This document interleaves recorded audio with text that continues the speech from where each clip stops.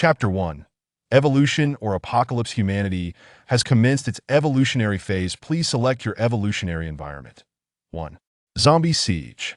2. Demonic rampage. 3. Rule-based horror tales. 4. Desperate escape. 5. Endless trials. Zhang Qian gazed at the suddenly materialized virtual screen before him and the unexpected voice echoing in his ears, feeling a fleeting moment of confusion. I am certain I am not dreaming, so has the apocalypse arrived? Zhang Qian scrutinized the screen, pondering over the options, tilting his head slightly. The phenomenon was somewhat peculiar, yet not entirely incomprehensible, as certain books had alluded to such concepts. However, look at the environments presented. Are these truly the pathways of normal evolution? If this is not the end of the world, then what is it? Nevertheless, the term evolution does hold some truth. Survival of the fittest. After all, where the strong evolve and the weak are reborn. The selection time has elapsed. The fifth environment has been automatically chosen for you. Commencing entry into the trial instance. Before Zhang Qian could react, darkness enveloped him, pulling him into a strange realm. Trial participant 123456666. You have entered your personal exclusive space. Should you survive, this will be your sanctuary. The first trial is about to commence. Please prepare yourself. What more can I prepare? Zhang Qian observed the unfamiliar pale space, wearing a look of exasperation. He would have liked to arm himself with the nearby knives, but it seemed that opportunity had vanished.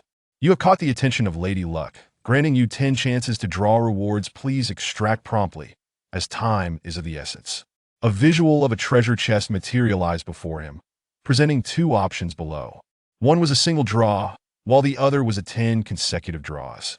TSK, this familiar card drawing mechanic. Zhang Qian shook his head inwardly.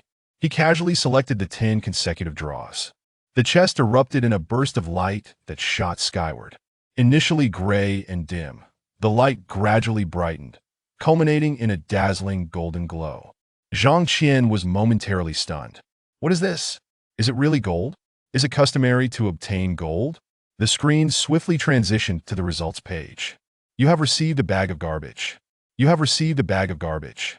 You have received a bag of garbage. You have received a bag of garbage. You have received a bag of garbage. You have received a bag of garbage. You have received a bag of garbage. You have received a bag of garbage. You have acquired the special talent Yandere devotee. You have acquired the strength talent Lonely 4-leaf clover. Zhang Qian glanced at the 8 bags of garbage that appeared, the corners of his mouth twitching. This truly was refuse, an abominable stench emanating from it. Aside from polluting the environment, it served no purpose whatsoever. He then turned his attention to the 2 talents acquired. Yandere devotee special talent. You will be fervently adored by yanderes. Anyone with yandere attributes, regardless of gender, will become irrevocably infatuated with you, desiring to possess you entirely.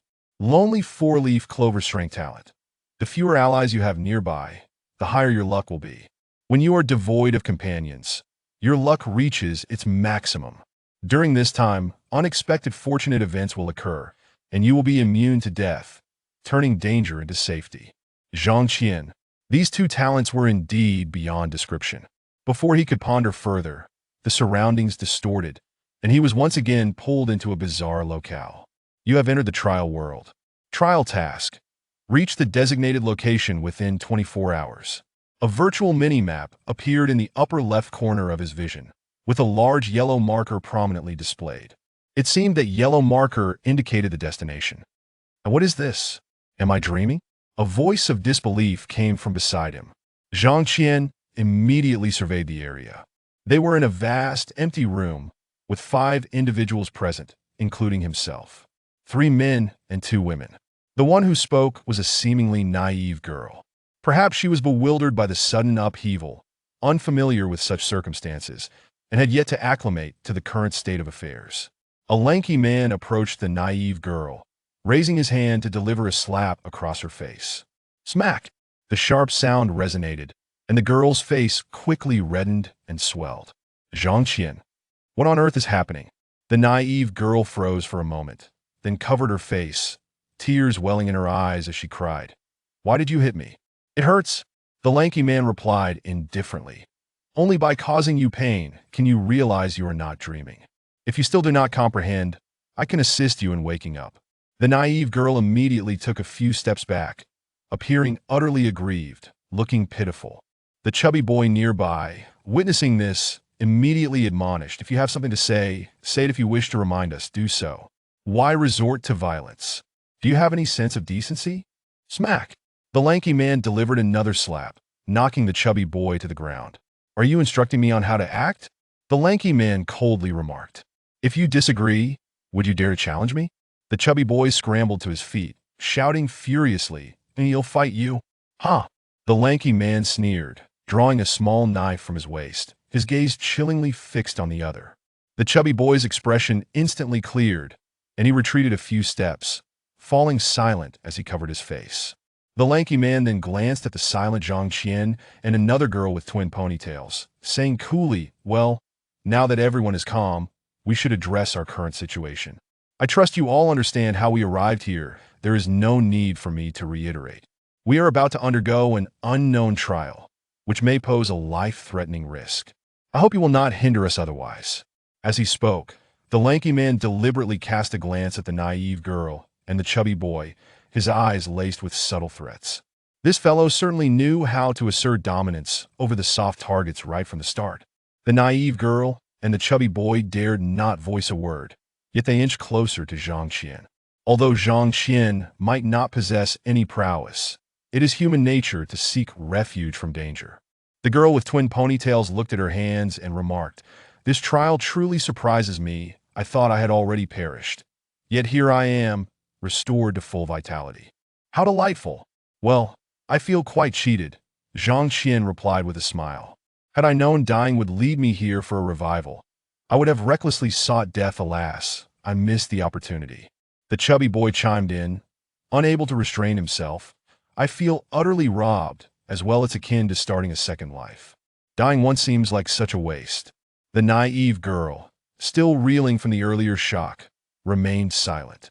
The lanky man furrowed his brow, about to chastise them when a mechanical voice echoed through the room.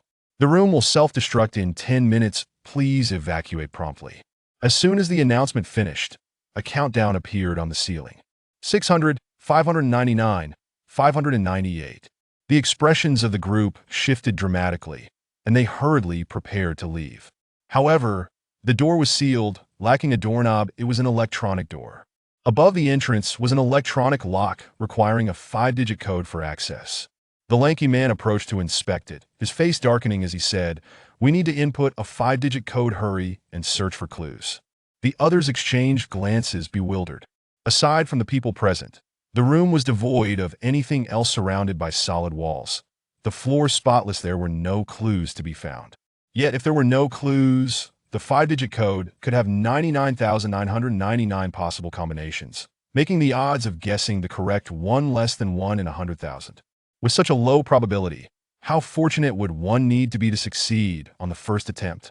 Zhang Qian raised an eyebrow, lost in thought. Chapter 2.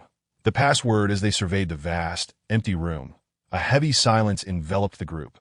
The tall, slender man cast a sweeping glance around before declaring, "It is inconceivable that there are no clues. Otherwise, this would be a certain death test. Check yourselves once more. Perhaps there are hints upon your persons." With that, he began to search himself. To his surprise, he discovered a note tucked away in his pocket. Unfolding it, he found 2 lines inscribed, reminiscent of a poem. "In the realm of mortals, I alone reign supreme. Why not mingle with the crowd in the market?" Retracting the note, he observed that others too seemed to have found papers on their bodies. He swiftly approached the adorably Na'vi girl and snatched her note. "Da-da!" she exclaimed, but upon meeting the fierce gaze of the slender man, she quickly covered her mouth and timidly stepped aside. The slender man opened her note, revealing yet another poetic line. "Why contend with the myriad blooms, when only from the pot's peak do I proudly face the frost?"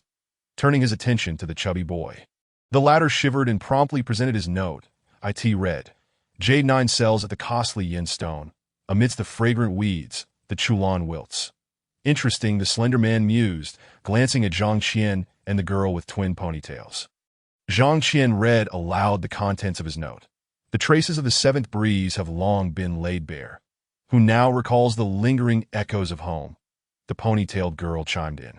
Mine reads, petals dance chaotically with the wind. The flower tips still bear the rain from the eaves. It was evident that these were indeed clues. The slender man unfolded all the notes for the others to see. Now was not the time for secrecy. The clues must be shared for everyone's benefit, lest they lead to missteps. The chubby boy scratched his head and murmured, I haven't read much and my literature skills are dismal.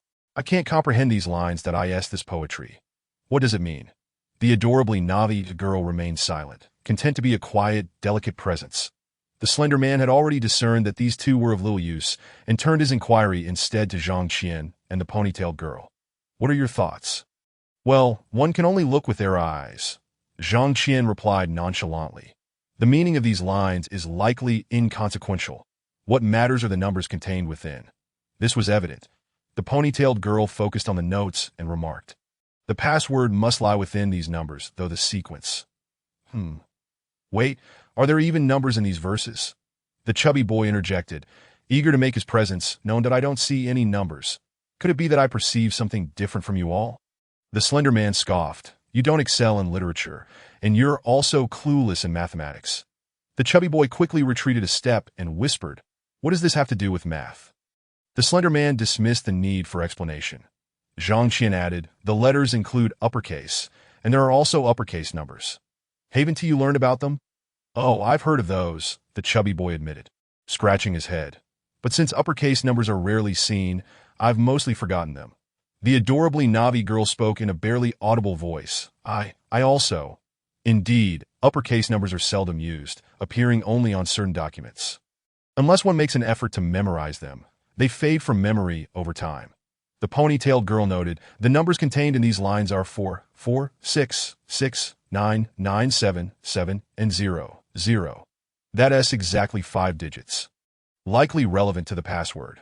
With 5 digits, there are 120 possible arrangements. Without knowing the correct order, entering the password would be no simple task. However, given their varying positions within the lines, perhaps they should be arranged in the order they appeared. Zhang Qian articulated his thoughts. Each line contains 14 characters. In the first line. 4 is the 11th character, 6 is the 6th, 9 is the 2nd. 7 is the 1st, and 0 is the 3rd. That if we follow their order, the password should be 79064. But this remains uncertain. The creator of this puzzle is free to devise other more intuitive arrangements. The slender man concurred. While alternative possibilities exist, following the sequence is the most probable approach. Let us try this first. A gamble is necessary, yet the likelihood of this being correct is at least 90%. Thus we shall proceed with this as our primary option. Unwilling to leave the input of the password to another, he stepped forward to input it himself. 7-9-0-6-4. He entered each digit. He retreated a few steps, awaiting the outcome. However, before he could fully withdraw, a jolt of electricity surged forth, incapacitating him. He rolled his eyes back and collapsed to the ground, emitting puffs of smoke that a charred scent wafted from his body as the alert sounded. Incorrect password. 2 attempts remaining. The others watched in shock, their hearts racing as they gazed at the electronic door. What a perilous situation. An erroneous password could lead to electrocution. Surely the sequence was meant to be followed. But what other pattern might exist? Suddenly, an arrow appeared on the electronic display, pointing from right to left, resembling it. Could the password be in reverse order? The ponytailed girl questioned. That it's hard to say, Zhang Qian replied, lacking certainty. The previous sequence seemed the most plausible, yet who could have imagined it was not? While this new hint provided some guidance, it could bear alternative meanings as well. The chubby boy, however, disregarded these complexities and clapped his hands in excitement. This is fantastic. That ruthless fellow has finally met his demise. It's truly gratifying. He had it coming for being so arrogant. The adorably Navi girl hung her head, remaining silent and meek. Zhang Qian and the ponytailed girl exchanged glances at the chubby boy, their eyes communicating unspoken thoughts. This chubby boy clearly took life lightly. He rejoiced at the loss of a life, despite the slender man being an adversary. His lack of reverence for the gravity of death revealed a cruel disposition. The slender man, too, had fallen victim to his own cleverness, distrusting others with the password input and opting to do it himself, leading to his unfortunate end. Based on the hints, The password should be 46097. Who will input it? The ponytailed girl inquired softly. Zhang Qian turned to the chubby boy, smiling brightly. Chubby brother, you seem to be a person of fortune, surely blessed. You should take this chance. Chapter 3. No one wishes to take the risk, one must choose the softest fruit to squeeze. The ponytailed girl at least appeared somewhat reliable, while the other two were less so. Moreover, the adorably Na'vi girl, being both cute and pitiable, would naturally evoke reluctance in anyone to place her in danger. Thus, the burden of risk fell squarely upon the unreliable chubby boy. Zhang Qian was equally disinclined to put himself in harm's way, although he possessed the talent of the solitary four-leaf clover, which granted him luck only when his teammates were absent. He had 3 companions by his side now and would not venture forth recklessly. The most prudent course of action would be to eliminate all teammates, activating his talent and allowing him to rest easy. However, Zhang Qian was not a villain, nor was he particularly dark-hearted. How could he kill indiscriminately? He resolved instead to proceed with caution. Upon hearing that Zhang Qian intended for him to input the password, the chubby boy immediately took several steps back, shaking his head vigorously. Did I want to do it? The electronic door is terrifying. One misstep, and I could become a charred corpse. Did I'd rather die than face that? The ponytailed girl smiled sweetly and replied, in other words, as long as you aren't killed, you're willing to go, right? Sometimes, in the pursuit of survival, some are not averse to becoming villains. Better a dead friend than a dead monk, in trials where life is at stake. Compassion and pity should be cast aside. The chubby boy, wide-eyed with fear, protested, Are you all pushing me? The ponytailed girl waved her hand dismissively. It's unavoidable. Some tasks must be accomplished, and right now. You are the best candidate. The chubby boy's face flushed with indignation as he retorted, Then why don't any of you go? Do you all think I'm easy to bully? Zhang Qian shrugged, clearly conceding. The ponytailed girl merely smiled, remaining silent. The chubby boy pointed at the adorably Na'vi girl, exclaiming, What about her? She looks like a useless vase. Why not send her? The adorably Na'vi girl trembled slightly, biting her lip and adopting a pitiful expression. The ponytailed girl replied coolly, Are you not a man? How can you let a delicate girl take the lead? You have no sense of chivalry. If one misstep could cost a life, who the hell cares about chivalry? The chubby boy shouted, I refuse to go. If you all insist, I'll just start pressing buttons randomly until we exhaust our attempts. And then we'll all perish together. Humph, you want me to die for nothing? Not a chance. If I'm going down, we're all going down. Upon the utterance of those words, Zhang Qian and the ponytailed girl furrowed their brows. It appeared that coercing someone was not an easy feat. Even a cornered rabbit may bite, and a desperate human would not merely gnaw on a rabbit, but could transform into a demon. Yet, what alternative was there if they did not press the issue? Could mere persuasion compel someone to take a perilous risk? Zhang Qian exchanged a glance with the ponytailed girl, and silence enveloped them. If no one dared to venture forth, would they not all face mutual demise? The chubby boy, noticing the silence from both Zhang Qian and the ponytailed girl, shifted his gaze to the naive girl with a glimmer of cunning in his eyes. As time slipped away, he leaned towards the naive girl and implored, Miss, could you kindly input the password? If we are saved, we shall undoubtedly remember your immense kindness, and any future requests of yours will be met with our utmost effort to fulfill. He then looked at Zhang Qian and the ponytailed girl, adding, Right, big brother and sister? Zhang Qian opened his mouth, hesitating to respond, and sighed inwardly. To persuade a gentle and vulnerable girl to take such a risk weighed heavily on his conscience. Yet he did not outright oppose it. Observing Zhang Qian's apparent softening, the ponytailed girl addressed the naive girl, saying, Sister, the password is likely 46097. The risk is minimal, so please do not hesitate to input it. Should you encounter any misfortune, we shall fulfill your last wishes. That if you have any desires, please share them now. We promise to honor them upon our safe return. The chubby boy quickly added, Yes, we can swear to the heavens that we will fulfill your wishes. Zhang Qian nodded in agreement with this proposal. The naive girl, with a timid voice, declared, My wish is to survive until the end. The others responded with a collective expression of disbelief. Such a wish could not be guaranteed. Who among them was not desperately seeking to survive? Each was a mere clay statue crossing the river, struggling to preserve their own existence. How could they assure another's safety? If safety were assured, would there be a need to send someone to take risks? After a moment of hesitation, the chubby boy threatened, If you refuse to input the password, we shall strip you bare and subject you to torment, rendering your existence a living hell. And even if we meet our end, you shall be remembered as a sullied woman." This remark displeased the ponytailed girl, but she remained silent, merely observing coldly. Since the chubby boy was willing to play the villain, she thought it best to let him proceed, as long as their goal was achieved. The naive girl appeared frightened, casting a hopeful glance at Zhang Qian for assistance. She sensed his lingering compassion. Unlike the other two, who only urged her to take the risk, and thus she placed her hopes in him. Upon meeting her gaze, Zhang Qian felt a pang of guilt and was tempted to offer to input the password himself. However, rationality quelled his impulse, and he suppressed the ache in his conscience, saying, "We all wish to survive, and I am no exception. Yet for survival, someone must take the risk. I am not a hero and do not wish to endanger myself. As for the others, their choices are beyond my concern." The ponytailed girl gazed at the ceiling and remarked, "Our time is running short. If we do not act soon, we shall all meet our doom. Oh, we may even descend into hell. Ascending to heaven seems impossible." The others turned their eyes toward her, realizing that less than 200 seconds remained on the countdown. Gritting her teeth, the naive girl resolved, "Fine, I will take the risk, that I have but one request. If I perish, you must honor me daily. To my name is Lin Xian. Do not forget it." "Very well, Lin Xian, I shall remember you," the ponytailed girl responded promptly. "I will remember as well," the chubby boy hastily affirmed, "that I will not forget." Zhang Qian solemnly assured her. The naive girl Lin Xian cast one last glance at Zhang Qian before approaching the electronic door.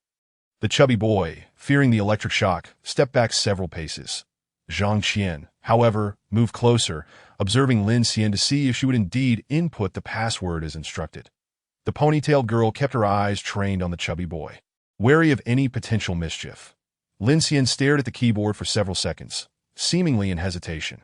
Zhang Qian urged, "Just input 46097. Do not make a mistake." Lin Xian glanced back briefly before returning her focus. Her expression serene, she extended her delicate hand and slowly entered the password. Zhang Qian clearly observed that she did not input 46,097, but rather 70469. Before Zhang Qian could ponder further, the electronic door emitted a mechanical voice. "Password correct." The door opens to Chapter 4. This girl is a bit ruthless. Zhang Qian never anticipated that Lin Xian would deviate from the agreed-upon plan, nor did he expect her to input the correct password. Could it be that this seemingly naive girl had been concealing her abilities all along? Had she been playing the role of a fool to deceive them? Just moments ago, she had been struck, with a red mark still visible on her face. Managing to maintain such a pitiable facade, was she truly capable of such endurance and deception? Yet, why was the password she entered correct? Zhang Qian gazed at Lin Xian, deep in thought. Lin Xian patted her not-so-prominent chest and wiped away non-existent sweat from her forehead, softly exclaiming, "Phew, I am still alive. What a stroke of luck." The others, upon hearing the confirmation, breathed a collective sigh of relief, not dwelling too much on the implications. Thankfully, the password had been correct this time. Otherwise, they would have faced dire consequences. The chubby boy chuckled, donning an expression of having narrowly escaped disaster. Had the password been incorrect, the next trial would surely have fallen upon him, and he doubted Zhang Qian and the ponytailed girl would willingly take that risk themselves. Thus, he felt fortunate. The ponytailed girl glanced upward at the ceiling, exclaiming as she ran, "The countdown has not paused. We must hurry." The chubby boy, upon hearing this, quickly scampered outside. Zhang Qian and Lin Xian promptly followed suit. Outside lay a long and winding corridor, just as they exited the building and caught sight of the surrounding woods. A deafening explosion resonated behind them. Boom! The sound of the blast was deafening. The building erupted in flames. The ponytailed girl, quick-witted, rolled behind a large tree for cover. Zhang Qian also swiftly sought shelter, crouching to evade the shockwave generated by the explosion. However, Lin Xian and the chubby boy were not as fortunate. One was frail, and the other was cumbersome. By the time they emerged, they were already gasping for breath and had no time to find cover. The force of the explosion hurled both of them through the air. Once the chaos subsided, the ponytailed girl and Zhang Qian cautiously emerged from their hiding spots to survey the scene. The building now lay in ruins, the ground pockmarked and the surroundings ravaged, that a faint groan sounded nearby. Zhang Qian turned to see Lin Xian, barely conscious and bloodied. The explosion had not only created a shockwave, but had also unleashed a barrage of debris. Lin Xian's body bore numerous puncture wounds from metal and wood, injuries that seemed beyond salvation. Conversely, the chubby boy, also affected by the blast, lay lifeless, a pool of blood forming beneath him. Zhang Qian found it curious that the seemingly delicate Lin Xian had withstood more than the sturdier chubby boy. Was it possible that Lin Xian had truly been playing the fool? The ponytailed girl assessed the situation and shook her head, stating, "Her injuries appear fatal. Even if she were rushed to a hospital, it would likely be futile." That at that moment, Lin Xian, still clinging to life, shed tears of pain, gazing at Zhang Qian with a trembling mouth, as if attempting to convey something. Zhang Qian crouched beside her and softly inquired, "Do you have any final words?" "Do not abandon me," Lin Xian gasped. "I can still hold on." Zhang Qian gazed in her eyes, his own momentarily wavering. The ponytailed girl assumed Lin Xian was merely fearful of death and shook her head, saying, "How long can you hold on? With injuries like yours, you can only await your demise. Find peace." Lin Xian tremulously reached out, gripping the hem of Zhang Qian's pants, her eyes brimming with tears as she looked at him. Zhang Qian gently reassured her, "As long as you do not perish, I shall not abandon you." Lin Xian managed a faint smile. The ponytailed girl frowned slightly and remarked, "We still have a trial task ahead of us. The destination seems rather distant, and we should hasten our pace. Otherwise, if any unforeseen circumstances arise, it may be too late." Her implication was clear. It was best not to carry any burdens, lest they run out of time.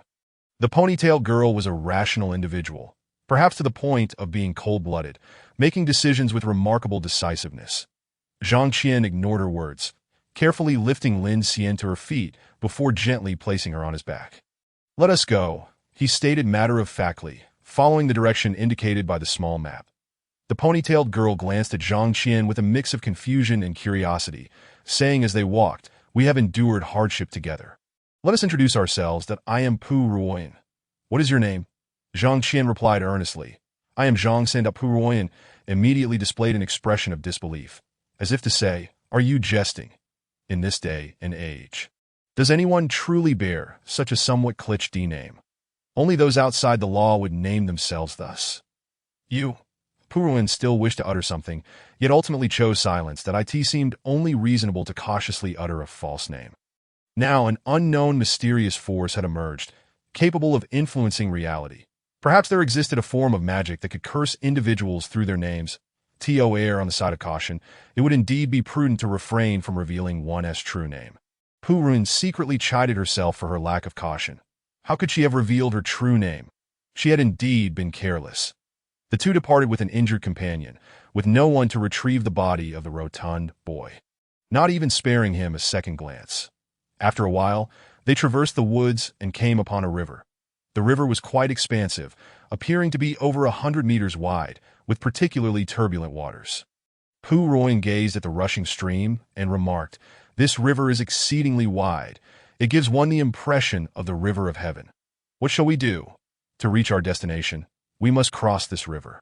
However, it is both deep and broad, and the current is fierce and relentless. Swimming across is certainly out of the question, and without a boat, we can only stare helplessly." Zhang Qian looked at the forest and suggested, "We could fell trees to construct a boat, but without tools, attempting this by hand is utterly futile. Moreover, if we do not act swiftly, Lin Xian may not last until we reach our goal."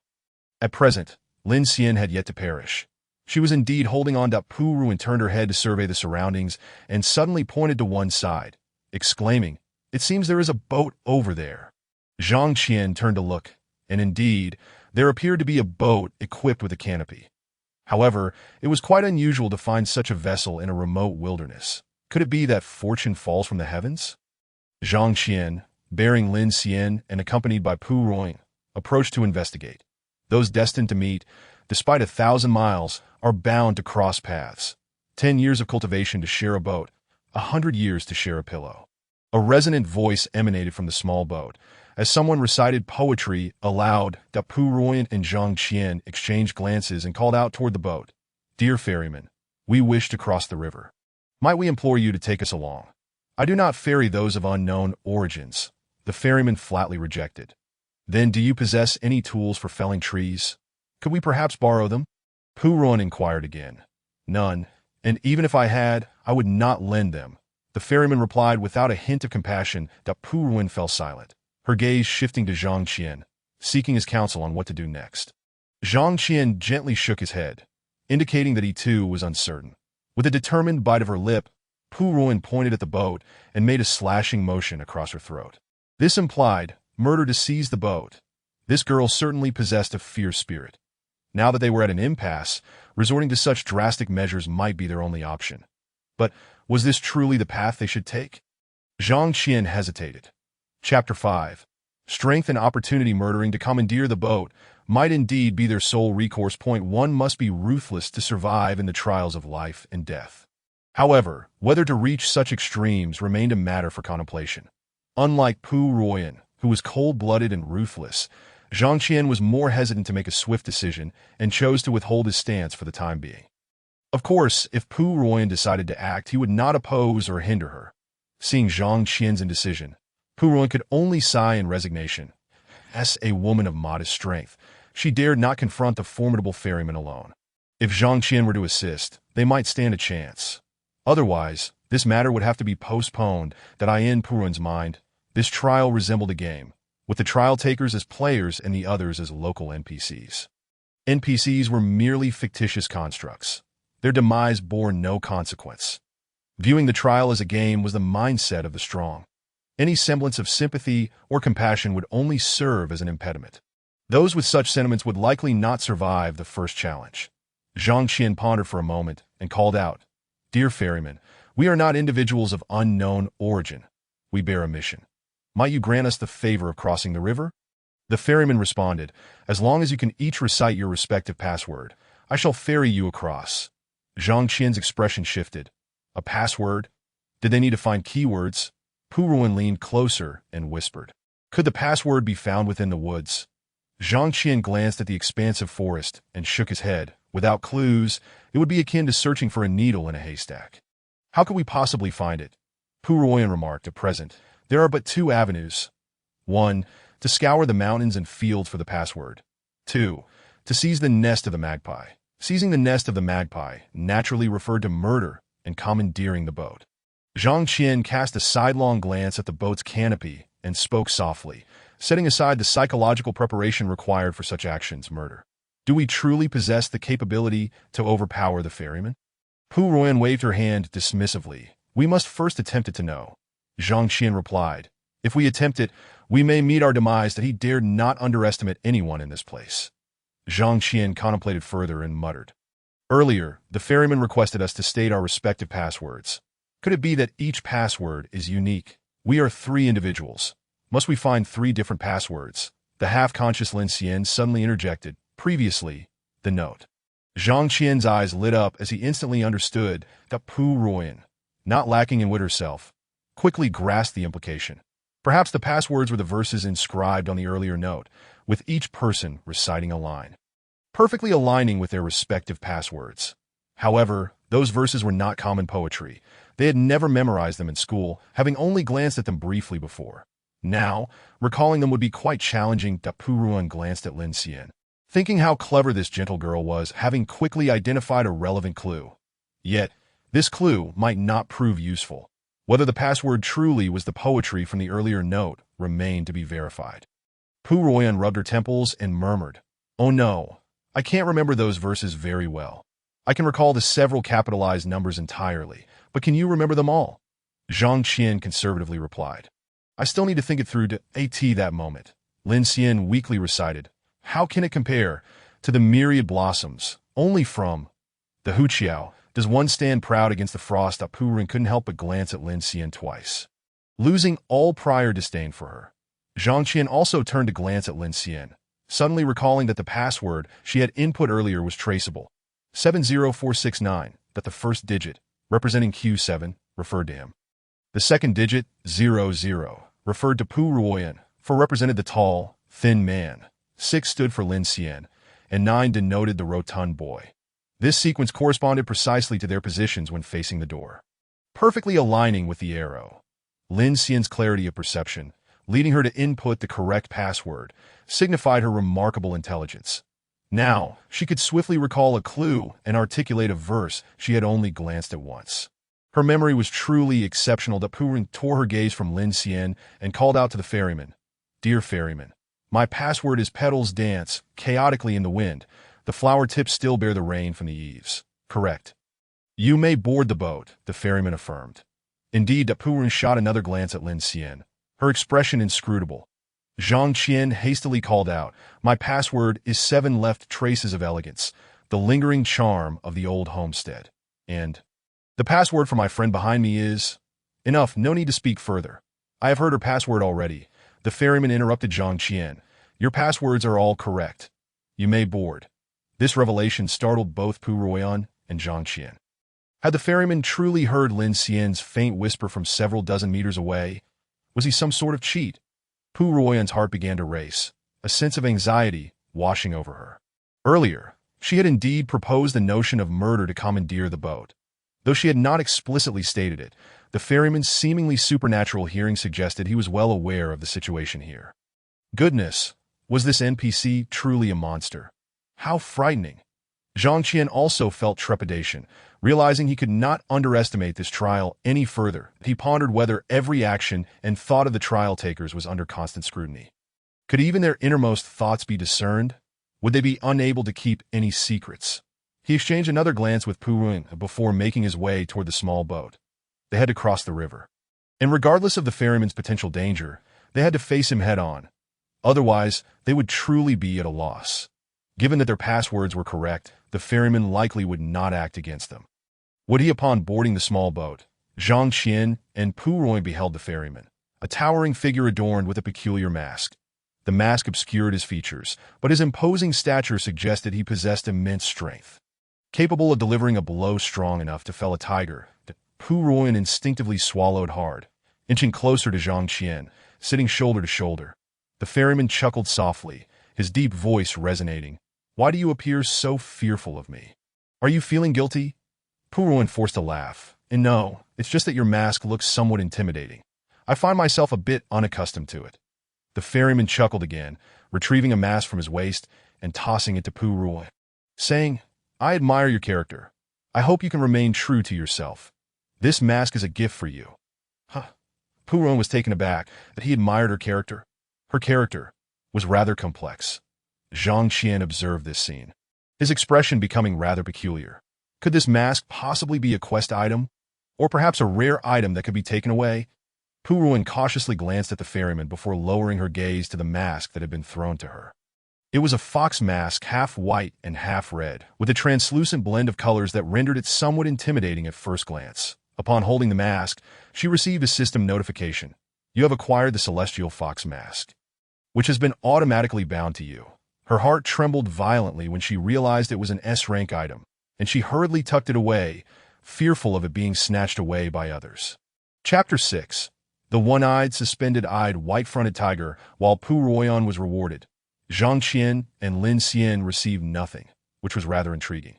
The trial seemed to encourage players to adopt a ruthless demeanor.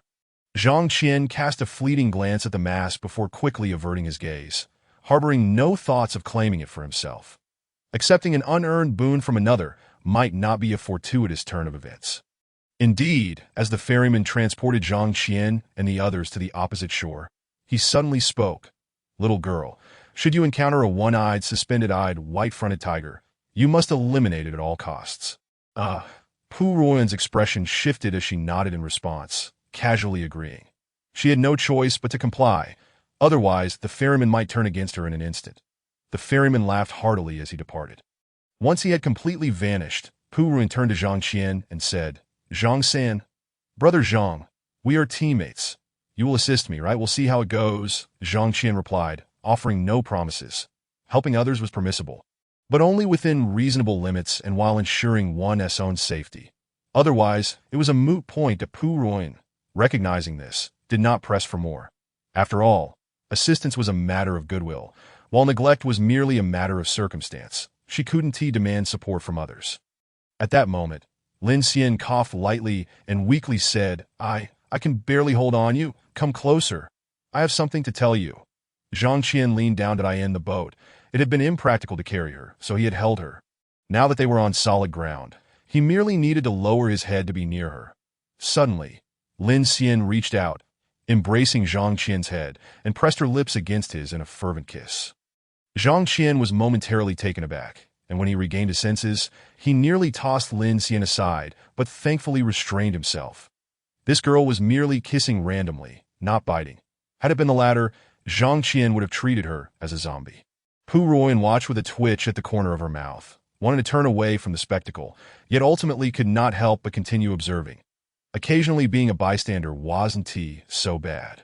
After a few seconds, Lin Xian whispered, "After I die, please give me a water burial. Just toss me into this river. And don't forget me." With those words, Lin Xian's eyelids slowly drifted shut, her delicate hand fell away, and her breathing ceased. Zhang Qian stared at Lin Xian, momentarily dazed. After holding on for so long, she couldn't endure any longer. What had happened to the fade of weakness? Was that brief moment of vitality merely a flicker before extinction? Zhang Qian thoroughly examined her body and confirmed she was indeed cold, devoid of any life. Was this a feigned death? Pu Ruoyan asked. Could she have already? Zhang Qian did not respond, instead gazing at Lin Xian for a while longer. Upon confirming her lifelessness, he felt no lingering attachment and walked to the riverbank, casting Lin Xian into the depths below. Since she desired a water burial, he would grant her wish. Watching Lin Xian's body sink into the river, disappearing from sight, Zhang Qian wiped the blood from his own body and said, devoid of sorrow or joy, "Let us go. We must continue on our journey." Lacking profound feelings, he saw no reason to linger. Pu Ruoyan, too, felt little attachment and followed suit. Following the route indicated on the minimap, after some time, Zhang Qian and Pu Ruoyan arrived at the foot of a towering mountain. The peak loomed high into the clouds, standing tall and majestic. According to the minimap, their destination lay atop the summit. Gazing at the seemingly insurmountable peak, Pu Ruoyan remarked, "We have less than 17 hours left. Do you think we can reach the summit?" "Hard to say. We'll take it one step at a time," Zhang Qian replied. The mountain appeared steep and treacherous, with sheer cliffs and only a narrow, winding path leading upwards. This path was barely wide enough for a single person. Uneven, lacking guardrails, and decidedly perilous. Zhang Qian and Pu Ruoyan cautiously ascended the mountain, taking over 6 hours to reach the halfway point. Before them lay a massive cave, indicating that to reach the summit, they would have to face yet another trial. "I have a bad feeling about this," Pu Ruoyan said, staring into the cave's mouth. Zhang Qian shook his head, starting off with ominous thoughts. "Be careful. You might end up invoking a prophecy." Pu Ruoyan forced a laugh. "I was just speaking offhandedly. Surely I can't be that much of a jinx." The two continued onward. After half a minute, they encountered 2 doors, one to the left and one to the right, each inscribed with words. The left read men's passage, and the right read women's passage. "Are they trying to pick us off one by one?" Pu Ruoyan raised an eyebrow at the doors. "Should we split up? What else can we do? Go against the instructions." Zhang Qian shrugged calmly, that if we disregard the hints, the difficulty might multiply several times over, and we could very well end up perishing together if that's true. Pu Ruoyan was hesitant to ignore the warning. She had already experienced the trial's brutality and was unwilling to gamble with her life. They reluctantly parted ways, each entering their respective passages. Zhang Qian felt a flash of white light before finding himself in a confined space. Before him stood a tiger, a colossal one-eyed, suspended-eyed, white-fronted tiger. The creature seemed to be blind in one eye, its countenance fierce and emanating an aura of danger, its maw releasing a foul stench. Zhang Qian's heart raced. Was this the one-eyed, suspended-eyed, white-fronted tiger the ferryman had warned Pu Ruoyan to kill? How had he ended up facing such a ferocious beast? There was no way he could possibly contend with such a mighty tiger. Before Zhang Qian could prepare, the tiger lunged at him. Swift as the wind, its claws swiped toward him. Zhang Qian dared not confront it directly and immediately dodged. However, his speed was insufficient. After leaping, the massive tail of the tiger swept across, striking him. Boom! Zhang Qian was sent flying, crashing against the wall, nearly feeling as if his body was coming apart at the seams. A mouthful of blood spewed forth, staining the ground crimson.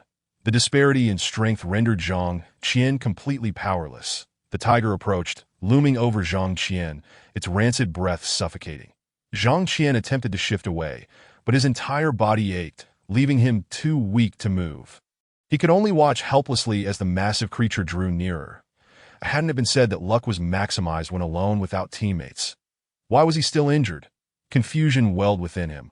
Was mere survival considered luck? Instead of devouring Zhang Qian in a single bite, the tiger merely extended its paw, grasping his foot and dragging him away. "Are you a monster?" Zhang Qian weakly inquired. The tiger provided no answer. It dragged Zhang Qian to another space and imprisoned him within an iron cage. Strangely, the cage was connected to an odd contraption, which on the other end resembled a bathtub. The tiger, displaying a surprising degree of intelligence, approached the bathtub and lay down within it, casually pressing a button that a crackling sound of electricity filled the air as a surge of energy coursed between the cage and the bathtub. Zhang Qian felt energy being forcefully injected into his body, causing a chaotic sensation that left him in agony. "Oh no, I'm in for it now." Chapter 7. How can the fake confuse the real after enduring a deluge of energy infusion? Zhang Qian felt an overwhelming sense of expansion, his body in utter discomfort. The process lasted for half an hour, leaving him feeling as though he were no longer in control of his own body, as if he had been thoroughly broken. "Haha, I've finally transferred the curse." Laughter echoed from the bathtub as a man emerged from within. Zhang Qian looked over, his pupils dilating in shock. The man bore an uncanny resemblance to him. Wait, why was his field of vision narrowing? And why did it seem as though his perspective had shifted higher? Zhang Qian quickly looked down and was astonished to find himself covered in fur. His limbs transformed into claws. "I've turned into a tiger?" Zhang Qian quickly grasped the situation. It appeared he had swapped bodies with the previous tiger. Now, he had become the one-eyed, suspended-eyed, white-fronted tiger. "What the hell?" Zhang Qian attempted to speak and inquire what was happening, but no sound emerged. He couldn't even produce the tiger's original growl, as if his vocal cords had malfunctioned.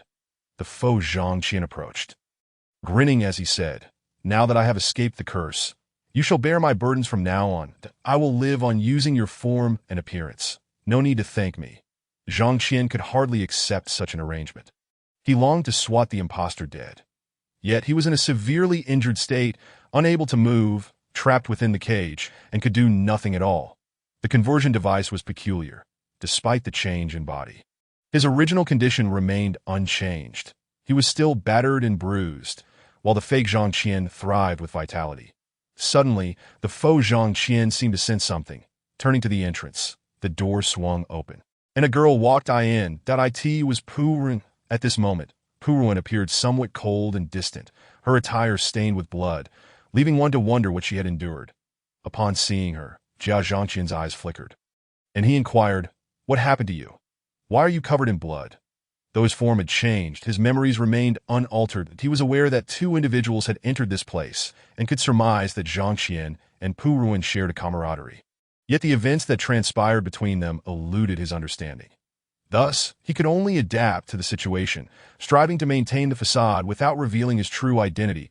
That Puruan was about to respond when her gaze fell upon the caged, golden-eyed white tiger, prompting her to exclaim, "Zhang Gu, what on earth is happening? Who imprisoned this magnificent beast?" Zhang Qian replied, "I do not know. It was already here when I arrived." Puruan examined the transformation device and scrutinized the tiger closely, her eyes narrowing in contemplation. Transformed into a tiger, Zhang Qian could only observe Puruan silently, unable to act or provide any hints.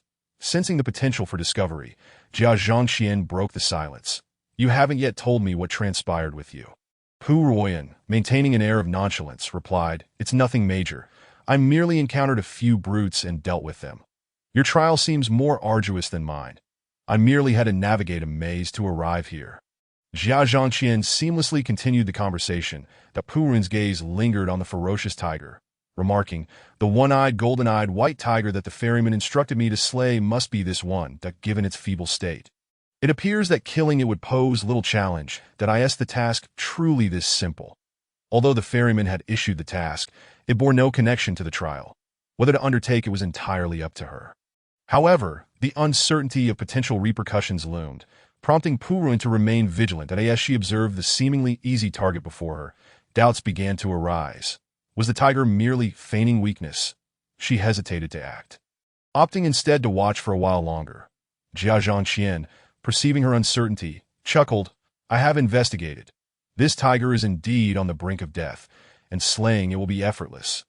You can proceed without fear." Pu Ruoyan shot a glance at Jia Zhangqian, expressing, "Its size intimidates me a bit. Zhanggu, would you eliminate it for me?" Jia Zhangqian's eyes gleamed mischievously as he replied, "Kiss me, and I shall rid you of this formidable creature." His audacity stemmed from the fact that he had been cursed into a tiger for so long without encountering a woman. Now, transformed back into human form and presented with such a captivating beauty, he found it hard to resist the urge to steal a kiss. Even if intimacy was off the table, a bit of playful banter would suffice. His thoughts revolved around the randomness of the trial participants. This man and woman could not possibly be siblings, as evident from their manner of address, allowing him to pursue her without trepidation.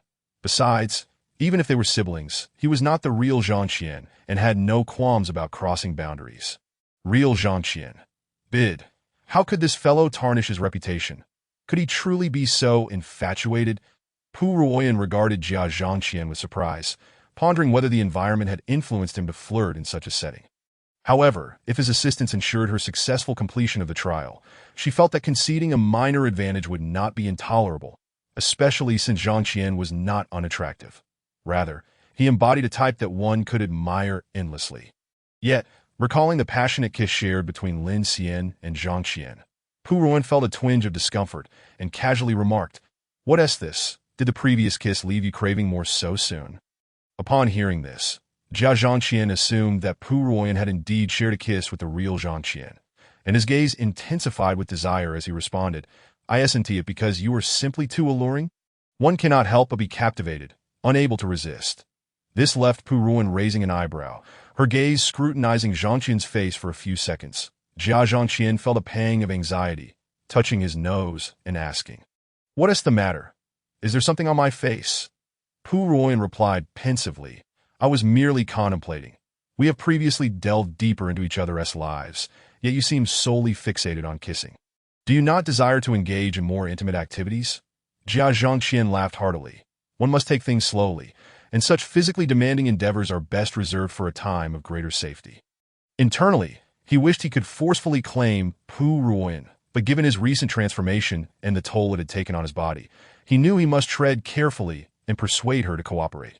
For a fleeting moment, Pu Ruoyan's expression darkened before she swiftly regained her composure, smiling sweetly. "Very well, eliminate the tiger first, and thereafter, I shall grant you anything you desire." "Agreed."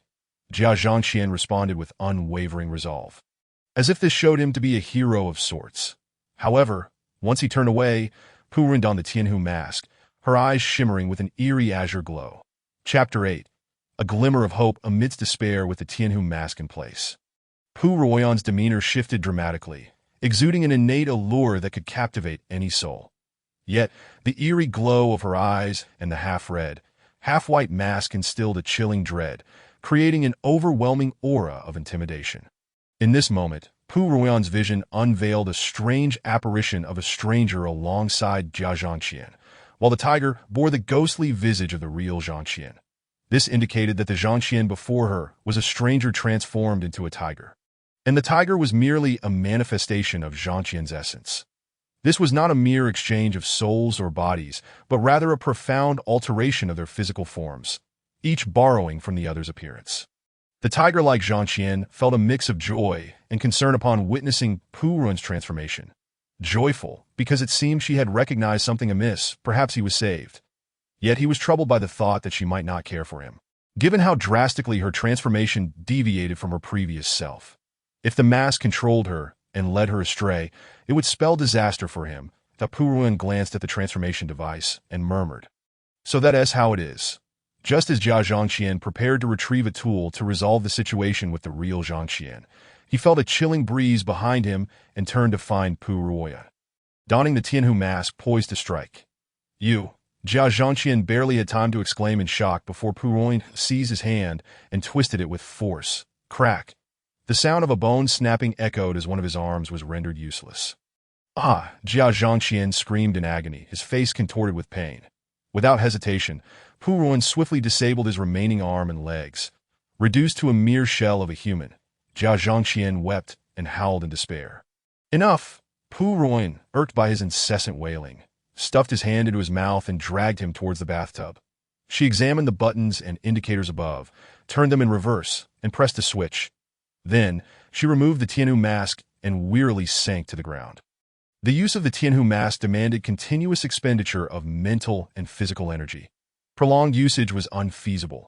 Otherwise, Pu Ruoyan could have easily cleared the trial without assistance as the reverse transformation initiated. Both Zhang Qian in the cage and Jia Zhangqian in the bathtub were enveloped by a mysterious force, commencing a new round of transformation. No, this was more akin to a factory reset, restoring them to their original forms. Half an hour later, the Zhangqian in the cage returned to his former self, while the Jia Zhangqian in the bathtub reverted to a tiger, albeit one that resembled Zhangqian and now appeared equally feeble. It seemed this task was indeed not difficult. Having rested sufficiently, Pu Ruoyan rose, picked up a metal pipe nearby, and unleashed a barrage of strikes upon the tiger. She began with its eyes, then targeted its throat. Once she had thoroughly dispatched the one-eyed, golden-eyed white tiger, Pu Ruoyan approached Zhangqian, crouched down to meet his gaze, and declared, "Your life is now mine. You must recognize me as your master and pledge your service to me henceforth. Will you comply?" Zhangqian. This girl is quite opportunistic. Should he refuse, she might very well bring down that metal pipe upon him, sealing his fate. Yet, Zhangqian had no desire to be anyone's servant, even if that individual were a stunning beauty. Nor would he feign compliance, that he had faith that Lady Luck would not abandon him. Thus he closed his eyes, feigning unconsciousness, offering no response that he dead. Pu Ruoyan checked Zhangqian's pulse and, finding him alive, fixed her gaze upon him intently. After a moment, she smirked, reaching out to pinch his face, softly saying, "It seems you hold yourself in high regard. You must possess some hidden strength, for you will not perish so easily. You are rather pleasing to my eyes. And I am determined to claim you, regardless of your willingness." Zhangqian remained unperturbed, continuing to feign ignorance, that he sensed that the innate abilities of his delusional admirer, Pu Ruoyan, were already coming into play. Indeed, she was a quintessential yandere. His unique talent was something that such individuals could not resist. Previously, Pu Ruoyan had concealed her true nature and acted with caution, but now, taking advantage of his near-death state, she felt emboldened to seize the opportunity to subdue him. Pu Ruoyan did not harbor any expectations for Zhangqian to respond. Instead, she reached out, dipped her fingers in his blood, and tasted it. Her eyes flickering with delight. Moments later, she again touched his blood, using it to draw an unrecognizable symbol upon the celestial fox mask. The symbol glimmered with a crimson light, merging into the mask and deepening its red hue. With the connection established, it was time to indulge a little. Pu Ruoyan licked her lips, surveying Zhangqian's entire being. Ultimately, she murmured with a hint of regret, "In your current state, you are utterly incapable." Zhangqian, the half-dead and still contemplating utility, did she wish for his demise? Even a libertine would not conduct themselves in such a manner. Strangely, the already severed one-eyed white tiger suddenly radiated a white light. Levitating into the air, mistaking it for an anomaly, Pu Ruoyan hastily donned the celestial fox mask and squinted her eyes, to her astonishment. The tiger's form gradually diminished, eventually flickering and transforming into a mask, a white tiger mask. Pu Ruoyan gazed at the white tiger mask, mumbling, "Is this how masks are generated? What abilities does the white tiger mask possess?" The mask appeared to possess a certain sentience, swiftly flying towards her. When she reached out to grasp it, it unexpectedly pivoted and landed directly upon Zhangqian's face. Zhangqian. Both were taken aback by this unforeseen turn of events. However, Zhangqian soon understood. Perhaps his luck had finally come into play, and naturally, the good fortune belonged to him. The talent of the solitary four-leaf clover indicated that the fewer allies one had, the greater the luck. It did not imply that one would only be fortunate in solitude. Rather, luck was not maximized when companions were present. Yet, when allies were around, luck became unstable and elusive. Who could tell when fortune would manifest? As the white tiger mask automatically secured itself on a Zhangqian, he felt an immense power surge from within. instantly healing his wounds and endowing him with a physique of unparalleled strength. Muscles bulging with vigor, that it was an unprecedented sensation of exhilaration. Zhang Qian exclaimed, leaping from the ground and crashing into the ceiling. Boom! Upon rebounding to the ground, the floor trembled slightly, resonating with explosive force.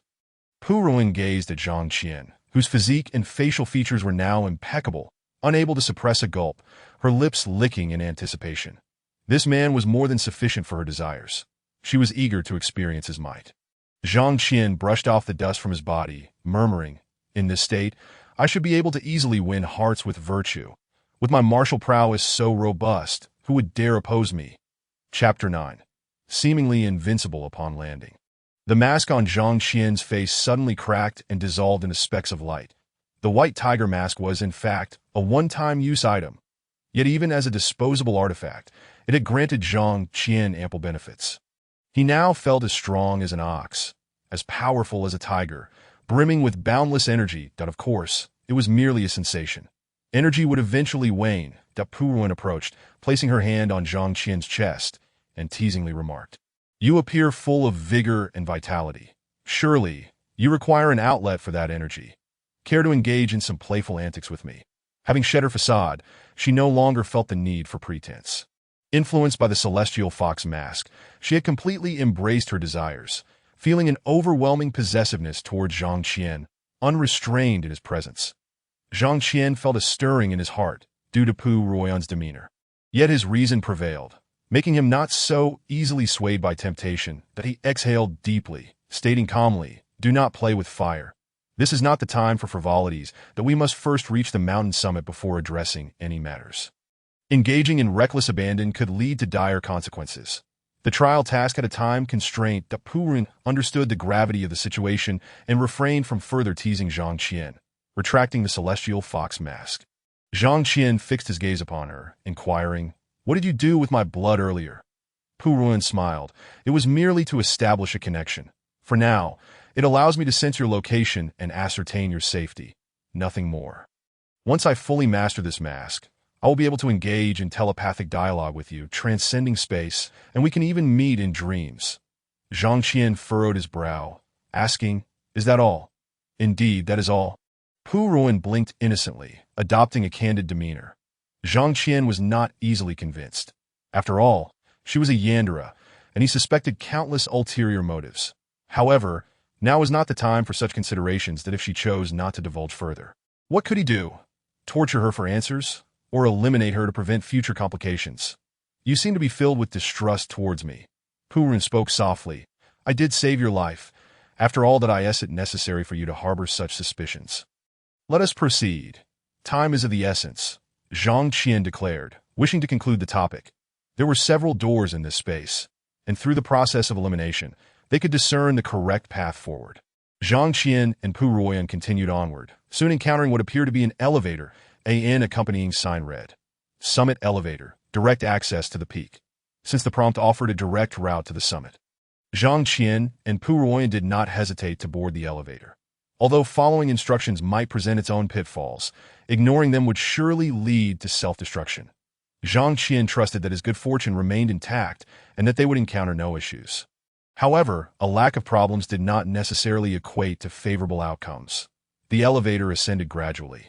The pace was indeed slow, movement was perceptible, yet not pronounced, roughly rising at 20 centimeters per second.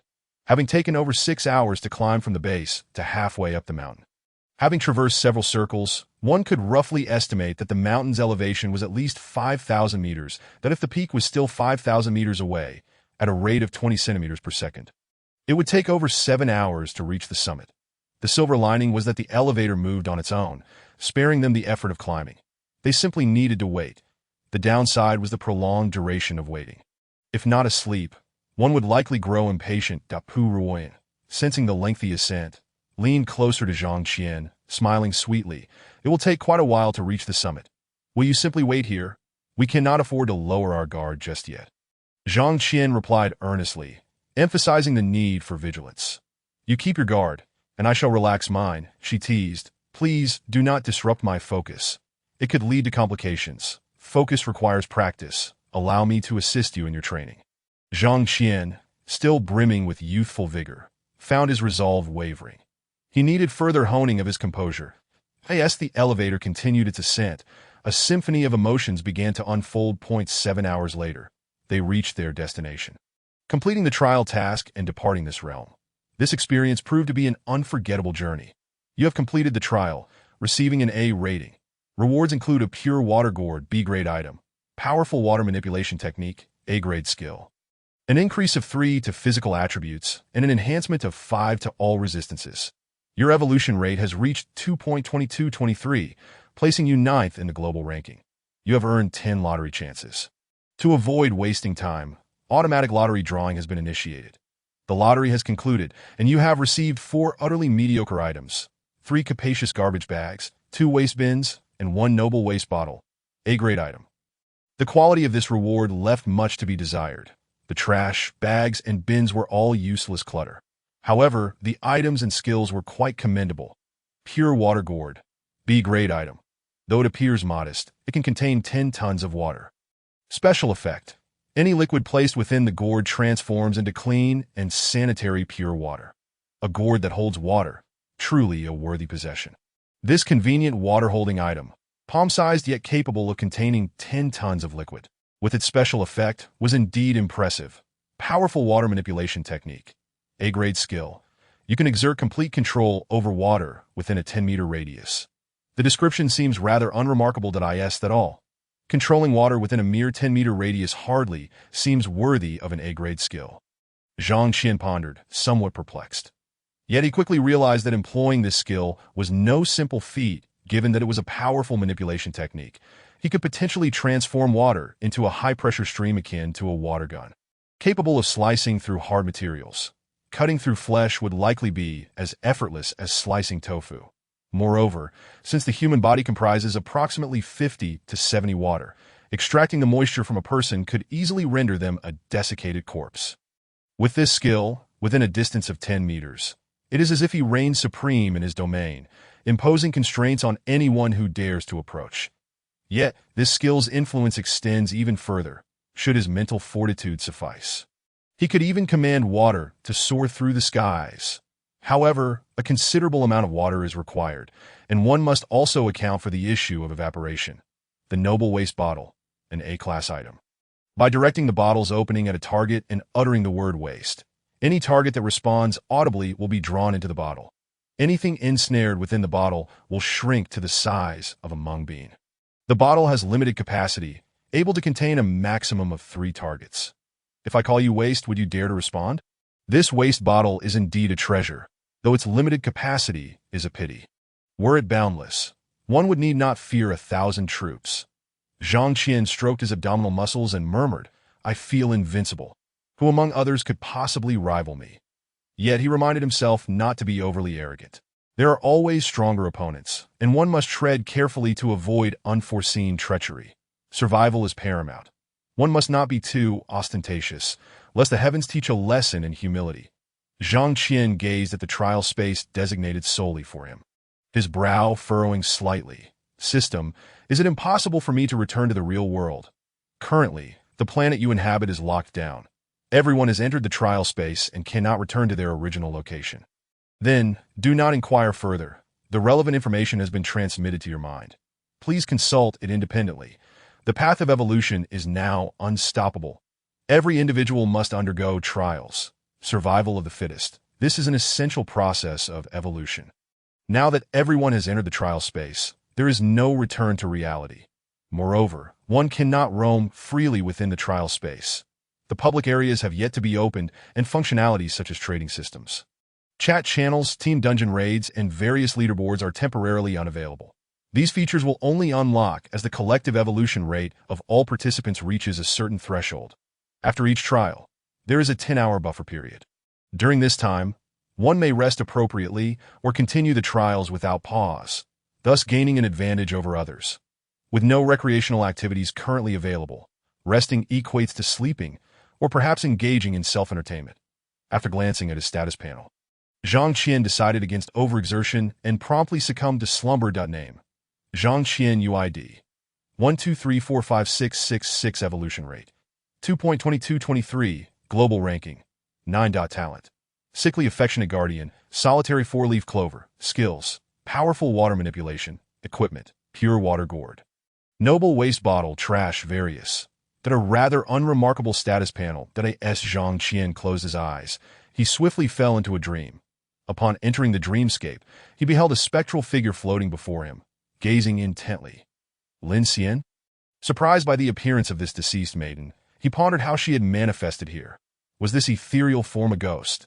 Lin Xian's lips moved as if to speak, yet no sound emerged. What are you saying? I cannot hear you, Zhang Qian inquired, bemused. Have you truly become a ghost, uttering words only the dead can perceive? At this, Lin Xian fell silent, merely staring at him. Zhang Qian extended a hand, wishing to discern whether she was tangible. But she drifted backward, not allowing me to touch you. Zhang Qian retracted his hand and remarked, What games are you playing? Lin Xian feigned innocence. Zhang Qian shrugged nonchalantly. Suddenly, he lunged toward Lin Xian, but met with naught but emptiness. It seemed she had anticipated his move, retreating just out of reach, maintaining a distance of precisely 1 meter. What is your intention? Zhang Qian asked, his brow furrowed. Are you toying with me? Lin Xian hastily gestured, indicating that this was not her intent. Yet words eluded her, leaving her in a state of anxious frustration, appearing quite pitiable. Zhang Qian squinted, saying, Did you cast some curse upon me before your demise? Binding your spirit to mine? Lin Xian shook her head, gesturing frantically in explanation, but her silence rendered her incomprehensible. Zhang Qian, as if struck by a revelation, began to speak. Could it be that, before he could finish, Lin Xian's figure vanished, and with it, the dream shattered. Zhang Qian opened his eyes to find the surrounding space eerily empty, a sense of disquiet settling over him, as if unseen eyes were watching. Lin Xian, are you nearby? He called out, but received no reply. Never mind. Let the new trial commence. Feeling uneasy, he dispensed with any notions of rest and directly initiated a new trial. Entering the trial world, he received the task to embody his character without allowing his persona to collapse, acting according to instructions for a duration of 7 days. Chapter 10. Play the arrogant rich heir. The moment Zhang Qian entered the trial, he grasped the essential details of the character he was to portray. Hu Luo, an ostentatiously wealthy heir, squandering money without restraint, often engaging in domineering behavior, and indulging in unrestrained desires that this moment. Hu Luo was indeed engaged in such behavior, having set his sights on the campus beauty Heishi, who hailed from a modest background. However, Heishi was already in a committed relationship with her childhood sweetheart, the impoverished Han Xiao, who remained steadfastly loyal to her. Thus, Hu Luo resorted to coercive tactics, enacting his domineering narrative. Presently, Hu Luo had bound Heishi's hands behind her back, taking advantage of her in front of Han Xiao, who was held firmly in place by Hu Luo's associates, powerless to retaliate, forced to watch in helpless rage as Hu Luo besmirched his girlfriend's honor. Zhang Qian gazed at the exquisite beauty ensnared in his embrace, his eyes flickering. Such a scenario to commence the trial? Is this truly the test for the participants? No, her boyfriend is not a husband, and the advantage taken is merely nominal. It has not yet reached the point of transgression. Hu Xiao, I beg you, spare me. Heishi's face flushed crimson, tears welling in her eyes, her expression pleading. Meanwhile, Han Xiao struggled, hurling curses at Hu Luo. Hu Luo, you scoundrel, I will never let you off the hook. Zhang Qian cast a glance at Han Xiao, then at Heishi, pondering whether these two were also participants in the trial. Would he have allies in this endeavor, or would they simply be playing their parts independently? As Hu Luo's true nature began to surface, the system abruptly provided a prompt. Zhang Qian felt somewhat bemused. He had always preferred a more laid-back approach, and now he was required to take a high-profile stance. Engaged in such despicable behavior, it was quite the adjustment. However, failing to embody the role well could lead to dire consequences. He might be obliterated if the system were dissatisfied. Though the obliteration function was merely his conjecture, it was widely accepted that systems possess such capabilities. With no other recourse, Zhang Qian resigned himself to faithfully play his role. He pinched Heishi's cheek and smiled. If you wish for me to spare you, you must first cater to my desires, serve me well, and I shall not only release you, but reward you handsomely, allowing you to forego years of labor. Hu Luo, you beast, release Ishi. Han Xiao erupted in a furious tirade, hurling curses that were exceedingly vile. Before Zhang Qian could respond, his lackey, Yu Dezai, swiftly slapped Han Xiao across the face, growling, "You dare insult Hu Xiao? You are courting death. Attack!" The other henchman immediately descended upon Han Xiao, striking him mercilessly. As Ishi witnessed Han Xiao being beaten to the point of spitting blood, she cried out in desperation, "Hu Xiao, please do not harm Ah Xiao. If this continues, he will die. I beseech you. Spare him." Zhang Qian glanced at Han Xiao, hesitating to speak. His character could not falter. He could only bear the distress of the NPC actors, seeing Zhang Qian's silence and witnessing her childhood sweetheart on the brink of death. She gritted her teeth and with a face full of reluctance said, "I agree to be your woman. To serve you, please spare him." Her tear-streaked visage would stir empathy in any normal person. Naturally, it would only incite further excitement in a villain. "Stop!" Zhang Qian commanded, halting his subordinates. The Yu Dezai retreated to Hu Luo's side, wearing a fawning expression, like a lapdog. "Let us depart for the hotel." Zhang Qian embraced Ishi and entered the vehicle, prepared to continue the charade. As for whether to engage in any unspeakable acts, he would take it one step at a time, that if all else failed, he might have no choice but to sacrifice for the sake of art. Ishi glanced back at Han Xiao, wanting to say something but finding herself unable, swallowing her bitter tears instead. Han Xiao, bloodied and battered, struggled to rise, his eyes ablaze with fury as he shouted, "Hu Luo, if you do not kill me today, I will make you regret it in the future. I vow to repay this humiliation 100-fold." Zhang Qian's eyes narrowed. Could this be the classic tale of the underdog rising against the odds? At that moment, Yu Dezai spoke with a sinister edge. "Hu Xiao, one must eradicate the root of the problem. One must act decisively, or else risks remain. How about we have Han Xiao make a gesture of slitting his throat?" Zhang Qian unexpectedly glanced at Yu Dezai, pondering that this fellow was indeed a born scoundrel, destined for a promising career as a lackey, at the very least knowing how to act without leaving a trace. How did the seemingly useless male protagonist in the novel rise to prominence? It was simply because the antagonists were too foolish, always leaving a way out, neglecting to think, thus providing opportunities for the protagonist to flourish. Zhang Qian believed Yu Dezai's approach was commendable. If one were to act, they should commit fully. Perhaps this guy was merely playing the role of a trial participant. Was he a teammate? Zhang Qian felt it would be best to let Yu Dezai handle the matter. After all, it wasn't him who had committed the act, and he had no reason to feel guilty. Moreover, the individuals in this trial were all NPCs. One could regard them as mere virtual data. And it was understandable to disregard NPCs as humans in order to survive. One's own life was the only reality, while the lives of others were ambiguous at best. "That Hu Xiao, please don't," she exclaimed. Panicking, "I have already agreed to your demands. You cannot go back on your word, or else I will bite my tongue and die right before you." Yu Dezai glanced at Ishi and chuckled. The resilience of the tongue is quite formidable. Most people cannot manage to bite their tongue to death, and the pain would deter anyone from attempting it. Besides, even if Missy were to perish, it does not mean she would be of no use. It could be advantageous. Zhang Qian, having let you finish your words, what can I possibly say? Never mind, having someone play the villain is not a bad thing.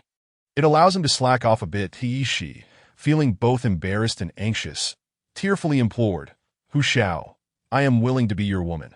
Can you not even grant me this small request? Ah Xiao has already suffered enough.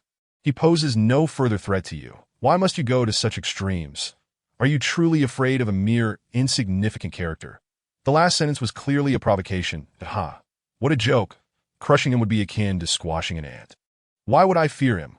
Although Zhang Qian was not provoked, he still played his role well. Rest assured, as long as you behave, I shall not make things difficult for Han Xiao.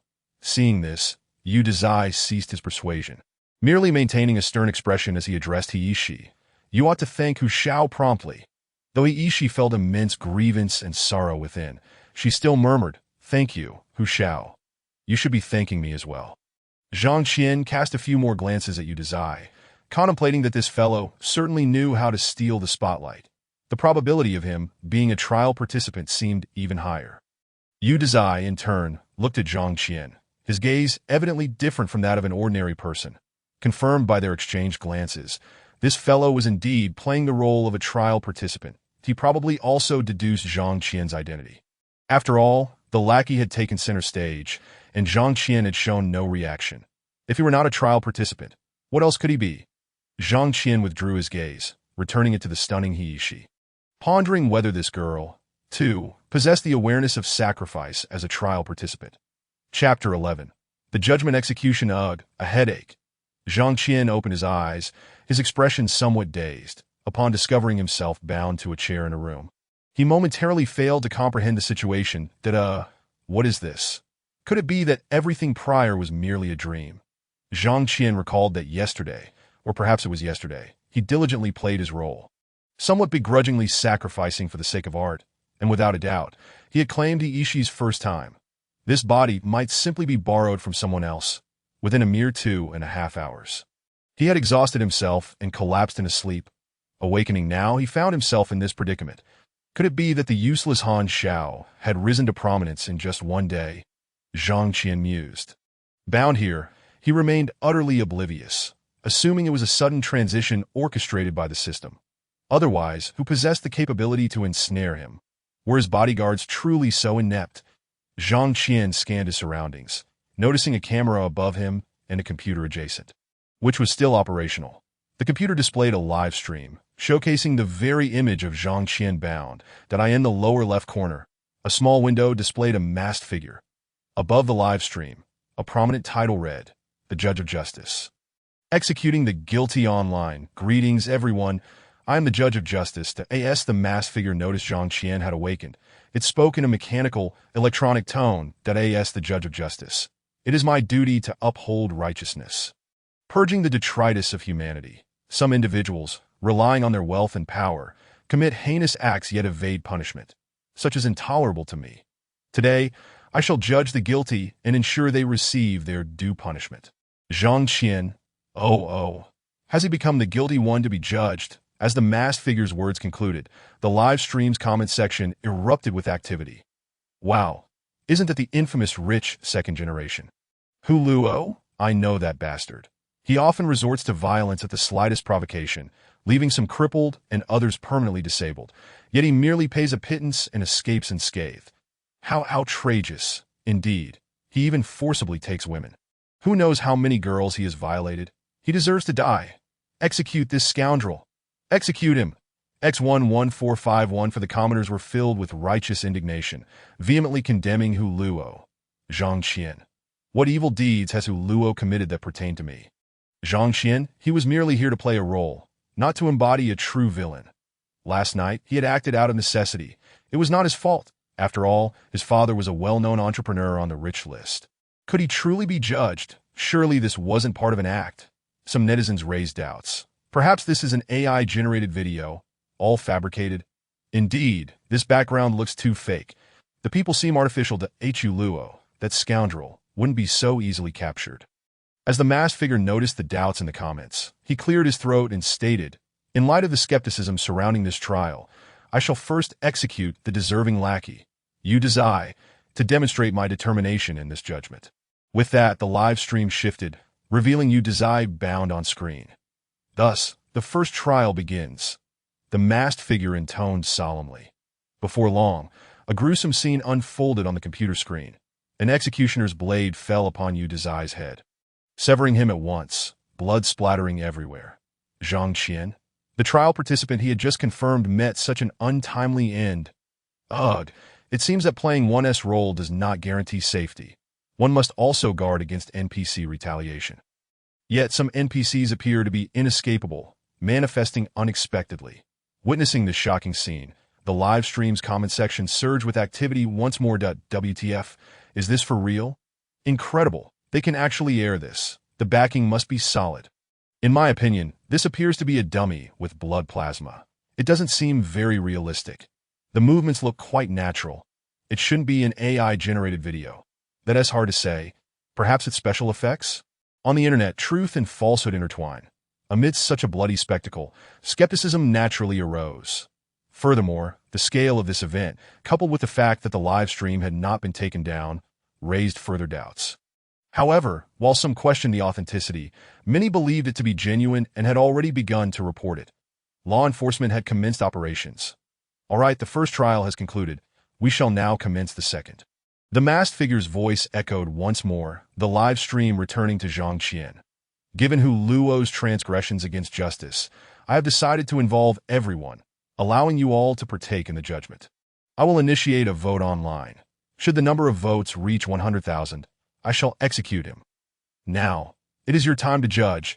Let the voting begin. That a voting window appeared in the live stream, presenting two options: execute Hu Luo and abstain.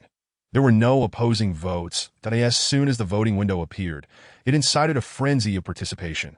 Regardless of the underlying motives, the number of votes in favor swelled dramatically, with only a handful opting to abstain. The comment section contained merely a few voices urging caution, advising against hastily disposing of another's life. Regrettably, human emotions are complex. Some individuals cannot be dissuaded. Zhang Qian observed the supportive votes skyrocketing, a smile twitching at the corners of his mouth as he silently mused, "Am I truly going to meet my end here?" Currently, he was merely playing a role. His physical capabilities were incomparable to his original self, and he could not utilize the system backpack or skills. Only his innate talent remained effective. Relying solely on his talent, there was still a considerable chance of survival. The talent of the solitary four-leaf clover was quite powerful. At present, he found himself without teammates, making it difficult for him to perish. Yet surviving did not guarantee immunity from suffering. He must still strive and resist, lest he genuinely succumb to despair. That as he witnessed the affirmative votes rapidly approaching 50,000. Zhang Qian hastily surveyed the room's arrangement. It was rather enclosed. Without external assistance, an ordinary person would find it impossible to escape. Bound by iron chains, he struggled to move. It seemed hopeless. Just then, the masked figure spoke. "Hu Luo, at this juncture, do you have anything to say?" In the barrage of comments, many immediately urged Hu Luo to confess and accept his punishment, while others expressed a desire to witness his tearful, panicked state. Only a handful attempted to persuade the internet users to remain calm, advising the masked individual against acting impulsively. Zhang Qian preferred silence, yet the system insisted on provoking him. "Please continue to reveal your arrogant demeanor." Indiscriminately mocking everyone, Zhang Qian thought. Was the system eager for his demise?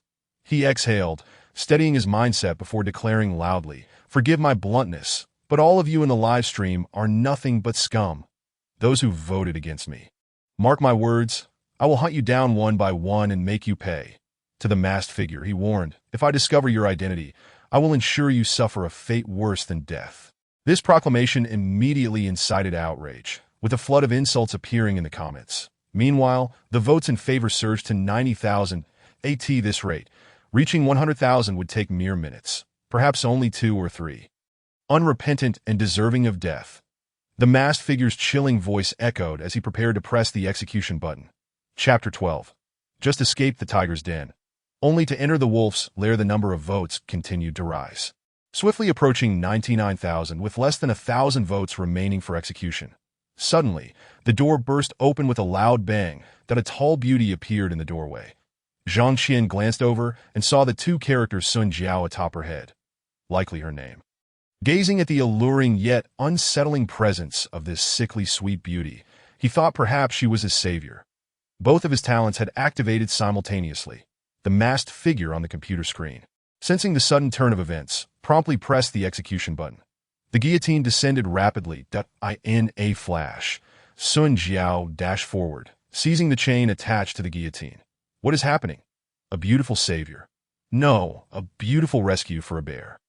A beast. The comments in the live stream refreshed. That I told you it was all an act. Now we have solid proof. Humph, how boring. The beauty is indeed quite stunning, but she probably resorted to underhanded tactics to gain fame. What a pity that my unattainable goddess is merely a plaything for the wealthy. The atmosphere in the live stream suddenly turned vulgar. Keyboard warriors and thrill seekers were unrelenting, seizing the opportunity to unleash their contempt.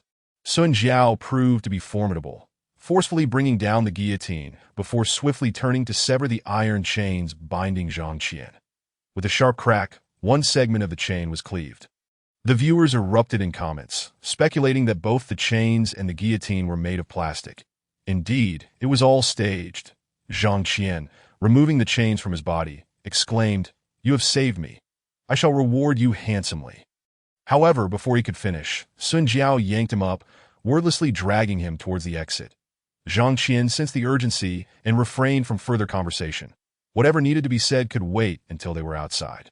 Yet upon exiting that door, he found himself confronted with several passageways, uncertain of which led to freedom. Without hesitation, Sun Jiao pulled him down the second passage on the left. Half a minute later, they encountered the masked figure from the livestream. "Qin Mian, why have you rescued him?" The masked figure spoke coldly. It appeared that Sun Jiao and the masked individual were old acquaintances, explaining her familiarity with the surroundings. "You can deal with others as you wish. But this one belongs to me," Sun Jiao replied indifferently. "Give me a reason that I have taken a liking to him." The response was utterly bizarre. The masked figure was taken aback, exclaiming, "Are you insane? Why would you be attracted to this scoundrel?" "I have no desire to elaborate. Step aside." Sun Jiao's gaze was icy, her tone devoid of emotion. The masked figure retorted coldly, "His crimes are undeniable and unforgivable. He must not be spared. Qin Mian, are you willing to betray our organization for him?" "Yes," Sun Jiao replied flatly. Zhang Qian found the situation fascinating. His two talents were indeed impressive, enabling a fellow member of the same organization to turn against their OWN. It seemed he could simply relax. Thankfully, he had this sickly sweet individual at his side, though he wondered if she would prove reliable. "Qin Mian, this is my territory. You cannot come and go as you please." The masked figure's eyes gleamed with malice.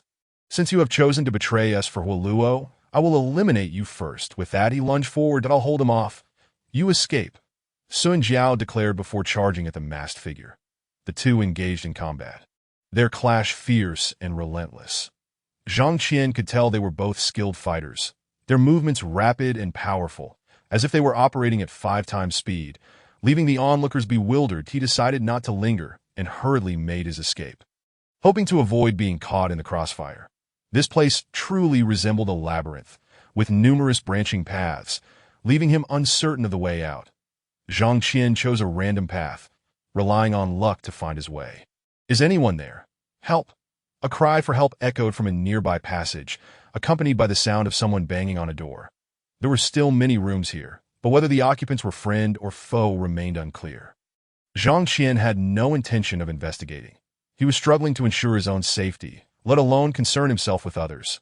Reaching the end of the passage, he found a large door, unsure if it led to freedom.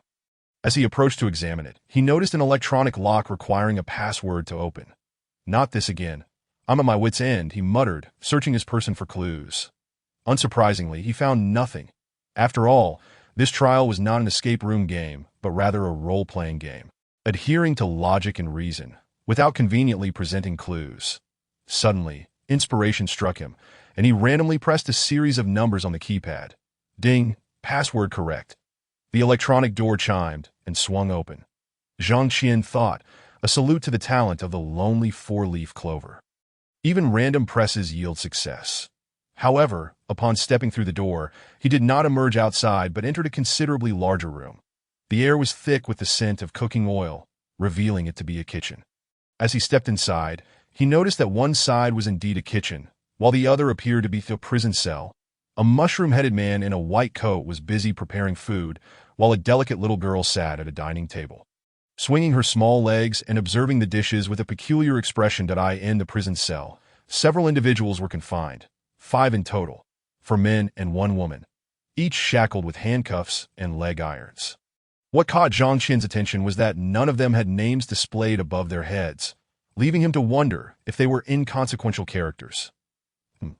Upon noticing Zhang Qian's entrance, the little girl immediately turned her gaze toward him. "Big brother, are you new here?" she asked, tilting her head. "I don't think I've seen you before. Are you one of us, or an escaped criminal?" Zhang Qian thought, it seems the mushroom-headed chef and this little girl are members of the organization, perhaps responsible for logistics. But why is the prison cell adjacent to the kitchen? Before he could ponder further, the little girl jumped off her stool and approached him. "Big brother, you look like one of those bad, wealthy people. You must be a villain," she chirped, bouncing along with a strange smile on her face. Zhang Qian noticed the mushroom-headed chef glancing over and realized it was not wise to linger. So he turned on his heel and dashed away. However, the electronic door behind him closed abruptly, slamming shut with great speed. Zhang Qian barely managed to retract his head in time, narrowly avoiding a potentially grievous injury. "Big brother, why are you running? Are you feeling guilty for being a thief?" The little girl drew nearer, her voice taking on a sinister tone. Zhang Qian turned around and shouted, "What nonsense! I'm simply in a rush to relieve myself. There's no guilt here. And why are you getting so close? Be careful, or I'll spank you. Just because you're cute doesn't mean I'm afraid to hit you." Thud. The little girl swung her fist with such speed that it left an afterimage. Zhang Qian received a punch to the stomach, causing his face to contort in pain as he spat out blood. Ouch! Is this little girl really that strong? Are the members of this organization all monsters? Thank goodness she didn't hit my chest. Otherwise, I might have broken ribs or worse. "Big brother, don't think I'm easy to bully just because I'm young. I'm quite powerful," the little girl said with a beaming smile, her eyes glinting ominously. "Xiao Yu, the dishes are ready. It's time to eat," the chef called out, presenting the final dish. The little girl cracked her knuckles and turned to Zhang Qian, saying, "Big brother, since you're here, you're our guest. Come, try the dishes made by DeLong." Zhang Qian thought, "At this point, I can only go along with the host." Chapter 13. These dishes are quite extraordinary. Zhang Qian took a seat at the table, staring at the dishes spread before him, momentarily taken aback. What is this yellow mound? And what about those dark dishes? The others are a bit clearer. Centipedes, spiders, cockroaches, flies. The plate of centipedes is still wriggling. It's alive. Behold the stewed spider, drenched in a viscous green slime. What could possibly be the seasoning? Spider urine, perhaps? And that cockroach soup, a dark purple concoction bubbling ominously, is utterly repulsive. As for the fried flies, they appear somewhat ordinary. But the very ingredients are anything but normal. The little girl scooped a spoonful of golden clump into Zhang Qian's bowl, grinning as she declared, "This is the golden egg fried rice crafted by DeLong. Do give it a try." Zhang Qian's lips twitched in disbelief. "You dare call this gelatinous mass fried rice? Is this a version made with water? Or has it simply been hastily stirred with raw eggs? Go on. Why aren't you eating?" Chef DeLong glared at Zhang Qian with fierce eyes, clearly offended. "This dish was created through my painstaking efforts. Your refusal to eat it feels like an affront to my artistry." With both the large and small figures fixated upon him, Zhang Qian found himself compelled to take a spoonful of this so-called golden egg fried rice. The moment it touched his tongue, he promptly retched. The dish was replete with a foul, fishy odor, evidently prepared with raw, spoiled eggs. What is the meaning of this? DeLong slammed his hand on the table, glaring furiously at Zhang Qian. "You dare to waste the fruits of my labor. Do you wish for death?" Zhang Qian, utterly speechless, thought to himself that this was hardly food. It was worse than excrement. No dog would touch it. Just as he pondered how to respond, the system prompted him with instructions. "You must provide an honest assessment of the food's taste and engage in a spirited debate." Zhang Qian sighed inwardly. Resigned to follow the script, "It's inedible," he blurted, offering a conservative critique, deliberately withholding harsher words. Just as DeLong was about to explode with rage, the little girl interjected, "How can it be inedible? It's clearly a delicacy." Zhang Qian shot her a glance. She hadn't even tasted it yet was so eager to sing its praises. Noting DeLong's simmering indignation, Zhang Qian continued, "I am accustomed to fine delicacies and cannot stomach such heavy flavors. I find it quite unpalatable. Perhaps you should let others judge." By others, he certainly did not mean the little girl, but rather those confined within the cells. "Humph, this isn't merely a matter of taste, but of not wasting food," DeLong declared solemnly. "Regardless of its flavor, my dishes are not to be wasted. You must finish them." Zhang Qian surveyed the grotesque dishes before him, feeling a wave of nausea wash over him. If he were to finish these, he would either be poisoned or disgusted to death. Who could possibly eat such fare? DeLong crossed his arms, magnanimously stating, "Considering you are a guest, I will overlook your previous transgression. However, you must choose one dish to consume in its entirety. Otherwise, you shall face dire consequences." Zhang Qian's lips twitched as his gaze roamed over the dark culinary creations, pondering if there was anything among them that could be ingested. The little girl seemed to sense his dilemma and cheerfully offered, "Perhaps you are unaware of DeLong's culinary skills. Allow me to introduce these dishes." golden egg fried rice, made with rooster eggs and dressed to perfection. Taste sublime. Live centipede, explosively crunchy and utterly delightful. Fried spider meat, delicious and highly nutritious. Each bite lifts the spirit. Cockroach mushroom soup. This broth is flawless. Stir-fried flies, immensely flavorful, with an aroma that entices the senses. Charcoal grilled pork chop. This one falls a bit short. Tintern intestines, fresh and tender. Incredibly delicious. Beggar's duck, crisp on the outside, tender within, truly exceptional. Upon hearing the little girl's enthusiastic description, Zhang Qian felt somewhat reassured and picked up his chopsticks to sample a piece of a charcoal grilled pork chop. The flavor was rather unpalatable. The meat was dry and tough, with a hint of charred taste. Though not overly burnt, it appeared merely coated in a dark sauce. While it was indeed unappetizing, it was at least edible. Unlike the other dishes that seemed entirely inedible. Haha, you've been duped. The little girl suddenly clapped her hands, a look of triumph on her face. Zhang Qian, still gnawing on the grilled pork chop, stared blankly at her, wondering if it might be poisoned. That it's not pork, it's beef, the little girl chirped joyfully. And so what? Zhang Qian blinked, perplexed. Beef is a forbidden food. The little girl gazed intently at Zhang Qian, surprised that he showed no particular reaction. You're eating beef. Don't you have any concerns? DeLong snorted disdainfully. Surely this fellow is panicking on the inside, yet is trying to maintain a facade of calmness. How pathetic. Zhang Qian was utterly confused. Why was beef considered forbidden? What harm could come from consuming it?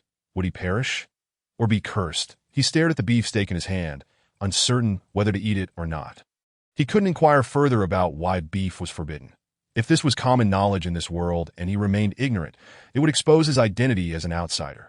However, he sensed he might have already revealed too much. The little girl rested her chin on her hand, her bright eyes fixed on Zhang Qian, as if she had stumbled upon a delightful secret.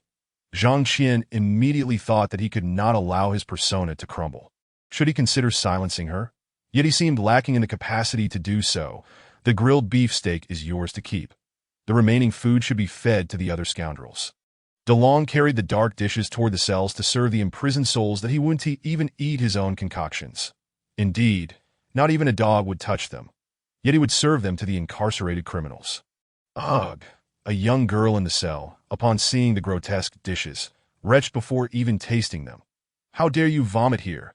Such an unforgivable sin! DeLong roared, immediately cleaning up the mess. Otherwise, I shall force you to eat your own vomit. The girl shouted back. You wretched scoundrels, do you have any idea who I am? How dare you kidnap me and threaten me? Believe me, with a single call, I can have this place blown to smithereens. DeLong sneered. Aren't you the daughter of the Dragon King S. Palace? What else with the bravado? Our Justice League specializes in dealing with scoundrels like you. The Dragon King S. Palace has committed countless evils. It will inevitably be cleansed by us that if you continue to spout such nonsense, you shall be the first to face the consequences. Creak. DeLong swung open the cell door and yanked the girl by her hair, dragging her out. You dare treat me this way? I will make you wish you were never born. The girl screamed, struggling fiercely. However, with handcuffs and shackles binding her, and DeLong's formidable strength, she stood no chance of resistance. I warned you about the consequences, and now you will face them. DeLong dragged the girl into the restroom to administer his justice. No, you can't. Ugh! The ensuing sounds were utterly distressing. Zhang Qian listened, feeling increasingly nauseated, unable to fathom the horrific scene. The little girl suddenly leaned in close and whispered, Big brother, if you wish to avoid a grim fate, you must heed my words closely. Otherwise, your demise will be most agonizing. Zhang Qian, as a character of such arrogance, would he meekly allow a little girl to dictate his actions? Preposterous! Follow me! The little girl jumped down from her seat and tugged at Zhang Qian. Pulling him along, it was more of a yank than an invitation. With her monstrous strength, even if Zhang Qian resisted, he would be dragged along. Chapter 14. To live or to die. I have been reborn. This time, I shall not tread the same path. I will ensure that those who have wronged me regret it for life. A voice echoing from the cell sounded almost mad. The little girl, still lingering, paused and gazed curiously toward the cell. Zhang Qian followed her gaze to see a young man rambling nonsensically. Of course, Whether it was nonsense or not was debatable. The notion of rebirth might hold some truth. However, to so boldly reveal his rebirth to others, how audacious! Was he not afraid of the butterfly effect that might render his foresight useless?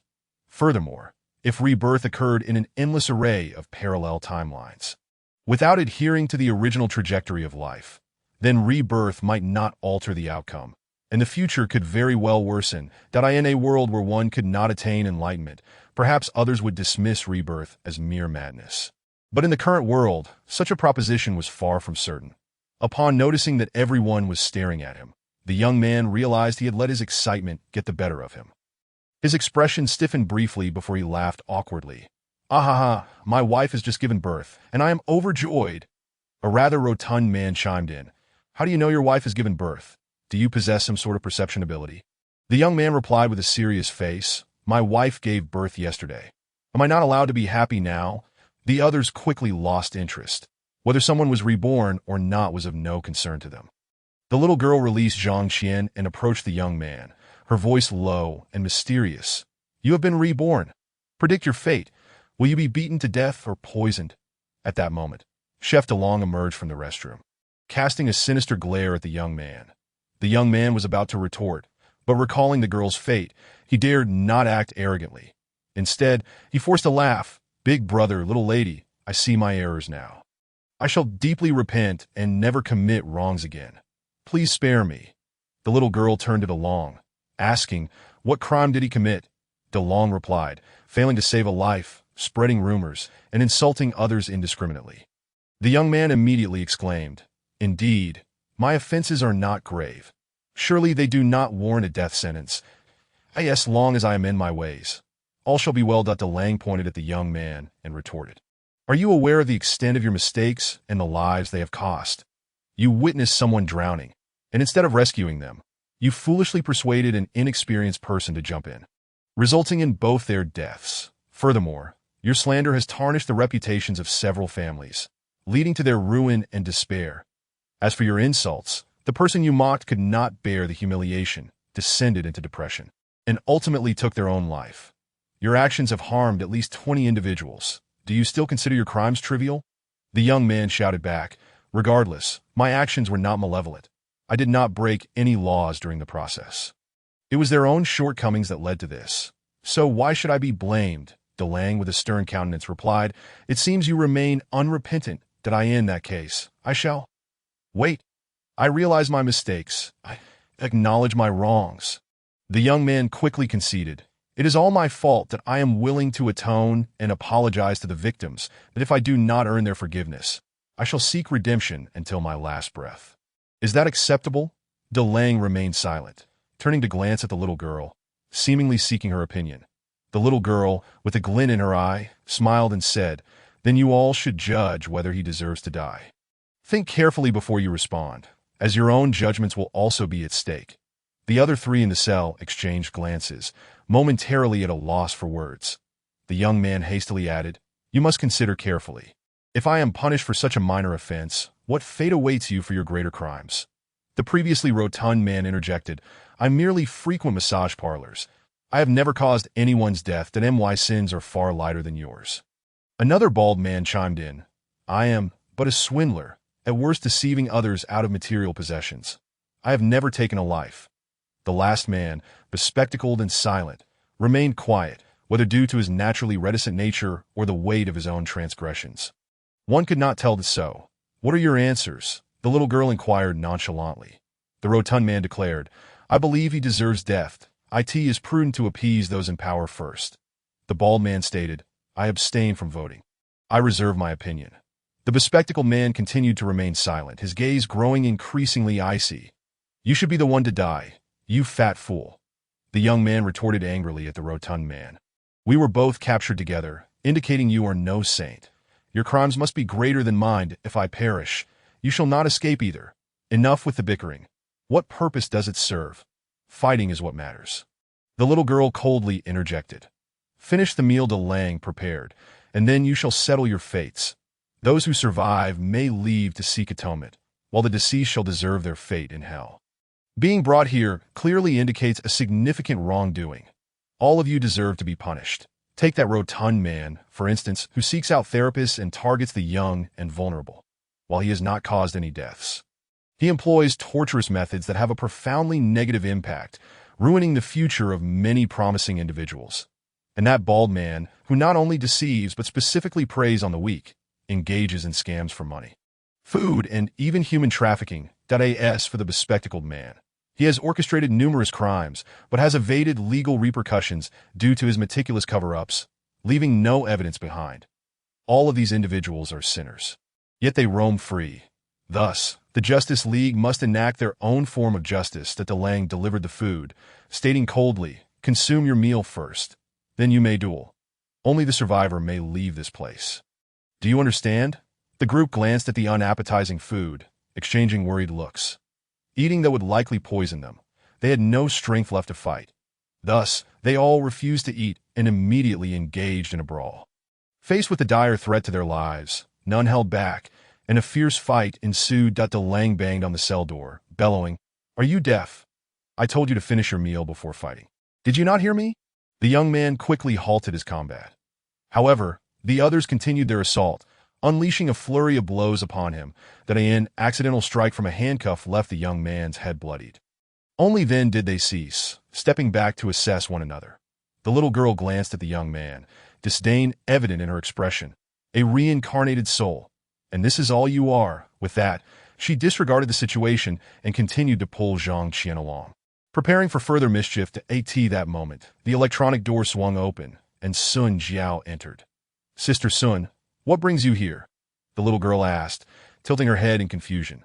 Zhang Qian, however, noticed blood stains on Sun Jiao. Suggesting she had been injured, he pondered why the masked man had not pursued her. Had she managed to defeat him? Sun Jiao, seeing Zhang Qian unharmed, raised an eyebrow and turned her gaze towards the little girl holding his hand. "He is mine. I am taking him away," she stated casually before stepping forward to pull Zhang Qian away. The little girl opened her mouth, hesitating to speak. Delang, however, stood firm, blocking their path, and sternly declared, "He came here. He must abide by the rules here. He cannot leave without finishing his meal." Sun Jiao glanced at the dining table and replied coolly, "Eat what? I will finish it for him."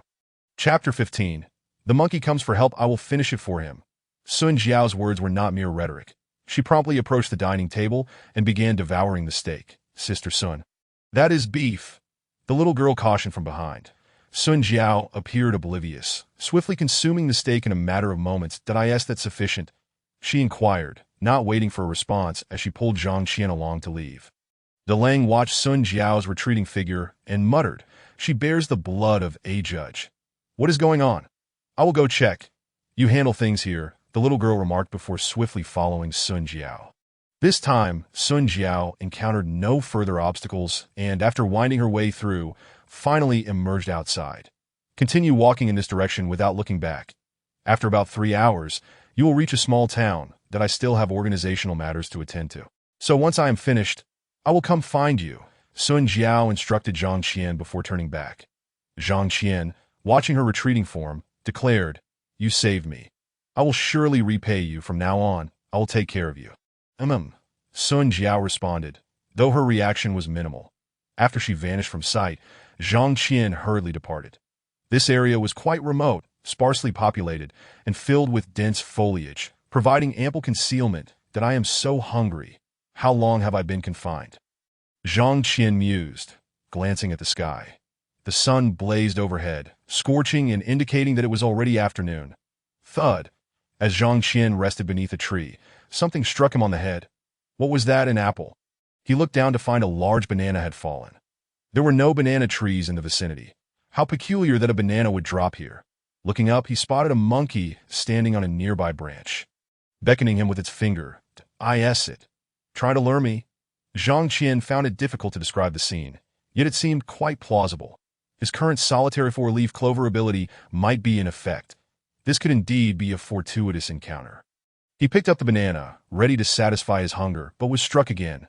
This time, a pebble struck his hand painfully. What the heck? Zhang Qian glared at the monkey, which waved its hand and made a crossing gesture. What does that mean? Can't eat. Zhang Qian glanced at the banana and then at his stomach, ultimately deciding to eat it out of respect. This banana shouldn't be poisonous, right? You can't eat that, it's a ticket. The monkey suddenly shouted. What the hell? The monkey can talk. Zhang Qian's mind raced with possibilities. Has the monkey evolved? Is it a successful atavistic experiment? A hybrid of human and monkey? Have I encountered a cultivator monkey? Countless thoughts flashed through his mind. Perhaps this truly was an opportunity. Wait, could this monkey be another trial participant in disguise? The current trial involves role-playing, yet the roles need not be human. Even animals could take on roles, let alone monkeys. Furthermore, it is possible that even inanimate objects could be impersonated. Street lamps and inconspicuous stones might be trial participants, including food. Zhang Qian suddenly recalled the little girl mentioning that cattle were taboo, implying that beef was forbidden without revealing the reason. Could it be? Ugh, perhaps I should not dwell on it too much. Otherwise, it becomes rather terrifying. Shaking his head, Zhang Qian called out to the monkey. Who are you, and why? Before he could inquire further, the monkey shouted, Quickly take your banana and follow me. Zhang Qian picked up the banana and followed the monkey, eager to discover what it was up to. After an indeterminate amount of time, as Zhang Qian's back ached from walking, they arrived at the foot of a colossal tree. This tree was truly immense, casting a shadow that blocked out the sun, and its top was nowhere to be seen. Moreover, the tree was exceptionally wide, and its girth was indiscernible. It resembled a mountain. Goodness, have I entered a fairy tale? What kind of tree is this? A monkey on the side inquired of Zhang Qian. The monkey shook its head in silence and gestured towards a hole roughly the size of a banana nearby, then pointed at the banana in Zhang Qian's hand. Given the earlier conversation with the monkey, the implication was unmistakable. The banana served as a ticket that needed to be deposited into the hole. However, if a ticket was required, where was the gate? Could it possibly materialize out of thin air? Adhering to some mystical logic, Zhang Qian placed the banana into the small hole, only to discover that it could only fit halfway, as if some obstruction lay within, preventing further entry. This situation seemed rather peculiar. It felt as if... Zhang Qian glanced at the monkey, only to find it had vanished without a trace. Was that monkey merely a guide? He turned his attention back to the small hole in the tree, his expression growing strange. Just as he pondered whether to force the banana inside, the ground around him suddenly trembled, causing the entire tree to shake. The earth beneath his feet unexpectedly gave way, and he found himself plummeting downward. The entrance lies beneath. Bang! Zhang Qian landed on the ground, momentarily disoriented. Fortunately, he had landed on something soft. Otherwise, he might have met a grim fate. What was cushioning me? Zhang Qian hastily looked down. To his horror, he discovered a pile of corpses, a heap of monkey carcasses. Thankfully, these bodies had not yet decomposed into skeletons. They were still somewhat pliable, or else it was uncertain whether he would have survived the fall. What on earth is this? Did the earlier monkey lead me here with the intent of ending my life? Zhang Qian quickly rose to his feet to survey his surroundings. Undeniably, he was in a catacomb, one that appeared to hold treasures. The pile of monkeys had blood oozing from their orifices. It was unclear if they had died from the fall or from some other cause, but it was highly unlikely they had perished from starvation. Ding! A sudden noise echoed nearby, reverberating through the chamber. Compose a poem within 7 minutes, or face death. A sharp, electronic voice resonated from an unknown source. Compose a poem. Zhang Qian was taken aback. Who was playing tricks here? In ancient times, Cao Ji could compose a poem in 7 steps. Has someone now taken a page from Cao Pai's book to challenge me? However, writing poetry in antiquity was far simpler than in modern times. While modern individuals might memorize verses, composing poetry was a skill possessed by only a select few. Yet, it seemed feasible to concoct a humorous poem. Speaking of which, when Cao Pai challenged Cao Ji to write a poem in 7 steps, it was merely a form of leniency, for Cao Ji was a literary giant of his time, renowned for creating the timeless Luo Xinfu. Writing a poem in 7 steps for him was akin to a university student tackling elementary school questions. Now, expecting Zhang Qian to write a poem in 7 minutes was a considerable challenge. If the subject matter and structure were unrestricted, he might manage something. Alternatively, could he recite a poem he had learned? Would the cultural and educational standards of this trial world mirror those of Blue Star? Zhang Qian scanned his surroundings once more, finding no electronic devices, only stone walls, stone doors, and the pile of monkey corpses, leaving him uncertain of the source of the voice. "Hey, who spoke? Please repeat what you just said.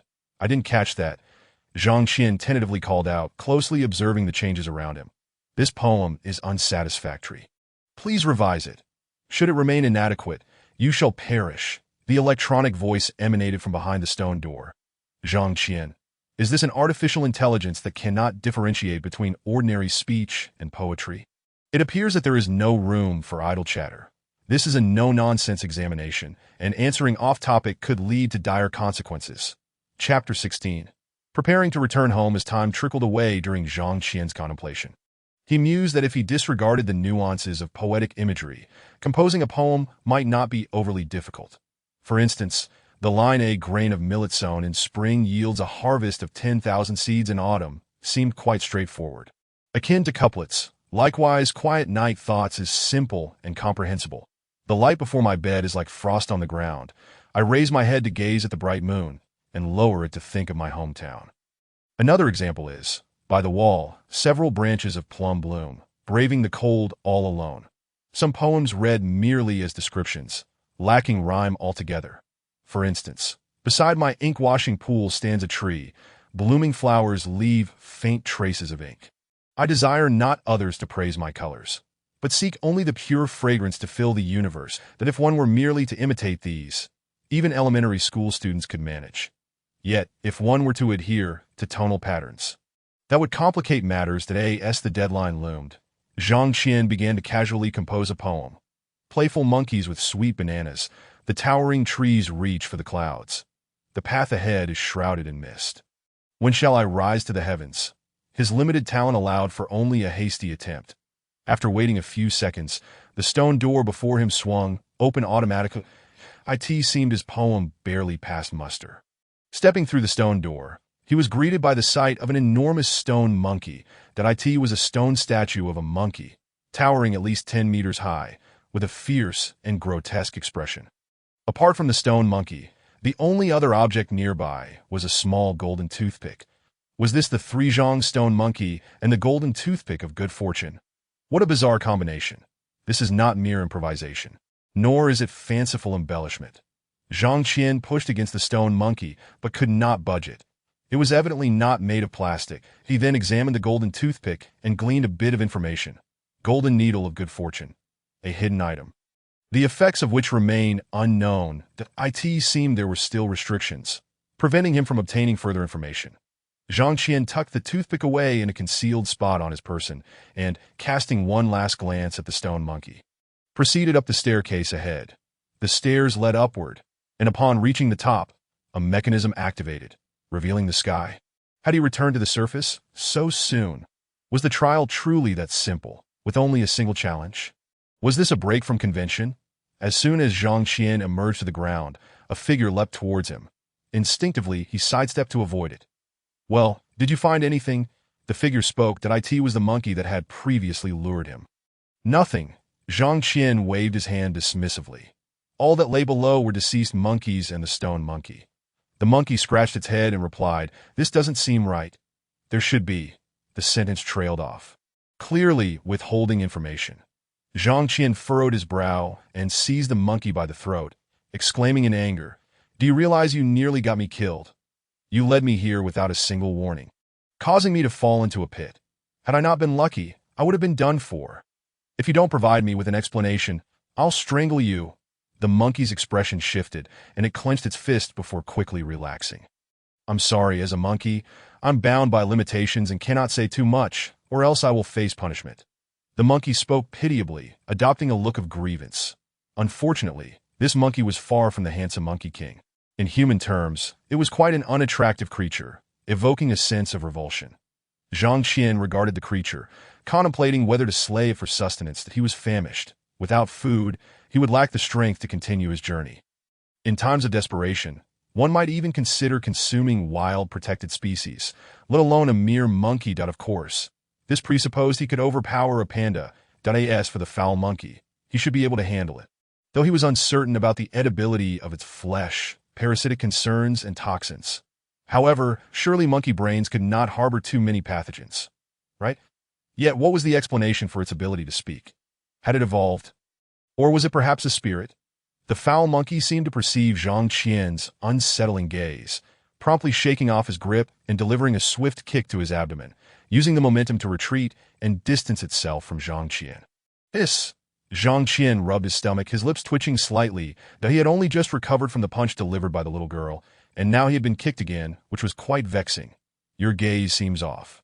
Do you harbor intentions towards me? The foul monkey scrutinized Zhang Qian, questioning. Have you lost your mind, thinking of pursuing me? Such shamelessness. Zhang Qian rolled his eyes and retorted, No, you be quiet. I will not listen to your excuses. The foul monkey groomed its fur, regarding Zhang Qian as if he were a pervert. I am the most beautiful monkey in the world. Suitors pursuing me could form a line from here to foreign lands. Who do you think you are?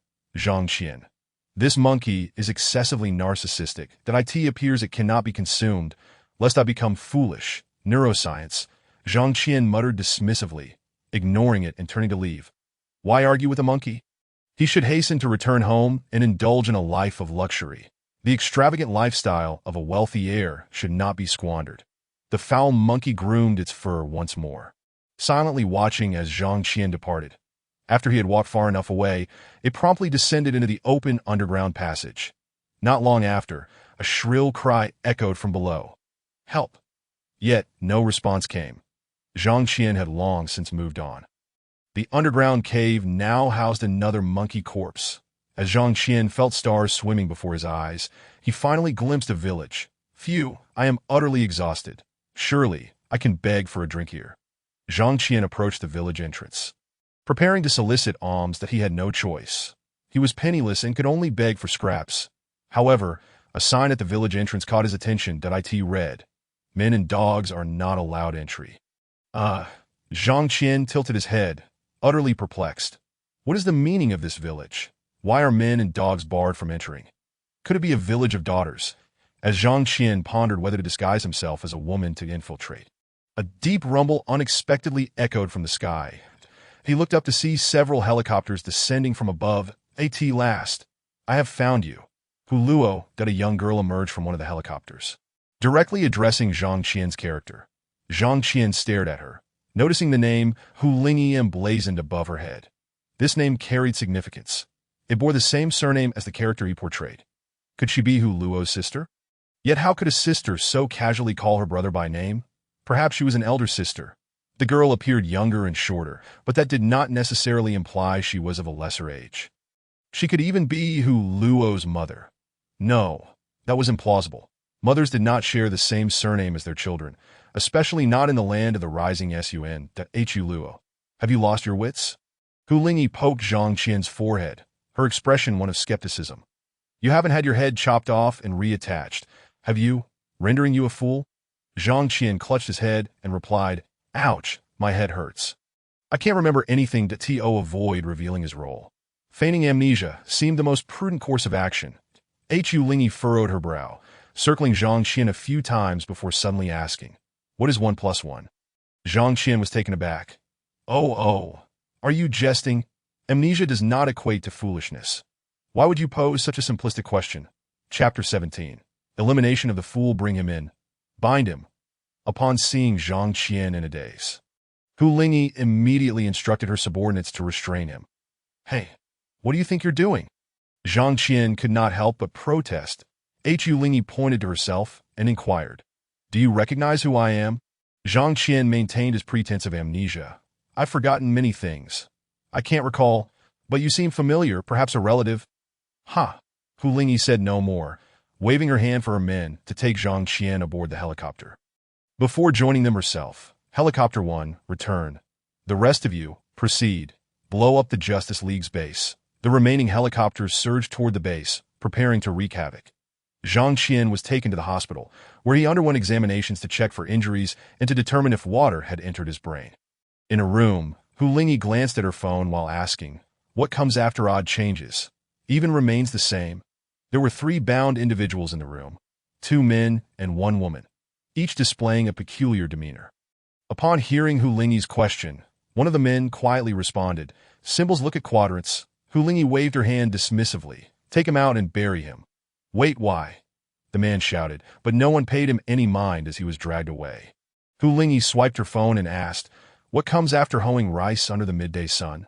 The remaining man and woman exchanged glances, hesitant to answer, and fell silent. Hu Lingyi waved her hand again, coldly stating, "Take them away." Before they could inquire further, they were silenced and led off. Shortly thereafter, a doctor in a white coat entered the room. "How is it?" Hu Lingyi inquired. The doctor replied, "Young master, there are no visible issues with his brain. However, he has sustained a heavy blow to the abdomen that we will need to conduct further tests to assess his mental state." Hu Lingyi chuckled. With his temperament, fearless of heaven and earth, how could he possibly suffer from amnesia? Even witnessing Udetzi's death would not easily cast a psychological shadow over him. From my perspective, the results of the paternity test have come in. He shares a blood relation with you and Hu Zong. It is not a case of impersonation, the doctor remarked, looking at the medical records. "All right, I understand." Hu Lingyi waved her hand, dismissing the doctor, her gaze still fixed on her phone screen. The screen displayed footage of Hu Luo's trial. Hu Lingyi observed the quiescent Hu Luo, murmuring, "Oh, foolish brother, were it not for the bloodline of our family coursing through your veins, I would have buried you by now.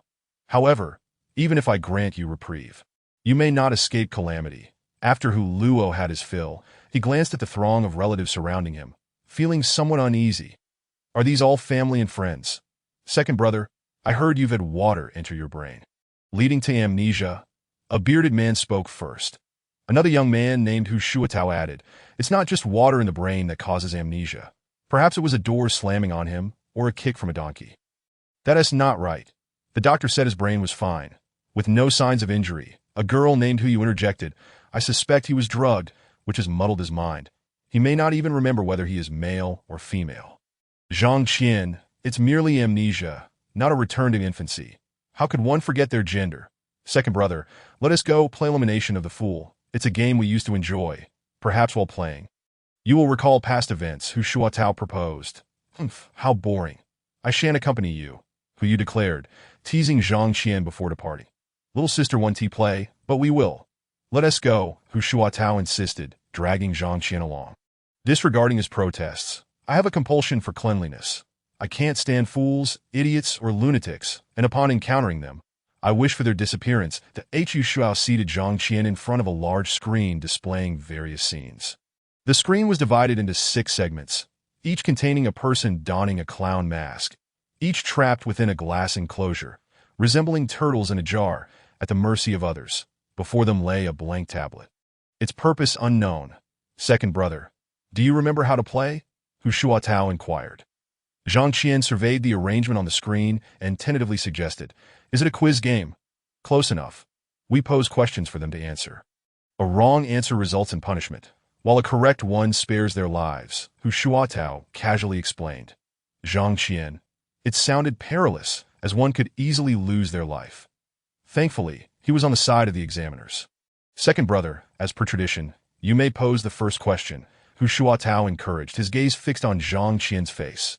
Zhang Qian sensed that the other was testing him. "Then I shall pose a question. How many ways can the character Xiang Do be written?" "What are they?" This was likely a classic question. Hu Shuatao regarded Zhang Qian thoughtfully, casually typing on the computer. The screen illuminated, revealing the question posed by Zhang Qian. "How many ways can the character Hui be written? And what are they?" "All right, I've posed the question. Let us see who the fool is," Hu Shuatao remarked, finishing his input, but he then checked the various forms of the character Hui. It appeared he was uncertain and needed to look it up, as some variations were indeed obscure.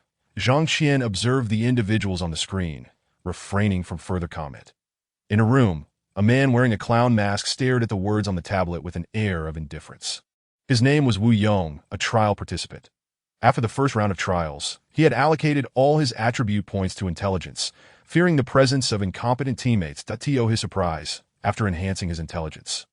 He felt like a genius, viewing everyone else as fools that he believed the ignorant were pitiable, destined for menial labor, forever relegated to a lowly status. However, trials often held unexpected twists. He was captured upon entry and had spent an entire day and night imprisoned. With no opportunity to showcase his abilities, now, encountering an intelligence test was precisely his forte. It was child's play. "All right, I shall demonstrate my prowess." How many ways can the character Hui be written? List them, Wu Yong murmured. Reading the question that appeared, there are 4 ways to write Hui. Anyone who has not slipped through the cracks of compulsory education should know this, as it is mentioned in the text. However, the other 3 forms are not specified in the original text, and neither does Kong, e.g., elucidate them. The quantity of variations was mentioned, but the specifics were not. Without research, one would remain ignorant. Nevertheless, Wu Yong was confident and confidently wrote the various forms on the touchscreen tablet. Confirming his submission, simple and devoid of difficulty, that Wu Yong held his head high, displaying an air of arrogance, though no one was there to witness it, as he still wore the clown mask. Chapter 18. Testing questions. This was a matter of cognition. Only 3 individuals provided answers. That Hu Shao shook his head as he observed the screen. 3 individuals had answered, while 3 others were utterly stumped.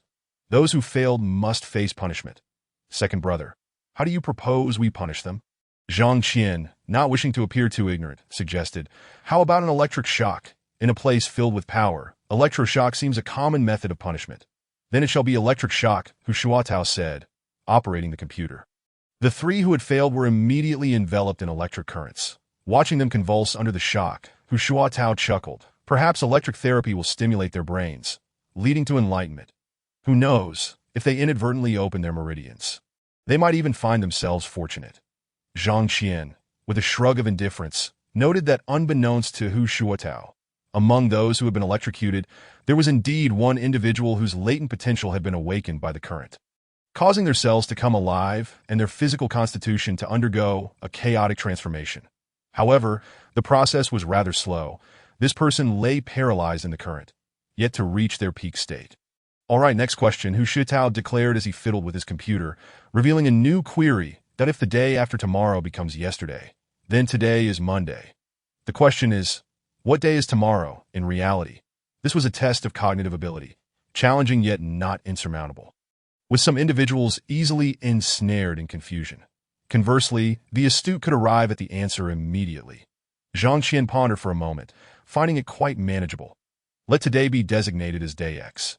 Hence, yesterday would be day X1, and the day after tomorrow would be day X2. That if the day after tomorrow is to be considered as yesterday, then this hypothetical tomorrow, which is actually yesterday, corresponds to day X. 1. Should this hypothetical today be deemed Monday, then the hypothetical day after tomorrow would be Wednesday, implying that day X1 is Wednesday, thereby rendering today as Thursday. Thus, today is Thursday, and tomorrow is Friday. Simplifying further, if the day after tomorrow transforms into yesterday, then today would be the day before yesterday, which is Monday, leading to today being Thursday and tomorrow being Friday. Quite simple, indeed. Hu Shuatao observed the screen, noting that the remaining 3 individuals provided differing answers. Tuesday, Wednesday, and Friday. It appeared that there was indeed a disparity in intelligence among people. With a smile, Hu Shuatao inquired, second brother, what do you think the answer is? Zhang Qian stroked his chin, sensing that this question was more than just a mere test of intelligence, and replied, I don't know, my mind feels like a muddled mess right now. Hu Shuatao chuckled, saying, well, that makes you quite normal. What? Is it not normal to think of an answer? Zhang Qian responded, puzzled. Hu Shuatao tapped the table, this time refraining from punishing the 3 individuals, and continued with another question. Upper line, smoke envelopes the willows by the pond. Provide a corresponding lower line. Zhang Qian glanced at it, deeming it simple enough. The upper line, a timeless classic, felt overly simplistic in the modern context. Indeed, the 3 who had not faced punishment swiftly composed their couplets. 1 wrote, cannon guards the sea city tower. Another penned, lanterns illuminate the village temple's bell. The last one, more whimsical, wrote, the harbor city's iron plate barbecue. What do you think, second brother? Hu Shuatao asked with a smile.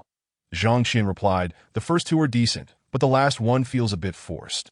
Hu Shuatao nodded, still refraining from punishment, and continued with the questions.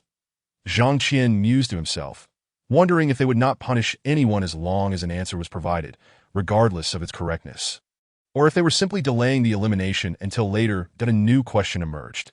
If 2 people drink 2 barrels of water in 2 days, how many barrels do 10 people require over 10 days?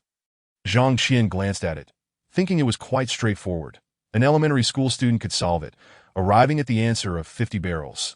Yet some did not answer correctly, The respondents answered 10 barrels, 20 barrels, and 50 barrels, respectively. Hu Shuatao turned to Zhang Qian and asked, "Second brother, what is your answer?" Zhang Qian rolled his eyes and replied, "I don't want to think. Please refrain from asking me such dull questions." Hu Shuatao did not press further, seemingly eager to continue posing questions for amusement. "What is?" The others looked perplexed, while some appeared confident that is an infinite non-repeating decimal, and the question did not specify how many decimal places to calculate. Leaving it to individual recall, one individual wrote down 3.14. Another wrote 3.141592653, and the last one boldly recorded 100 decimal places. Intriguing to Hu Shuatao stroked his chin, casting a keen gaze at the individual who consistently answered correctly, a knowing smile gracing his lips. That individual was quite remarkable. Zhang Qian commented, "Remarkable? It's simply fascinating." Hu Shuatao chuckled, thinking he must entertain this visitor from another realm properly, curious about the extent of their knowledge. Zhang Qian raised an eyebrow, questioning, is being too clever the reason for being deemed a trial participant? Yet not all trial participants are exceptionally intelligent, are they? How could he discern the identity of the other? Reflecting on Hu Shuatao's previous demeanor, Zhang Qian formed a vague hypothesis to be why the way, second brother, among these toys. There are remnants you left behind that I brought her along without asking. I hope you don't mind. Hu Shuatao suddenly interjected. Zhang Qian raised an eyebrow. Who? He, she, Hu Shuatao replied, narrowing his eyes. After you went missing yesterday, I captured her for interrogation, but she knew nothing. To avoid wasting resources, I let her come here to play. The campus belle who sacrificed herself for a penniless boy. Zhang Qian mused, glancing at the screen, that it was evident that contestant number 3 was a girl, her figure quite discernible, suggesting she was indeed she. However, contestant number 3 had been eliminated in the first round, struck by an electric shock, and had collapsed, leaving her fate uncertain. What a pity! If only we had captured that rascal Han Xiao, we could have witnessed a heart-wrenching scene of love, Hu Shuatao remarked darkly, expressing concern that the boy was somewhat off-kilter and that failing to eliminate him early on might lead to future troubles. Zhang Qian, however, was less concerned about Han Zhao's fate and more about He Yishi's well-being, as she had become somewhat of his own. Could the electric punishment be lethal? He tentatively inquired. Ordinarily, it would not be fatal for a healthy individual, Hu Shuatao replied with a light chuckle, but for those with fragile constitutions or ailments. It is another matter entirely. The risk of death from electrocution is indeed contingent upon one's physical condition. Zhang Qian gazed at contestant number 3's image in silence that she, being a girl, would naturally possess a weaker constitution than a typical adult male, compounded by the fact that she had been violated just yesterday, placing her in a precarious situation. Suddenly, a harsh buzzing sound pierced the air, followed by a resounding explosion as the computer detonated, rendering all electronic devices utterly inoperative. Hu Shuatao at the forefront was struck by shards of glass and metal, letting out a piercing scream. Zhang Qian, shielded by Hu Shuatao's body, suffered minimal harm, receiving only a scratch from a fragment that left a bloody mark on his face. Chapter 19. The incident, the unforeseen catastrophe, caught everyone off guard. Zhang Qian quickly regained his composure, feeling the blood on his face and hastily seeking refuge beneath the table that he initially assumed it was an earthquake. And unable to escape, he naturally took cover for safety. That it hurts so much. Quick, call an ambulance. Hu Shuatao, bloodied and wounded, managed to retain some semblance of rationality. Despite collapsing, he realized the need for medical assistance. Zhang Qian cast a glance at Hu Shuatao and silently shook his head. That in such a short time, he's lost so much blood. It appears he's damaged a major artery, perhaps more than one. His injuries are likely fatal.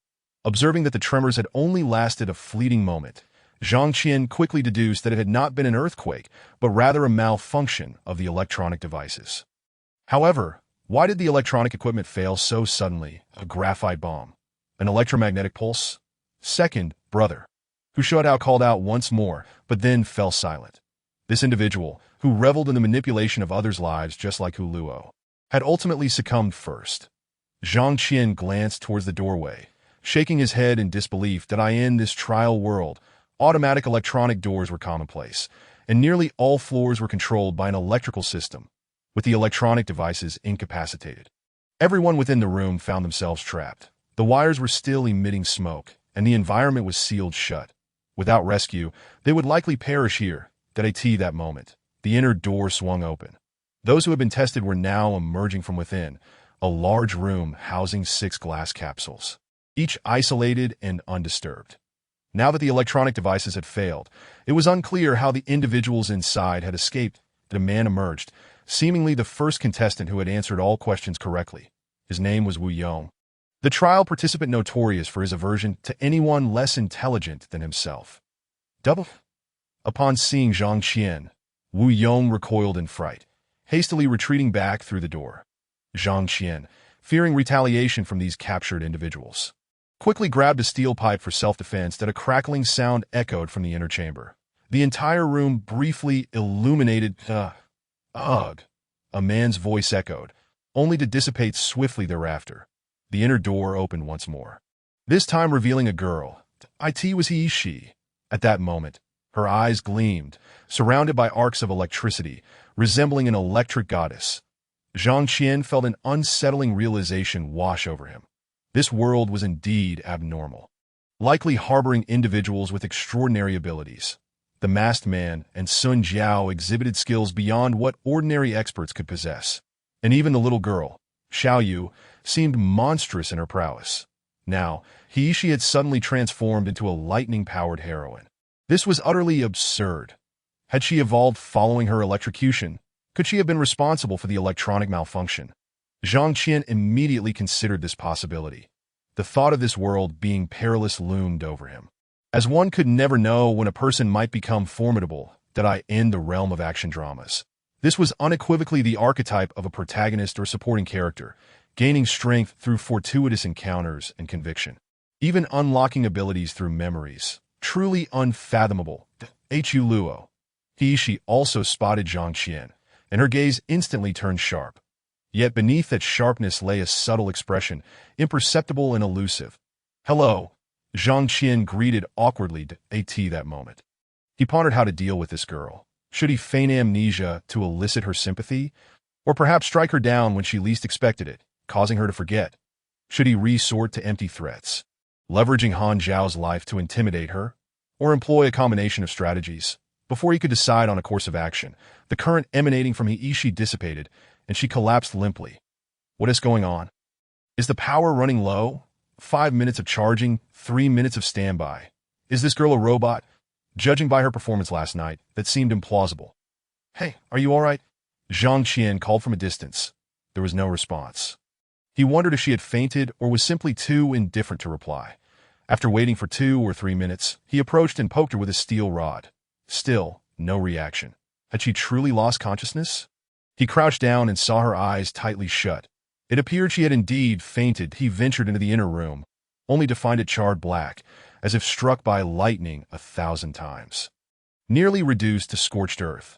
The people inside were, of course, not spared. Wu Yong had also met his end. With all points in defense and physique, one could still withstand injuries. But what use was intellect when trials were not solely battles of wits? How tragic. Zhang Qian stepped outside, gazing at Heishi's delicate face for a few seconds before finding some rope to tie her up. This girl was dangerous. It was wiser to secure her. This place was a playground for Hu Luo and Hu Shuatao, equipped with various tools and props for tormenting others. Seeing that the electronic gate remained locked, Zhang Qian understood that staying here would be futile. The affluent Hu family would likely resolve the malfunction of the electronic equipment swiftly. Haha, I've done it. In a secret chamber, a man erupted into wild laughter. Seemingly deranged beside him, a bespectacled man expressed concern. Han Xiao, the side effects of the intensification agent. I don't care about that, Han Xiao replied with a manic expression, his eyes gleaming with murderous intent. As long as I can gain power, I am willing to pay any price. That beast Hu Luo will experience a fate worse than death. The bespectacled man whispered, What about Heishi? Han Zhao's expression stiffened. Then he coldly stated, She is no longer the pure and innocent girl she once was. She may have already become Hu Luo's pawn. I will make her wait for me in her next life. The bespectacled man swallowed hard, inwardly sighing. Those who are unable to comprehend their thoughts often succumb to darkness after acquiring power. It seemed Han Xiao was one such case. Unable to bear the betrayal of his childhood sweetheart, he adhered to the principle of if I cannot have it, I will destroy it, and intended to bury his beloved with his own hands. Han Xiao disregarded everything and stormed out, determined to make Hu Luo suffer unimaginable pain. His first step was to eliminate the members of the Hu family one by one. Only after dismantling the Hu family would he consider his next move.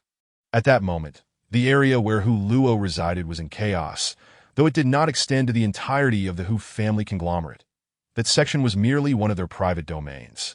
The Hu family owned dozens of such areas, and losing one would not be catastrophic. Hu had not played games with her second and third brothers, but had gone out instead, thus escaping calamity. Hiss, indeed. Home is a perilous place. Thankfully, I ran fast. Otherwise, I would have been done for Hu glanced at the messages from her family. Feeling a twinge of fear as a trial participant, she understood the importance of role-playing. Her first instinct was to distance herself from everyone she knew and remain in a safe location until time passed, thereby avoiding exposure and potential crises that to her surprise, just as she had managed to escape. Misfortune struck her family. She felt relieved yet haunted by anxiety. No, I must move further away. As long as I avoid contact with anyone, I can survive until the end. Hu tucked away her phone and prepared to hide in the wilderness. At that moment, a familiar girl appeared ahead, gazing at her with a smile. She had checked her social connections and recognized who was related to her family, thus identifying the girl. The girl was Hu Lingyi, the fourth sister in this family. While Hu Yu was the seventh sister, Hu's expression stiffened slightly, but she maintained her composure to greet her. Fourth sister, what a coincidence.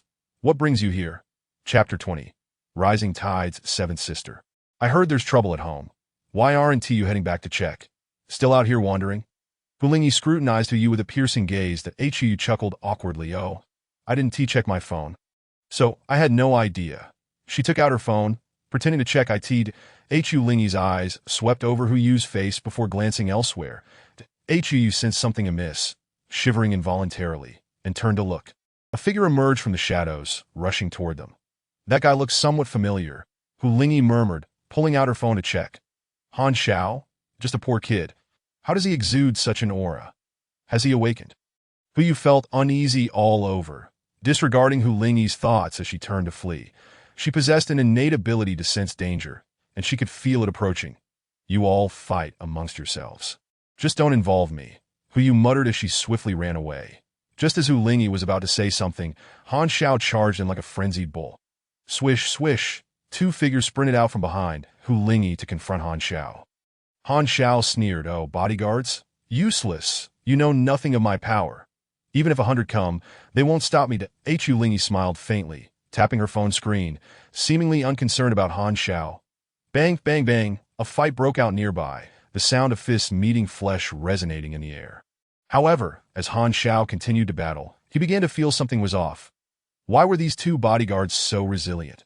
Were they all practicing hard skills? Golden bell shield, iron cloth shirt. Yet he was also tough. So he paid little heed to it. Hu Lingyi appeared unfazed by Han Xiao, her gaze lingering on Hu Yu's retreating figure. Has the seventh sister also been taken over? It seems my family is facing a great calamity. With successive incidents occurring, this was certainly an ominous sign. Moreover, judging by the situation, the turmoil showed no signs of abating, and she wondered when it would end. Bang. A loud noise erupted nearby as one bodyguard collapsed to the ground. However, that bodyguard quickly rose and resumed fighting Han Xiao. Hu Lingyi's bodyguards were not ordinary. They were robotic bodyguards, impervious to injury and fatigue. Unless one possessed the strength to render them inoperative, no one could outlast a robot in a prolonged fight. Yet, it seemed Han Xiao thrived under pressure, growing stronger and faster, forcing the two robots into retreat. Hu Lingyi's brows furrowed slightly as she turned to leave. Don't run.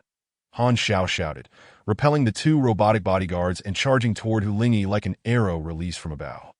However, in the next moment, the two robots emitted a bright light and exploded. Robots had self-destruct protocols. If they couldn't win, they would explode, taking their opponent down with them. Hu Lingyi hurried her steps, refusing to linger. A strong woman never looks back at an explosion. The next instant, Han Xiao seized her by the neck, lifting her off the ground, but he had survived the explosion and caught up with incredible speed. At that moment, Han Zhao's clothes were tattered, his hair a mess, eyes bloodshot, appearing utterly ferocious.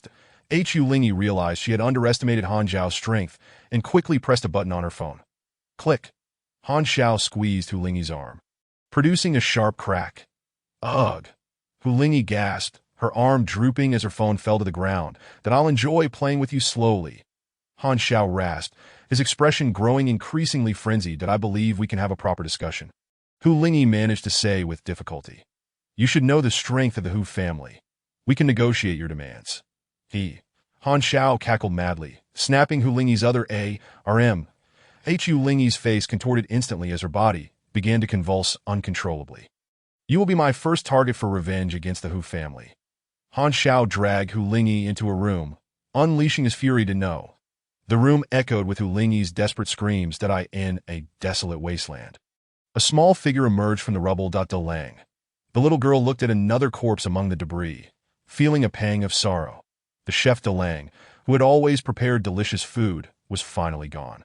It seems this place is unsuitable for me. I shouldn't remain with the organization, or I might be reborn before I even grow up. The little girl brushed off the dust from her clothes and skipped away from the site. This was not the headquarters of the Justice League. Its destruction would not be catastrophic, merely a superficial wound. Not long after the little girl left, another figure crawled out from within.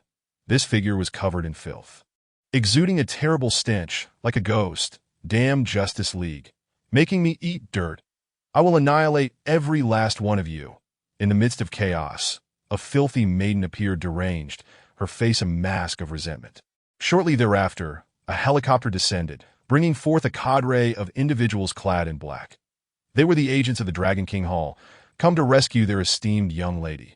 Before long, the Dragon King Hall issued a decree of extermination against the Justice Alliance, vowing to obliterate them entirely. The dichotomy of good and evil within the realm had officially torn asunder, igniting a relentless feud. Suddenly, a commotion erupted among the pedestrians on the street, who pointed in astonishment at a particular residential area.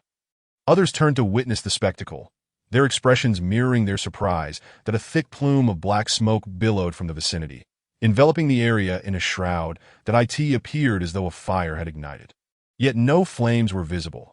Only the pervasive smoke lingered, coiling and refusing to dissipate. When someone dared to reach out to touch the smoke, a horrified scream erupted, followed by an unsettling silence. The moment one made contact with the smoke, they were instantly corroded. Others attempted to probe the phenomenon with various objects, only to discover that anything which came into contact with the smoke was swiftly reduced to nothingness. Plastic, stone, and steel were all rendered to ash beneath its malevolent embrace. Thus, the smoke was dubbed the aura of decay, and the area it shrouded became known as the Dead Zone, a place no one dared to approach at this juncture. A breathtakingly beautiful woman, her countenance cool and composed, arrived at the periphery of the Dead Zone, her brow furrowed in concern as she gazed into the obscured area. Hey beauty, do not venture near the Dead Zone. It is lethal, a passerby cautioned her, noticing her proximity to the treacherous zone. However, Sun Jiao paid no heed to the warning, her gaze fixed intently on a specific point within the Dead Zone. Zhang Qian was ensnared within that very location. For reasons unknown, he found himself trapped in an area enveloped by the aura of decay. Even if he could escape the confines of the room, he remained ensnared. The aura merely formed an isolating barrier. Not a solid mass that corroded the entire area, but rather an encompassing presence. A disheveled man meandered by, his eyes gleaming with a predatory glint as they fell upon Sun Jiao. Hey gorgeous, are you contemplating something dire? Since you seem to desire death, why not allow me some pleasure before you go, to benefit those of us starved for affection?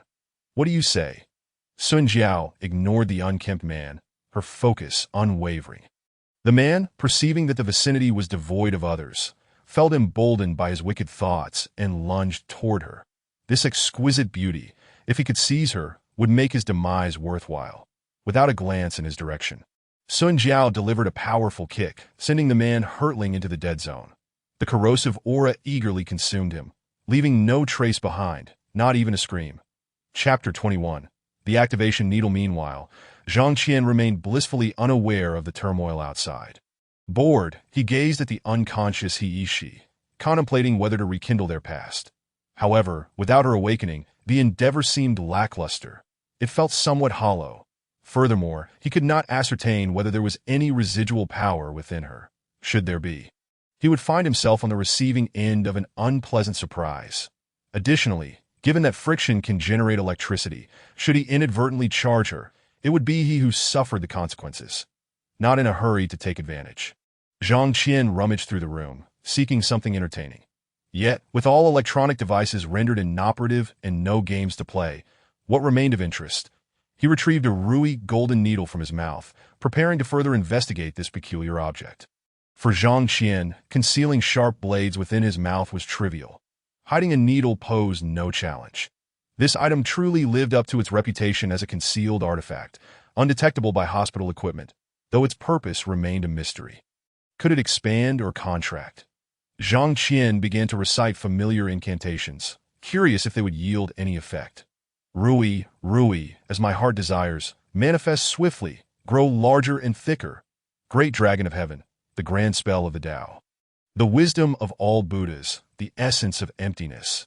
After an exhaustive recitation of incantations, the Rui golden needle showed no signs of response. Zhang Qian sighed in frustration. Suddenly, an idea struck him, perhaps as a needle. It required a prick to activate. A drop of blood might be necessary, and he turned his attention to He Ishi, who was still blissfully unconscious, entirely at the mercy of fate. One more attempt, if it failed. So be it. Zhang Qian propped He Ishi up and pricked her fair arm. To his astonishment, she convulsed momentarily, as if undergoing cardiac resuscitation. Yet, she remained in a deep slumber, undisturbed, the Rui golden needle, nourished by her blood. Detached itself from his grasp and, with a flicker, transformed into a small monkey. It truly required blood for activation. This girl is quite something. The little monkey licked its lips, its gaze fervently fixed upon He Ishi. Zhang Qian felt a wave of annoyance wash over him. Such words made him feel a tinge of jealousy. What do you think you're doing, you little monkey? Do you wish to have a go at her? The monkey swatted Zhang Qian's hand away, retorting, What is your problem? You're the one who let me drink blood. I'm merely stealing a glance at the girl. This girl belongs to me. You can only drink blood if I permit it, and you can only look if I allow it. Do you understand? Zhang Qian asserted his claim over He Ishi. The monkey blinked innocently and asked, Can I still continue to drink blood? First, tell me what use you have that if you cannot provide a satisfactory explanation, our discussion ends here. For Zhang Qian, only valuable entities warranted nurturing. Useless ones deserve to be discarded without remorse. He Ishi was merely an NPC within the trial world.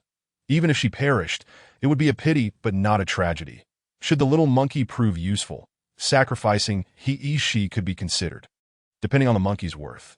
You must answer 3 questions before I reveal my full potential, the monkey stated with an air of formality. What questions? Zhang Qian inquired. The monkey replied earnestly. First question. What is 3 multiplied by 7?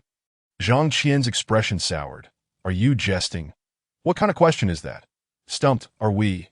The monkey waved its hand dismissively. If you can't answer the first question, then I cannot be of use to you. Furrowing his brow, Zhang Qian pressed.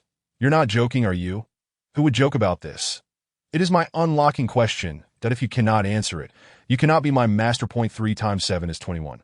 Even a primary school student knows that. Zhang Qian exclaimed, bewildered. You can answer without looking at a computer.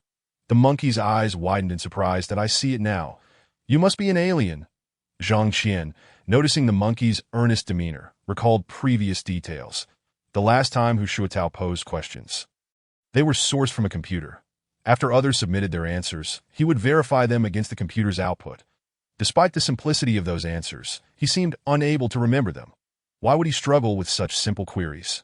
All right, second question. For a right triangle with legs measuring 3 centimeters and 4 centimeters, what is the length of the hypotenuse? Which theorem do you use to find it? The monkey continued its interrogation. 5 centimeters, using the Pythagorean theorem, Zhang Qian replied casually. This was basic knowledge, easily grasped by even elementary school students. How absurd! Are the people here so lacking in mathematical skill that such questions are deemed challenging? Some worlds have ancient secrets based on pinyin. Mastering it grants dominion over all, rivaling this world's absurdities. Just abandon all logic. Third question. How is a logarithmic function represented? Why log a x, where a 0 and a 1? My word, you are a genius, the monkey exclaimed, excitement radiating from its small form as it clutched Zhang Qian's hand. Zhang Qian sighed. A genius? Anyone who has attended high school knows this. Enough. Don't you wish to reveal your full potential? Hurry up and show me, Zhang Qian urged. The monkey extended its hand toward Zhang Qian, releasing a burst of green light. What are you doing? Zhang Qian hastily pushed the little monkey away, distancing himself from it. However, the green light surged directly into Zhang Qian's body, leaving him no chance to evade. Well, ultimately, he was still enveloped in green, that as the green light penetrated his being. Zhang Qian felt all his wounds heal. A sensation of unparalleled ease coursing through him. Simultaneously, a stream of information flooded his mind, revealing details about the little monkey. It turned out that the little monkey was originally a primordial spirit of the forest, endowed with the innate ability to communicate with all living things, as well as possessing healing and spirit summoning abilities. However, shortly after its birth, it caught the attention of the monkey demon king, who sought to enslave it for his own purposes. Reluctant to submit, it fought fiercely but inadvertently fell into the clutches of the monkey demon king, ultimately transformed into a small monkey. To escape the monkey demon king's torment, it exhausted all its strength, engaging in a harrowing struggle until it succeeded in sealing the demon, turning him into a stone monkey. Yet, it lost its own powers in the process, becoming a mere needle, resting to regain its strength while awaiting the arrival of a destined one. As for why it became a needle, it was because a needle is small and less likely to be exploited by malevolent beings. What about those 3 questions you mentioned? Zhang Qian inquired about the information that had not been provided. That is my mission. I have been aware of this since my inception. The little monkey replied with a rather enigmatic answer. Zhang Qian responded with a bear-like expression. Chapter 22. The inability of humans and monkeys to maintain composure is the mathematical proficiency in this world quite low. Zhang Qian could not help but pose this question. Indeed, the little monkey affirmed, explaining that the human genes here lack a mathematical template, rendering them incapable of comprehending any form of mathematical concepts, leading to forgetfulness upon exposure. All mathematical knowledge must be recorded electronically. And what of the literary proficiency? Zhang Qian continued. Literary proficiency is quite normal, came the response. Zhang Qian mused, it seems one can discern whether a person is an extraterrestrial based on their mathematical capabilities. Fortunately, when Hu Shuatao had previously questioned him, he had been vague and did not provide a direct answer. Otherwise, he would have revealed himself. What is your current situation? Why have you not reverted to your original form as a spirit? I lack sufficient energy. My strength has yet to be replenished, so I can only remain in the form of a little monkey for now. Is your method of energy replenishment akin to bloodsucking? Zhang Qian asked. More accurately, it involves absorbing the source of life. As long as the being is pure, I can restore my energy. Pure beings? Zhang Qian glanced at Iishi, raising an eyebrow. Did I ask this girl a pure being? Does purity refer to a simplistic mind, a kind heart, or perhaps a unique constitution? Zhang Qian pointed himself and asked, Am I a pure being? The little monkey shook its head. What constitutes a pure being? Zhang Qian pressed. The little monkey replied, I cannot articulate it. It is something to be grasped intuitively. Zhang Qian decided not to dwell on the matter and continued with other inquiries. What is your spirit summoning technique? Can it be utilized now? My spirit summoning ability connects with other realms, allowing communication with beings from those realms, that if I draw a formation, I can even summon entities from other dimensions. Zhang Qian's eyes sparkled with excitement. That's impressive. If the skill is potent, could it not summon an army from another world? Wouldn't that be exhilarating? The little monkey seemed to perceive Zhang Qian's thoughts and shook its head. My spirit summoning is a benevolent art. It does not enslave others. Even if I could summon beings from other realms, I cannot compel them to obey. The summoning is rather futile, Zhang Qian concluded, sensing that the little monkey's usefulness appeared limited. He tentatively asked, What about your healing abilities? The little monkey waved a hand dismissively. Before I revert to my spirit form, I cannot utilize healing techniques and can only manage to communicate with all living things. To transform back, I must absorb at least 100 units of the source of life. Zhang Qian pointed at Ishi and remarked, so, if this girl were to drain you completely, it would only restore 1% of your strength. Correct? No, no, no. The units of the source of life are not calculated by head count, but by purity. Some beings possess more than 1 unit, while others have less than one. This girl, having been slightly tainted by you, lacks enough purity to constitute a full unit. What do you mean by tainted by me? Does the natural instinct of human procreation and normal recreational activities count as pollution? Zhang Qian retorted. Well, since you are of no use at present, you might as well revert to a needle, Zhang Qian said without reservation. No, I refuse, the little monkey protested. If I revert to a needle, I will be immobile, and I certainly do not desire that. Am I not your master now? Zhang Qian posed the critical question, do my words hold any authority over you? In theory, yes, the little monkey nodded, but I am free. I can choose to heed your words or disregard them based on my own volition. Zhang Qian sighed, so, it all depends on your willingness to listen. What sort of master am I, then? A pet that does not obey its master unconditionally is hardly superior to a dog command you. I must first cultivate a bond, driven by affection. How remarkable. Zhang Qian expressed his disdain. You may as well return from whence you came. I have no need for a useless monkey, that I am a primordial spirit. Not a monkey. The little monkey retorted loudly, I am not without value. I merely lack my powers. You cannot dismiss me. I have already bound myself to you, and you must sustain me, or else you shall face divine retribution. Zhang Qian fell silent, contemplating the audacity of this insufferable little creature that, despite its apparent ineffectiveness, sought to sponge off him. It seemed to possess the ability to drain life force. Perhaps it was a reincarnated mosquito spirit. Zhang Qian seized the little monkey, binding it with rope and tossing it aside carelessly. Hey, what are you doing? The little monkey exclaimed, struggling while glaring at Zhang Qian with indignation. Stay over there in the cool spot. Zhang Qian replied nonchalantly. Now several minutes had passed, and Zhang Qian estimated that whose family should have sent someone for rescue, so he waited patiently. However, as time dragged on, no one appeared. It seemed as if they had been forgotten in this place. What is going on? Where are the people? Zhang Qian rose to inspect the electronic door, but it bore no peephole, only a broken display screen that revealed nothing. With no other option, Zhang Qian sat down and closed his eyes to rest. At that moment, Hiishi emitted a faint sound, indicating that she had likely regained consciousness. Zhang Qian turned to look at her, silently observing that Hiishi opened her eyes, attempting to rise, only to realize she was bound and unable to move. She glanced around, and her gaze ultimately fixed on Zhang Qian's face. The events of earlier quickly flooded back to her memory. She cast a downward glance at the ropes binding her. Feeling a sense of discomfort within, with a crackle, she tentatively released a surge of electricity, and to her surprise, it was indeed possible.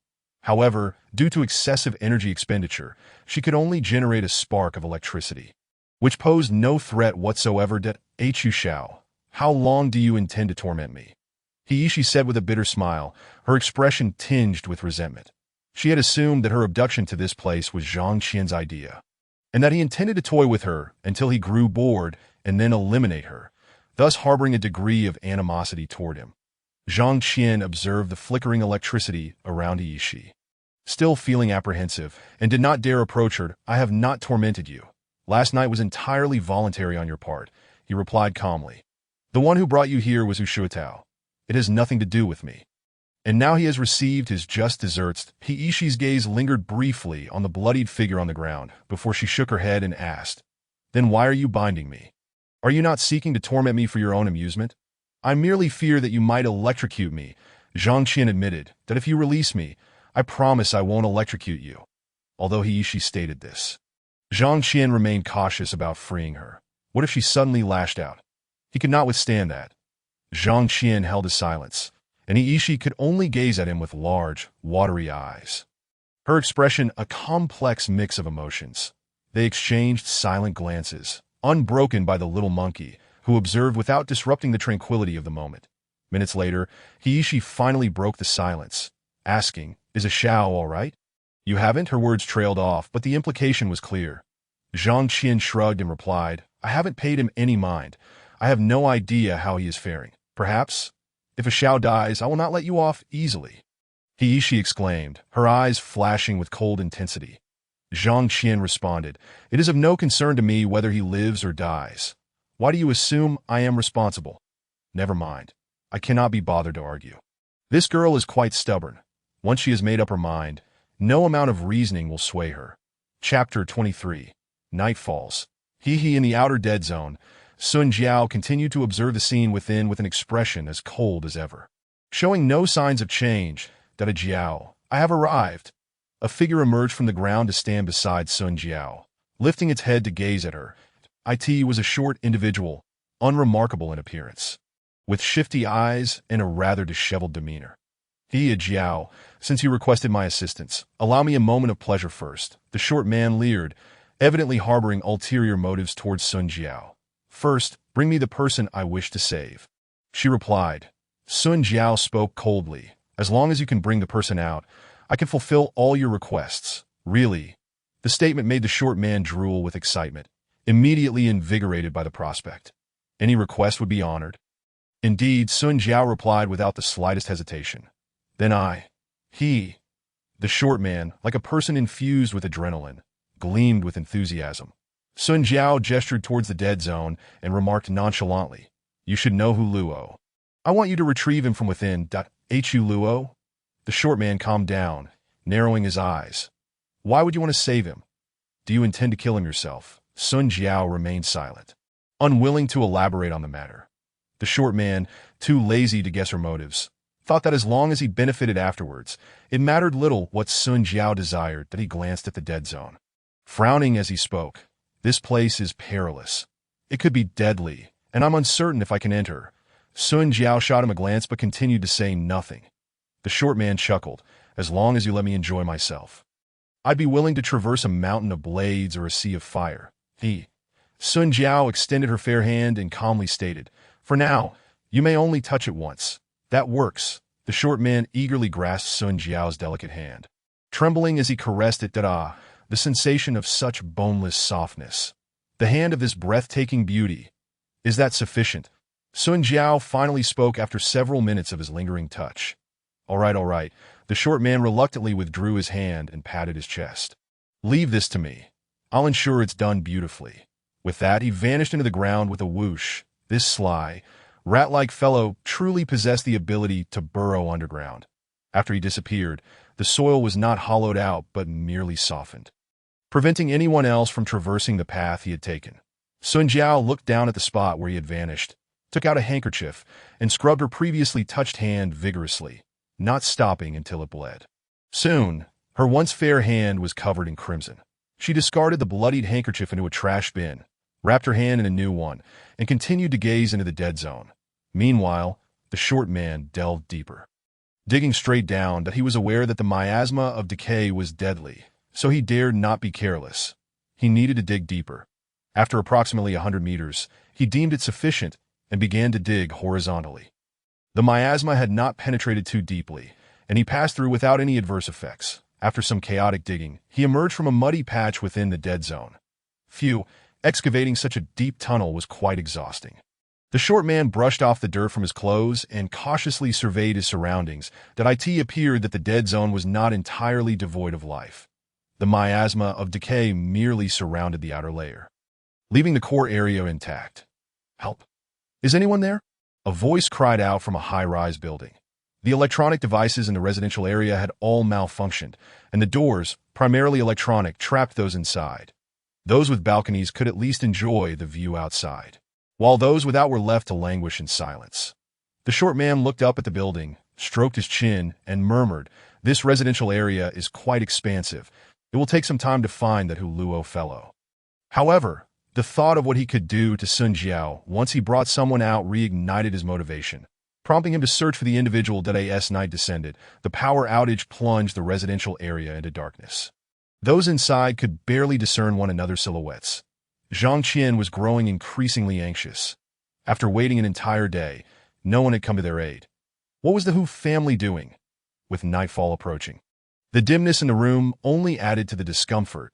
She was in an even worse predicament. Already physically weak, Being bound for so long with limited movement was unbearable as for the little monkey. It had remained quiet since she awakened, sitting silently in a corner like a ghost. Zhang Qian had noticed that the little monkey seemed to have become almost transparent, as if it possessed the ability to diminish its presence to the point of invisibility. Like Timo, it could remain undetected as long as it stayed still and silent. However, since the creature preferred to stay hidden, Zhang Qian chose to ignore it as long as it did not interfere with him. Besides, could he really impose on it? Although the little monkey ostensibly followed his lead, it operated independently, leaving no room for others to dictate its actions. Darkness enveloped them. An eerie atmosphere settled in. Who Luo? She's soft voice broke the silence. I am afraid of the dark. Zhang Qian replied casually. Oh, and so? She bit her lip, puffing her cheeks in silence. What did it mean when a girl expressed her fear of the dark? Zhang Qian was well aware that she sought comfort and care, yet the sight of her unleashing her power during the day had been too terrifying. He remained uncertain if she was truly powerless now, and thus refrained from approaching her. What if she harbored resentment and struck him with electricity the moment he drew near? That would be self-inflicted suffering. Hence, Zhang Qian preferred to let she endure some discomfort rather than risk his safety. This otherworldly realm was devoid of reason. A moment's carelessness could lead to death, and he dared not be reckless. After a considerable time, she timidly spoke again. Luo, I need to pee. Zhang Qian, but the tremor in her voice suggested she might be so frightened that she could lose control. She likely hadn't lost control yet. Otherwise, she wouldn't have uttered it. Perhaps she was simply too tense. People often felt the urge to relieve themselves when nervous. Zhang Qian could only imagine how embarrassed she felt when she said that. She must have wished for a place to hide. What did she mean by that? Did she want him to assist her? Well, technically, it wasn't out of the question. After all, it was dark and visibility was non-existent. However, what difference would it make? They had already gone wild the previous night. Having done everything that needed to be done, there was nothing to be embarrassed about for untying her restraints. That thought never crossed Zhang Qian's mind. He couldn't risk it. He strolled over leisurely and said, I understand. I'll come over now to help you with your pants. She? No. I want you to untie the ropes, not my pants. Chapter 24. Every life has its fate. Daylight broke. Many had not slept well through the night. The short man, however, had enjoyed a deep slumber that he had searched fruitlessly for hours, struggling with the challenge of climbing high buildings. Burrowing underground was his forte. But scaling walls was not. The residential area, reliant on electricity, boasted electronic doors and access controls, with some locations requiring facial recognition for entry. Thus, the short man could not search each apartment individually. He could only pause and call out when he sensed someone nearby, hoping Luo might be within earshot. Naturally, he ceased to search at night and found a fragrant room to sleep in, as there was little point in searching in complete darkness upon waking the next morning. The short man basked in the comfort of the pink quilt, relishing the experience of sleeping in someone else's boudoir. Yet, he was oblivious as to which beautiful woman's room it was that a new day had begun, and it was time to continue his search. The short man, brimming with enthusiasm, prepared to resume his task. However, before leaving, he wished to discover the identity of the room's occupant and rummage through the drawers for clues. There, he stumbled upon a stack of photographs. What the hell? The short man felt a wave of discomfort wash over him. The photos depicted a man with rosy cheeks and a bushy beard, clad in a skirt that revealed his hairy thighs. A truly eye-watering sight. One photo featured this man in the very room he was in, lying on the bed and pouting like a young boy. This was a man's room. A room belonging to a burly man with a feminine heart. Ugh. The short man felt as though he had swallowed a fly and hurriedly fled the room, seeking a restroom to cleanse himself of this ill fortune. Outside, in a comfortable room, Han Xiao opened his eyes and glanced at the nearly lifeless Hu Lingyi, a cold smile creeping across his lips. The games had gone on long enough. It was time for her to perish. Han Xiao extended his hand and squeezed Hu Lingyi's throat. Crack! A soft sound resonated, and Hu Lingyi was utterly devoid of life. How tragic it is for the esteemed heiress of the Hu family to meet such a humiliating demise. Han Xiao paid no heed to the lifeless body, casting but a fleeting glance before departing. His next objective lay with the other members of the Hu family. Upon arriving at the sector where Hu Luo resided, Han Xiao observed the dense black mist before him, furrowing his brow. Having familiarized himself with the situation prior to his arrival, he was aware that an anomalous event had transpired here the previous day, transforming the area into a death zone. However, peering through the less opaque regions of the mist, he could discern that the structures within remained largely intact, and faint movements suggested the presence of individuals inside, indicating that the corrosive aura was chiefly confined to the periphery of the district. Emergency services had attempted a rescue, yet no method proved effective in breaching the death zone or delivering supplies, leaving them with no choice but to concede defeat. The area was now cordoned off, prohibiting any approach. Additionally, several experts had come to study the corrosive aura, asserting that it was divine retribution aimed specifically at extraterrestrials, suggesting that the locals had merely suffered an undeserved calamity and that they need not concern themselves. Once the aliens perished, the corrosive aura would dissipate. When questioned as to why this retribution did not directly eliminate the extraterrestrials but instead manifested as corrosive mist, the experts replied that perhaps the heavens were indifferent. Alien life is still life, granted a chance to survive, albeit with restrictions, leaving it to their abilities to endure. These limitations, it seemed, applied only to those within the district. Outside its bounds, one was free from such constraints. Who would dare to test the potency of the corrosive aura? Many still roamed the vicinity of the death zone, drawn by curiosity, though they kept their distance to avoid accidental corrosion. Han Xiao lingered outside, contemplating leaving this matter to the Hu family to resolve on their own. Prioritizing the processing of others first, that moment, he noticed a striking beauty atop a nearby building, halting in his tracks. Utterly captivated. How exquisite, how graceful. The allure of the maiden ensnared Han Xiao, compelling him to approach. Meanwhile, Sun Jiao, who had been attentively monitoring the situation within the death zone, sensed an approaching presence and turned to look. Han Xiao. Sun Jiao recognized this individual, who bore a slight connection to Zhang Qian, her interest in Zhang having reached considerable heights, naturally leading her to investigate his affairs. That "My lady, what brings you here?" Han Xiao, faced with the enchanting beauty, opted against employing forceful measures, instead displaying a demeanor of refinement and courtesy. Sun Jiao perceived a change in Han Xiao. The unrefined air about him had given way to a formidable presence, one that was decidedly extraordinary. With an unwavering gaze, she replied, "I left something inside and wish to retrieve it." Han Xiao promptly cautioned, "The death zone is not to be entered lightly. The corrosive aura is lethal upon contact. I implore you, do not act impulsively." Sun Jiao remained silent, her attention returning to the death zone. She pondered the absence of the little rascal, wondering if he had met his end within. Of course, considering his character, he might well be indulging in mischief inside. Noticing that Sun Jiao had ceased to engage with him, Han Xiao felt a pang of disappointment but yearned to continue their conversation. Just then, the little rascal emerged from the ground. "Ugh, why is there a sewer here? I almost choked to death." The little rascal immediately began to complain, clearly having faced challenges while burrowing underground, upon seeing the unsavory little figure suddenly surface. Han Xiao promptly delivered a kick. Ouch! The little rascal nearly plunged 3 feet underground, teetering on the brink of despair. Sun Jiao frowned, casting a cold glance at Han Xiao. She had intended to inquire about the situation inside from the little rascal. If he were to be accidentally crushed, who could she turn to for answers? "Fear not, my lady. I shall protect you. No evil shall approach you," Han Xiao declared with righteous conviction. Sun Jiao merely responded with an exasperated silence. "Damn it! Which scoundrel stepped on me?" The little rascal emerged from another location, seething with anger. He was not so short-sighted as to fail to recognize that it was Han Xiao who had stomped on him. And he certainly didn't suspect Sun Jiao would do such a thing. Emerging again, he shouted, "Take that!" Han Xiao charged forward once more, delivering another kick. The little rascal hastily retreated underground, only to resurface elsewhere. "Damn it, if I don't show my strength, you'll mistake me for a groundhog," he shouted in indignation, diving back below.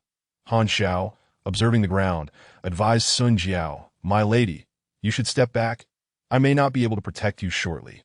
Sun Jiao watched him, unperturbed by his bravado. In the next moment, the little rascal extended a hand from beneath Han Xiao, seizing his feet and pulling him underground.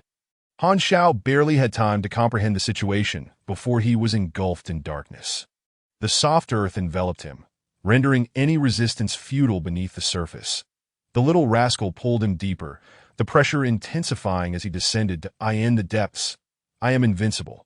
You may as well resign yourself to death. He chuckled sinisterly, holding Han Xiao firmly as he dragged him into the abyss that to be buried alive, suffocated in such a manner, was indeed a most humiliating fate, sparing the trouble of burial. The little rascal clung to Han Xiao, denying him any opportunity to struggle or relax. Above, Sun Jiao gazed down at the ground, seemingly anticipating the outcome, in the absence of air. Even a superhuman could not endure for long, barring any unforeseen circumstances. Han Xiao was doomed. After what felt like an eternity, the little rascal finally resurfaced, rubbing his head and muttering, "That guy kicked pretty hard earlier. Thankfully my head's tough, or I'd have a flat forehead now." Sun Jiao, indifferent to the fates of Han Xiao and the little rascal, was solely concerned about Zhang Qian. "What of Wu Luo?" The little rascal hesitated slightly, chuckling nervously. "It's rather complicated inside, making it difficult to locate anyone. I haven't found Wu Luo just yet." He then briefly recounted the conditions within. Sun Jiao replied coolly, "Continue searching. Inform me once you have located someone." The little rascal rubbed his hands together, squinting. "I've been running back and forth. Could you perhaps grant me another reward?" Sun Jiao's hand, which had been resting behind her, moved slightly, her expression unchanged as she produced a fresh handkerchief from her bosom and offered it to the little rascal. He eagerly accepted the handkerchief, placing it to his nose and inhaling deeply, his face transforming into one of bliss. "This is a fragrance befitting a great beauty. It's simply marvelous." Sun Jiao suppressed her discomfort and coldly commanded, "Hurry and find someone." "Understood," the little rascal replied with a grin, immediately springing into action. Sun Jiao clenched her fist, blood seeping from the handkerchief wrapped around her hand, staining the ground with a vivid crimson. Zhang Qian believed that his talent ought to come into play, yet he could not afford to remain idle. Otherwise, his talent would merely serve as a decorative facade. His gaze fell upon the lifeless body of Hu Shuangtao before swiftly bypassing it. In times of urgent peril, one must never resort to cannibalism, for who knows what dire consequences may ensue. He rose and began to wander about the room, searching for any items that might prove useful. Upon closer inspection, he stumbled upon a chainsaw. Well, it seemed that the chainsaw was of no help. He searched once more, yet found nothing of value. His attention then shifted to the small monkey, contemplating that if escape proved impossible, the only sustenance left would be that very monkey. But if he could merely endure for 4 more days, he could complete his mission. Surely a single monkey could sustain him for that duration. The small monkey seemed to sense the impending danger, its fur bristling as it turned to fix a stare on Zhang Qian. Zhang Qian met its gaze, refusing to back down. "Umph," the little monkey huffed silently in its mind. Abandoning the pretense of feigning death, and with a leap, it darted through the narrow skylight. Zhang Qian was taken aback. The skylight had a crossbar obstructing it, with an opening of merely 10 centimeters. How could the monkey possibly squeeze through? Did it possess the feline ability to stretch its form, or was it akin to a sponge, capable of altering its size? The monkey had fled. How was he to pass the remaining time? Zhang Qian shook his head, redirecting his gaze to He Yishi, who remained with her eyes shut, still pretending to be asleep. That in her current state of exhaustion, she had no strength to resist. She would simply lie still, allowing Zhang Qian to do as he pleased. Zhang Qian, too, wished to conserve his energy. With no useful items in the room, he would await rescue. Perhaps fortune would smile upon him.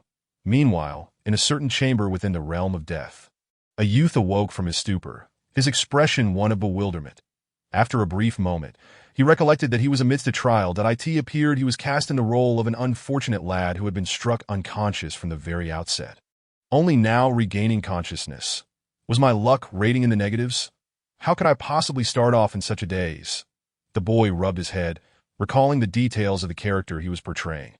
Hu Tu, the illegitimate son of the Hu family, generally disregarded and residing in a place worse than a doghouse.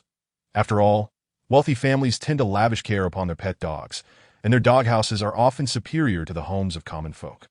It was absurd to claim that his dwelling was inferior to a doghouse.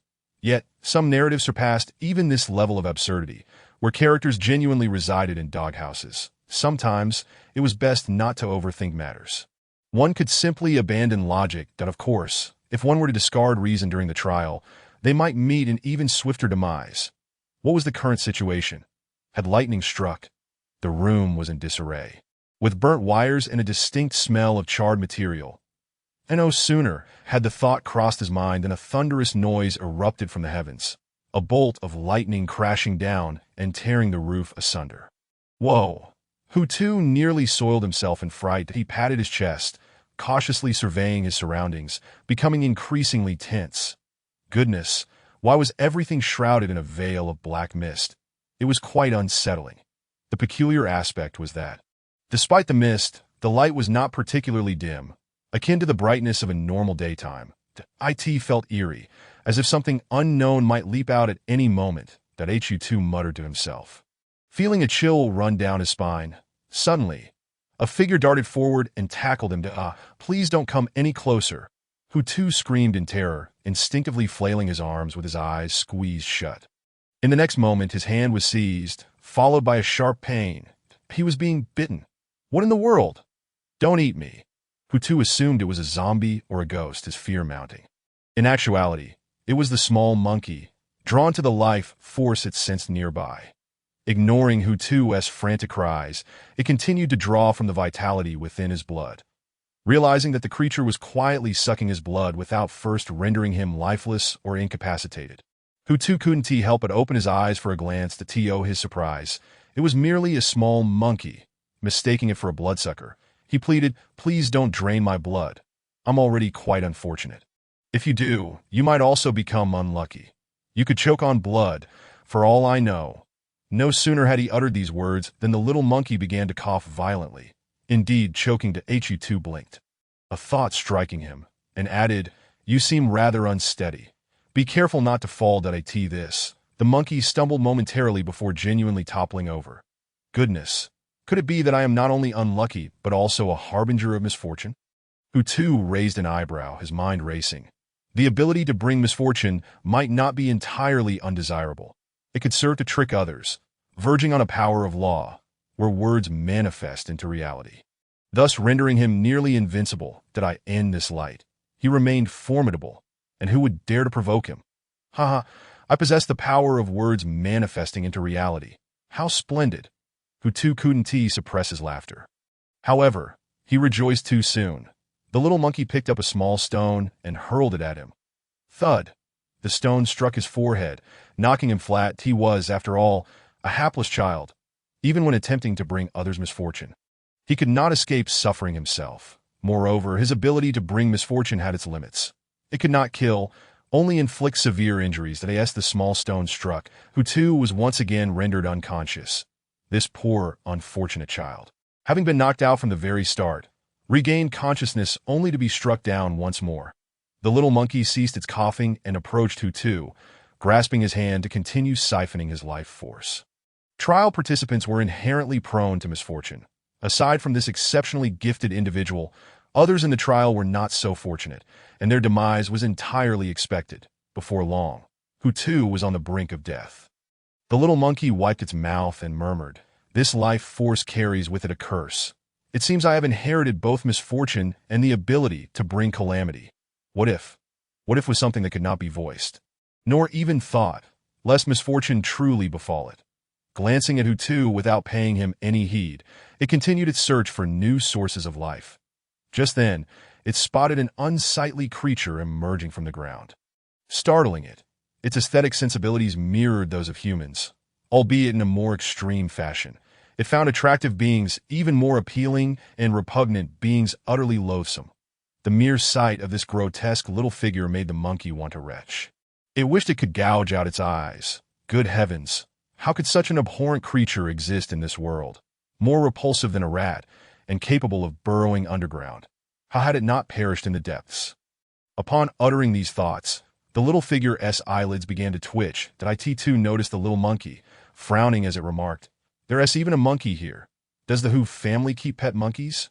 The little monkey's eyes glinted as it picked up a nearby steel pipe that had fallen from who knows where and hurled it at the diminutive creature.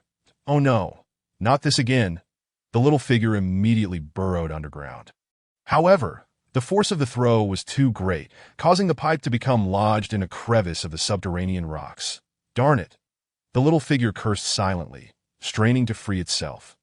Yet, as it exerted force, a crack was heard. Its bone had fractured. It cried out, but as the sound escaped its lips, soil rushed into its mouth, leaving it gasping for breath. In terror, it realized that its ability to burrow had failed. At this moment, it recalled a famous saying, "A skilled swimmer may drown in water. A burrower shall surely perish underground." Such was fate. Chapter 26. This monkey is also delusional that the diminutive creature met its end. Sun Jiao seemed to sense something. Her brow arching slightly, it appeared that her trust had been misplaced. That repugnant creature had not even encountered a human before meeting its demise. Sun Jiao fixed her gaze on the realm of death for a few moments before ultimately turning away. It was not that she wished to avoid human contact, but rather that she found herself at an impasse and needed to seek assistance. Sun Jiao entered a room adorned with various patterns, engaging in conversation with a mysterious woman within. "Have you discerned my intentions?" "Indeed, but you must also understand that this is no simple task, that if it were easy, I would not need to seek you out. That individual is one who is observed by the ineffable. He is not of your ilk, I believe. No need for further elaboration. This is my choice, and I shall not regret to speak frankly. You will not encounter him again in this world. Must I perish for that to occur? Yes, that I am prepared, that I must also inform you that even if you are reincarnated, it will take several days before you can see him again. And you may find yourselves on opposing sides. That is of no concern to me, that he will have many confidants. You may not capture his heart. Those superfluous beings shall be eliminated in that case. I shall assist you, but this body shall be mine to dispose of. Very well, that a plan that fails gives rise to another. This moment, Sun Jiao was already devising a scheme to meet Zhang Qian in the next trial world. She was not a challenger herself. Thus she could only traverse into another realm as a trial NPC. Naturally, she desired not just a fleeting encounter, but rather for Zhang Qian to encounter her in every trial he faced. Even if it led to her demise, she would not hesitate. That a day had passed since the little monkey departed. He appeared dazed and on the brink of death. Zhang Qian was nearly out of strength as well, resigned to lying in wait for his end. Little monkey, you truly wouldn't abandon me forever, would you?" Zhang Qian sighed inwardly, that he had believed his slender thread of hope rested with the little monkey. Yet the situation now seemed uncertain. This little monkey was frolicking about, perhaps off searching for some wondrous sustenance, hardly likely to spare a thought for Zhang Qian in his delirium. Zhang Qian succumbed to unconsciousness. When he awoke, he found the little monkey perched upon him, attempting to feed him water. "How dare you show your face?" Zhang Qian rasped. The little monkey replied, "Because your companion has already perished. Why should I hide?" Zhang Qian's eyes widened as he turned to glance at He, who lay silently, unmoving, like a slumbering beauty trapped in eternal sleep, that if the little monkey was not lying, then she truly had not awakened. Zhang Qian immediately attempted to rise to check on her, but his strength failed him, leaving even the light little monkey undisturbed. "How long was I unconscious?" He furrowed his brow and inquired. "About 2 days. Give or take," the little monkey answered nonchalantly. Zhang Qian's gaze remained fixed on He, that if he had been unconscious for 2 days, the men he had not eaten for at least 3 days and a night. Heishi's plight was even graver, having gone without sustenance for 4 days. While one might endure 3 days without food, the same could not be said for water, that Heishi, already weak, had succumbed to the absence of nourishment, which was entirely reasonable. Zhang Qian glared at the little monkey, coldly stating, "So, these past 2 days, you've been enjoying yourself without a care for her or me." The little monkey waved dismissively, saying, "As long as you don't die. I have no obligation to concern myself with your companion's fate." Zhang Qian clenched his fists, yearning to deliver a sound thrashing to the little monkey, but he lacked the strength, leaving him to merely glare coldly at it.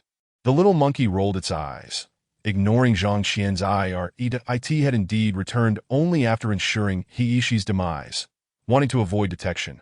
Moreover, the little monkey harbored a possessive desire for its master, unwilling to share him with anyone else. Such a little creature was indeed a possessive one. What purpose do you serve? Zhang Qian could not help but question.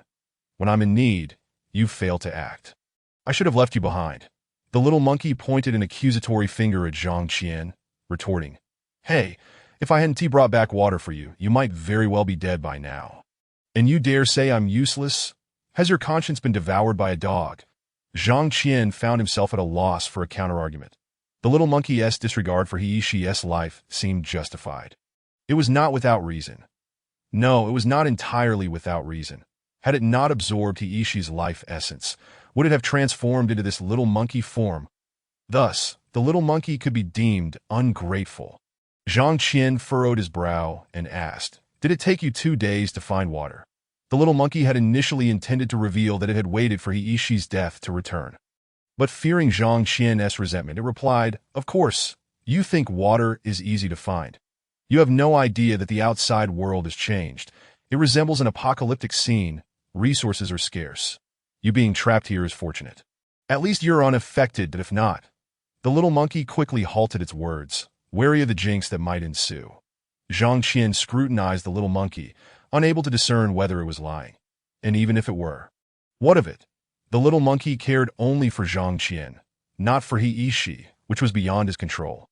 Ultimately, he had indeed been saved, leaving little room for him to admonish the little monkey, lest he himself appear ungrateful. Only a saint would reproach another for saving him while neglecting others. Zhang Qian fell silent. The little monkey suddenly leaned closer, fixing its gaze upon him. "Aren't you just resenting me for not rescuing your companion? You lecherous man, always seeking to indulge yourself. Do you wish to be a libertine?" Zhang Qian's face flushed slightly, and he could scarcely muster a defense. The inability to withstand temptation was the fault of Hu Luo. The playboy, the body's instincts were not his responsibility. Enjoying the pleasures of this form did not equate to his own desires. It merely indicated that he did not reject them. Had he been more resolute, he might have adhered strictly to his nature. Yet he believed that youth should be filled with passion. Thus he remained unyielding. After all, it bore no real detriment. The little monkey playfully pinched Zhang Qian's cheek, softly declaring, "Actually, I could reward you too. After all, I was originally female, a girl." Zhang Qian's eyes widened in disbelief as he gazed at the little monkey. It was one thing for the monkey to be female, as both genders were merely monkeys. However, the notion of it rewarding him was another matter altogether. Was he truly so desperate as to accept such a proposal, even from a monkey? Moreover, this monkey was so small. The implications were troubling. The little monkey, perceiving Zhang Qian's disdain, muttered, "I wasn't always this ugly. I'm a primordial sprite. Do you understand what that means? A being of exquisite beauty, fair-skinned, with a captivating smile." Zhang Qian indulged in the thought that a monkey of unparalleled beauty. He nearly choked on the absurdity of it.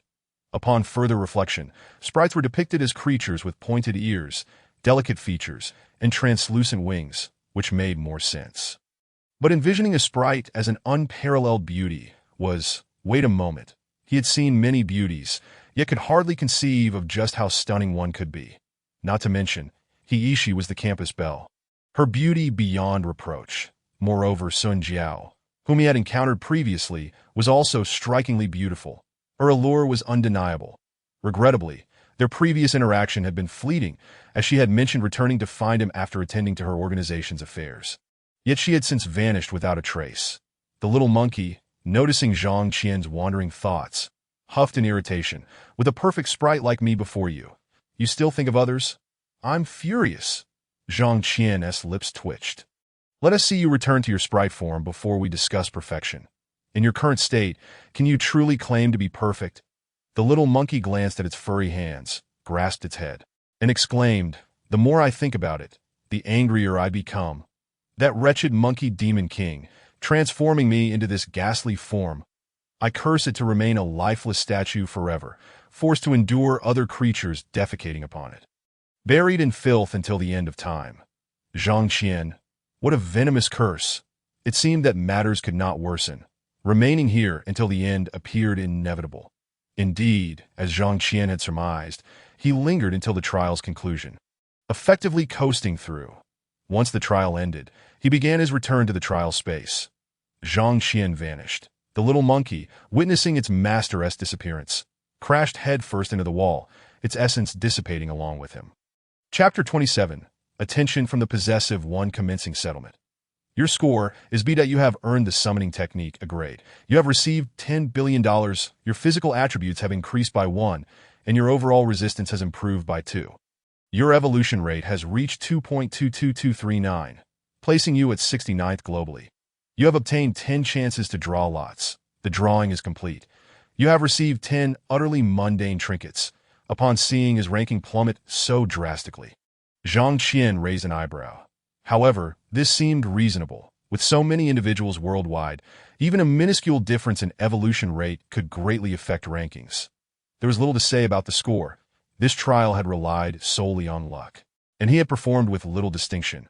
AB was commendable under the circumstances. As for the rewards, the results of the drawing were utterly disheartening, yielding nothing but rubbish.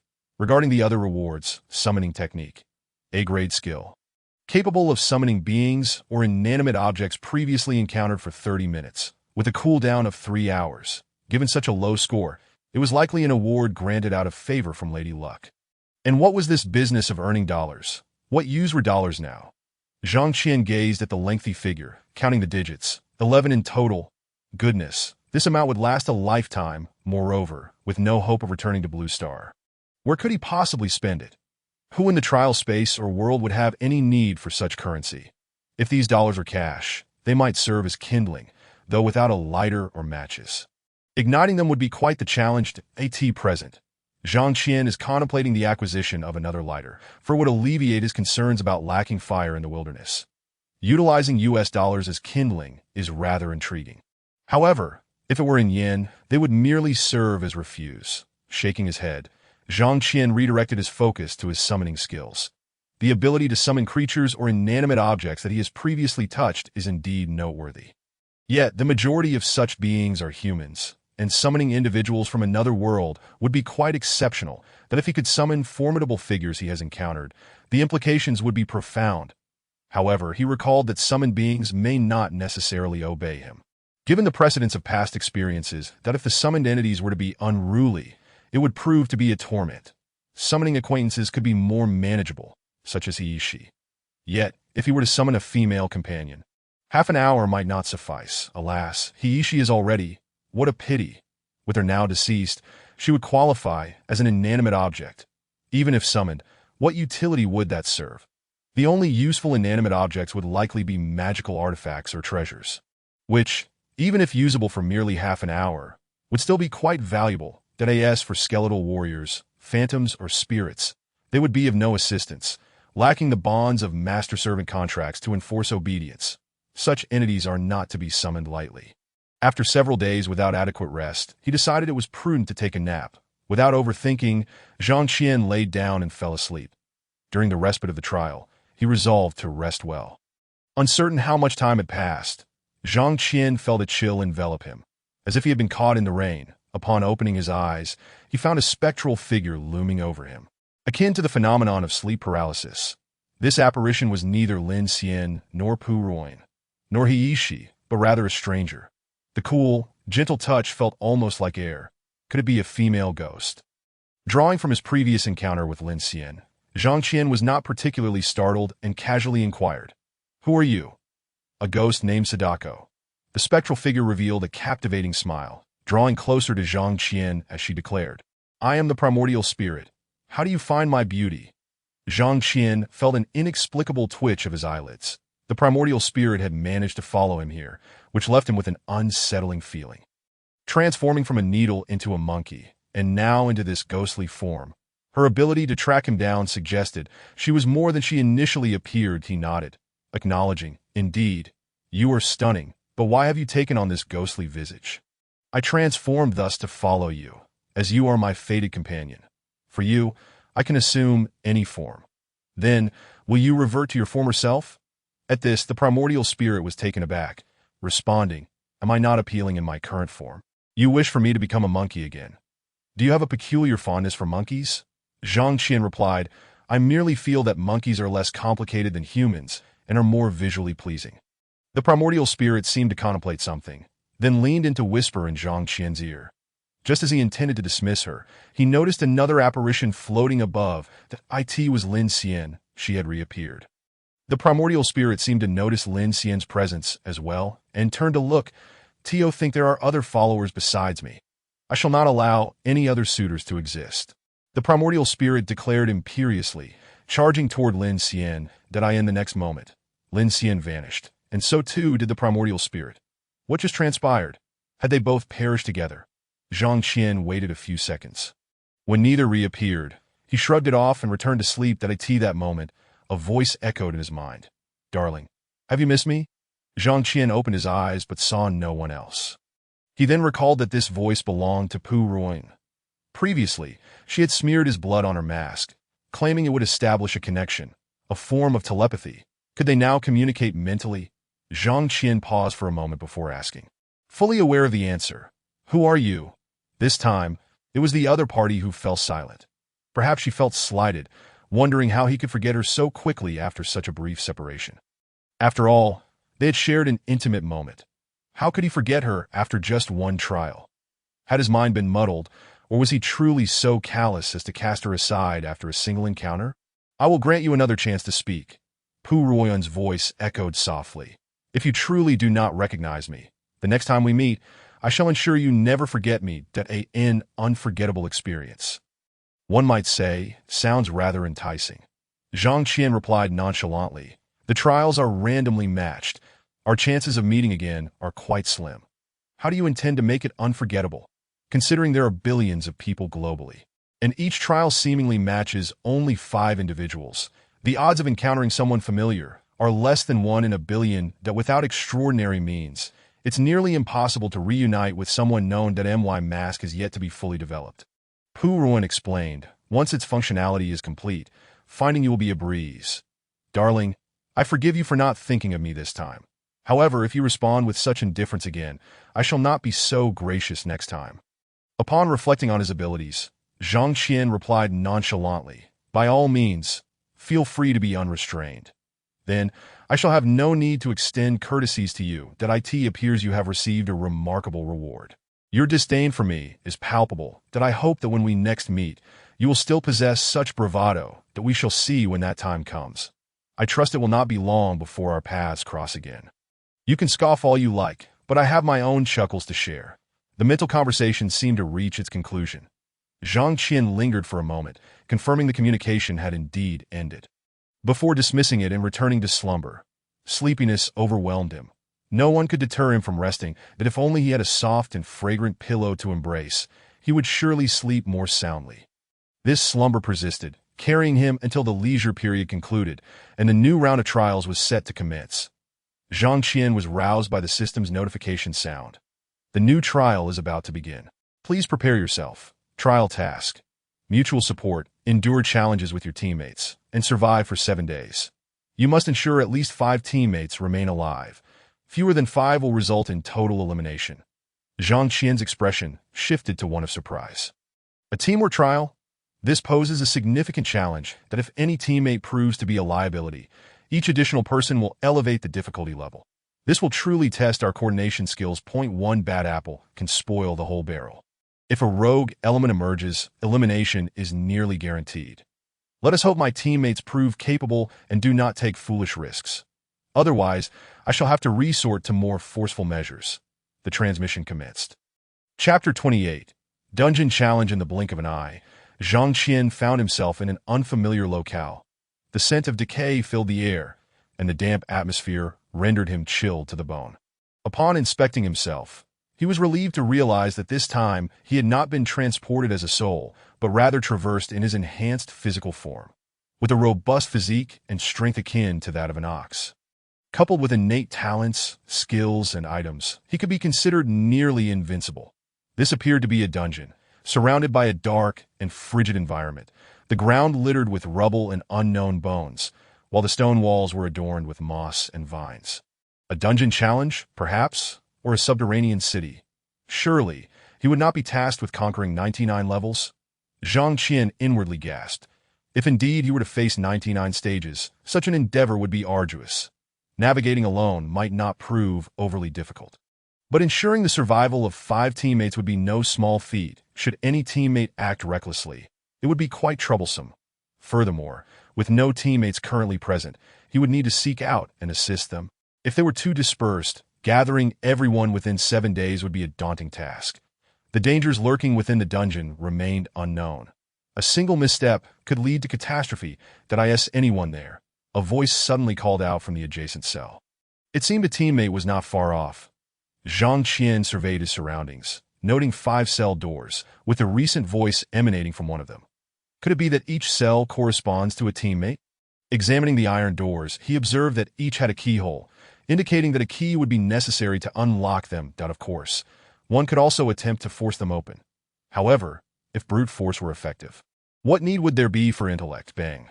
One of the cell doors suddenly resounded with a loud crash. The ground trembled slightly. The door remained steadfast. Clearly, someone was attempting to force it open, but to no avail. A scream echoed from the direction of the door being kicked. Perhaps attempting to break down the door resulted in backlash. "Are you all right?" Zhang Qian called out, recognizing the importance of his teammates. He could not allow them to perish so easily. My leg. It's broken. The voice responded through gritted teeth, likely suppressing the pain. Zhang Qian glanced at the door, reasoning that a broken leg did not imply it had split in two. More likely, it was a fracture. The TO sustained such an injury from a single kick suggested excessive force had resulted in a rebound. Listening closely, he discerned that the voice belonged to a girl, or perhaps a very androgynous boy. The thought of violently breaking down the door likely arises from a man's perspective. If it were a girl, would she perhaps be a muscular woman? Zhang Qian spoke up. "You should tend to your injuries first. Don't move around recklessly. Let me see how I can open the door." That a voice responded from the other side. "Don't act impulsively when the situation is unclear. Haste makes waste. One must exercise caution before proceeding without certainty." That was the same person who had mentioned someone earlier. It sounded like a man. Zhang Qian called out, "Is there anyone else here? If so, please respond so we can prepare ourselves." However, there was no reply. Zhang Qian murmured, "Could it be that besides me, there are only 2 others here? Or perhaps there are more, but they remain unconscious." Without thoroughly searching every nook and cranny, one cannot ascertain the number of individuals present. The system requires a minimum of 5 teammates to survive, excluding oneself, suggesting that it is highly probable there are more than 5 allies. Nevertheless, it is imperative to ensure that the more teammates there are, the better, lest one inadvertently suffers casualties, which would be disastrous. The dungeon contains 5 doors. Could it be that there are 5 keys hidden within? Where might these keys be concealed? Zhang Qian commenced a meticulous search. Ultimately, he unearthed a single key from a pile of dark, foul-smelling bones. That I found a key among the bones. "You all should check if there are any in your rooms as well," Zhang Qian called out to the others.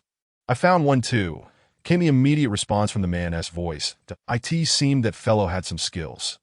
Zhang Qian pondered. If there is only one key, does that not imply it can only unlock one cell door? Could it be a master key, capable of opening all doors? He began to try the key on each door. The 5 cell doors were lined up side by side, if numbered from left to right. The neutral-voiced individual was behind door 3, while the man was behind door 2. They could henceforth be referred to as doors 2 and 3. As Zhang Qian attempted to unlock door 1, a voice emerged from door 3. "Ah, get away. What is wrong?" he quickly inquired there. "There's a rat," came the stammering reply to "A rat." A strange voice emanated from door 2, "From the force with which you're kicking the door. I thought you were quite brave. Yet, you're afraid of a rat?"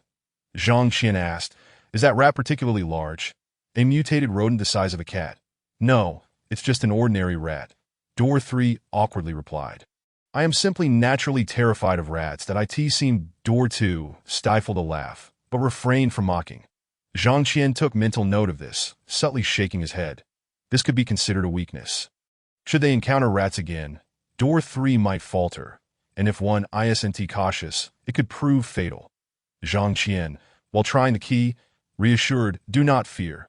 Just think of the rat as a cockroach. You can squash it with a single step." "But I'm also afraid of cockroaches," door 3 hesitantly admitted. Zhang Qian, "Well, that is another weakness added to the list." Door 2 could not help but ask, "Is there anything you're not afraid of?" Door 3 responded, "No, just these 2. Due to some unpleasant experiences in my childhood, I have a psychological aversion to them. I'm not afraid of any other animals." Upon hearing this, Zhang Qian suggested, "Then think of the rat and cockroach as duck necks. Cough. I mean as other small animals. When they come near, just close your eyes and step on them. Door 3 weakly replied, I can't. As soon as they approach, I tremble all over and can't move. Ah, the rat is coming again. Hurry and save me. Zhang Qian. This teammate feels like a liability. Not only has he broken his own leg, but he is also afraid of rats and cockroaches. How could he be of any help?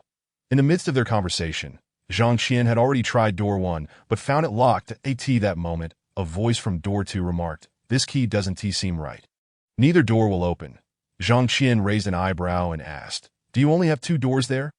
Yes, door 2 promptly replied. Is it not the same for you? I have 5 doors here, Zhang Qian responded while contemplating. The discrepancy in the number of doors hinted at a deeper mystery. However, it seemed plausible.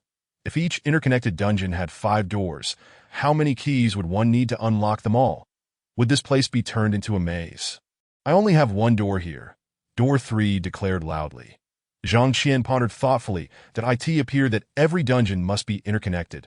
If the key in door 2 couldn't unlock the doors in his dungeon, could it possibly open the doors in the other dungeons? Zhang Qian then attempted to open door 2, but to no avail. Fortunately, the key was not so fragile that it would break. Otherwise, that would pose a considerable problem. Considering your fear of rats and cockroaches, can you still manage to look for keys? Door 2 inquired, not merely waiting idly. My right foot is broken. It's difficult to move. Moreover, there's a rat here. And I'm too scared to budge. Door 3 clearly lacked the capacity for action. Door 2 thought to curse the other for being useless, but sensing it would undermine morale, he bit his tongue. Zhang Qian then suggested, for the sake of clarity, let us introduce ourselves. We are teammates, and addressing one another as hey is hardly appropriate. My name is Zhang San. Zhang San as in Zhang will he die. What about you? Door 2 couldn't help but say, are you serious? That's a textbook level name. Never mind, I'll just call myself Li Si. Zhang Qian. Door 3 boldly interjected, you two are all hiding behind fake names. Not being straightforward enough that I'm not afraid to reveal my name. I'll stick with Wang Wu. Zhang Qian. Wait, bro. Is your name really Wang Wu? Wow, I didn't expect you to be so humorous. Li Si chuckled. If you're genuinely named this, I might just have to change my name to Li Si. Door 3 retorted angrily. My name is Wang Wu, as in dancing. Also, I'm a girl. Not just some bro. Zhang Qian. Now, Li Si had nothing further to say. Although the name Wang Wu sounded similar to Wang Wu, it wasn't overly kitsch. However, it was quite the coincidence that after Zhang San and Li Si, a Wang Wu appeared. Surely, this wasn't an intentional play on words. Chapter 29. Teammates are a headache. Zhang Qian tried door 3 again, but still found it locked. Now, he was beginning to doubt the usefulness of this key. He proceeded to try door 4, and this time, the lock opened, but the key became stuck. Evidently, it was a one-time use key, not meant for repeated use. Zhang Qian cautiously took several steps back, and after several seconds without any change, he carefully stepped inside. A strong, metallic scent of blood assaulted his senses. The environment of the 4th dungeon was similar to Zhang Qian's 0 dungeon. However, while it was filled with piles of bones. The 4th dungeon contained 2 corpses. Those 2 corpses were still bleeding, appearing to have died not long ago, their blood still warm. Zhang Qian furrowed his brow as he entered, his gaze scanning the dungeon. Help! Help me! Suddenly, one of the corpses let out a weak voice. One of the bodies was still alive. Zhang Qian rushed over and discovered that the voice belonged to an elderly man, barely clinging to life. The old man was covered in blood, his face pale, clearly not long for this world. Zhang Qian felt somewhat speechless. Not only was there an injured teammate, but the teammate was also an old man who could expire at any moment. This was truly overwhelming. With such injuries, if there were no healing abilities in the team, there was no way to save him, right? Even if he could be saved, this elderly gentleman would likely become a burden. Difficult situation. Young man, save me. The old man looked at Zhang Qian with tear-filled eyes, his frail hand grasping him tightly, displaying a strong will to survive. Zhang Qian's gaze lingered on the old man's chest, where a dagger-sized object protruded, resembling a key, a large key. Goodness, a key in such a form had appeared, sparing him the trouble of searching for it. However, such a large key seemed to lack a matching door. Could it be the key to Li Si's dungeon, or perhaps to Wang Wu's? Although those 2 dungeons were adjacent to Zhang Qian's, it was uncertain whether the keyholes would match in size. Faced with the old man's plea for help, Zhang Qian shook his head. I'm sorry. I lack healing abilities, so the old man's gaze dimmed slightly, and he fell silent. Yet his eyes remained fixed on Zhang Qian. Zhang Qian secretly shrugged. He was helpless. Whoever devised this evolutionary trial was clearly favoring survival of the fittest. This nearly dead old fellow was likely among the first to be eliminated. The fact that this old man had survived until the third trial was already commendable. Old man, you've survived 2 rounds of trials. Don't you have any means of preserving your life? Zhang Qian couldn't help but inquire. The old man sighed. I possess a life-saving item and a life-saving skill. But the item has already been used, and the skill is no longer usable. Zhang Qian asked, why is the life-saving skill no longer usable? The elder uttered, my life-preserving skill entails sacrificing my own life for survival. The consequence is that I can resurrect after death. Yet each revival diminishes my lifespan by 40 years that I have already resurrected twice. Zhang Qian's lips twitched. Having been revived twice, his lifespan must have been reduced by 80 years. No wonder this fellow appears so aged. He is likely not even 20 years old. After all, most individuals do not live to see 100. That young man. The elder attempted to say more, but before he could finish, his head tilted, and he fell silent. Zhang Qian checked the elder's pulse and confirmed that he had indeed passed on. Sigh, may you rest in peace. Zhang Qian sighed and casually extracted the large key. Blood continued to flow, but it was now a mere trickle. Just as Zhang Qian prepared to search for additional keys, the elder belched and opened his murky eyes. Phew, I'm alive again. You've frightened me to death. The elder's voice emerged hoarsely, sounding somewhat grating. Zhang Qian was momentarily taken aback. Goodness, he has lost 120 years of life, yet he is not reincarnated.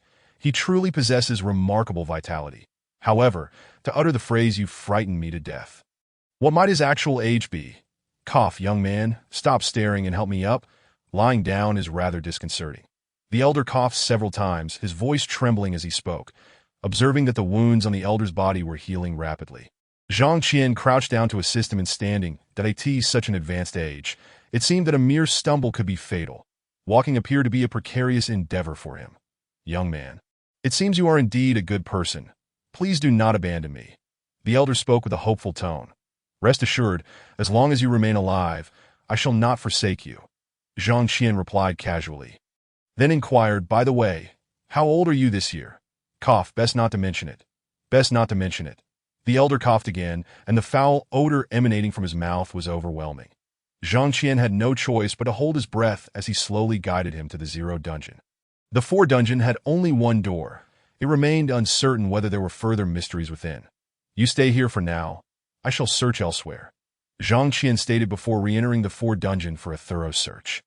At that moment, Li Si from the 2nd dungeon spoke up. Hey, is there anyone alive? Please state your name. The elder rasped, I am the aged Zhao Taidan. I beg for your kind consideration. His words were punctuated by asthmatic wheezes. As though he might expire at any moment, that Lic responded, Oh, yet another one using a false name. Splendid. Wang Wu muttered, How hypocritical. Zhao Taidan was seized by a violent coughing fit, unable to speak loudly any longer. Zhang Qian quickly searched the 4 dungeon and discovered another key on a different corpse. The key was lodged within the body, ensconced in intestines, mingled with blood and excrement, rendering it utterly repulsive. Overwhelmed by nausea, Zhang Qian meticulously searched the corpse before finally retrieving the key, nearly on the verge of vomiting. After securing the key, he hastily produced a flask of pure water, pouring it out to wash the key vigorously. Thankfully, there was a source of water. Otherwise, he would have been utterly miserable. Upon returning to the 0 dungeon, Wang Wu screamed again, Hurry and save me. A rat is about to climb on me. Zhao Taidan remained preoccupied with his coughing, unable to calm himself. The sound was rather unsettling. Lic sighed, one frail old man who sounds like he is on the brink of death, and another who fears even rats and cockroaches. What kind of pathetic teammates have I been matched with? In conclusion, he added, at least there is Zhang San, who seems somewhat normal. I hope he proves reliable. Wang Wu could not help but retort, Damn it, I merely fear rats and cockroaches. I fear nothing else. I am quite capable. Even if you sent 10 of your kind my way, I could easily take them down. Get away. Don't come near. The last remark was clearly directed at the rat. As for whether the rat would heed her, that remained uncertain. Lic scoffed. What good is being capable? Trials depend on intellect and wisdom. Those who possess courage without strategy are fit only to be cannon fodder. You re-asking for a beating, aren't you? Wang Wu was somewhat incensed. Being capable is useless. Do you want me to step outside and give you a thrashing first? Li Si contemplated retorting that they could discuss it when she stepped outside.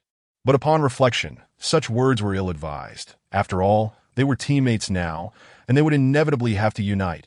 Uttering such a statement could very well lead to him being beaten. Let us just endure this brainless woman for now. Seeing that Li Si had fallen silent, Wang Wu spoke again.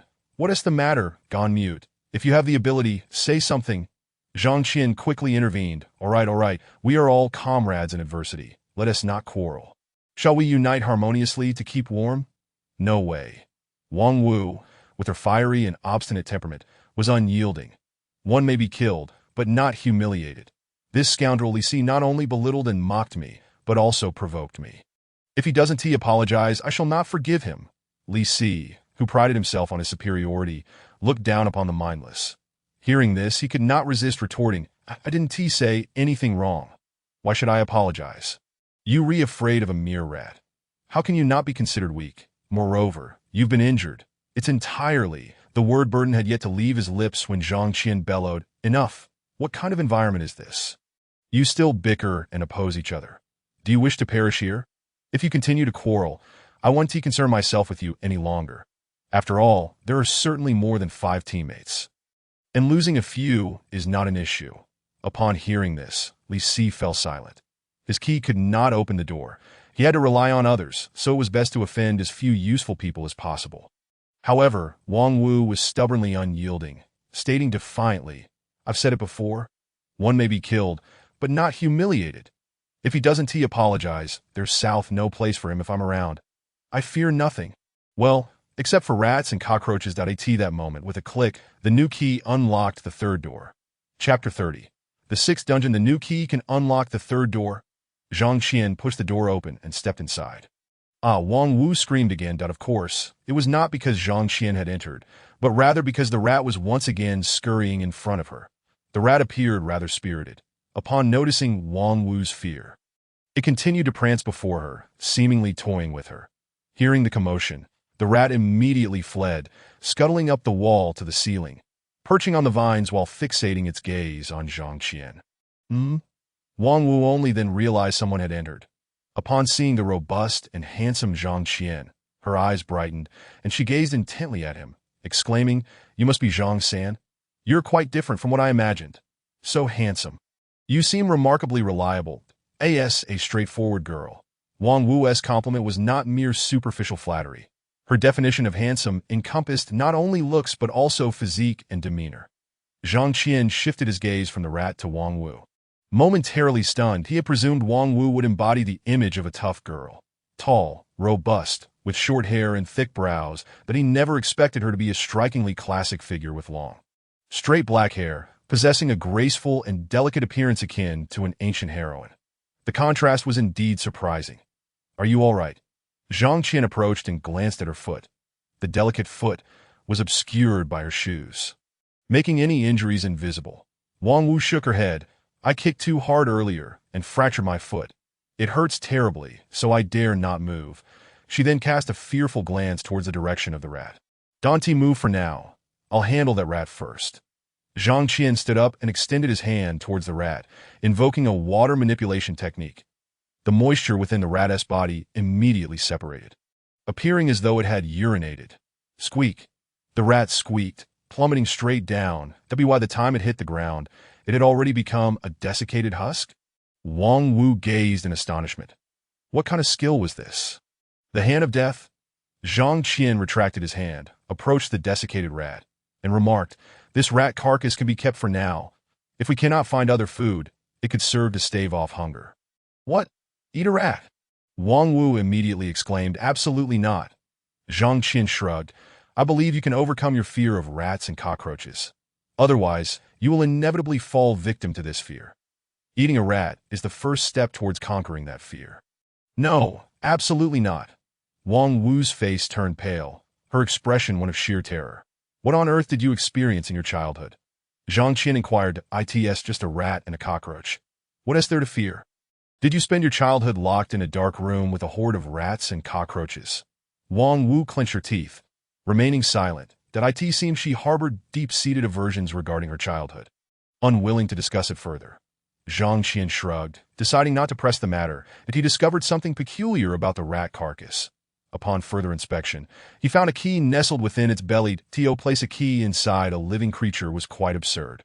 Zhang Qian shook his head inwardly. Thankfully, the key was not within a living body, otherwise it would have posed quite a dilemma. Having retrieved the key from the carcass, Zhang Qian turned to Wang Wu and said, "Let us leave this room for now. Do you need me to assist you?" Wang Wu was about to nod in acknowledgement when she suddenly exclaimed, "Don't come over just yet. Keep the mouse away from me." Zhang Qian paused momentarily before responding. "Rest assured, I've safely stored the mouse in my system backpack, well beyond a realm that it cannot breach. That it won't be able to approach you," Wang Wu replied. "Then please come over and assist me." "Thank you." As Zhang Qian approached to lend a hand, Wang Wu added, "Make sure you don't take the mouse out. Fear not, I would never betray your trust." With this assurance, Wang Wu finally felt at ease. Zhang Qian contemplated assessing the extent of her foot injury, but hesitated, concerned that she might misinterpret his intentions, thinking he lacked faith in her. So he refrained from mentioning it, that he assisted her to the 0 dungeon and, still uneasy, decided to conduct another search of the 3rd dungeon. Zhao Taidan had ceased coughing, but was still panting heavily. Appearing to struggle with each breath, Wang Wu, seated beside him, caught a whiff of the decaying scent that clung to him, reminiscent of an elderly man, mingled with a foul odor that was akin to something grotesque. She quickly shifted her position, distancing herself from Zhao Taidan. "That I apologize, young lady, for any discomfort I've caused," Zhao Taidan said with a hint of remorse. This made Wang Wu feel a bit embarrassed, yet she still shrank back slightly, saying, "It's not that I disdain you, but your odor is somewhat reminiscent of a rat, so—" Zhao Taidan erupted into another fit of coughs, as if he might cough out a lung on the other side. Li Si had fallen silent, his activities a mystery. Wang Wu glanced around, relieved to find no signs of mice or cockroaches. She removed her shoes to examine her foot, having kicked the door with her right foot. It was now swollen, considerably larger than usual, with blood seeping out, resembling a pig's trotters. She gazed silently at her injured foot, her expression unchanged, as if enduring pain had become a mundane affair. Zhao Taiju cast a glance at Wang Wu, wanting to say something, but found it difficult to breathe.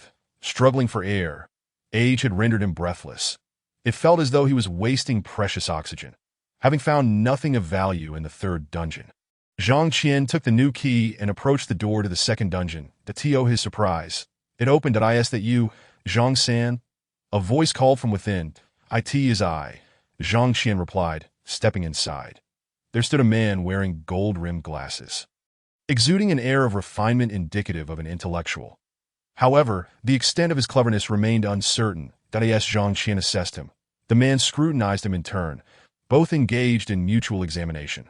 "Greetings, I am Li Si," the man said politely, yet he refrained from extending a hand, perhaps due to a fear of germs or a wariness of Zhang Qian, or perhaps a combination of both. Zhang Qian surveyed the 2nd dungeon and inquired, "Have you searched this place thoroughly?" "Indeed," Li Si replied with confidence. "I have searched every inch and found only this key," as he produced it for Zhang Qian to see, gripping it tightly, likely fearing that Zhang Qian might snatch it away. Though he could tell at first glance that he might not be a match for Zhang Qian, he was reluctant to relinquish his resources without a fight. Zhang Qian noted Li Si's wariness, but dismissed it, shifting his gaze to another door across from them. This door appeared disconnected from the 1st and 3rd dungeons, so he dubbed it the 6th door. Upon inspecting it, Zhang Qian raised an eyebrow. The 6th door featured 2 keyholes, one large and one small, suggesting that it required 2 keys to unlock. That he inserted the key he had taken from Zhao Taiju, attempting to turn it. With a click, the key broke, and the door swung open. What? It opened just like that. It only requires one corresponding key to unlock. It seemed that the key in Li Si's possession was meant for either the 1st or 5th dungeon. Perhaps those dungeons housed others, unconscious individuals. "Let us see what lies within," Li Si suggested, leaning closer. Zhang Qian pushed the door open and peered inside, revealing another dungeon that appeared empty. devoid of occupants or additional doors. Is this a vacant dungeon? Li Si ventured in first to explore. Zhang Qian followed suit. This dungeon was thick with vines, enveloping every inch, leaving no gaps. A sea of green obscured the stone walls and floor. Li Si took a step before halting, exhibiting caution. Unusual occurrences often signal hidden dangers. We must remain vigilant, he warned, suspecting that perilous creatures might lurk within the foliage. Chapter 31. Discrepancies between face and heart. The sixth dungeon was lush and vibrant, unmistakably intriguing. Suddenly, a faint hissing sound emanated from somewhere, signaling movement among the vines. That Lic sensed the impending danger and quickly retreated. There's a venomous snake. Let us back away, close the door, and explore the other dungeons first. Zhang Qian scanned the area, nodded, and stepped back to shut the door. Of course, the door only served as a barrier. Once opened, it could not be locked again without a key. However, simply closing it sufficed. As long as no sentient creatures appeared, the door would remain undisturbed. Zhang Qian and Li Si returned to the Zero dungeon to regroup.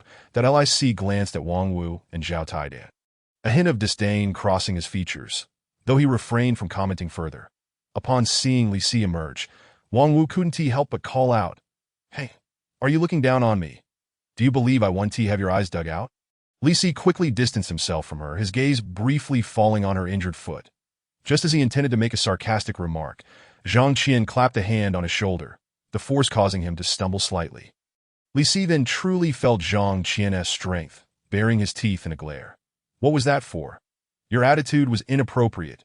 Go apologize to her," Zhang Qian commanded without room for argument. "Did I?" Li Si hesitated.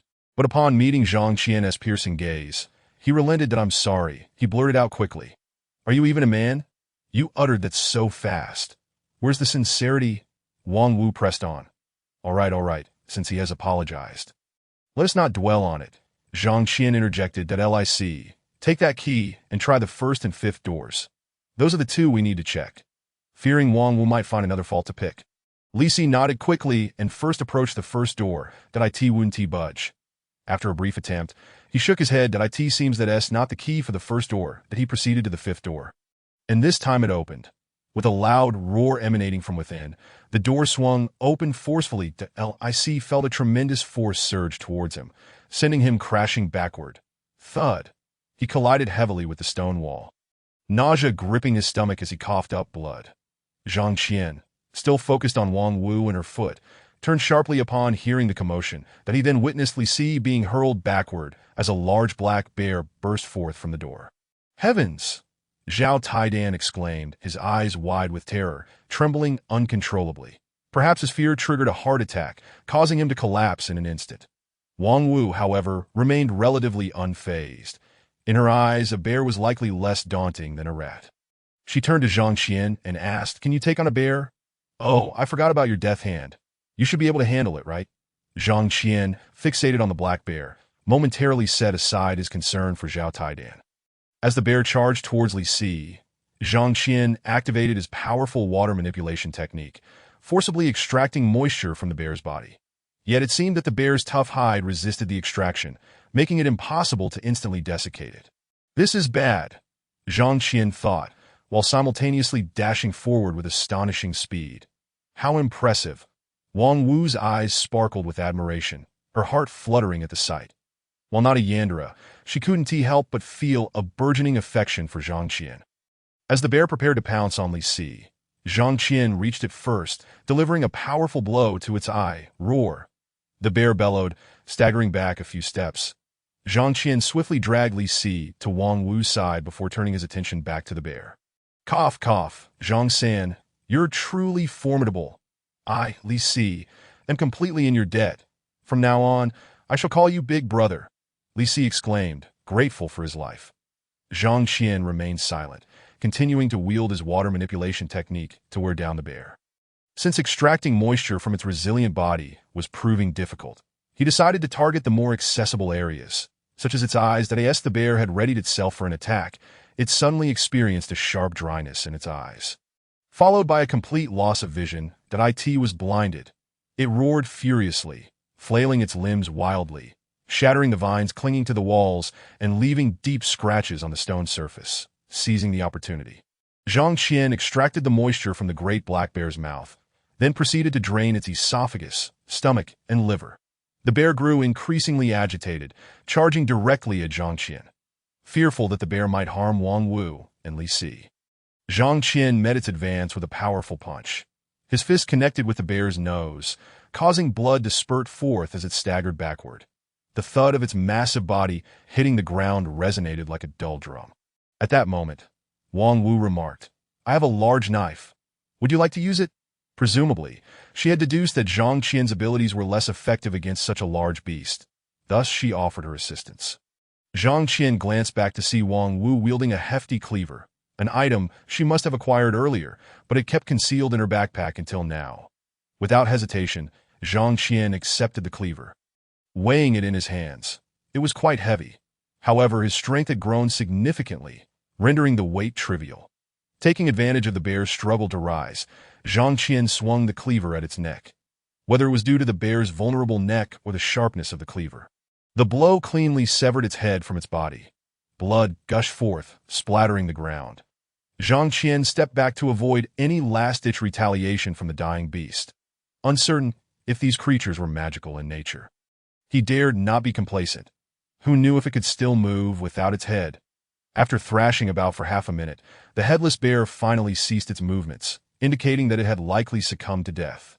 Zhang Qian approached and swiftly severed its four paws, ensuring it wouldn't rise again to wreak havoc.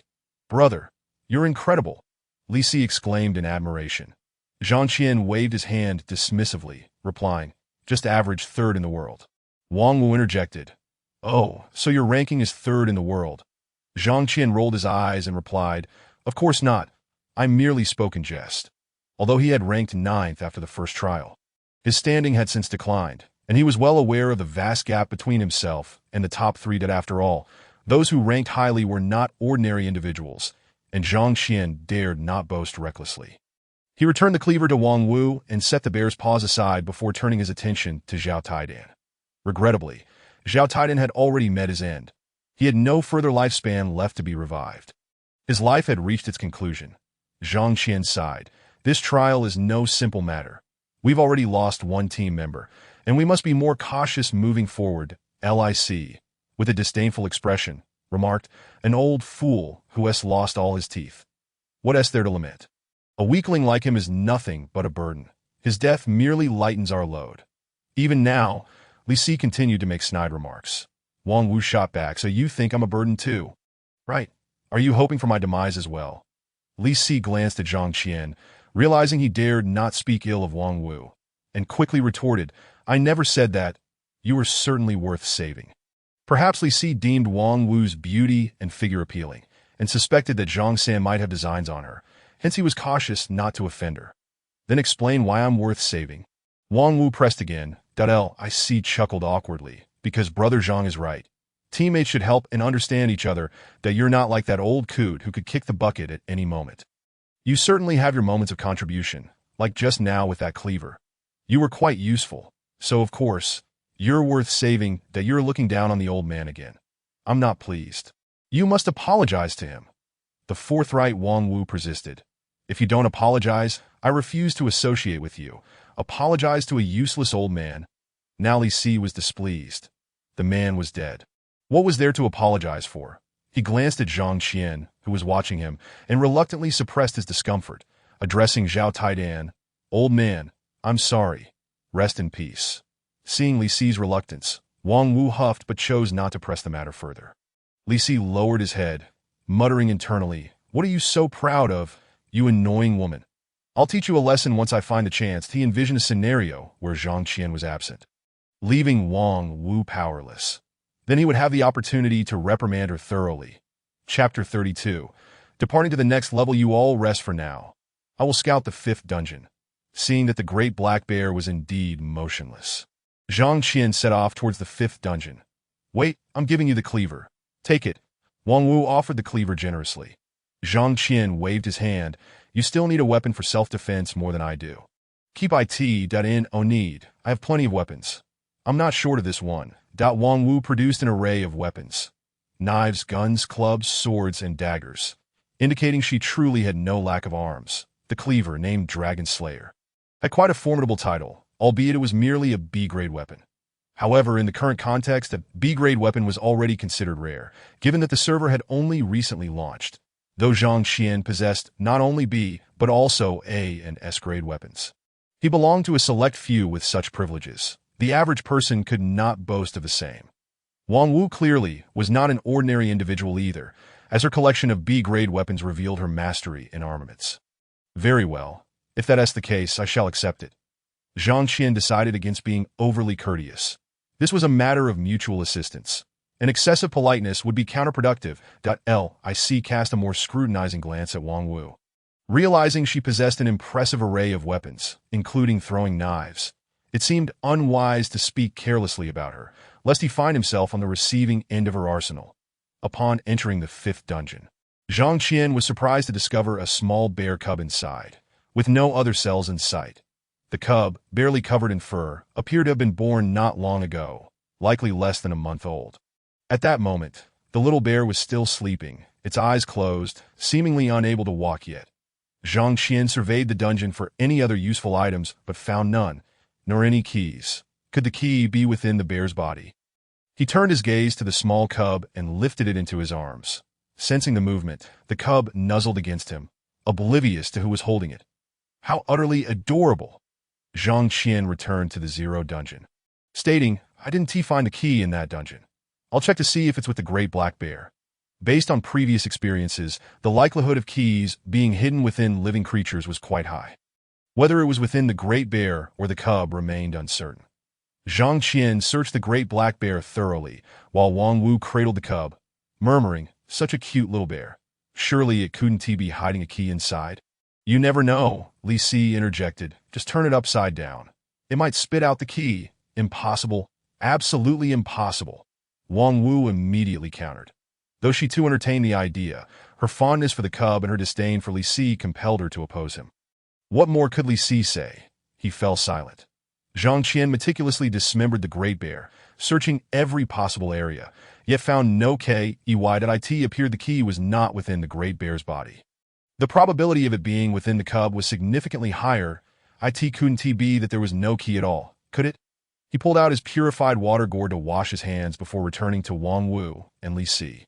That gourd you had earlier looked quite small. How does it hold so much water? Wang Wu inquired curiously. Because it's a gourd with abundant water, Zhang Qian casually replied, avoid wasting water.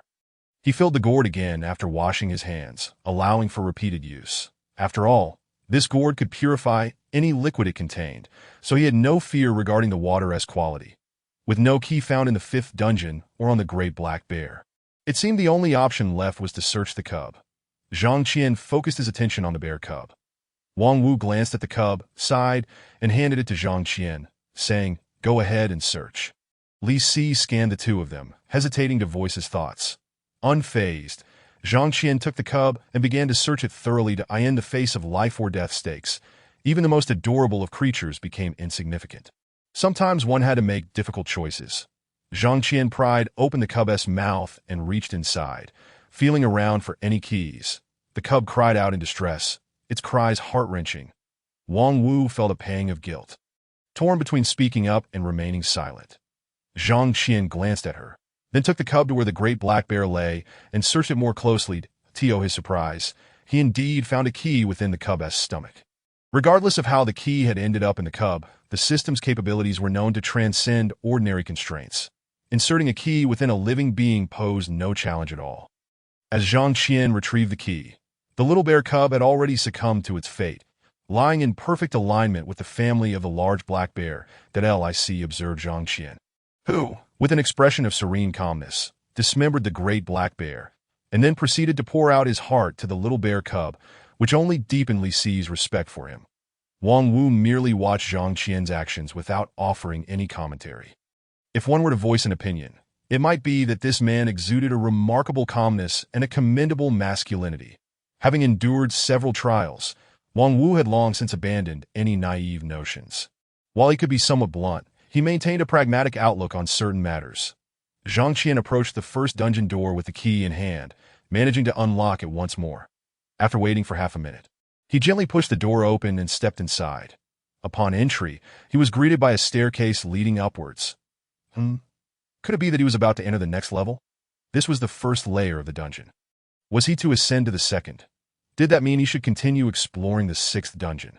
If given the choice, Zhang Qian would prefer to remain here, for there was a large black bear to sustain him. He could easily survive 7 days in this place. However, his task required the survival of at least 5 teammates, and with fewer than 5 currently, he could not rest easy, even though it was possible for the remaining teammates to survive without joining him. The uncertainty of their safety weighed heavily on his mind. Zhang Qian relayed the situation of the first dungeon to his 2 companions. "What are we waiting for? Let us proceed right away," Wang Wu promptly suggested. "Our mission is to ensure the survival of a sufficient number of teammates. Thus, we must first locate the others that AS for the 6th dungeon. It was of no concern. They were not there to uncover truths or seek treasures. What was the point of that? Indeed, let us set aside the 6th dungeon for now, that IT appears quite perilous. We should prioritize finding the other teammates." Li Si concurred that it seemed the teammates had reached a consensus. Their priority was to locate the others. Zhang Qian glanced at Wang Wu's feet, hesitating before saying, "You shouldn't be moving around right now. What if your injury worsens? If the injury were to escalate, it could lead to a severe consequence for your leg." "It is nothing of concern," Wang Wu replied nonchalantly, "that I am a martial artist. This minor injury is trivial to me, and I can endure it. Once the task concludes, I might even receive medicinal rewards, which would allow me to heal effortlessly." "And you, Li Si?" Zhang Qian inquired, considering that Li Si had been struck by the large black bear and had bled, leaving his condition uncertain. "That I'm fine. It is not a significant issue," Li Si replied, also maintaining a facade of indifference, though it was unclear if he was merely putting on a brave front. Perhaps he was concerned about his pride, not wanting others to perceive him as weak, or maybe he feared becoming a burden. If the other trial participants were stronger than him, and there were more than 5 teammates, he might worry about being abandoned. Thus, even with injuries, he felt compelled to push through, unwilling to be seen as lacking. "Very well. Then let us move on," Zhang Qian declared. "Supporting you may slow our pace. Would you prefer that I carry you instead?" "Sure, I appreciate it," Wang Wu responded without hesitation, readily accepting Zhang Qian's offer. As for Li Si, he likely just had a bit of chest pain from the earlier impact. After a brief rest, he could manage on his own without assistance. Consequently, Zhang Qian carried Wang Wu on his back and led Li Si as they ventured into the first dungeon, setting off towards the next level. Zhao Taiden's body would remain in the 0 dungeon for now, as there was no feasible way to lay him to rest. He could only be left there. Meanwhile, the 6th dungeon remained eerily silent, showing no signs of disturbance, perhaps as long as they refrained from stirring trouble. They would encounter no issues. Chapter 33. The bound girl had this bizarre scene morphed into a horror tableau. Li Si's expression grew grave as he beheld the bloodstains and handprint form upon the stone walls. The staircase leading upwards posed no challenge. However, the walls on either side were adorned with blood handprints, creating a chilling and sinister atmosphere. Wang Wu, unfazed, remarked, "This is nothing. I've played horror games before and have encountered far more terrifying visuals. Such scenes hardly frighten me, that we must not be careless. Let us proceed with caution," Zhang Qian cautioned as they continued onward. After ascending over 100 steps, they finally reached the pinnacle. There, they encountered another door, locked as well. However, this door was not solid. It resembled a barred gate composed of several iron rods, with gaps in between that allowed a glimpse of the interior. Zhang Qian peered through the opening and saw an individual bound to a pillar by iron chains, a sword protruding from her abdomen. I see also observed the scene within, furrowing his brow as he remarked, "That person doesn't seem to be in good shape. She looks as though she is on the brink of death. Even if we were to rescue her, she would merely become a burden, unworthy of our efforts." Moreover, the individual appeared to be a frail girl, likely too weak to contribute anything of value to the team. However, Li Si refrained from finishing his thought, likely to avoid incurring Wang Wu's ire. Wang Wu shot Li Si a disapproving glare and stated, "Regardless of the circumstances, we cannot stand by and do nothing. We must first rescue her." Noticing their arrival, the girl called out, "Are you trial participants? Please come save me. It hurts so much." Li Si expressed his skepticism. Her voice sounded strong. It doesn't seem to align with someone who is injured. Could this be a trap? The possibility of a trap warranted consideration. If there were NPCs or monsters disguised as pitiful beings to elicit sympathy only to betray them at a crucial moment, they could find themselves in dire straits. Suddenly, Zhang Qian pondered whether Li Si and Wang Wu were truly his allies. What if they were insiders sent by the NPCs? Wang Wu seemed more human. But Li Si was less certain. Li's constant remarks about burdens and liabilities seemed divisive. Could he be trusted as a teammate? Zhang Qian had always believed that his mission aligned with that of his companions. But was that truly the case? He directly inquired, "What are your missions?" Li Si, "You go first." Lic hesitated, pausing for a few seconds before responding, "Are you doubting us? My mission is to survive for 7 days with at least 5 teammates." "Then why do you keep referring to teammates as burdens, as if they could be discarded at will?" Zhang Qian confronted him. Lic replied, "Because I believe there must be more than 5 teammates.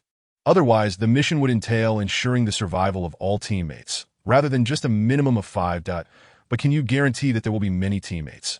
What if there are only 6? This time, it was Wang Wu's turn to question. Lic shrugged. "I don't believe there will be so few. Otherwise, the trial would be excessively difficult, and we could easily find ourselves without a way out. The trial should not be this challenging. I suspect there are at least 10 teammates. Half of them would merely be dead weight, easily expendable. This trial intertwines human nature with a moderate degree of difficulty." Wang Wu rebuked. "That is no justification for disregarding human life. That if you were injured and unable to move, would you also find it acceptable to be abandoned?" Li Si seemed poised to retort, but ultimately fell silent. He believed he was merely taking a rational perspective. Sometimes, trials necessitate a lack of empathy. After all, if one were to be dragged down, their chances of survival would diminish. Worthless individuals should be discarded to minimize losses and prevent collective disaster. "Wang Wu, what is your mission?" Zhang Qian continued to inquire. "My task is also to survive for 7 days, but I only need to ensure the survival of 3 teammates. The more, the better," Wang Wu replied straightforwardly. Upon hearing Zhang Qian mention that there would be more than 5 teammates, he found it peculiar, initially thinking it was merely speculation. Now, it appeared that Zhang Qian's mission indeed required ensuring the survival of at least 5 teammates. Zhang Qian raised an eyebrow. The differing task requirements among teammates suggested a correlation with individual capabilities. Yet, why did Li Si's task also involve ensuring 5 teammates' survival? Had he concealed his true strength? Or had he deduced from Zhang Qian's earlier words that he needed to guarantee 5? To avoid being suspected of being an insider, he claimed 5 that based on his previous behavior, he might only need to survive for 7 days himself, without any obligation to ensure the survival of others. Thus, he acted without restraint, allying with the strong solely to enhance his own chances of survival. After Wang Wu's revelation, Li Si appeared somewhat unsettled and, with a vacant expression, admitted, "All right, I lied earlier. I only need to ensure the survival of 2 teammates. That I was worried that Brother Zhang would suspect me. So I claimed 5. I suspect you don't require any teammates to survive. You only care about your own survival," Wang Wu retorted aggressively. With such a selfish and unfeeling disposition, she found it hard to believe he had any genuine concern for teammates. "Believe what you will."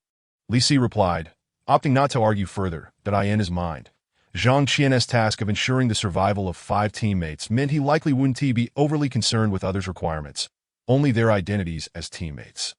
Thus, all Li Si needed to do was avoid becoming a liability to ensure he wouldn't be abandoned. He had no need to worry about Wang Wu's perceptions. "Please, stop arguing and come save me." The girl's voice trembled with distress from within. The sword embedded in her body was truly agonizing, and she could hardly bear it any longer. Lic timely voiced his skepticism, saying, "It has been quite some time since the trial began, and you have bled extensively. Why are you still alive? Don't tell me that all this blood is merely menstrual blood." Wang Wu shot an annoyed glare at Lic, but refrained from speaking, turning her attention back to the girl over there. Zhang Qian, on the other hand, felt that Lic's inquiry was quite justified. After all, there was a large pool of blood beneath the girl. And someone who had lost so much blood and yet remained alive must certainly have some hidden secret that Lic, it seemed, was keen to showcase his cleverness and prove his worth, perhaps fearing abandonment by those in authority. Hence his occasional displays of his presence. The girl over there explained, "I possess healing abilities. allowing me to treat myself from time to time. Otherwise, I would have perished long ago. This revelation illuminated Zhang Qian and the others. It appeared that she was a healer. Having her in the team would significantly increase their chances of survival. Yet Li Si, still feeling uneasy, asked, "What is your task?" The girl simply replied, "Survive with at least 5 teammates for 7 days." This aligned with Zhang Qian's own task. Could her abilities be on par with his? When Zhang Qian, Li Si, and Wang Wu had been discussing matters earlier, they had done so in hushed tones. And given the distance of 20 to 30 meters, she should not have overheard them. Her stated task seemed credible. As a healer, she could better ensure the survival of her teammates, and the requirement for 5 teammates made sense. She was a comrade. They had to rescue her. Before Zhang Qian could say anything, Wang Wu spoke first. This time, Li Si concurred. After all, she was a healer capable of saving lives. She had to be rescued. Zhang Qian gazed at the sturdy gate before him, frowning as he remarked, "This door appears quite robust. Without a key, it is highly unlikely we can open it. But where might the key be? The key for the first level of the dungeon has already been used, and who knows where to find the key for the entrance to the second level? Could it be in the previous 6th dungeon? Kicking the door down is not an option. Otherwise, we'd have another Wang Wu on our hands. As for using a large blade to cut through, that requires careful consideration. What if the rebound injures me?" Chapter 34. Rescuing is quite difficult. As the group pondered the whereabouts of the key, the girl bound nearby suddenly coughed up blood. Her face contorted in pain as she cried out, "Why haven't you come yet? I truly cannot endure this any longer." Zhang Qian immediately responded, "This door is locked. We cannot open it without a key." "Have you seen one?" Li Si muttered under his breath. "If the key is inside, that complicates matters." Wang Wu interjected, "I have a rope and a hook. If we could see the key, there might be a chance to retrieve it." The girl, enduring her pain, glanced around and said, "There's a small black dot on the wall to the right of the door. I'm not sure if it's the key. After all, at a distance of 20 to 30 meters. And given the key's small size, it could easily appear as just a small black dot against the wall to the right." Zhang Qian immediately looked in that direction. Of course, one could not see the inner wall from the outside. Wang Wu quickly produced the rope, stating, "Is it possible to use the rope to reach the key?" Zhang Qian regarded the rope and asked, "Does your rope have an automatic tracking feature?" "No." "Can it be controlled like a hand?" "No. We can only rely on luck to see if we can swing it onto the key." "Yes." Zhang Qian felt somewhat exasperated. Relying solely on luck to swing the rope onto the key and retrieve it was not impossible. But it would require extraordinary fortune. While he might possess such luck, his teammates would not. It seemed they would need to rely on other means. Just as Zhang Qian was about to use his water manipulation technique to retrieve the key, Li Si suddenly spoke up. "Actually, I have the ability to retrieve objects from a distance, but it only works within a 5-meter radius, and I must see the target to use it. Moreover, the target cannot exceed 3 pounds. This ability is rather underwhelming. With a range of only 5 meters, the target must be small enough to be less than or equal to 3 pounds, and it must be visible to use it. Under normal circumstances, it is indeed a rather lackluster skill. However, in special situations, it can be quite useful, such as now. But they cannot see the key, so retrieving it from a distance is out of the question." At that moment, Wang Wu pulled out a small mirror and said, "Here, use this." Lic quickly understood, took the small mirror, and extended it through the bars of the gate, using the reflection to search for the key. It seemed there was none. After carefully inspecting, Li Si confirmed he did not see the key hanging on the inner wall. Zhang Qian suggested, "The right side inside should correspond to the left side outside. Look to the left." Lic instantly understood and adjusted the mirror to the left. Upon doing so, he indeed spotted the key. "Found it!" Li Si exclaimed, immediately activating his ability to retrieve the key from a distance. At that moment, he felt that the team could not function without him. Look, only he could play a pivotal role in this situation. Otherwise, they would have to wait for others from the other dungeons to come and take the key to rescue the girl. This challenge seemed tailor-made for him, allowing him to exert significant influence, which made him feel quite pleased. Lic waved the key in front of Wang Wu, smugly declaring, "See, this challenge couldn't be tackled without me." Zhang Qian replied, "If that makes you happy." Wang Wu, concerned for the girl, impatiently urged, "Stop with the chatter. Hurry and open the door to rescue her."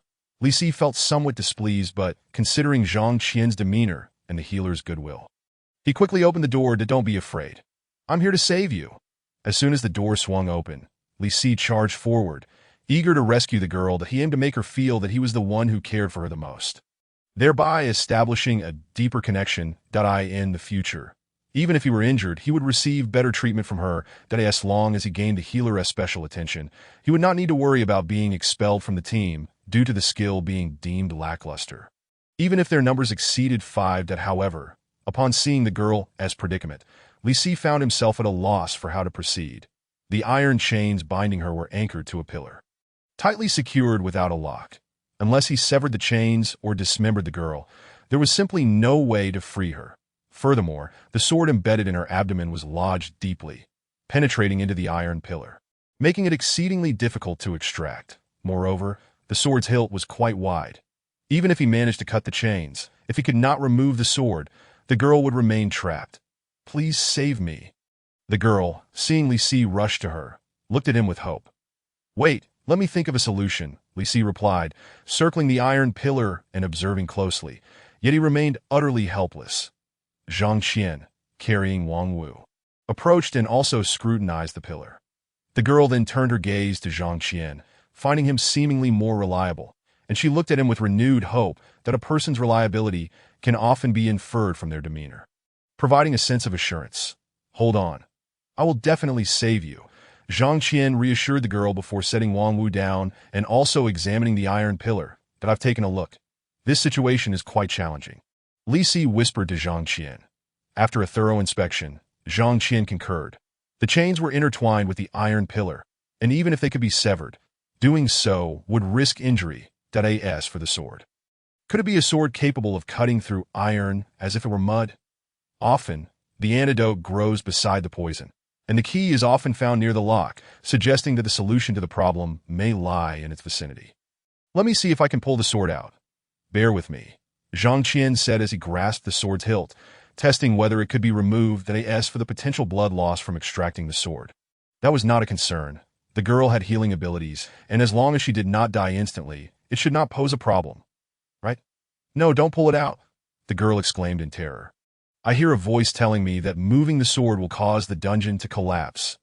Zhang Qian had already pulled the sword out slightly upon hearing this, and he quickly stopped, asking, "What kind of voice do you hear?" "It's a rather ethereal voice that activates whenever I'm in danger. It has helped me out of many crises. Did I ask this your innate ability or skill?" "No, I don't know why I hear it. The system hasn't provided any hints." Given this context, the voice seemed quite suspicious. However, if it could assist in resolving crises, there was no need for extensive probing. Its utility was what mattered, Lic remarked. "If the sword cannot be moved, then even if we sever the chains, you still won't be able to get down." The girl gritted her teeth and replied, "At worst, I will be disemboweled. I have healing abilities, so that is not an issue. Then the current problem is how to sever the chains." Zhang Qian glanced around the dungeon, which he tentatively named Dungeon 201. Aside from the iron barred gate at the entrance, there were 2 additional iron doors presenting 2 new pathways. There was nothing else of significance in this area, suggesting that they could not find materials to deal with the chains on site. It was likely that the means to do so lay in the other dungeons. However, without keys, they could not open the iron doors, and aside from the key they had just acquired, there appeared to be no other keys in sight. Was it possible that the key to the iron doors was hidden within the girl's very being? Zhang Qian scrutinized the girl before him, feeling hesitant to search her directly. The girl appeared to be in her early teens, possessing a certain charm, a budding beauty, though that was of little consequence. What truly mattered was whether she harbored a key on her person or within her very being. Should he search her? Just then, the girl suddenly coughed up blood, her complexion paling further, her face contorted in anguish, tears streaming down her cheeks as she trembled, saying, "This sword is beginning to invade my body, that if I do not extricate myself soon, I may not endure much longer. Do not fear, do not fear. Just hold on a little longer. I will surely devise a way to save you." Zhang Qian reassured her, though a flicker of hesitation crossed his gaze. If no other solution presented itself, he might have to resort to desperate measures. Chapter 35. The useless bottle becomes useful. "Please, hurry and save me. I will do anything if it means my rescue," the girl implored in a tone filled with desperation. Lic, having run out of options, turned his gaze toward Zhang Qian. Recognizing that finding another key was impractical, Zhang Qian retrieved the esteemed useless bottle and addressed the girl. Useless. The words left everyone momentarily stunned, entirely unprepared for Zhang Qian's audacious move. What did he mean by calling someone useless? The girl, taken aback, responded, "What did you say?" As soon as she uttered a word, she was promptly sucked into the useless bottle. This peculiar bottle had a peculiar property. Any response would result in being drawn inside, irrespective of its nature. Zhang Qian glanced into the bottle, now containing a diminutive figure the size of a bean. Wang Wu and Li Si stared in disbelief, utterly baffled by Zhang Qian's antics. He had absorbed a person into the bottle, observing the iron pillar. The bloodstains remained, yet the girl was no longer present. The sword remained unchanged, and the chains hung loosely. "What kind of treasure is this?" Wang Wu inquired directly. "Where is she? Did you absorb her?" Li Si echoed. Curiosity etched on his face. Zhang Qian carefully tipped the girl out of the bottle into the palm of his hand, saying, "She is right here." The girl, equally bewildered, found herself inexplicably extracted, now nestled within a vast hand. "How did you become so enormous?" she asked while attempting to heal her injuries. "It is not that we have grown. Rather, you have shrunk," Zhang Qian explained. "This tool is called the useless bottle. It can contain people, but they become this small." The girl blinked at a loss for words. Wang Wu then asked, "Can it return someone to their normal size?" Currently, it lacks that functionality," Zhang Qian admitted with a look of resignation. To revert to their original size, they would need others to possess skills that could restore or enlarge them. In any case, it was beyond his capabilities, and no matter. "I am just grateful for your assistance in my rescue." "Being smaller is not a problem," the girl replied earnestly. In fact, it makes it easier to avoid danger. Perhaps you could keep me in the bottle. That would significantly reduce my risks. It appeared she had grown weary of suffering and sought a safe haven, finding solace within the useless bottle. That could work. Zhang Qian conceded that it was undoubtedly safe within the bottle. As long as he remained alive, those inside would be secure. Curiously, he mused that even if he were to perish, it would not endanger those within the bottle. Zhang Qian began to contemplate the possibility of placing all his teammates inside the useless bottle, thereby bearing any dangers himself and simplifying the trials ahead. However, he suddenly recalled that the useless bottle could only contain 3 individuals at most. Even if it were full, 2 teammates would still require his attention. Nevertheless, caring for 2 teammates would certainly be far less burdensome. Upon hearing the girl's suggestion, Li Si considered hiding in the useless bottle as well. Yet he hesitated, fearing such an action might render him perceived as ineffectual, akin to a coward to preserve his pride. He resolved to avoid mentioning entering the useless bottle unless absolutely necessary, lest he willingly embrace the title of useless. "Can your healing abilities extend to others?" Zhang Qian inquired.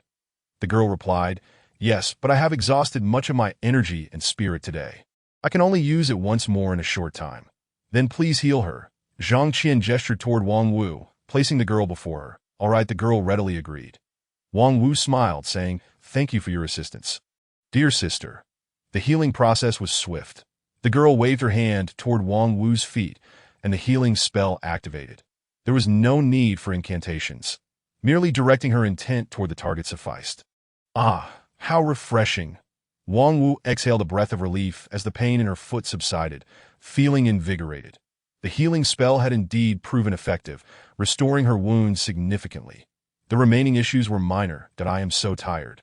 I need to rest well," the girl declared, her exhaustion evident after casting the healing spell, and she retreated into the useless bottle. Having suffered greatly before, even with her wounds healed, she remained frail and visibly worn out. Without proper rest, she would be of little use. "Please rest well. I shall not disturb you for the time being," Zhang Qian said, tightening the bottle's cap in preparation to store it that moment. The girl spoke again. "My name is Xiao Qi.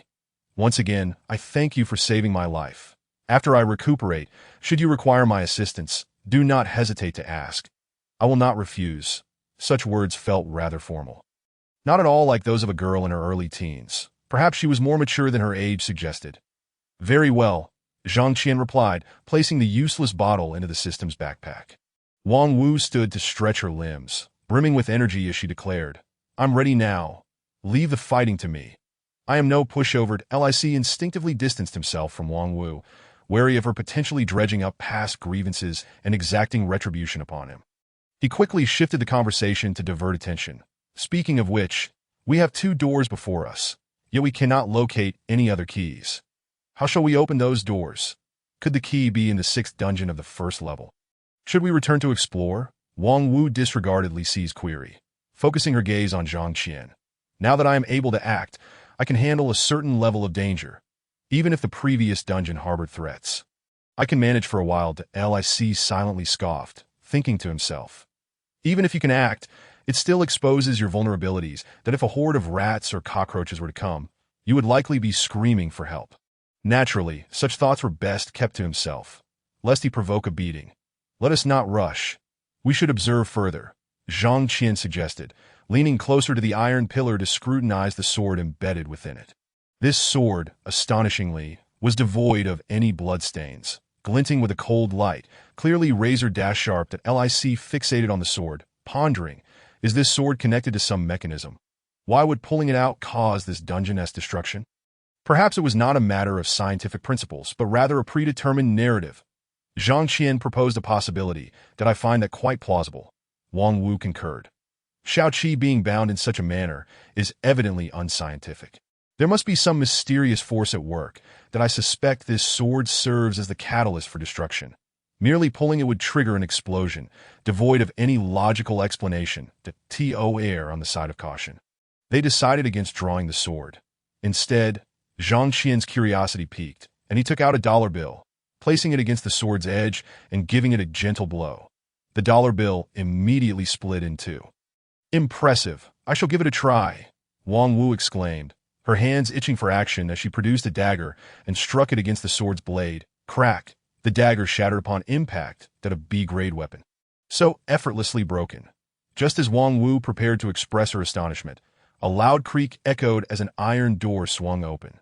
Zhang Qian, Wang Wu, and Li Si immediately assumed defensive postures, their attention drawn to the entrance. 3 men strode into the room from the iron door. Had a hidden narrative been triggered? Chapter 36. Unwavering in leadership, the 3 burly men, upon noticing the presence of others, paused momentarily, their expressions shifting to one of wariness as they scrutinized the trio. Are you also trial participants? One of the men, who appeared rather refined, inquired. Indeed, Zhang Qian responded, taking the lead. Splendid. We are as well. It seems fortuitous that we can unite to face the trials ahead. Let us introduce ourselves, the man said with a smile, that I am called Pineapple, and these 2 are Watermelon and Hawthorn. That it seemed these individuals were also cautious, opting for pseudonyms rather than revealing their true identities. Zhang Qian and the others similarly introduced themselves. That I am Zhang San. I am Li Si. I go by Wang Wu. Pineapple, Watermelon, and Hawthorn exhibited no surprise at these names. It was likely that those who used their real names were a rarity. Zhang Qian sensed 2 gazes fixated on him, as though he were of particular interest, prompting him to glance over. It was none other than the newly acquainted Watermelon and Hawthorn. The 2 men's intentions were unclear. Yet they stared intently at Zhang Qian, their gazes unsettling. Watermelon appeared inquisitive, seemingly on the verge of speaking, but holding back, while Hawthorn's gaze was heated, akin to a possessive predator. Heaven help him. This one was a male yandere. The allure of a yandere's devoted admirer possesses an irresistible charm, regardless of whether the yandere is male or female. At last, Zhang Qian has encountered a male yandere, evading the gaze of Shanja. He inquired, are there truly so few challengers remaining in this trial? Bolu sighed, there were originally 2 teammates, but regrettably, I could not protect them. I sincerely apologize. What is your mission? Li Si interjected, eager to assert his presence once more. To unite our comrades and escape together, Bolu replied with a somber expression. Watermelon and Shanja share the same objective. I ask it the same for you. Zhang Qian furrowed his brow slightly. It appeared that their mission diverged from Bola's. Their primary goal was survival, albeit with a numerical requirement. In contrast, Bola's group aimed to escape, a task far more arduous than mere survival. Remaining in one place to endure until the end was certainly safer than navigating through perilous challenges, where countless dangers lurked. Clearly, the opposition faced greater difficulties. Noticing Zhang Qian's silence, Wang Wu spoke on his behalf. Our mission is quite similar, Danelle, I see, hastily responded. We all aim to unite our teammates and survive. Our missions are indeed aligned. Wang Wu shot a disapproving glance at Li Si, displeased by his interruption. Zhang Qian then suggested, since our tasks are in harmony, let us escape together. I hope we do not encounter further casualties. Wang Wu contemplated voicing her concerns about the discrepancies in their missions, but chose to remain silent after hearing Zhang Qian's words. After all, whether they remained in place or sought escape, the goal of uniting their teammates was the same. Suddenly, Shanja leaned closer, patting Zhang Qian on the shoulder with a grin. Brother, you seem quite appealing. Ahem, rather charming. That I admire individuals like you. Let us grow closer henceforth.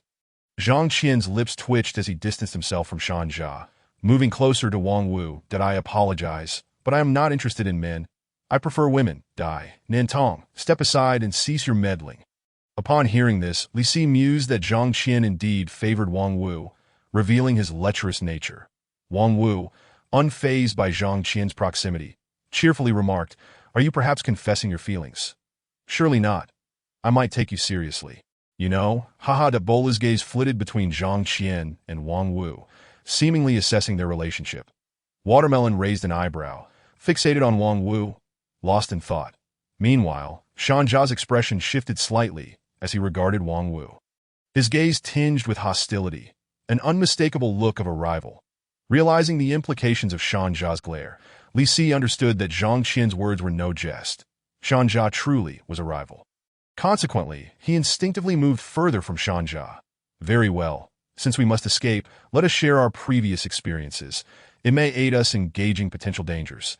Zhang Qian quickly redirected the conversation. Their past experiences, of course, did not pertain to reality, but rather their time in the dungeon. Zhang Qian recounted his exploits, emphasizing his reliability. To ensure the survival of his 5 teammates, he needed to establish authority, compelling them to heed his guidance. Otherwise, their chaotic actions could jeopardize their chances of survival. After listening, Shanja gave a thumbs up, exclaiming, Brother Zhang, you are truly remarkable. I admire you greatly, and will follow your lead. That I hope you do not find me bothersome.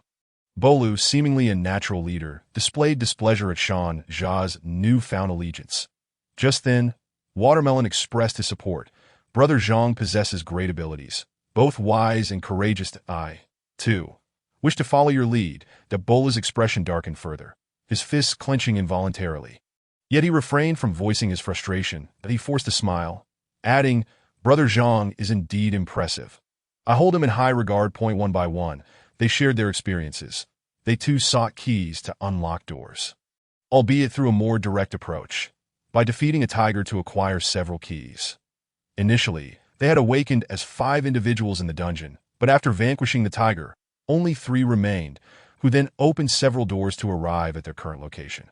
As Bola's contributions were not significantly greater than those of the others, Shanja and Watermelon showed him little deference. That Bola's sole advantage lay in his oratory skills. That he had previously asserted that unity was strength, and that a team without a leader resembled a disorganized mob, prone to disaster.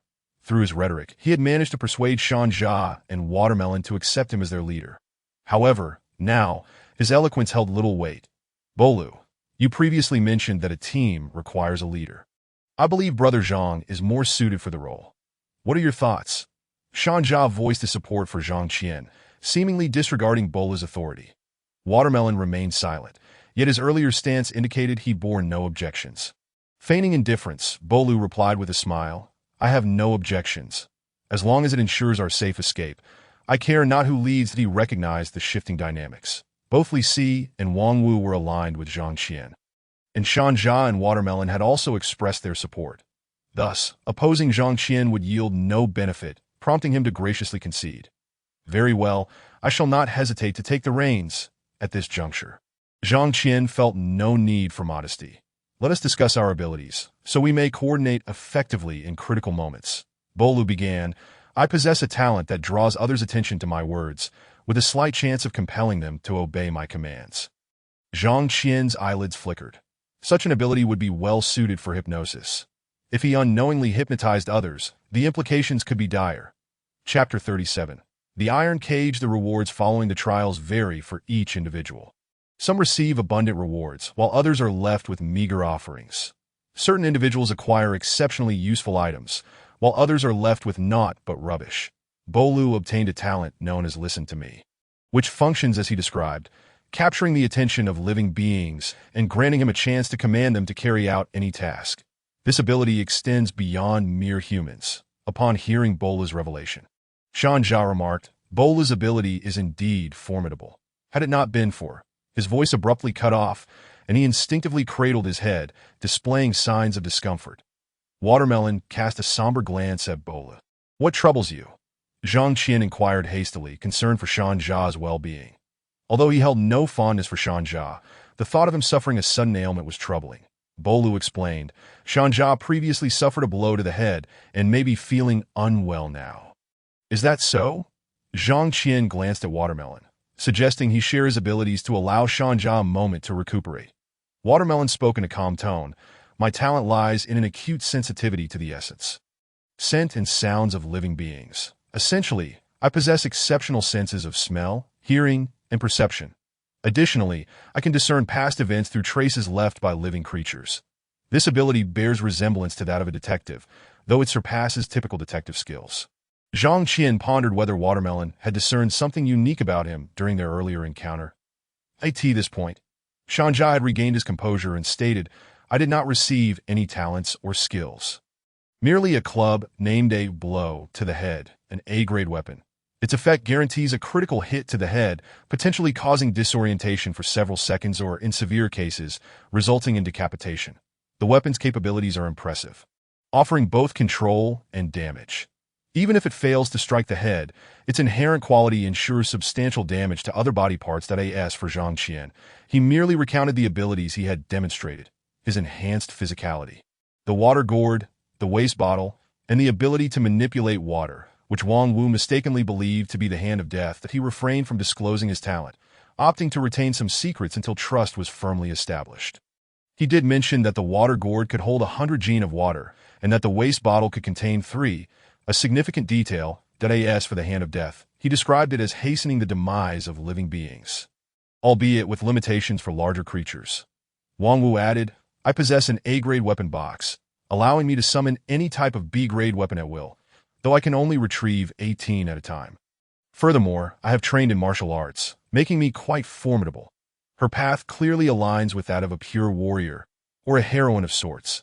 Feeling the scrutiny of the others, Li Si awkwardly stated, "I possess an eidetic memory and the ability to retrieve objects from a distance." In a trial that did not particularly require memory, Li Si's abilities seemed the weakest among the group. "Very well, since we must escape, let us not waste any more time. Otherwise, we may not succeed within the 7 days allotted." Bolu surveyed the group, speaking slowly, that we do not yet know how many dungeons lie ahead. If there are thousands, we could find ourselves in a precarious situation. Our time is limited to 7 days, so the sooner we escape, the better. Wang Wu cast a fleeting glance at Zhang Qian, hesitating to speak. Their task did not necessitate an escape. Survival alone sufficed, thus there was no need for haste. However, her teammates were growing anxious, and she could not disregard their concerns. She needed to ensure that both parties could fulfill their objectives. Zhang Qian, too, felt compelled to consider his teammates, having to accommodate their urgency. "All right, let us set forth. Do you still possess the key?" "Yes, I have the key that I shall unlock the door," Pineapple replied, taking the key to open another door. At that moment, Shanja leaned closer to Zhang Qian and whispered, "Pineapple is a rogue. You should be cautious." Zhang Qian raised an eyebrow, intrigued. "What makes you say that?" Shanja seemed poised to articulate something but fell silent, a pained expression crossing his face. Watermelon, seizing the moment, added quietly, "Pineapple is indeed not a good character." Zhang Qian's mind raced with several speculations. What had Pineapple done to earn such disdain from both men? Could it be? The door swung open. They needed to move swiftly. Pineapple beckoned as he opened the iron gate. Wang Wu stifled her impulse to inquire further, yet her wariness towards Pineapple had already taken root. Li Si cast a contemplative glance at Pineapple, his thoughts lingering. The group approached the cell door, peering inside. Within was a large cage, seemingly devoid of anything else. Wang Wu, embodying the spirit of a chivalrous heroine, boldly stepped inside, ready to face the foremost danger. Zhang Qian followed closely, observing the surroundings with cautious steps. The others hastened to keep up, with Pineapple bringing up the rear, advising, "It would be wise for everyone to spread out. Otherwise, if there are traps, we might all be caught in one fell swoop." Upon hearing this, the remaining members instinctively dispersed, save for Zhang Qian, who raised an eyebrow at their compliance. Was this fellow's influence truly so potent? Fortunately, he had bolstered his resistance during his 2 enhancements. This resilience not only provided some immunity against toxins and potions, but also offered a degree of protection against manipulation, charm, hypnosis, and immobilization effects. Although his resistance was not exceptionally high, it could prove invaluable as long as the enemy's control was not overwhelmingly potent or infallible. Zhang Qian mused to himself, noting that Pineapple did not seem to harbor good intentions. Given that his teammates might not be safe, it was conceivable that in times of peril, Pineapple could exploit those around him as shields or bait. Considering Shan Jia and Watermelon's words, it was highly probable that their 2 deceased companions had been utilized in such a manner. Pineapple, observing that Zhang Qian was unaffected by his influence, grew increasingly wary of him. To divert others' irritation towards his abilities, he hastily shifted the conversation. "Look at that cage. There is a protruding stone slab beneath it. Could there be something below?" His words redirected the group's attention away from the sudden dispersal. Lic frowned at Pineapple, but refrained from voicing any further concerns, his wariness only deepening. "There wouldn't be any treasures beneath." "Would there?" Wang Wu speculated. "Let us lift it and find out." Shan Jia boldly approached the stone slab. However, he could not budge it.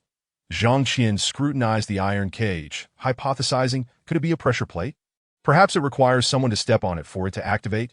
But if the stone slab is inside the cage, stepping on it could mean, before he could finish, Wang Wu produced a massive iron hammer weighing several hundred pounds and remarked, "What if we use this to prop it up? That could indeed be worth a try. Let us hope it does not lead to our demise." Chapter 38. The Gate of Life. The moment the iron hammer was placed on the stone slab, the cage slammed shut. Had Wang Wu not withdrawn swiftly after releasing her grip, her hand would have been crushed. Simultaneously, the iron gate leading to the next level swung open. It turned out that the key to unlocking the gate was indeed the pressure plate within the cage. Pineapple exclaimed, "Thank goodness for Lady Wang. If she hadn't brought forth that hammer, we would have had to sacrifice some of us to prop it up." The pressure plate required a certain weight to activate. Based on the known outcome, it would necessitate approximately 200 to 300 pounds. Without an external object to substitute, at least 2 individuals would need to stand upon it.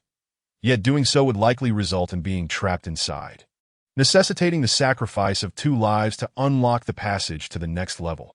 Thanks to Wang Wu, the master of weaponry, they had circumvented the need for such sacrifices. Wang Wu humbly remarked, "I am just pleased that my weapon could be of service. Feel free to use it as you wish." Her demeanor was completely devoid of arrogance, showcasing her generous spirit. Among the group, Wang Wu was undoubtedly the most selfless. The others offered their praises to her. Shan Jia, however, darkened momentarily, harboring thoughts of eliminating Wang Wu upon witnessing Zhang Qian's increasing fondness for her. Yet such thoughts remained mere musings for now. Any action would require the opportune moment, ensuring no one suspected him as the perpetrator.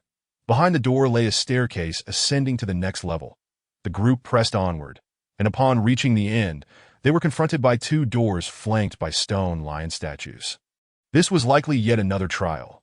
Another opportunity for demise awaits, one of the statues quipped. "Indeed, how delightful." The 2 statues surprisingly spoke, prompting Zhang Qian and his companions to adopt defensive stances. Animated stone figures were clearly not to be trifled with. "Are you the gatekeepers?" Zhang Qian inquired directly. "No, we are merely statues. Indeed, if you were wise, you would recognize us as such. That it seems you lack wisdom, hence your ignorance." The statues spoke in turn, as if reciting a tongue twister. Zhang Qian raised a hand, interjecting, "Then, statues, may we pass through the doors ahead?" "You may proceed. Feel free," replied the left statue. "But do not blame us if you meet your demise," cautioned the right statue. Pineapple asked, "Do both doors harbor dangers?" "Yes and no," the statues replied in unison. "What does that mean?" "Take a guess." What a pointless guess to that moment. A white dove fluttered in from an unknown source, alighting on one of the statues' heads. "Foolish humans, will you enter the gate of life, the gate of death, or will you not enter at all?" the dove proclaimed condescendingly, its demeanor exuding arrogance that we shall enter the gate of life. Zhang Qian replied directly. Do you have any guidance for us? You may call me Lord Dove, the dove replied haughtily, that if you beseech me, I shall grant you some guidance. Otherwise, very well, Lord Dove, we implore you for guidance, please. Zhang Qian interjected before the dove could finish. The dove, clearly taken aback by his straightforwardness, was momentarily stunned. The teammates also paused, but it seemed inconsequential. After all, trials demanded both flexibility and resolve. What mattered was the outcome, not the process. All right, since you have so earnestly begged me, I shall graciously provide you with guidance, the dove continued, tilting its head with an air of superiority. The left door leads to life. The right door also leads to life. There is no door of death. The group was left speechless. That's so. Are you jesting with us? Is there truly no difference? Zhang Qian pressed. The dove replied, the distinction lies in the fact that the door of life does not necessarily guarantee survival. It could lead to birth, or perhaps to something unfathomable. Can men also give birth? Do not be so naive. Even asexual beings may give birth when entering specific doors of life. But how can men give birth? Simply put, have you not witnessed the grotesque scenes of malevolent births? Strange creatures tearing their way out of your abdomen, emerging to wreak havoc. Alternatively, they may remain inside, feasting upon your innards, devouring your very being until you are consumed entirely. The dove's words were quite unsettling, casting a chilling atmosphere. Zhang Qian inquired, can Lord Dove help us identify the door that would lead to normal survival? Very well. Out of pity for your plight, I shall grant you a chance. The dove preened its feathers, striking an elegant pose. You may ask my 2 stone statue subordinates. They will reveal the answer. However, you may only ask once, and from this point on, one will speak the truth while the other will deceive. It is up to you to discern who is who. Choosing the wrong door will be your own folly. The left statue immediately declared, I am truthful. It is he who lies. The right statue retorted, nay, I am truthful. He's the one who lies. Wang Wu turned to Zhang Qian. What shall we do? How do we determine which one speaks the truth? Before Zhang Qian could respond, Pineapple offered his perspective. This situation resembles the riddle of the true and false Monkey King. Do you possess the ability to discern truth from falsehood? The statues bear no expressions. So we cannot rely on micro-expressions to judge. LIC gazed intently at the statues and remarked, those 2 statues appear identical, and neither possesses 6 ears. How can one discern who speaks the truth and who lies? Zhang Qian replied, there is no need to ascertain who is truthful or deceitful, by posing a specific question. Regardless of who responds, we can uncover the true answer. Wang Wu, perplexed, inquired, have you devised a solution to the problem? Zhang Qian nodded affirmatively and directly addressed the statue on the left, asking if you were at the statue on the right, and I asked you whether this door, the left door, is a regular entrance. How would you respond? The left statue pondered for a few seconds before replying, no, all right. Then we shall proceed through the left door, Zhang Qian decisively declared as he walked toward the left entrance. Wang Wu was momentarily bewildered and struggled to comprehend. However, despite her confusion, she trusted Zhang Qian's judgment and followed him. Pineapple and Li Si quickly grasped the situation, murmuring, now it makes sense. Shanja and Shigua, on the other hand, appeared less quick-witted, looking rather dazed. Let us move on. We can explain later. Pineapple urged everyone to follow Zhang Qian. Baigu observed Zhang Qian's figure, murmuring, this lad possesses some remarkable qualities. However, what appears to be a normal entrance for me may not be the same for you all. Chapter 39. Encountering that yandere again, Zhang Qian had anticipated an unending venture through the dungeon, only to discover upon exiting that it was not a new dungeon at all. As he stepped outside, he was greeted by a wintry landscape, blanketed in snow and adorned with various ice sculptures. BRR, it's freezing. Shanja suddenly shivered, drawing closer to Zhang Qian. Zhang Qian's resistance proved beneficial once more. While he felt the chill, it was bearable. Wang Wu, being a martial artist with a robust physique, was naturally more resilient to the cold.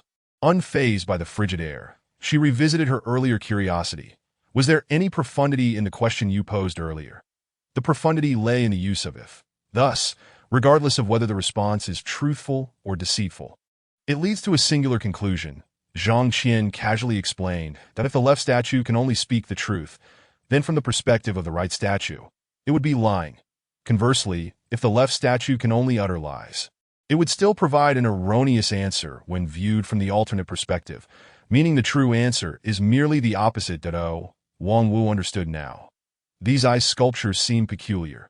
Li Si suddenly interjected nervously. They appear as though they could move. Ice sculptures moving. That would be quite extraordinary. Zhang Qian mused, glancing at the nearest ice sculpture. The ice sculptures took on human forms, representing people of all ages. Seemingly lifelike. Strangely, the ice sculptures could even blink. As soon as Zhang Qian and the others emerged, the ice sculptures fixated on them, occasionally blinking. Yet, having previously witnessed the statues converse and by Gus speak, the ability of the ice sculptures to blink no longer seemed astonishing. Even if they could speak or move like ordinary humans, it would not be surprising. Gazing at the vast expanse, Zhang Qian pondered whether Pineapple and the others had an escape route. Otherwise, how would they know where to flee? Did they possess a small map indicating their escape path? With so many abnormal ice sculptures around, what kind of trial could this be? Wang Wu scrutinized one of the ice sculptures, contemplating whether a confrontation was imminent. "Come here," one of the ice sculptures unexpectedly spoke. Although it could blink and move its mouth, it did not appear to walk, leaving Zhang Qian uncertain about its mobility. Turning to his companions, he said, "You all remain here. I will approach it alone. No, I'm going with you. If we perish together." Shanja immediately countered. Zhang Qian's expression darkened. "Who said anything about dying together?" "Nantong, step aside." Wang Wu cast a sidelong glance at Shanja, remarking, "We don't even know what this is about, and you're already talking about dying together. Are you cursing us? Mind your own business." Shanja shot back, "I have the resolve to die alongside my good buddy. If you don't, keep your silence and stay where it's comfortable." Wang Wu. In this icy realm, it was indeed quite comfortable. "Enough! If you truly regard me as the captain, then stay put and do not move."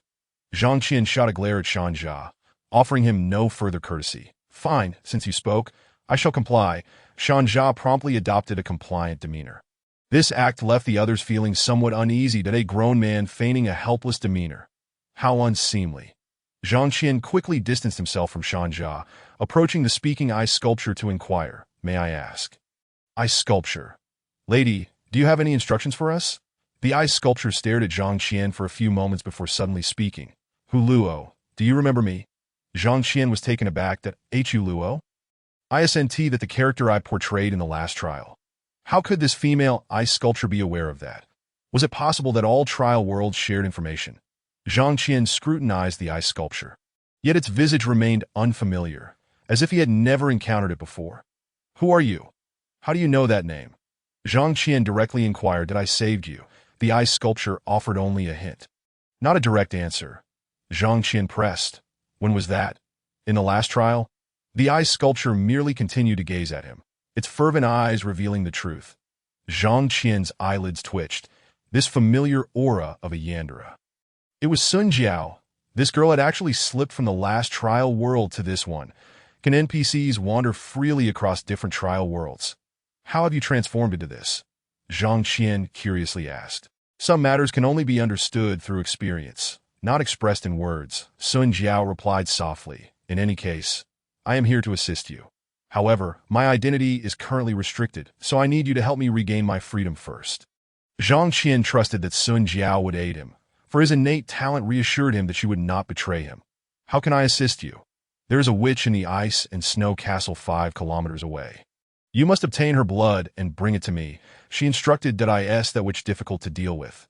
As long as you are ruthless enough, it will not be a challenge. How much blood is required? At least 300 milliliters. All right, I shall give it a try. Just keep my matters to yourself. Do not disclose them, or the consequences could be dire. Understood.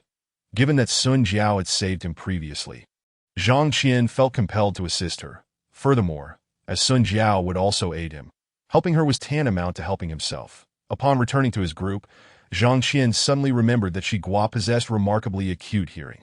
Had he not just revealed his conversation with Sun Jiao? Noticing Zhang Qian's gaze, Shigua coolly stated, "Do not look at me. There is a strange force around that ice sculpture that muffled our conversation." Wang Wu curiously asked, What did the ice sculpture say to you that seems so mysterious? Zhang Qian withdrew his gaze from Shiguo and replied, the ice sculpture provided me with some hints.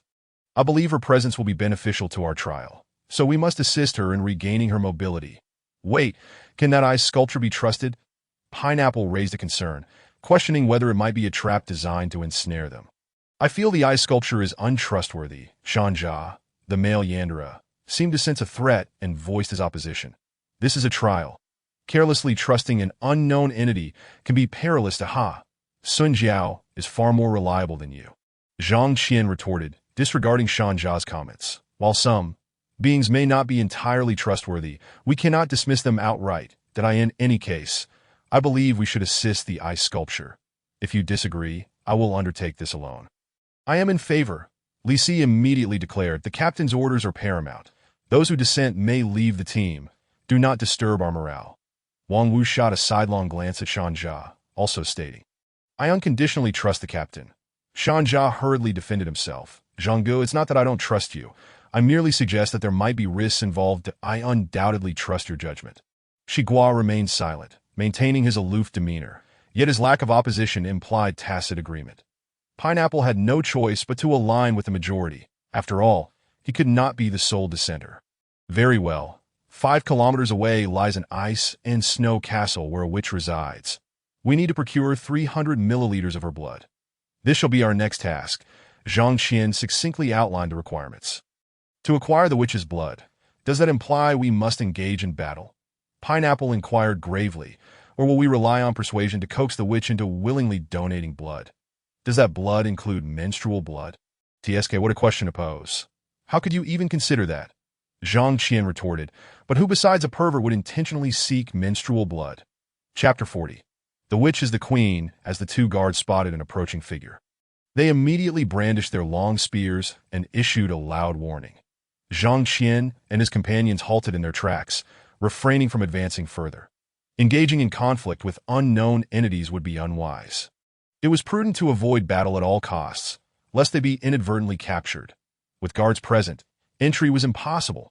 Were they to resort to direct confrontation, they ought to conserve their strength, abandoning the ice sculpture and simply departing. Pineapple offered a suggestion, clearly reluctant to engage in futile endeavors. The others turned their gaze toward Zhang Qian, awaiting his decision. Observing the castle structure, Zhang Qian felt that scaling the walls would be impractical. If entry could not be achieved stealthily, they were bound to be discovered. Was confrontation truly unavoidable?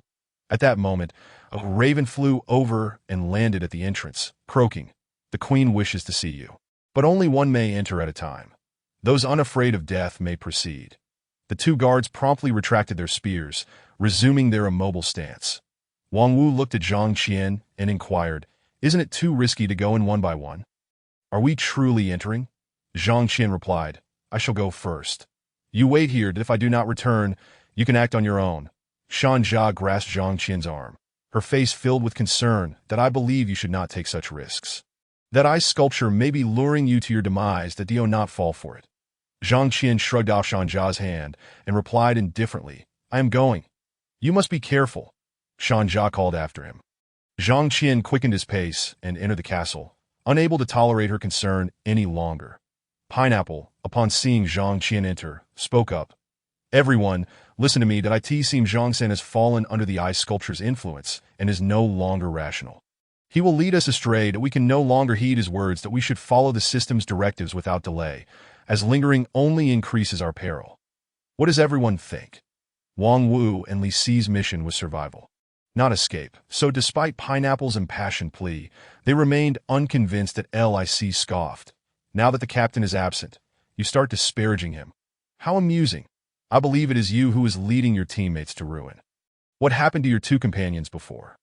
Pineapple's expression darkened, and he retorted angrily, "Are you implying I caused their deaths? I have only ever acted for the good of the group. How dare you tarnish my reputation?" Asked Shanja and Shiguo. "I have done everything to ensure our survival. When did I ever wrong you?" Shanja seemed to want to say something but held back, as if bound by an unseen force. Shiguo remained a silent observer, offering no opinion. To Lic snorted, choosing not to escalate the matter further. After all, he was not a physically strong trialist. If confronted, he might not stand a chance, and it was wiser to refrain from unnecessary provocations.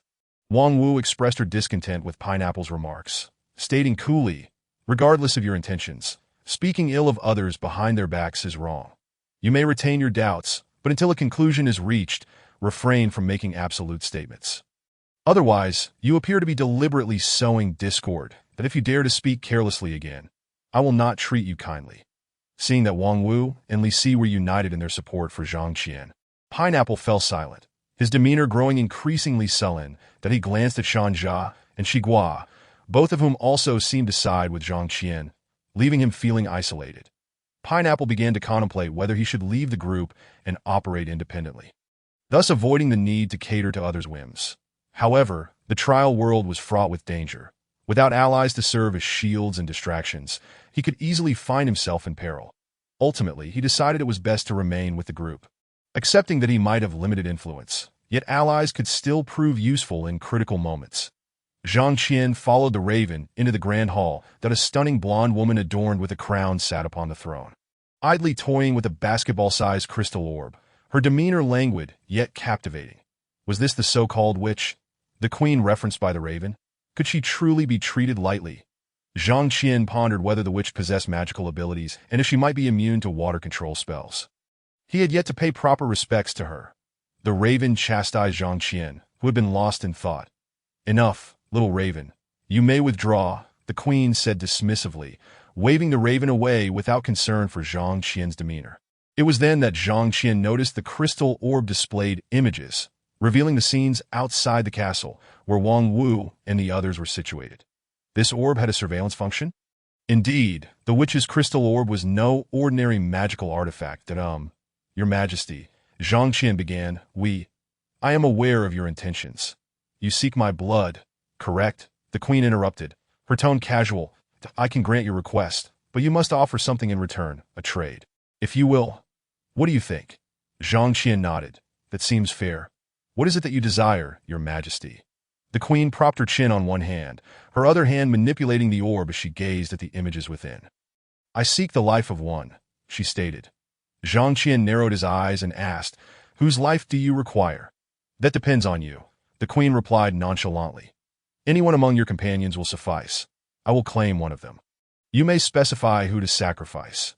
Zhang Qian furrowed his brow, falling into silence. Trading a teammate's life for the witch's blood, effectively exchanging Sun Jiao as freedom, seemed ill-advised. The lives of his teammates were intertwined with his own mission. If he lacked sufficient allies, he would fail his task and face death himself. The queen seemed to sense Zhang Qian's apprehension and remarked softly, Are you concerned about failing your mission? What if I told you that among those outside, a few are not truly your allies? Zhang Qian paused, intrigued. Who do you mean? The queen blinked, a sly smile playing on her lips. Guess.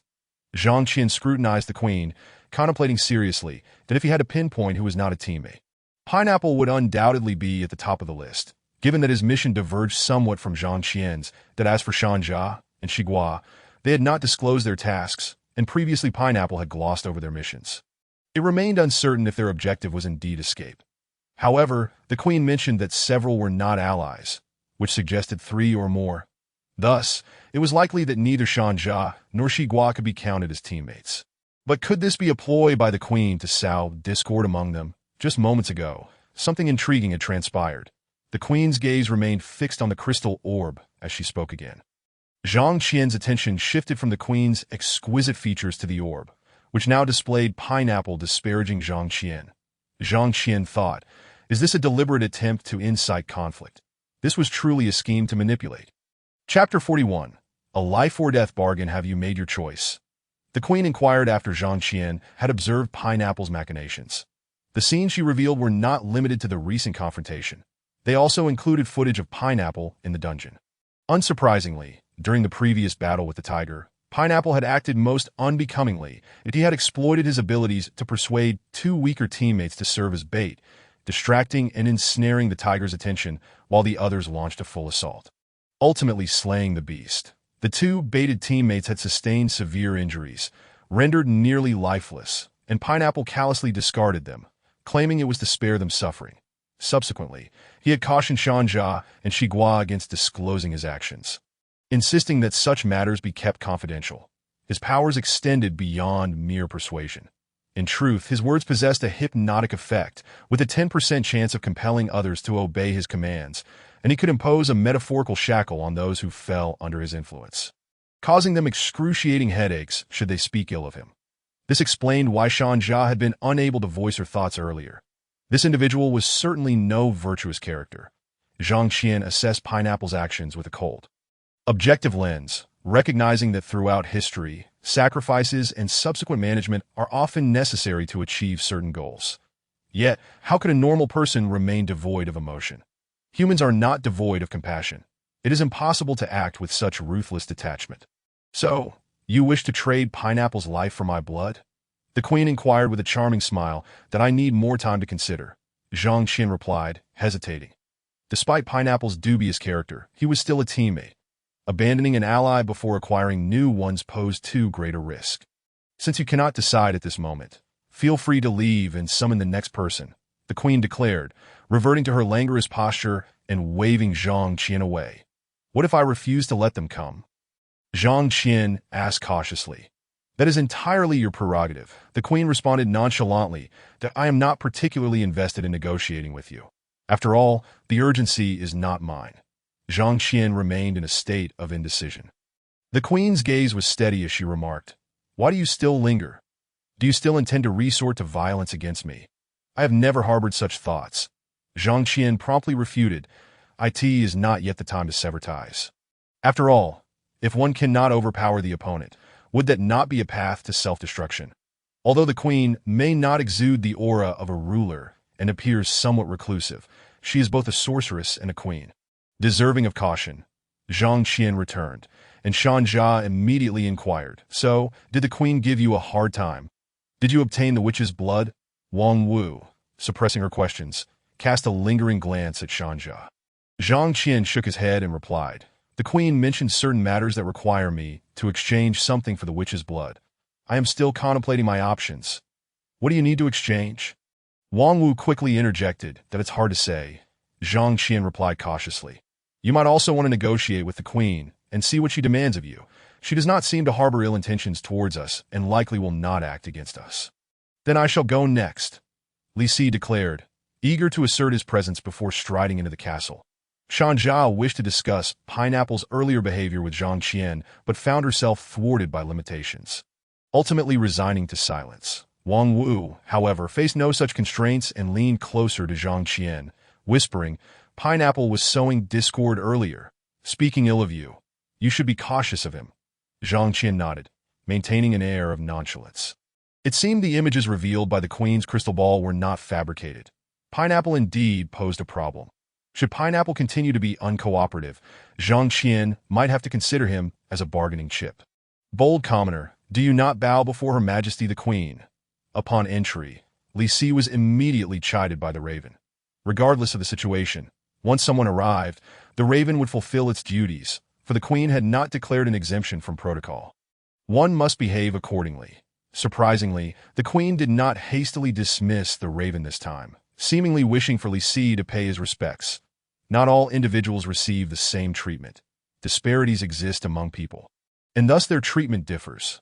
Unaware of Zhang Qian's exemption, Li Si assumed that all newcomers were subject to this ritual, and thus clasped his hands and bowed respectfully, declaring, I pay my respects to Her Majesty the Queen. The act of paying respects differed from kneeling. The former merely required a bow, while the latter necessitated prostration. The raven insisted that Li Si kneel, but he only bowed, clearly reluctant to kneel before anyone casually. The queen did not even glance at Li Si, casually remarking, If you do not kneel and pay your respects, then I have nothing further to discuss with you. Step aside and bring in another. Li Si queried, What would happen if I did kneel? The queen replied coolly, I would make a deal with you, ensuring you survive for at least 7 days. That Lic's eyes brightened, though uncertainty crept into his mind. Only by kneeling could he have the opportunity for a deal, which meant relinquishing his dignity. However, kneeling in such dire circumstances might not truly be a loss of dignity. One could simply consider it a misstep. Surviving for at least 7 days guaranteed the minimum requirement for his task, making it seem worth any price he might have to pay. Yet the cost remained uncertain, if he could not afford it. Would his kneeling be in vain? Moreover, given the current strength of his companions, surviving 7 days did not appear overly daunting. Was there truly a need to bargain with the queen? The queen continued to gaze at the crystal ball, affording Li Si ample time for contemplation. After a minute, he resolved to hear the queen's offer. Thus gritting his teeth and kneeling, "Did I pay my respects to Her Majesty the Queen?" The queen responded with a slight acknowledgement before articulating the terms of the deal. "I possess a cloak of infinite resurrection. As long as you wear it, you can resurrect an unlimited number of times within 7 days. In exchange, you must agree to kill a teammate at your discretion on the 7th day, and I will grant you the cloak." This proclamation caused Li Si to raise an eyebrow, contemplating the feasibility of such an arrangement. After all, his task required the survival of only one teammate. As long as he ensured the existence of at least one ally, he could complete his mission. Thus, eliminating a single teammate posed no issue. He certainly could not end up as the last one standing alongside just one other. But what if I agree and then fail to kill a teammate on the 7th day? Li Si voiced this concern, aware of his own limitations and strength. Zhang San aimed to preserve the lives of 5 or more teammates. And should he be discovered in a nefarious plot, success would be elusive. That if you cannot kill a teammate, you will perish at the last moment. The queen replied without emotion. This response made Li Si even more cautious. The transaction appeared rife with risk, trading the final day's actions for early safety. Was it worth such a gamble? If he obtained the cloak of infinite resurrection, he could act recklessly. Even if an assassination of a teammate failed on the 7th day, he would have countless opportunities to retry, given the cloak's properties. Thus, possessing the cloak would increase his margin for error, seemingly making the deal feasible. "Your Majesty, I accept this deal." After much deliberation, Li Si ultimately acquiesced. The queen revealed a knowing smile. Chapter 42. Clarity of vision. Li Si returned, and the others immediately noticed the peculiar cloak draped over him, their gazes fixated upon it. "Where did you acquire that cloak?" Zhang Qian inquired. "That it was a gift from the queen."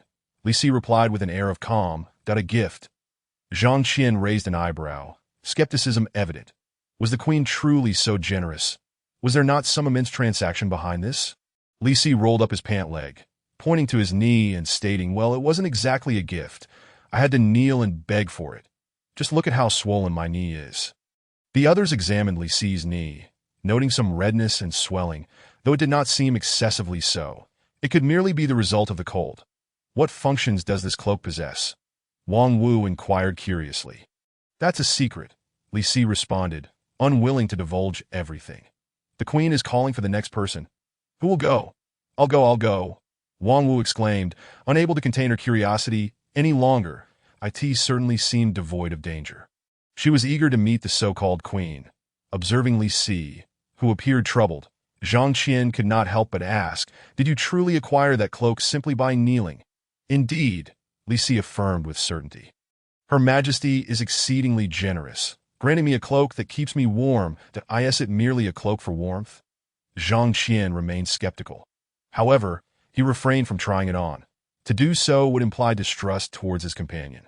And if his ally were to rebel, it would complicate matters. Shigua squinted at the cloak, remaining silent, uncertain of what to make of it. Pineapple too was intrigued by the cloak, yet given his conflict with Li Si, he hesitated to inquire or engage, choosing instead to speculate on whether the cloak held any special properties. Shan Jia and Wang Wu, however, were less concerned with the cloak, directing their attention more towards Zhang Qian. When Wang Wu met the queen, her first exclamation was, "Wow, Your Majesty the Queen is so beautiful. You truly astonish me." The raven contemplated reprimanding her, but the queen dismissed it instead. "You are the purest of individuals, and I find you quite appealing," the queen remarked to Wang Wu. "If you have any wishes, feel free to share. I can make them come true." "Really?" Wang Wu was no fool. She understood that one does not receive gifts from the heavens without cost. And she certainly did not believe that an NPC in a trial would genuinely be so benevolent. "Of course," the queen smiled, "but nothing comes without a price. If you wish for me to fulfill your desire, you must offer something in return." "What kind of price?" Wang Wu asked. "That depends on what your wish entails." After a moment's contemplation, she said, "I find it difficult to think clearly and judge people's intentions. which has led me to be deceived in the past. Could you grant me the ability to see into people's hearts? Oh, the queen gazed at Wang Wu with a smile, inquiring, if your mind is not agile, why not request a boost in intelligence instead of merely the ability to discern hearts? Because I prefer to avoid overthinking. It suits me better to act decisively, Wang Wu replied with a hint of innocence. Besides, the more one gains, the more one must sacrifice. I understand that principle, that if you seek a comprehensive enhancement of intelligence, the price would certainly be steeper, the queen mused, stroking her chin. You see quite clearly. To gain, one must give, and often one must sacrifice even more to reap rewards. Wang Wu added, I heard that Li Si knelt before you, and you rewarded him with a warm cloak. Heh, the queen chuckled softly. That kneel was merely enough to earn a cloak devoid of any function. He would need to offer more to receive one with warmth, let alone that cloak. She trailed off, revealing a mysterious smile. What more could there be to that cloak? Wang Wu pressed. That remains undisclosed. The queen maintained her enigmatic demeanor. Now, regarding your request, you seek the ability to perceive hearts, correct? Very well, but what will you offer in exchange? Isn't it your responsibility to propose the terms? Must I come up with something? Wang Wu scratched her head, appearing somewhat troubled. If I suggest something, will it be considered valid? The queen responded, that will depend on whether your offer meets my expectations for a price. Wang Wu pondered for a moment and tentatively spoke. What if I were to exchange 10 years of my lifespan for a favor? The only thing she could offer was likely her own life. Very well, the queen replied without hesitation. She then approached Wang Wu and lightly tapped her forehead. Did I in that instant? Wang Wu felt as if enlightenment had struck her, her vision clearing as if she could see through all illusions. Perceiving the truth of the world and all its matters, leaving no room for deceit in her sight, that it seemed the queen had bestowed upon her not merely the ability to read hearts, but additional powers, akin to an all-seeing eye. Whoa, you've given me too much power. Haven to you, Wang Wu said warily. Are you sure you want to extract too much of my lifespan? Not at all. The queen replied, her tone light, that I have taken quite a liking to you and deemed your sacrifice of 10 years a bit excessive, hence the extra benefits. The queen playfully pinched Wang Wu's cheek. A teasing gesture. Wang Wu quickly stepped back, a peculiar expression on her face. That you're not a lesbian. Are you, lesbian? The queen blinked, confused. What does that term mean? Is it a specific term in your culture? Wang Wu's lips twitched as she replied. Since the queen is finished, may I take my leave? The queen chuckled, settling back on her throne, dismissing her with a wave. You may leave if you wish. Call the next one in. Wang Wu promptly withdrew. Upon returning to her group, she immediately scrutinized everyone, utilizing her newfound ability to discern their intentions. Zhang Qian sensed that Wang Wu had acquired some power, observing her clear gaze as she assessed the others. He began to speculate. Once she had finished her appraisal, Zhang Qian inquired, what did the queen grant you? Normally straightforward, Wang Wu now harbored some reservations. She waved her hand innocently and replied, she didn't give me anything. She merely mentioned that there is a traitor among you and advised me to be cautious, which is why I was assessing who among you might resemble a traitor. This statement caused Li Si and Pineapple to twitch slightly, feeling a twinge of guilt. After all, Li Si was to commit murder on the 7th day, and Pineapple had always viewed the others as mere pawns, willing to sacrifice anyone when danger arose. Thus, it was only natural that they suspected themselves to be the traitors. Zhang Qian raised an eyebrow, pondering whether the queen was once again sowing discord. He asked, so, have you identified the traitor? Wang Wu scratched her head and replied, my combat skills are decent, but my intellect is lacking. How could I discern who the traitor is? Seeing Wang Wu's expression shift from clarity back to foolishness, Zhang Qian chose not to expose her, but instead concurred. Indeed, if you were sharp-witted, you wouldn't have used your head to bang against the door in the dungeon. Wang Wu paused, saying, when did I ever use my head to bang against a door? She then added, though I did get knocked down by a door. Hawthorne, uninterested in such details, interjected, now it's my turn to see the queen. Pineapple and Watermelon remained unhurried, waiting patiently. Wang Wu glanced at the silent Pineapple and Li Si, then quickly shot a look at Zhang Qian, sighing inwardly. Chapter 43.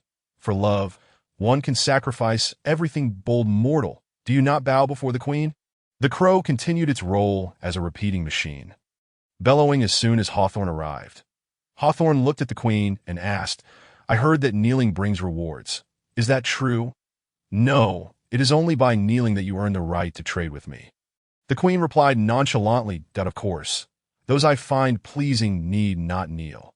Hawthorne immediately inquired, "Is Zhang San one of those you find pleasing?"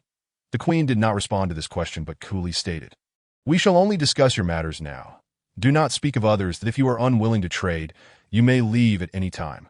Considering the previous behavior of the others, Hawthorne did not wish to leave empty-handed and asked, "What can I trade with you? First kneel, and then I will speak." "Rest assured, you shall be satisfied," the queen declared confidently, that why trading opportunities are quite precious and will not wait. Hawthorne thought for a moment. Since Li Si had already knelt until his knees were sore, he figured a single kneel wouldn't be too shameful.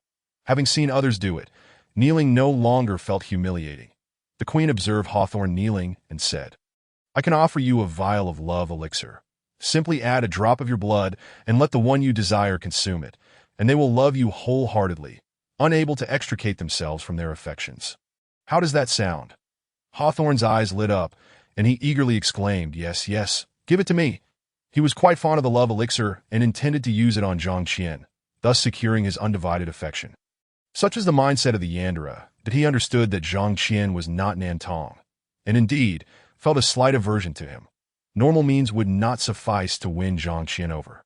So he resorted to unconventional methods. Hence, the love elixir was precisely what he desired. It would save him considerable effort. "Not so fast, I haven't mentioned the price you must pay," the queen said, shaking a vial in her hand without glancing at Hawthorne. "You must become a eunuch. Will you agree?" Hawthorne's eyes widened in disbelief, his expression one of incredulity. The queen remained silent, patiently awaiting Hawthorne's decision. He hesitated. Becoming a eunuch was a bit extreme, wasn't it? However, one might argue that true love requires one to be willing to sacrifice everything. What he was giving up was merely a few ounces of flesh, while what he would gain was true love. At worst, he could become a bottom in the future, that if that didn't work, he could just change his orientation. "Fine, I accept." Ultimately, Hawthorne gritted his teeth and agreed. The queen smirked disdainfully and tossed the love elixir to him. When Hawthorne returned, Wang Wu looked at him with a peculiar expression, her eyes wide in astonishment. What on earth did that South Tong do? How did he come out looking like this after just one visit? Zhang Qian also sensed something amiss with Hawthorne. He seemed to carry a heavier aura, and his gaze had grown more fervent, making Zhang Qian quite uncomfortable, as if sitting on pins and needles. What the devil? Did Hawthorne gain some extraordinary power? Watermelon, possessing a keen sense of perception, could also detect something had changed in Hawthorne. He frowned, puzzled by Hawthorne's transformation. After all, neither Zhang San nor Li Si had emerged with any noticeable change. Why was it different for Hawthorne? The remaining Li Si and Pineapple also sensed that something was off about Hawthorne, though they couldn't pinpoint the exact changes. All they knew was that something was amiss. "Zhang Gu," Hawthorne approached Zhang Qian, his voice sharp, "I have procured a strengthening potion for you. Please drink it." Upon hearing that discordant tone, Zhang Qian immediately considered a troubling possibility, and his eyes widened in alarm. Wang Wu, upon hearing Hawthorne claim the potion was for enhancing physical prowess, quickly interjected, "You should keep that potion for yourself. Zhang San is already strong enough and doesn't need any supplements." Zhang Qian chimed in, "Indeed, I have no need for such things. Keep it for yourself." What a joke! Zhang Qian had always been cautious.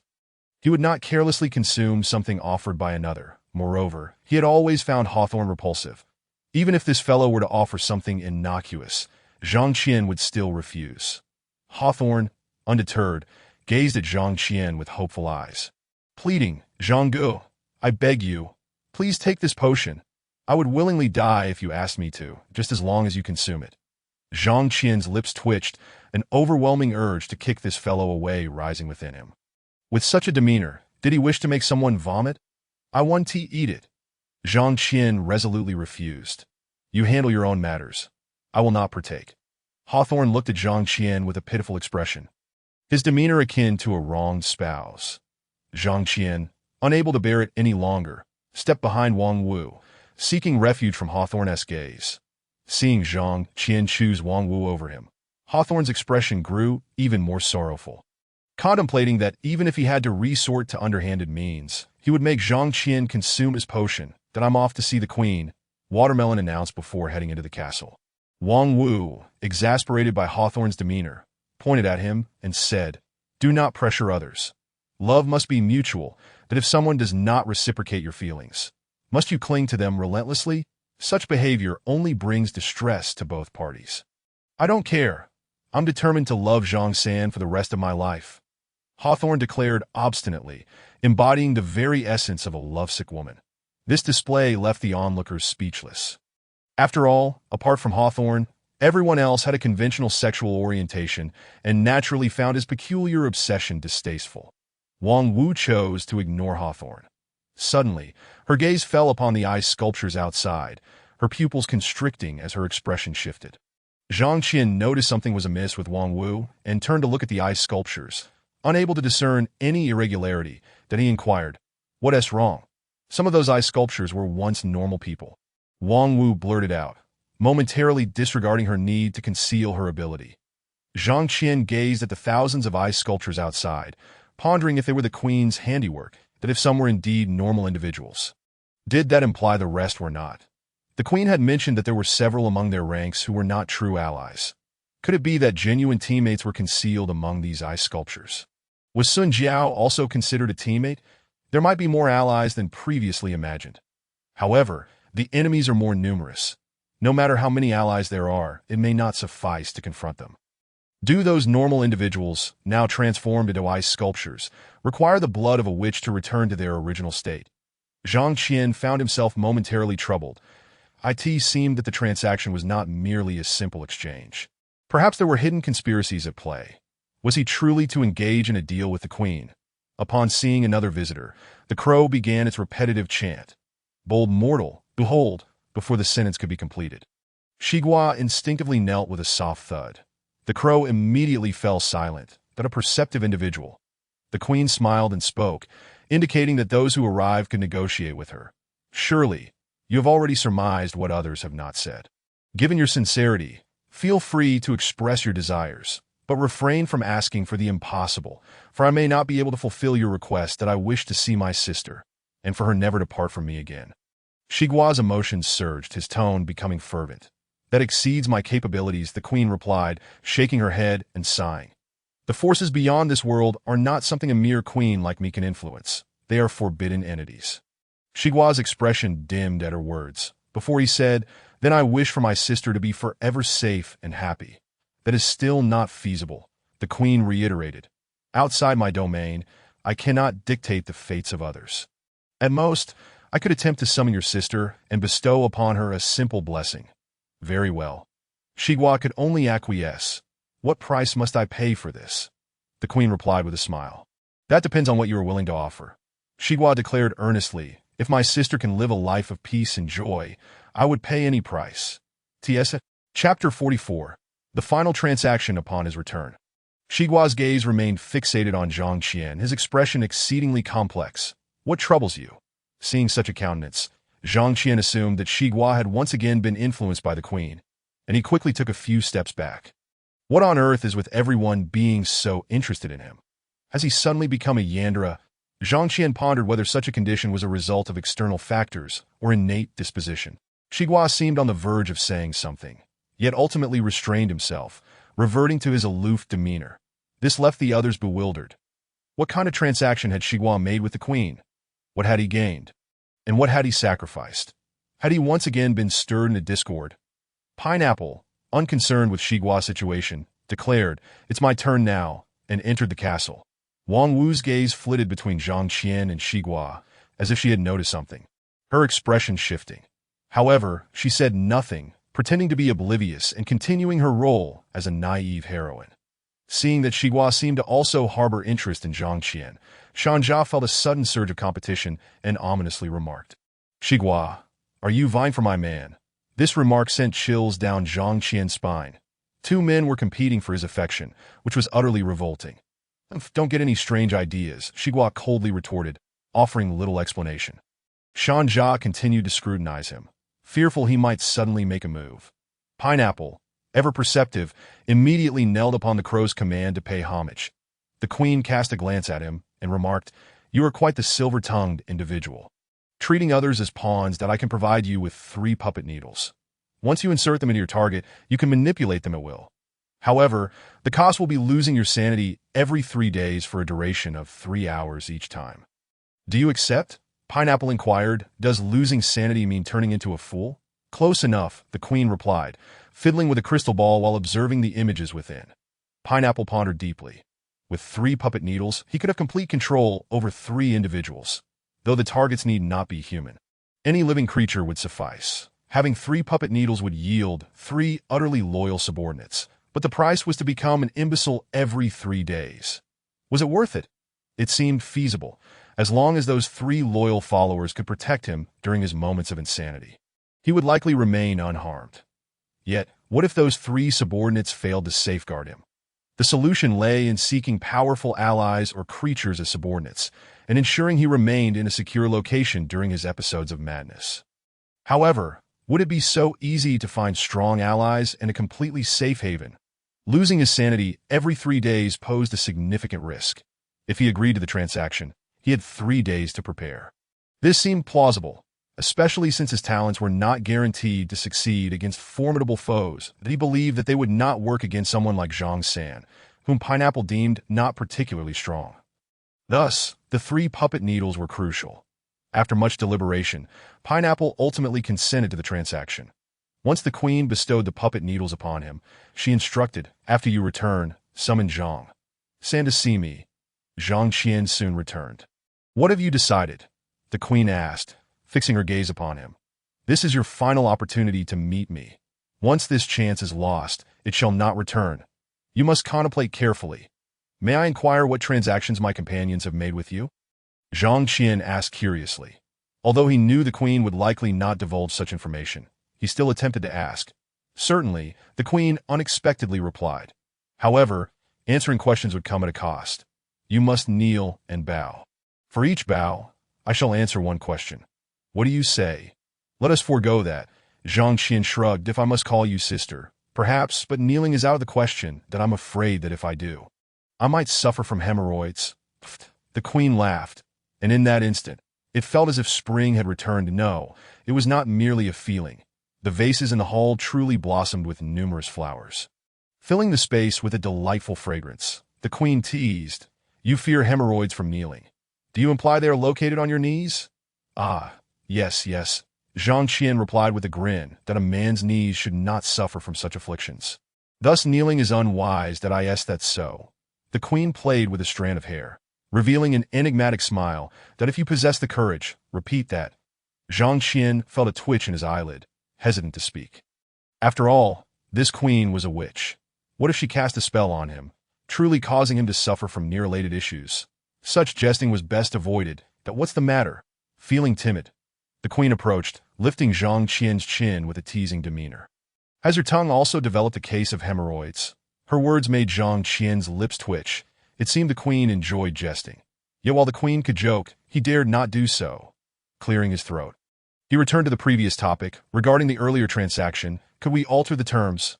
I believe exchanging my companions' lives is excessive. Wouldn't it be better to offer their blood instead?" "Ha!" The queen chuckled lightly. "That is acceptable. Simply provide 10 liters of blood. Who shall it be from?" 10 liters of blood? How is that different from exchanging lives?" Zhang Qian was somewhat exasperated that it was unlikely he could extract 10 liters from a single person without draining them completely. And to gather that much would require a process of continuous replenishment. "That if you pity your companions, you may offer your own life as a substitute," the queen teased, blowing gently on Zhang Qian's face. "Alternatively, you could sacrifice your charm and cater to my whims. Perhaps I would grant you blood for free." Zhang Qian regarded the frivolous queen, momentarily unsure whether she was jesting or serious. That a queen of such stature, surely, would not stoop to seduction. Yet she hardly appeared to be a yandere. If he were to agree to sacrifice his charm, would he not risk being castrated? After all, Shanja had become androgynous. Who could say whether it was due to the transaction or disrespect towards the queen that led to such a transformation? Zhang Qian's mind raced with various thoughts. Before he could voice any of them, the queen returned to her seat and casually tossed him a blood pouch. Zhang Qian glanced at the pouch, Faintly detecting a fragrant aroma, I asked this blood. Can blood truly possess such a delightful scent? Is this the essence of a witch? He inquired with confusion. What does this mean? Am I no longer required to pay a price? A price is certainly required. Since you refuse to make a choice, I shall randomly select a fortunate companion, the queen replied, crossing her legs and resuming her languid demeanor. Wait, do not choose a fortunate companion just yet. Let me select. Zhang Qian hurriedly interjected. Did I choose? Too late. The queen interrupted, her tone indicating that the fortunate companions had already been selected, and now there were two. What? Zhang Qian gasped, his heart racing. Who did you choose? Are they dead now? They are destined to die, but not at this moment, the queen teased, revealing a mysterious smile. They will meet their demise when the time is right, and afterward they shall belong to me. When will that time come? Chapter 45. The sixth finally took action. Zhang Qian returned with the blood pouch, his gaze scrutinizing his companions, pondering which two unfortunate souls had been chosen by the queen. Naturally, he could not discern this. He was not a fortune-teller, unable to perceive who was destined for calamity, that he mused, surely the queen did not select Li Si and Wang Wu. If that were the case, I would be left in despair. What are you staring at? Wang Wu tilted her head and asked upon noticing Zhang Qian's gaze. Nothing. Let us go find that ice sculpture. Zhang Qian could not easily articulate that the blood of the witch was acquired at the cost of the lives of two allies, and thus could only speak in vague terms. Each of them harbored their own thoughts as they followed Zhang Qian back. Pius secretly clutched a puppet needle, fixating on Zhang Qian's silhouette, contemplating whether to pierce him with the needle, or perhaps target the formidable and strikingly beautiful Wang Wu instead. After some deliberation, Pai decided to observe the situation a bit longer. Wasting the puppet needle seemed unwise, especially in case they encountered someone even more powerful and useful. Zhang Qian approached the ice sculpture of Sun Jiao alone, holding the blood bag and stating, I have brought the witch's blood. You mentioned wanting it poured on you, correct? Should I pour it on your head? Sun Jiao replied, You may pour it wherever you wish, it matters not to me. Without further thought, Zhang Qian tore open the blood bag and splashed its contents onto Sun Jiao. As the blood cascaded down, Sun Jiao gradually transformed from the crystalline ice sculpture back into a living, breathing woman. Among the many ice sculptures, a breathtaking beauty emerged, her appearance both enchanting and perilous, leaving Zhang Qian momentarily spellbound. With a wave of her hand, Sun Jiao summoned the surrounding ice and snow, swiftly constructing an ice house that enveloped both her and Zhang Qian. In astonishment, Zhang Qian exclaimed, You possess the ability to control ice and snow? But what does this mean now? Without a word, Sun Jiao seized Zhang Qian and tumbled onto the ice bed. What followed was decidedly inappropriate for younger audiences. Meanwhile, Wang Wu and the others stood at a distance, exchanging bewildered glances upon witnessing the sudden appearance of the ice house. Can that ice sculpture now wield ice magic due to the witch's blood? Li Si pondered aloud. Shiguo twitched his ears, sensing something but remaining nonchalant, unsure if he had heard anything at all. Dapaya observed the surrounding circumstances, poised to strike with her needle. Wang Wu also fixated on the scene, seemingly sensing something amiss, her expression turning peculiar. Shanja felt a sense of unease, muttering, Why do I feel so restless? I must go see for myself. Armed with the potion of love, Shanja approached the ice house. Circling at once, the ice house was sealed tight, rendering the interior invisible and silent. Hey, Zhanggu, what are you doing in there? Shanja called out, tapping on the ice house. In the next moment, a shard of ice suddenly emerged, piercing Shanja's neck. With wide eyes, he gushed blood and soon collapsed, becoming yet another lying ice sculpture. However, his form did not turn transparent. He was merely encased in ice. What on earth is happening? Li Si gasped at the unfolding events, alarmed to find Shanja seemingly lifeless. The others shared his surprise, unable to fathom that Shanja had met such a fate. Could it be that Zhang San also perished encased in ice? That Zhang San was responsible for Shanja's demise? Paya began to speak ill of Zhang Qian again, asserting that Shanja's death was undoubtedly Zhang San's fault. Even if Zhang San hadn't directly caused it, he remained complicit. Had he not insisted on their return, Shanja would have been safe. That we should leave quickly, or we may meet the same fate as Shanja, she urged. Wang Wu, Li Si, and Shiguo remained impassive, merely gazing towards the scene, completely disregarding Pai A's words. Frustration brewed within Pai A, who felt an urge to jab each of them with a needle. Ultimately, she restrained herself, continuing to monitor the situation. After an hour of waiting, both Li Si and Pai A grew impatient. The Lic wondered if Zhang San had perished within the ice house, yet approaching to investigate might result in a fate akin to Shan Jia's. So he refrained and he glanced at Wang Wu and Xigua. The two appeared unconcerned, with one wearing a consistently strange expression while the other remained expressionless. Lost in thought that moment, Pai A's impatience peaked. She retrieved the puppet needle again, contemplating whether to transform Wang Wu into her puppet. This girl was capable in combat, entertaining, and strikingly beautiful. Using a needle on her would not be a loss. In this perilous environment where death could strike at any moment, it was essential to vent her frustrations, and with a captivating beauty nearby, she felt compelled to seize the opportunity before it slipped away. As Pai A's resolve hardened, she noticed Wang Wu's unwavering attention on Zhang Qian. With renewed determination, she stealthily approached Wang Wu with a needle in hand. Xigua, possessing keen perception, noticed Pai A's movement and glanced back at her. Meanwhile, Wang Wu remained fixated on Zhang Qian, unaware of Pai A's approach that Lic too was oblivious, his gaze still fixed on the ice house. Xigua merely acknowledged Pai A with a glance, choosing not to alert Wang Wu. Adopting an attitude of detached indifference, that Pai had now positioned herself behind Wang Wu and swiftly struck. The needle pierced Wang Wu's shoulder. This operation proceeded seamlessly. "What are you doing?" Wang Wu exclaimed. Feeling the sharp sting before forcefully pushing Pai away, Pai revealed a villainous grin and commanded, "Take down Li Si." Wang Wu was bewildered by Pai A's nonsensical directive. However, her body involuntarily responded. Delivering a punch to Li Si's Lic was propelled into the air, crashing down into the snow, momentarily lifeless. Yet his cloak flickered, and he stood up and scathed. "What the hell? Why did you hit me?" He roared at Wang Wu.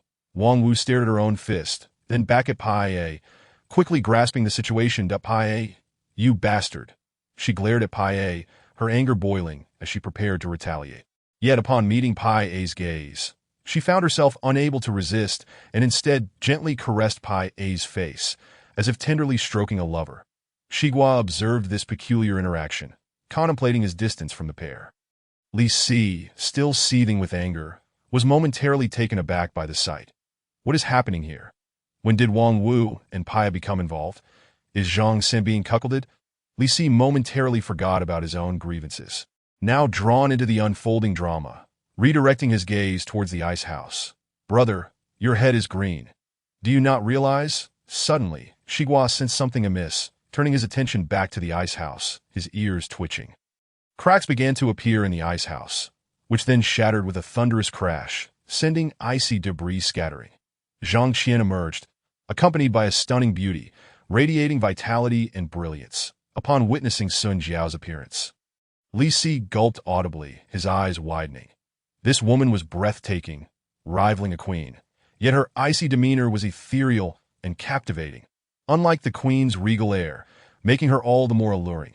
Truly, she was a chilling beauty.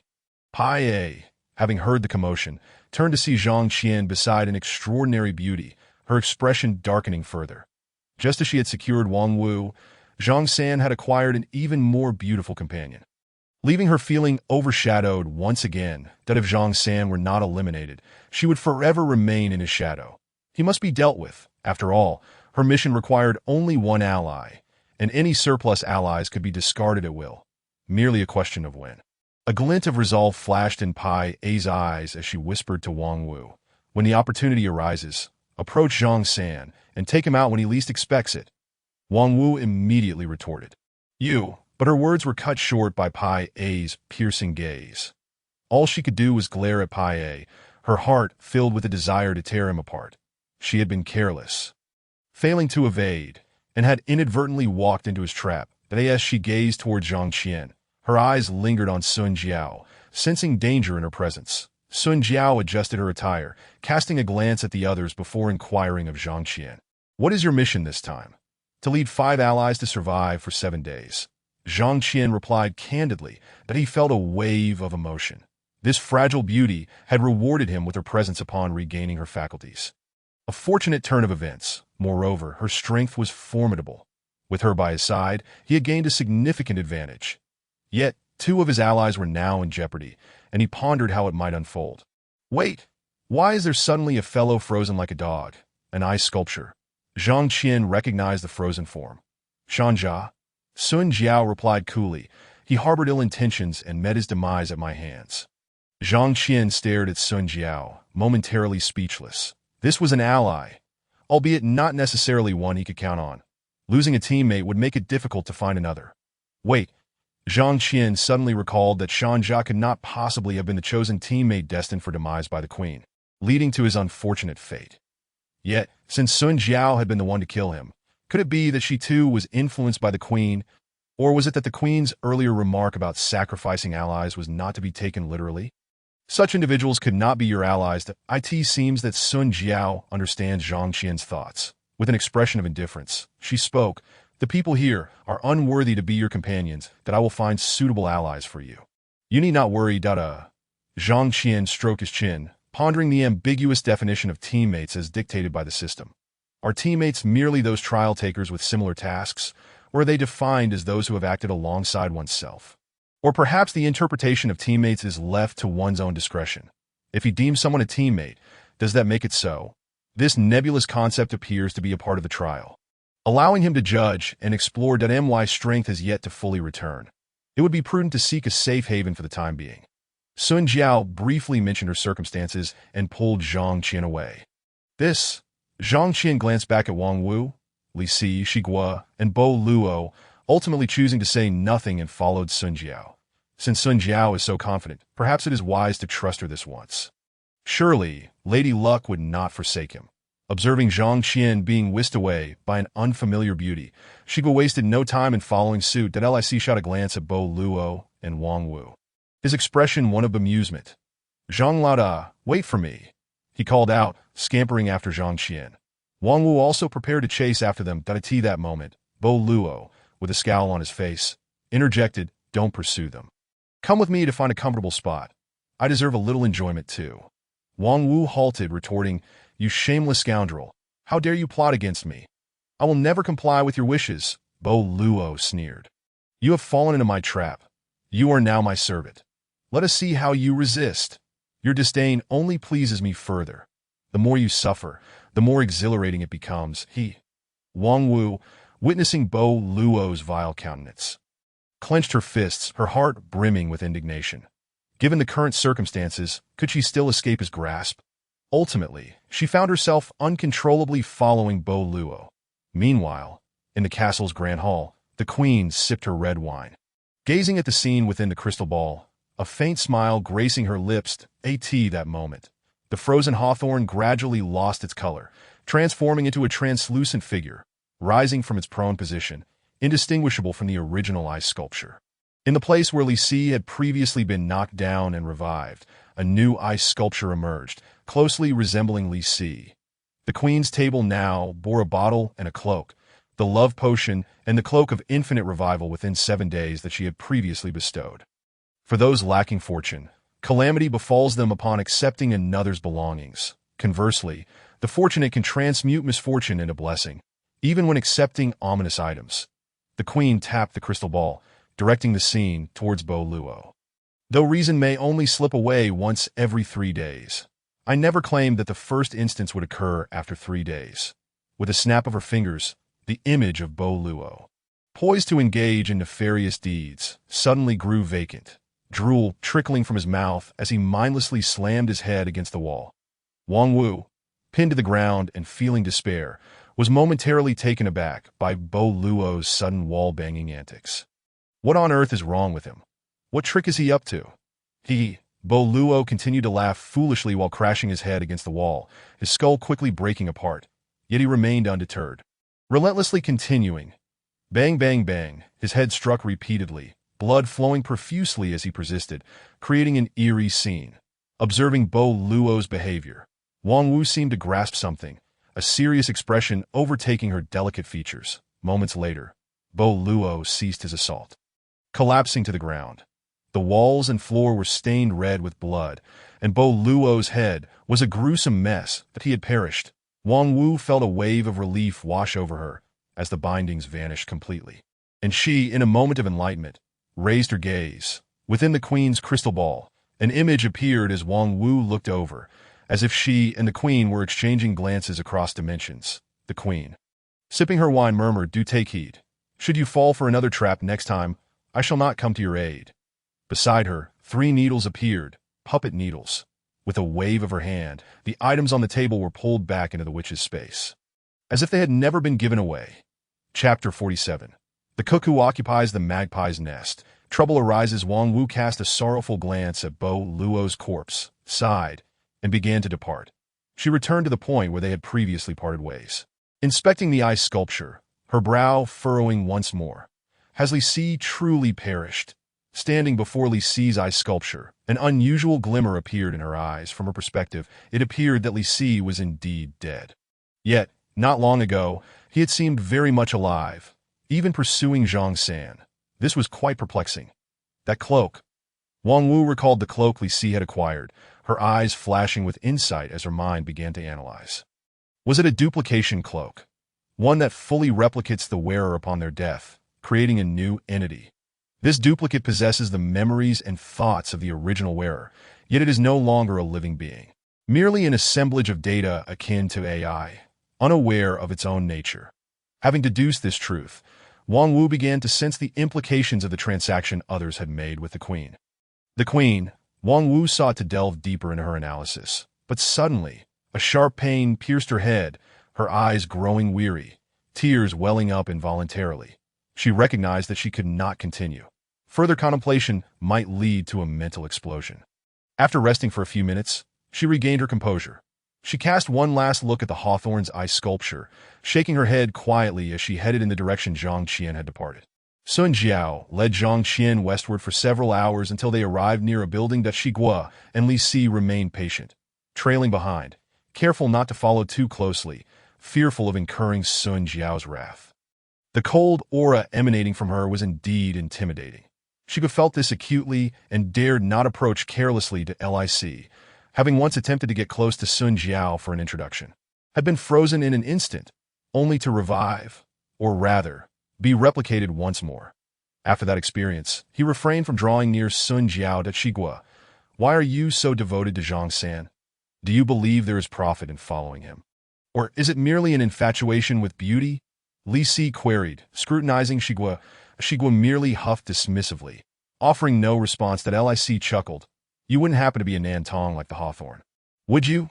Shiguo's expression remained frosty, uninterested in responding to such inquiries. That Lic, well aware of Shiguo's stoic demeanor, paid little mind to his reaction. The two continued to observe Zhang Qian and Sun Jiao. Zhang Qian gazed at the imposing structure before him and inquired, "What is this place, your mansion?" Sun Jiao replied coolly, "Not yet, but it will be shortly." Zhang Qian, "What do you mean? Are we to seize it by force?" "Wait here, I shall go inside to tidy things up." Sun Jiao, radiating an icy aura, leaped into the residence that is direct. Zhang Qian waited outside, pacing around the building, uncertain if a scuffle had occurred within, as no sounds of conflict emerged. After half an hour passed without sight of Sun Jiao's return, Zhang Qian grew concerned. Could she have underestimated her opponents and fallen prey? At that moment, Shiguo approached and remarked, "I sense that the girl accompanying you may be in trouble." Zhang Qian quickly interjected, "In trouble? How so?" The prolonged absence stirred his anxiety. Could it be that? Li Si chimed in with a teasing tone, "Perhaps you've been cuckolded yet again." Zhang Qian's expression darkened, unable to wait any longer. He kicked the door open and entered Lic, intrigued, followed closely behind. The Shiguo hesitated for a moment, but ultimately decided to join them. Inside the residence, there were no guards. Zhang Qian made his way through to the main hall. Upon entry, he was enveloped in a frigid mist, as if stepping into a refrigerator. "Sun." Zhang Qian hesitated to call out Sun Jiao's name directly, given her ability to traverse trial worlds, which she described as likely a bug. Addressing her by name could risk her being subject to rule correction. "What were you about to say?" Li Si inquired curiously, noting Zhang Qian's sudden pause. "Did your tongue freeze? Were you going to call for Suna?" Zhang Qian ignored him, pulling out a gourd of pure water and activating a water manipulation spell, gathering the mist into a stream and filling the gourd. Once the mist was absorbed, the scene inside became clear.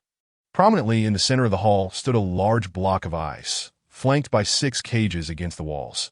Encased within the ice block was a large man, while the cages contained 6 distinct animals, each notably large with particularly lively eyes. Upon seeing the ice block, Li Si exclaimed, "This freezing technique. It must be the work of your Suna." He was unaware of Sun Jiao's name, so he directly referred to her as Suner. Based on what Zhang Qian had called her earlier, calling her whatever felt most natural, as it was merely a code name. Without further ado, he decided to search for her first. Not seeing Sun Jiao in the vicinity, Zhang Qian hurried off to seek her elsewhere. However, after scouring the residence, he found no trace of Sun Jiao.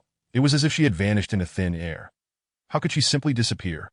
Zhang Qian furrowed his brow, perplexed. Sun Jiao would not leave without a word, nor would she be incapable of overcoming the inhabitants of this residence. Otherwise, she wouldn't have been so confident in claiming that this place would soon belong to her.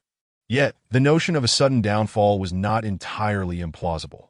Zhang Qian's gaze fell upon the large block of ice. The man encased within it bore an unmistakably sinister demeanor, likely the original master of this abode. Perhaps even a small leader or boss of the trials that Li tapped on the ice block, muttering, "Could this person be your Suna? Has she suffered a backlash, transforming into a man and freezing herself in the process?" "Don't spout nonsense." Zhang Qian lightly tapped Li Si on the head. Suna would never turn into something like this if she truly transformed into a man. Even if she reverted, it would be an unbearable sight. Such psychological trauma is not easily dispelled. Shigua stared at the creatures in the cage, a contemplative expression on his face. The animals within, geckos, toads, cockroaches, dung beetles, spiders, and bats, were not particularly remarkable in themselves, but their size was extraordinary. Each was as large as an average human. This was inherently abnormal. However, in this trial world reminiscent of Western fantasy, the existence of magical creatures was quite ordinary. Such unusually large beings were typically regarded as monsters to be vanquished. Zhang Qian's attention quickly shifted to these aberrant beings. Upon seeing the glimmers of intelligence in their eyes, he suddenly recalled that during his first trial, he had been transformed into a tiger. Could it be that these creatures were once humans? Could Sun Jiao be among them? Zhang Qian scanned the eyes of these creatures one by one, discovering one gaze that burned with intensity. It was undoubtedly the look of a yandere. Yet whether it was Sun Jiao was uncertain, as such a gaze was not exclusive to her. The yandere's eyes belonged to the dung beetle. A dung beetle, colloquially known as a scarab. This one was rather large. It was a bit unsettling. Chapter 48. An unreasonable man. Zhang Qian crouched beside the dung beetle's cage and inquired, "Are you Sun, sir?" The dung beetle blinked and shook its head. Zhang Qian was baffled. Was this beetle not transformed from Sun Jiao? Just as he was about to ask if the beetle was once human, the nearby toad suddenly croaked, seemingly attempting to communicate something. What was it saying? Zhang Qian turned to Shigua. After all, Shigua had a keen sense of biological understanding. Perhaps he could decipher the animal's intent? "I don't understand," Shigua replied nonchalantly. That Lic chuckled. "Maybe it's saying it likes you, haha." As soon as those words escaped his lips, an aura of cold emanated from the dung beetle, surging towards Li Si. "What the hell?" Li Si hastily dodged, staring at the dung beetle in bewilderment. This method of chillingly attacking someone was precisely Sun Jiao's specialty. Could she have truly transformed into a dung beetle? At that moment, a crack suddenly appeared in the ice block, followed by a resounding explosion. Shigua, sensing the impending danger, swiftly darted to a corner, hiding behind the sofa. Zhang Qian was quick to react as well, instinctively seeking a safe corner to evade the chaos that Lic, however, was too fixated on the dung beetle and lacked the agility to escape in time, resulting in him being struck by a shard of ice. Ouch! A piece of ice struck Li Si squarely on the head, knocking him down. The heavens change in myriad ways, the man within the ice block shouted, as 3 cages descended rapidly from above. Zhang Qian and Shigua immediately evaded to Lic. Unable to escape, was ensnared by one of the cages that in the next instant, a flash of white light illuminated the scene, and Li Si transformed into a grasshopper of considerable size. Witnessing this, Zhang Qian instantly understood that the creatures in the cages were all transformed humans. Once ensnared by the cage, one would undergo a transformation. Sun Jiao had likely met a similar fate. However, evading danger did not guarantee escape. The cages continued to pursue Zhang Qian and Shiguo, seemingly equipped with a tracking mechanism, refusing to relent until they ensnared a target. Zhang Qian swiftly drew his dragon-slaying great blade, and with a fierce shout, he struck at the approaching cage. Clang! A shower of sparks erupted as the cage was deflected. Yet, it was neither shattered nor broken. It merely veered away. Unfortunately, the deflected cage flew directly toward Shiguo's escape route. And thus, Shiguo was ensnared. Another flash of white light occurred, and Shiguo transformed into a sizable goldfish. Shiguo. Oh, the remaining cages continued their pursuit of Zhang Qian. Just as Zhang Qian prepared to strike the cage again, he suddenly noticed the previously frozen man charging towards him. Was he attempting a pincer attack? Zhang Qian immediately employed his water manipulation technique on the man. First, he extracted the moisture from his eyes, blinding him, then drew from his feet, causing them to wither and impair his movement. The man's magical resistance was not particularly high, and this time, Zhang Qian's water manipulation technique proved to be remarkably effective. Ah! The man cried out, collapsing to the ground. As he fell, the approaching cage lost its target and plummeted straight down. It appeared that the cages required a designated target to lock onto. Once the man was incapacitated, their tracking ability faltered to prevent the man from employing any further tricks. Zhang Qian approached and incapacitated his limbs. Stop it! I surrender! The man, fearing for his life, immediately begged for mercy. Zhang Qian coldly demanded, "Tell me, how can one revert to their original form?" "Just use the restoration magic," the man hastily replied. "But I am not a magician, so I cannot perform restoration magic." Zhang Qian gave him a skeptical look. The man seemed to grasp Zhang Qian's thoughts and quickly added, "Transforming humans into animals is a function of the magical cage. I do not possess the ability to use magic myself and can only barely operate magical tools." Zhang Qian inquired, "Then who can perform restoration magic?" The man replied, "The Queen of the Ice and Snow Castle can. I do not know about others." Zhang Qian. Is he to plead with the Queen once more? However, hadn't the Queen mentioned that their last meeting would be the final one? Would she even see him again if he returned to the Ice and Snow Castle? You must release the cages first. Zhang Qian, uncertain if the Queen would grant him an audience, insisted that the man open the cages. The man weakly stated, "Once the magical cage has been used, it is beyond my control. To open the cage requires the cage opening magic. And as I said, I cannot perform magic." "Then what use are you?" Zhang Qian regarded the cages, contemplating how to liberate the beings. The animals that seemed he could only resort to the lofty waste bottle for this task. However, that item was best saved for critical moments. Moreover, there were so many animals now. The waste bottle could only collect 2 more, making it a troublesome endeavor. The cage opening magic, as far as you know, is only known by the Ice and Snow Queen? Zhang Qian asked coldly. "The only one I know of is the Queen. I have not encountered any other magicians, nor have I even heard of them." The man earnestly replied, "Please spare me. If you let me go, I can become your servant and follow your every command." Zhang Qian scrutinized him, pondering whether keeping him around would be beneficial. Was this man truly a nefarious individual? Just then, the toad croaked again, its meaning unclear. Zhang Qian turned to see tears streaming from the toad's eyes, which appeared to harbor a glint of hatred. What was happening here? Had the toad been mistreated by the man? Had it been tormented before transforming into a toad?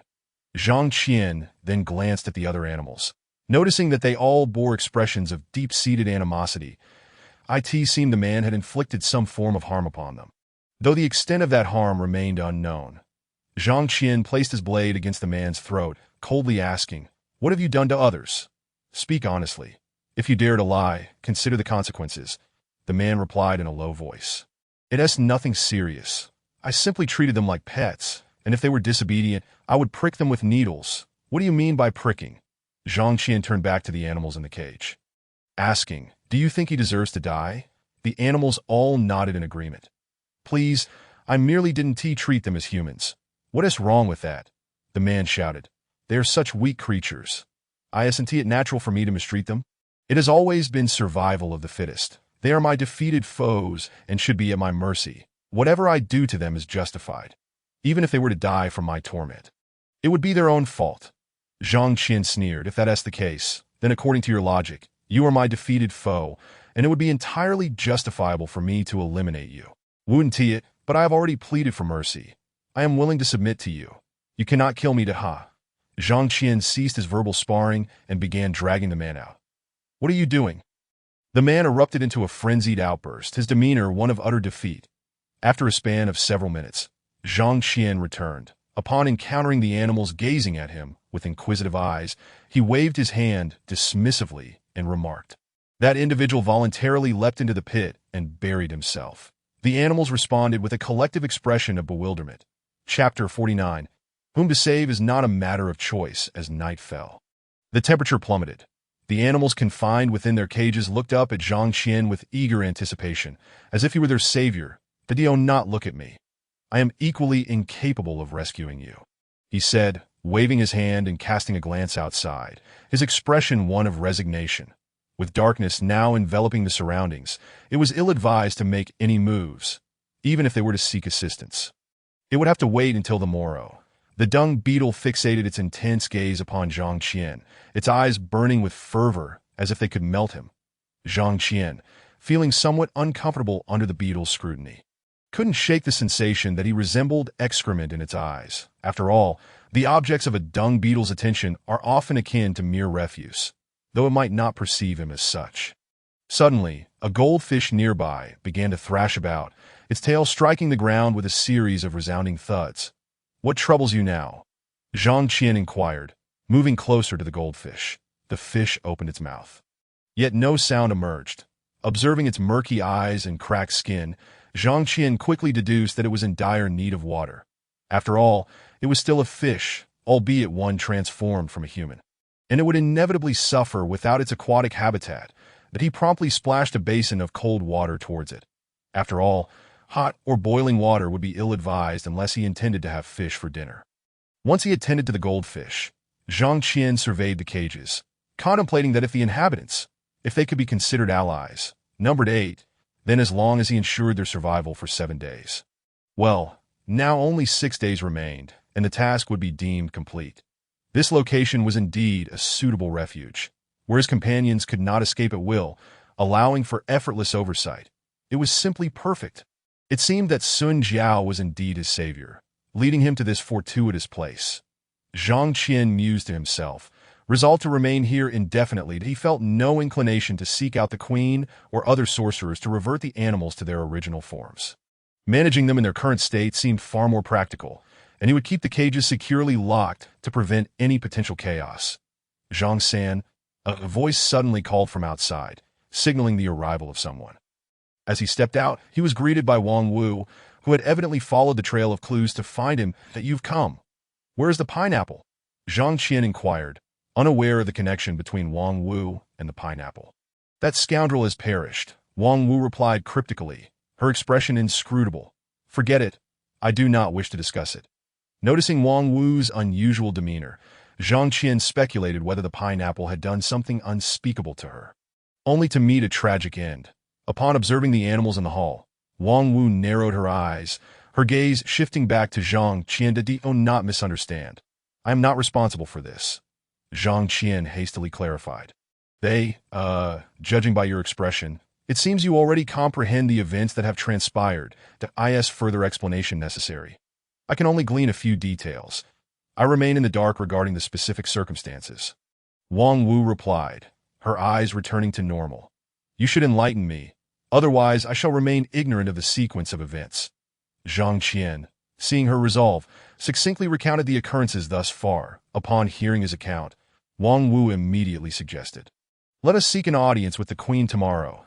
We cannot turn a blind eye to these individuals. We must assist them." Zhang Qian cast a sidelong glance at her, hesitating to respond. Wang Wu perceived his reluctance. Furrowing her brow, to prioritize the completion of a task at the expense of others' feelings was not the hallmark of a gentleman or a just person. Yet could she demand that others prioritize the welfare of others? Wang Wu, contemplating how to persuade Zhang Qian to extend help within his means, was abruptly struck by a chilling gaze filled with malice, sending shivers down her spine. Turning to investigate, she discovered that the source of this gaze was none other than a dung beetle, which exuded an unmistakable aura of danger. Wang Wu recognized that this dung beetle was the transformed form of the alluring woman who had previously dragged Zhang Qian along. That woman had been a yandere, thus naturally hostile towards anyone near Zhang Qian. Although her powers were significantly diminished in her current form, the oppressive aura she emanated was still formidable.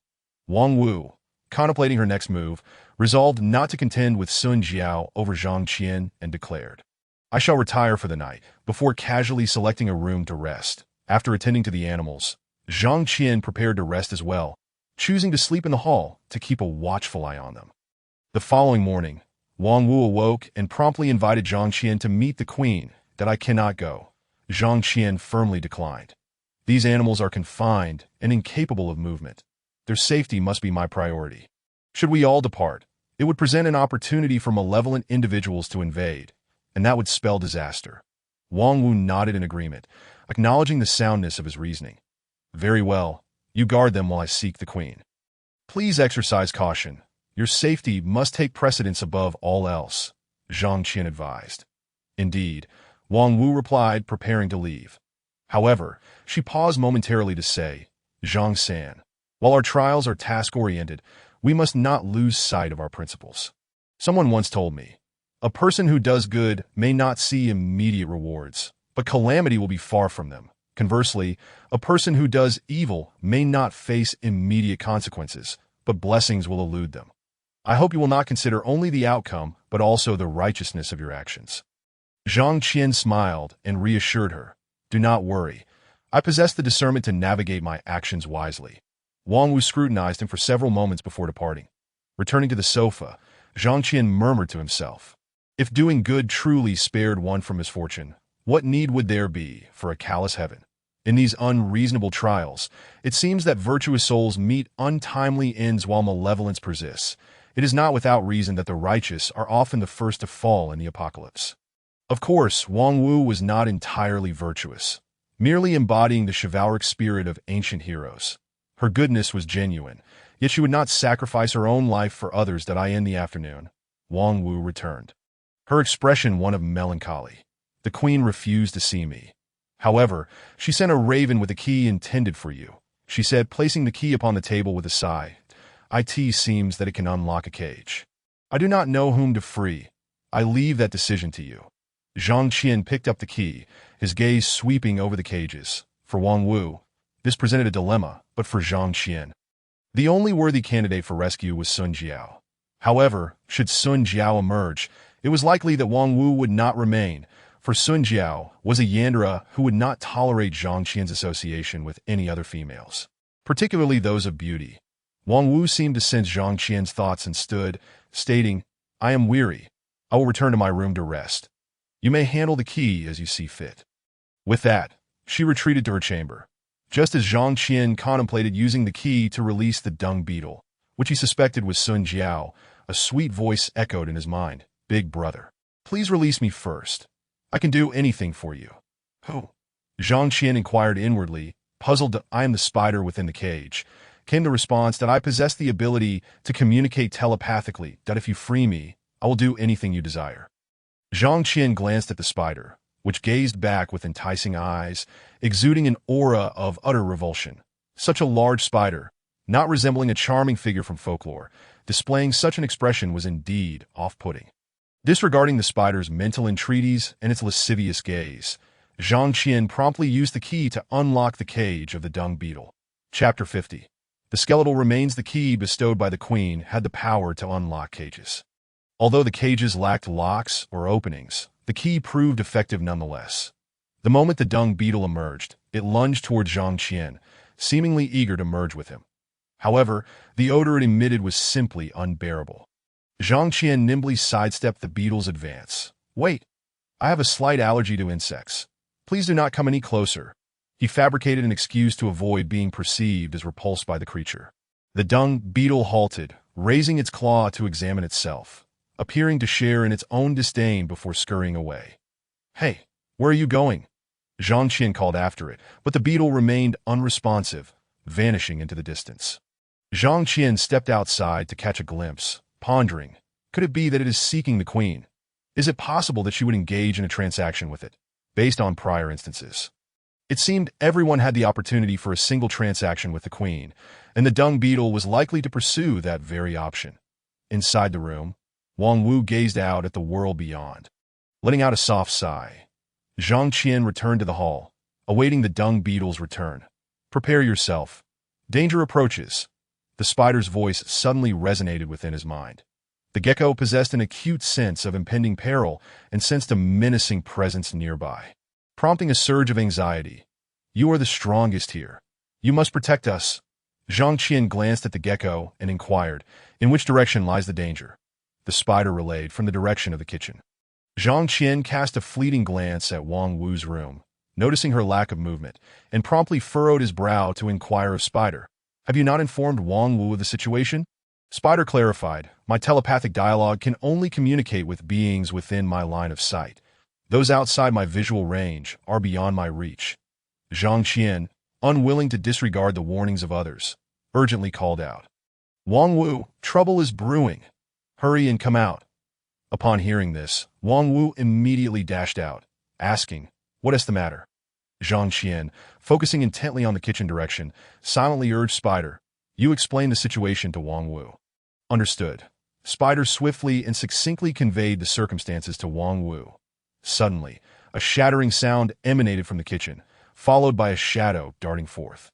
Without hesitation, Zhang Qian swung his blade, the clash resounding as he was jolted back several steps. The figure also paused momentarily, emitting a chilling cackle. Upon closer inspection, Zhang Qian was astonished to find it was a skeleton. This skeleton was exceptionally white, devoid of any flesh, glistening with an eerie luminescence. Madam White Bones? Zhang Qian exclaimed. Well, whether it is a madam or a sir remains uncertain. One can only speculate whether it goes by Jingjing or another name. The skeleton let out a sinister cackle and lunged forward once more. But its target was not Zhang Qian. It aimed for the creature trapped in the cage. Perhaps some animal possessed an innate talent for attracting danger. Whoosh! Wang Wu sprang into action, wielding a hefty hammer and striking fiercely at the skeleton. A piercing collision ensued, propelling Wang Wu backward. Yet the skeletal figure appeared unscathed, as it had no hair to ruffle. The bones showed no signs of damage from the impact, proving to be remarkably resilient. Zhang Qian's mind raced, strategizing how to confront this entity. The opponent was a skeletal figure, devoid of moisture. Thus, a water blade might prove ineffective, and water manipulation spells likely would not yield results, although the waste bottle could contain refuse. Imprisoning the skeleton within would endanger the little chi inside for summoning spells. He pondered whether he possessed any useful summons. Hiss. Must he resort to a direct confrontation? Surely, one could not hope for this skeletal being to be a yandere. After repelling Wang Wu, the slender bony fingers suddenly pierced into a cage. Inside was a goldfish, transformed from a watermelon. Zhang Qian's eyelids twitched, and he activated the summoning spell. The goldfish was instantly summoned before him. The summoning spell could call upon any encountered creature, even those nearby. However, they would return to their original location once the spell's duration elapsed. Zhang Qian had previously refrained from releasing these creatures. But given the urgency of the situation, he had no choice but to do so. The skeleton cackled menacingly, charging directly at Zhang Qian. Was it targeting the goldfish? Realizing this, Zhang Qian swiftly tossed the goldfish towards Wang Wu. The skeleton abruptly skidded to a halt, redirecting its pursuit toward Wang Wu. Wang Wu quickly grasped the situation, catching the goldfish and hurling it back to Zhang Qian, prompting the skeleton to pivot once more and chase after him. Zhang Qian repeated his earlier actions, engaging in a game of cat and mouse with the skeleton. Fortunately, the skeletal figure possessed little intelligence, allowing it to be led around like a dog. Summoning spell lasts only half an hour. I cannot afford to waste time and must find a way to subdue this skeleton. Zhang Qian maneuvered the skeleton. He contemplated strategies. Wang Wu, aware they could not outlast the skeleton, decided to take a risk. Grasping the goldfish tightly, she bolted out the door. Zhang Qian was poised to catch the goldfish when he saw Wang Wu sprinting outside with it, leaving him momentarily stunned. The skeleton pursued her. He shouted, Wang Wu, be cautious. Wang Wu, focused solely on her escape, did not respond. Phew, the skeleton had finally been diverted. What a fright! Spider's voice echoed in his mind, tinged with a hint of relief that don't celebrate too soon. This may not be over yet. Zhang Qian scanned his surroundings, remaining vigilant. The gecko sensed no other dangers and appeared to be at ease for the moment. Spider seemed to trust the gecko. Appearing more relaxed, Zhang Qian glanced at the gecko, noting its composed demeanor, which eased his own anxiety slightly. What abilities do the other creatures possess? Zhang Qian continued. Ask them to share their abilities. Perhaps they hold the key to our predicament. All right, I will inquire. Spider promptly engaged in conversation with the other animals. Half a minute later, Spider reported, the toad can leap, the cockroach possesses extraordinary strength, and the bat has keen vision. You likely already know the rest. Well, these abilities are rather underwhelming. Outside of their cages, they might have some utility, but confined, they are practically useless. Only Spider's telepathic communication and the gecko's danger sensing seem remotely helpful. Half an hour later, the summoning spell's duration expired, and the goldfish returned to the cage, yet only half of its body made it back. The goldfish had perished. Zhang Qian stared at the lifeless goldfish, his brow furrowed. With the goldfish gone, what fate awaited Wang Wu? Was the skeleton's sole intention truly the goldfish? After its demise, would Wang Wu become the skeleton's next target? In the castle's grand hall, the queen gazed into the crystal ball, murmuring, You bestow happiness upon your sister while bearing misfortune yourself. Your ultimate fate is assuredly death. The happiness exchanged for your misfortune may merely be fleeting. Chapter 51. Lovebirds risk death, good heavens. How terrifying! Spider's shrill scream echoed in his mind, quivering with fear. Zhang Qian glanced over to see Spider trembling uncontrollably, involuntarily spinning silk from its mouth. The toad croaked anxiously, its skin's warts swelling ominously. The other creatures, upon witnessing the goldfish's grim fate, stirred restlessly, displaying signs of distress that there's no need to panic. Zhang Qian reassured the animals. Their anxiety was futile. Those destined to perish would meet their end, while those meant to survive would endure, albeit half alive. The animals responded with silence. Before long, Sun Jiao returned, not alone, but dragging Wang Wu along. Wang Wu was covered in blood, her vitality waning, appearing as though she might slip away at any moment. Zhang Qian raised an eyebrow, immediately suspecting that Sun Jiao might have gravely injured Wang Wu. Without offering an explanation, Sun Jiao tossed Wang Wu towards the cage, an aura of chilling energy emanating from her. In the next instant, the entire house was encased in ice, a glacial membrane forming over its exterior. The animals within the cage, along with Wang Wu, were frozen solid, resembling fossils. What are you doing? Zhang Qian could not help but question Sun Jiao. This is a freezing stasis. Beings trapped in this state will not perish, but will remain in this condition indefinitely. As long as the ice remains intact, they will be safe. This serves as both protection and confinement. Sun Jiao softly explained. Zhang Qian observed the near-lifeless Wang Wu and deemed this a suitable solution. Being frozen would prevent her death, alleviating the need for treatment and conserving resources, a brilliant strategy amidst survival tasks. However, it was rather unfriendly to those encased in ice, as they would have to maintain this position without movement, far more uncomfortable than confinement in a dark room. Yet compared to the constant threat to life, enduring 5 days encased in ice was a minor inconvenience. Those who could withstand the solitude would survive, and many would likely agree to such terms. Can this ice be maintained indefinitely? How much force can it withstand? Zhang Qian posed another crucial inquiry. Sun Jiao replied, As long as I remain alive, the ice will endure. It will not shatter unless I perish. You are truly remarkable, Sun Air. Zhang Qian couldn't help but plant a kiss on Sun Jiao. Do not call me Sun Air. I do not recognize the name others have given me. Sun Jiao replied, her expression impassive that my original name is no longer valid. From now on, I shall be known as Ling. You may call me Ling Air. Understood. Zhang Qian finally grasped why Sun Jiao had rejected the name Sun Air. She found it unsuitable. He had suspected she was adept at recognizing people, particularly those with obsessive tendencies. He could identify them even if they turned to ash, let alone if they merely transformed into a dung beetle. How did you revert to your original form? Zhang Qian inquired. Sun Jiao. Ling lowered her gaze and replied calmly, I found a sorcerer who transformed me back. In return, I offered him. Before she could finish, her gaze shifted sharply to the side, her expression turning frigid. What is it? Zhang Qian followed Ling's gaze, but the outside was enveloped in ice, obscuring his view. Before Ling could respond, the house suddenly trembled, accompanied by a resounding crash. What is happening? Did a meteor fall from the sky? Did a monster collide with the house? How bothersome. Stay here. I will go handle this. Ling stepped outside. Zhang Qian shrugged, quietly waiting in the room. Having a sharp-witted and unfathomable sickly beauty by one's side is truly delightful. There is no need to lift a finger, as she can effortlessly resolve any issue. Life is indeed blissful.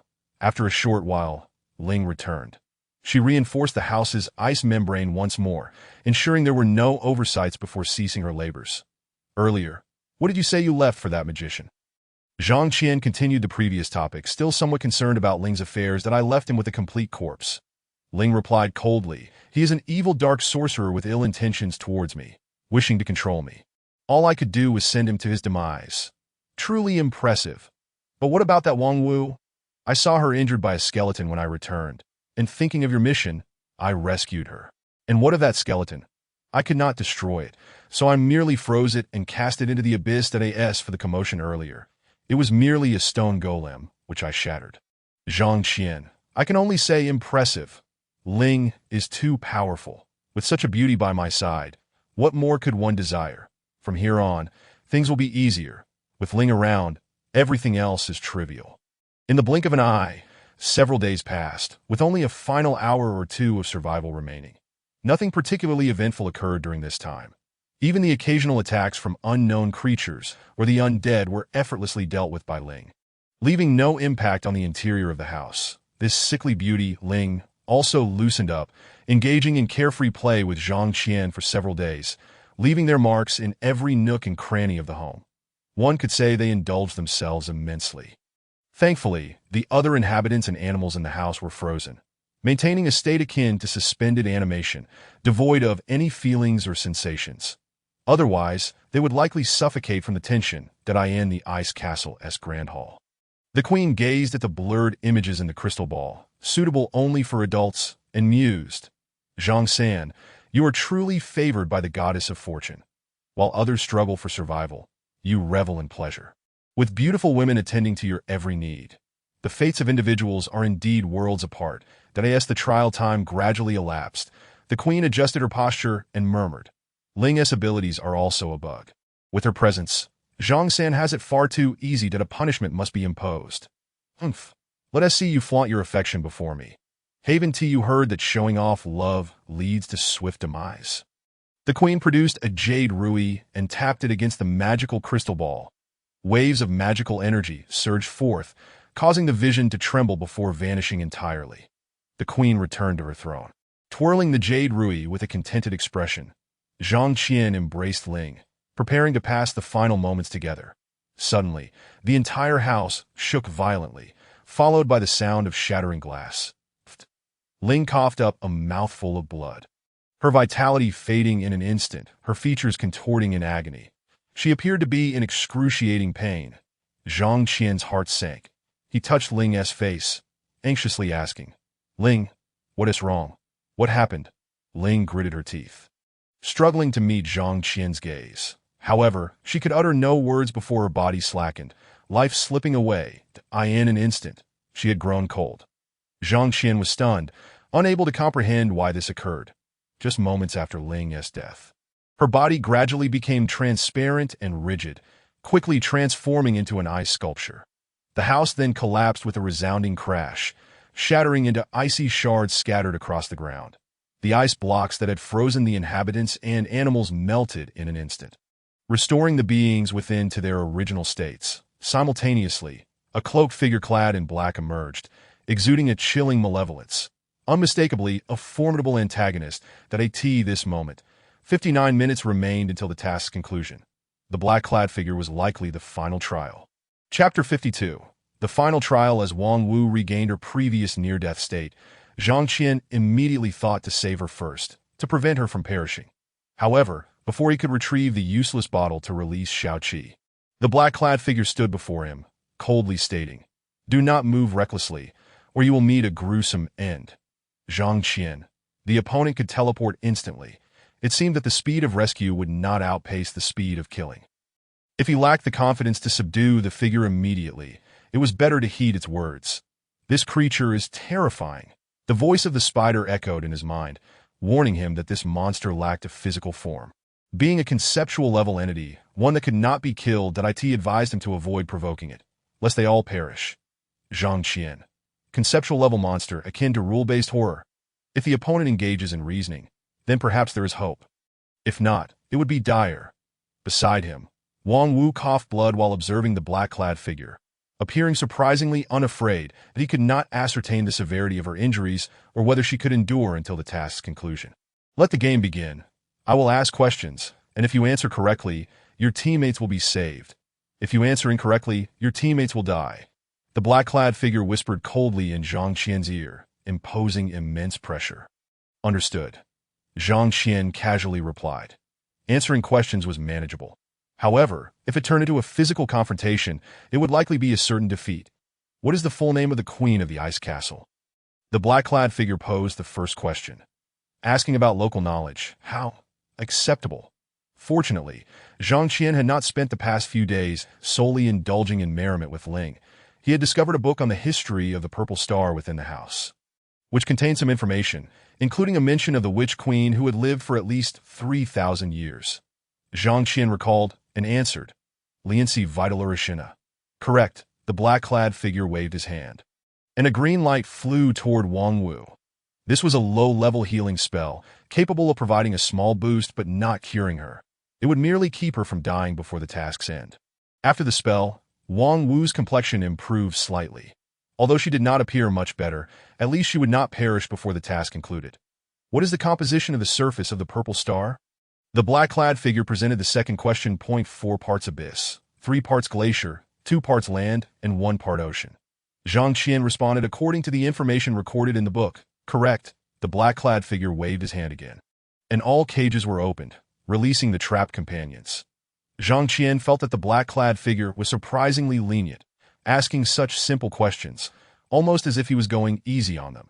Anyone with a basic understanding of the local history could answer. Of course, if it were someone else responding to these questions, they might be utterly clueless, as those unfamiliar with this world would be left bewildered. The black-clad figure suddenly tossed several rings to Zhang Qian, stating, "There are 7 rings here. You have 3 minutes to put them on your heads. Those without rings will be killed by me." Zhang Qian gazed at the rings in his hands, and the phrase tightening spell unexpectedly sprang to mind. Of course, this was not a hint, merely a fleeting thought. Zhang Qian glanced at his companions, counting their numbers. Precisely 7. It seemed the black-clad figure intended to control everyone. Zhang Qian took the rings and prepared to distribute them among his 7 companions. However, as he was about to hand out the rings, he suddenly paused. "Wait, 7 teammates plus me make 8 people. But there are only 7 rings. Someone must be sacrificed." Zhang Qian thought, casting his gaze over his companions, uncertain whom to abandon. Before him stood 7 allies. Wang Wu, Li Si transformed into a mantis. The gecko, the spider, the toad, the cockroach, and the bat, along with Xiao Qi trapped in the useless bottle, safe as long as she remained inside. Time was of the essence. Zhang Qian first placed a ring on himself, then on Wang Wu, and was about to give one to Li Si. Regardless, he prioritized his familiar first, leaving the others to fate. Wang Wu grasped Zhang Qian, whispering in his ear, "This Li Si is a replica. Do not concern yourself with it. Give the rings to the other teammates." Zhang Qian was momentarily taken aback, scrutinizing Li Si again, but of course, he lacked the ability to see through the disguise, thus could not discern a perfect replica. However, since the chivalrous Wang Wu had spoken, he decided to trust her judgment. Her words were worthy of belief. In any case, one person would inevitably be without a ring. Wang Wu had already made the choice for him, so there was no need to dwell further. Zhang Qian distributed the remaining rings to the spider, gecko, toad, cockroach, and bat, leaving Li Si without one. Lic, transformed into a mantis, was infuriated at being overlooked for a ring, cursing Zhang Qian for his lack of loyalty. After all, it had been the first to pledge allegiance to Zhang Qian, only to be abandoned first, which was quite absurd as the 3 minutes dwindled. Li Si recalled the queen's order to kill a teammate on the 7th day, and with a surge of malice, raised its scythe-like claws to attack the nearest spider, once transformed into a mantis. Li Si's speed was astonishing. In the blink of an eye, the spider's head was severed, greenish-blue liquid spraying forth. The only one capable of relaying the thoughts of animals, the spider thus met its demise. Zhang Qian, after completing the circle, was fixated on the figure in black, completely taken aback by the unforeseen turn of events, which caused his eyelids to twitch as he watched Li Si remove the circle from the spider's head and don it himself. A thought struck him. Could this be the desired outcome of the black-clad figure, aiming to incite his teammates to turn against one another in a deadly scramble for survival? Nonetheless, with circumstances unfolding as they were, Zhang Qian found little to say. Perhaps it was merely the spider's destined downfall. The final trial awaits you. Reach a vibrant place within 3/4 of an hour, or the circles upon your heads will explode, leaving you nothing but remnants. The figure in black delivered this ominous proclamation before vanishing into thin air. The circles they wore were now firmly affixed to their heads, pulsating with a yellow light, hinting at an imminent explosion. The vibrant place. The urgency of the situation left Zhang Qian no time to linger. He immediately scanned his surroundings. Yet in the desolate, snow-covered expanse, where could such a lively realm be found? Moreover, what constituted a vibrant place? With keen eyes, the bat soared into the sky, searching the horizon. Alas, all that lay before him was an endless expanse of white, devoid of any discernible differences. Where, indeed, was the vibrant place the black-clad figure spoke of? His companions pondered this as well.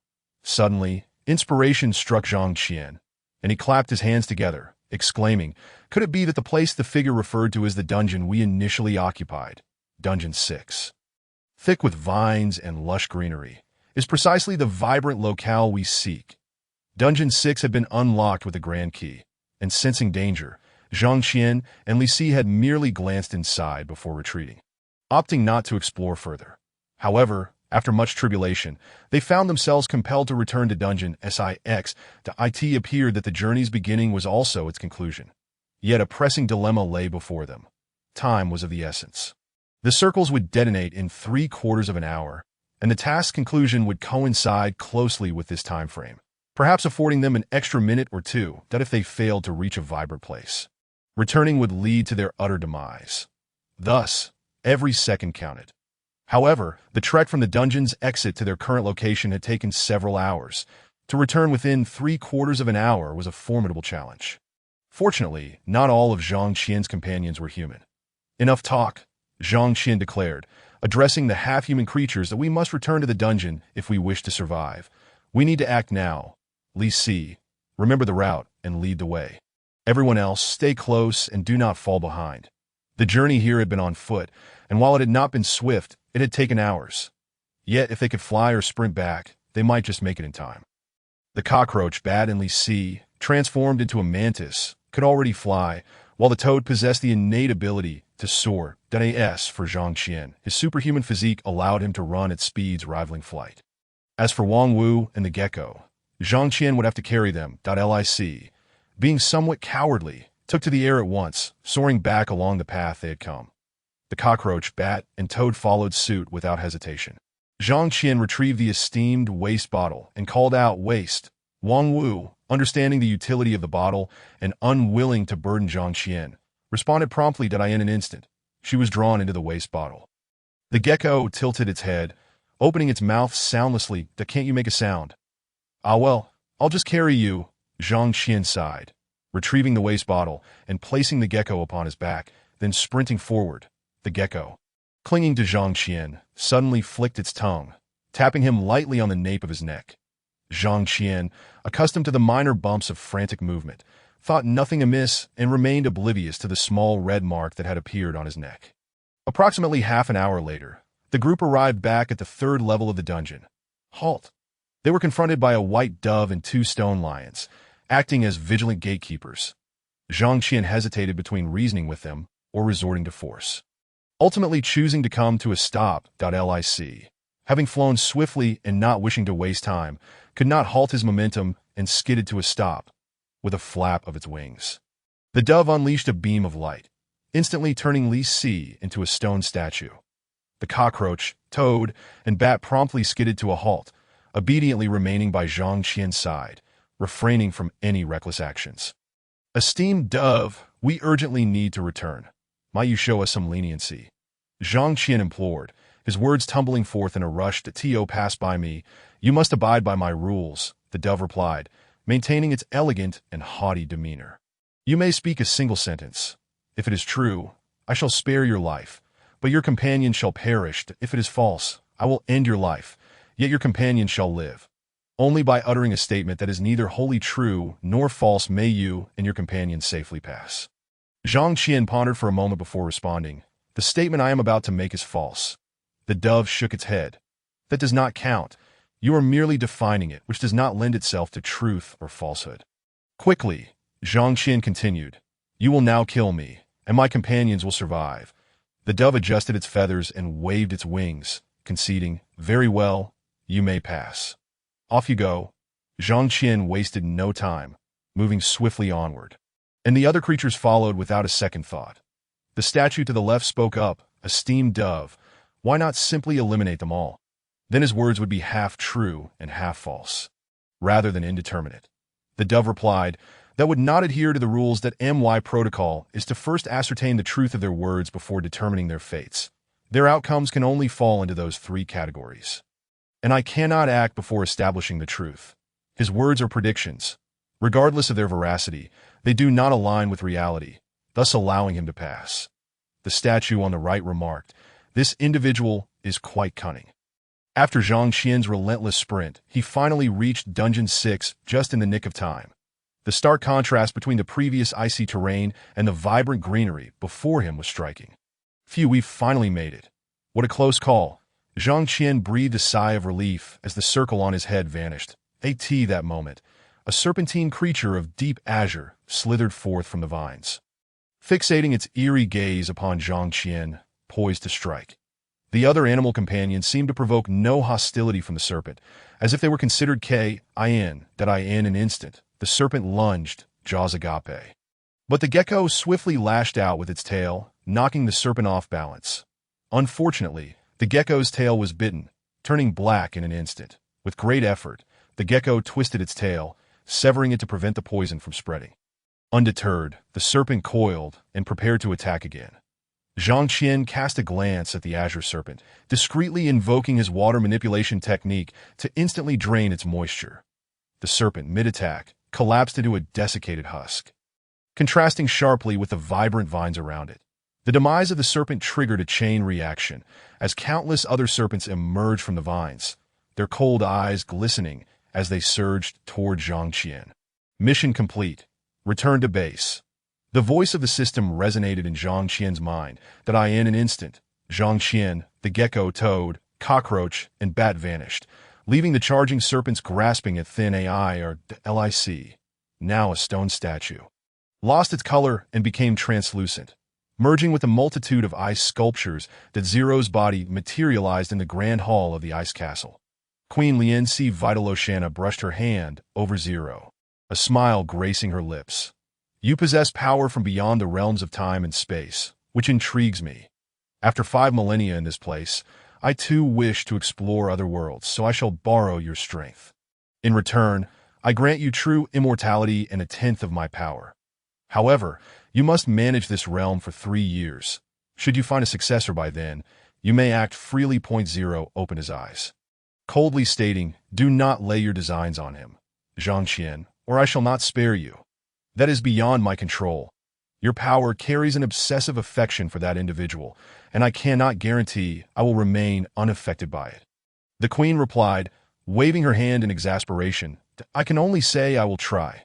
After all, infatuation often clouds one's judgment and leads to irrationality.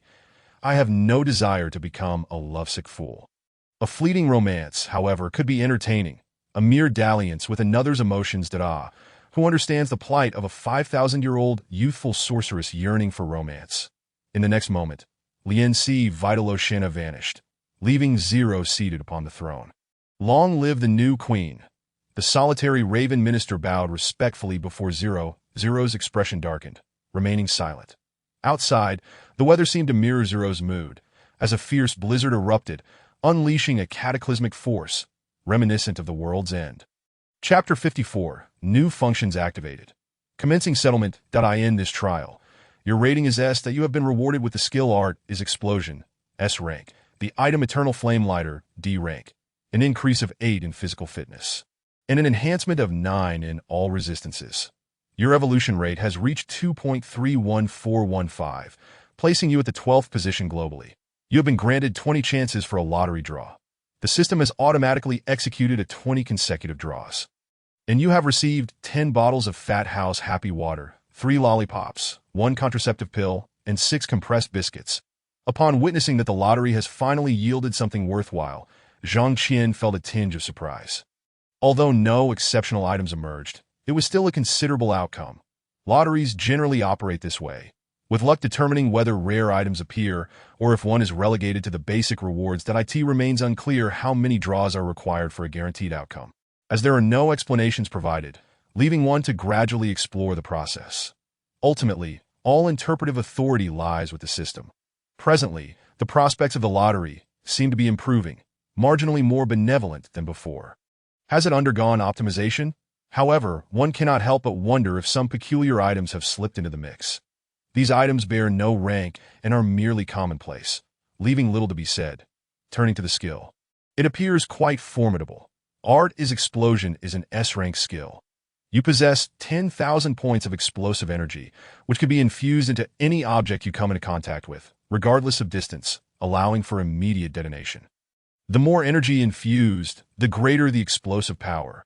Should your energy run low, it replenishes at a rate of 1 point every 6 minutes. As for the lighter, it is nothing out of the ordinary. Simply a standard lighter with the unique characteristic of never extinguishing. Why resort to such an archaic item? Wouldn't it be more fashionable to provide me with a lighter that can be used infinitely? Alternatively, the ability to ignite fire at my fingertips would be far more impressive. Using a lighter seems rather unimpressive. Zhang Qian cast a fleeting glance at the lighter before dismissing it. Its utility remains uncertain for future endeavors. He suddenly recalled that prior to the conclusion of the trial, Xiaoqi and Wang Wu were still within the waste bottle. Now that he has returned, he wonders if they are still contained within. He retrieved the waste bottle for inspection, and predictably, they were absent. After all, the waste bottle is merely an A-rank item and cannot withstand the power of the system. Thus, upon return, the individuals within naturally reverted to their respective trial spaces. Suddenly, an announcement from the system echoed. The global evolution has met the criteria for the first phase, and certain functions have been unlocked. Please check independently. To expedite global evolution, the next trial will commence in 3 hours. With increased difficulty, participants are advised to prepare accordingly. As soon as this announcement was made, the world erupted in excitement. The trials are to come so swiftly, exhibiting a rigor surpassing that of capitalists. Zhang Qian shook his head, feeling somewhat disgruntled. Capitalists adhere to a 996 schedule, while the system operates almost on a 007 basis. Fortunately, there is still pleasure to be found during the trials. Otherwise, he would undoubtedly berate the system for its lack of fairness. Zhang Qian accessed the system interface and noticed the addition of 3 new functions: Friend List, My Team, and Historical Records. Naturally, the Friend List and My Team were both empty, as he had not previously added any friends. Teammates were merely matched by the system without any verification. Just as he intended to view the historical records, a profile picture suddenly popped up, accompanied by a notification. Trialist 13390 requests to add you as a friend. Accept or decline. Zhang Qian raised an eyebrow at Pu Ruoyan's avatar. This girl certainly acts swiftly, seeking to add him as a friend right off the bat. Is she that eager? Let us keep her in suspense for a while. Zhang Qian temporarily ignored the friend request and opted to examine the historical records instead. Within the historical records, there were 3 trials, each featuring brief recordings from a first-person perspective, capturing random snippets of the events. Of course, there were no overly private moments. If there were, they flashed by in an instant. These recordings are hidden by default and require individual settings to be made public. Additionally, each trial displays the avatars of other trialists from the same session. Albeit with varying appearances. In the first trial, the avatars of an unknown tall man and a chubby boy turned gray, accompanied by a red cross. This likely indicates their demise. Clicking on them reveals no further information. Conversely, Lin Xian's avatar, though also gray, lacked the red cross, which was curious. Clicking on her avatar merely enlarges it, and another click reverts it to its original size. Zhang Qian fixated on Lin Xian's avatar, recalling the moment her phantom appeared previously, which led to some speculation. Could it be that Lin Xian did not perish entirely, and she still has a chance for resurrection? Her last words were not to forget her. Does this imply that as long as someone remembers her, she will not fade away? This seems a plausible hypothesis. However, the method of her resurrection remains ambiguous. Perhaps it involves entering a trial world where rebirth is possible, with someone facilitating her return. Zhang Qian stroked his chin, muttering, "If it requires significant effort, I won't go out of my way to help you revive. That kiss of yours hardly merits such a sacrifice. However, if the cost is minimal, I might consider it." That as soon as these words left his lips, Lin Xian's phantom materialized before him, gazing at Zhang Qian with a pitiful expression that evoked an instinctive sense of pity. Yet, in the next instant, the original spirit's phantom appeared, charging towards Lin Xian without a word. Both phantoms vanished simultaneously. Zhang Qian pondered, is the original spirit in the same predicament as Lin Xian? If Lin Xian were to be revived, would the original spirit also seize the opportunity to be reborn? Such matters are difficult to ascertain, leaving only speculation. Zhang Qian redirected his attention to the information from the first trial as for Pu Ruoyan. Her avatar remained illuminated. Clicking on it enlarged the image, revealing options to view information and add her as a friend. That he clicked to view her information, but the response indicated that the opponent had hidden their personal information. It seems the system indeed safeguards privacy, defaulting to hidden settings, allowing for specific individuals or groups to be granted access, while partial information can be made public. As for the friend request option, that was self-explanatory.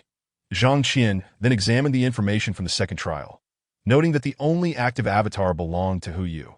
The others were obscured by red crosses, making it difficult to recall who they were, especially since some he had never encountered. To his surprise, his good sister was also a trialist. He hadn't realized that. Zhang Qian clicked on Hu Yu's avatar, but found no personal information available. Nothing of interest to view. Next came the information from the third trial. The avatars here were particularly intriguing, as they were the very forms Zhang Qian had encountered. The previously met Zhao Taidan Li Si, Wang Wu, Pineapple, Watermelon, and Hawthorn were not worth mentioning, while the avatars of the remaining teammates were represented as a gecko, spider, toad, cockroach, and bat, purely animalistic forms. The avatars of two deceased trialists were not only gray, but also exceedingly blurry, rendered unrecognizable alongside the red crosses. Are these avatars formed based on individual perspectives or by their appearance at the conclusion of the trial? This question merits further exploration. Perhaps this is the system's method of protecting the secrets of trialists. Creating avatars based on personal understanding? At that moment, Zhang Qian received several notifications, all indicating friend requests. That he glanced over them. All the surviving trialists from his session had sent requests to add him as a friend. Interestingly, the trialist with UID 20523 had two avatars, one of a gecko and the other of Hu Yu. What a surprise! They are indeed the same person. The odds of encountering the same trialist across two consecutive trials must be astronomical. Could this be fate? Chapter 55. Forming a team. The trials are fraught with peril, and to enhance survival odds, the most prudent course is to band together for mutual support and cooperation.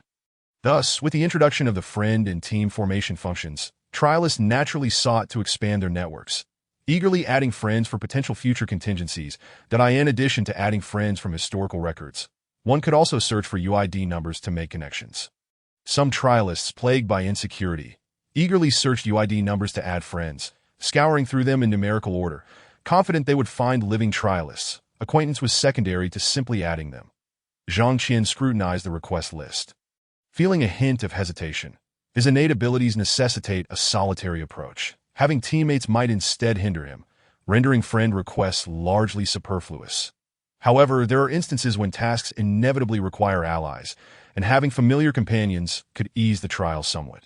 Moreover, given his current capabilities, he need not fear being weighed down by teammates. The real question is whether he can effectively lead them. Thus, he opted to accept each friend request in turn. Why did it take you so long to accept?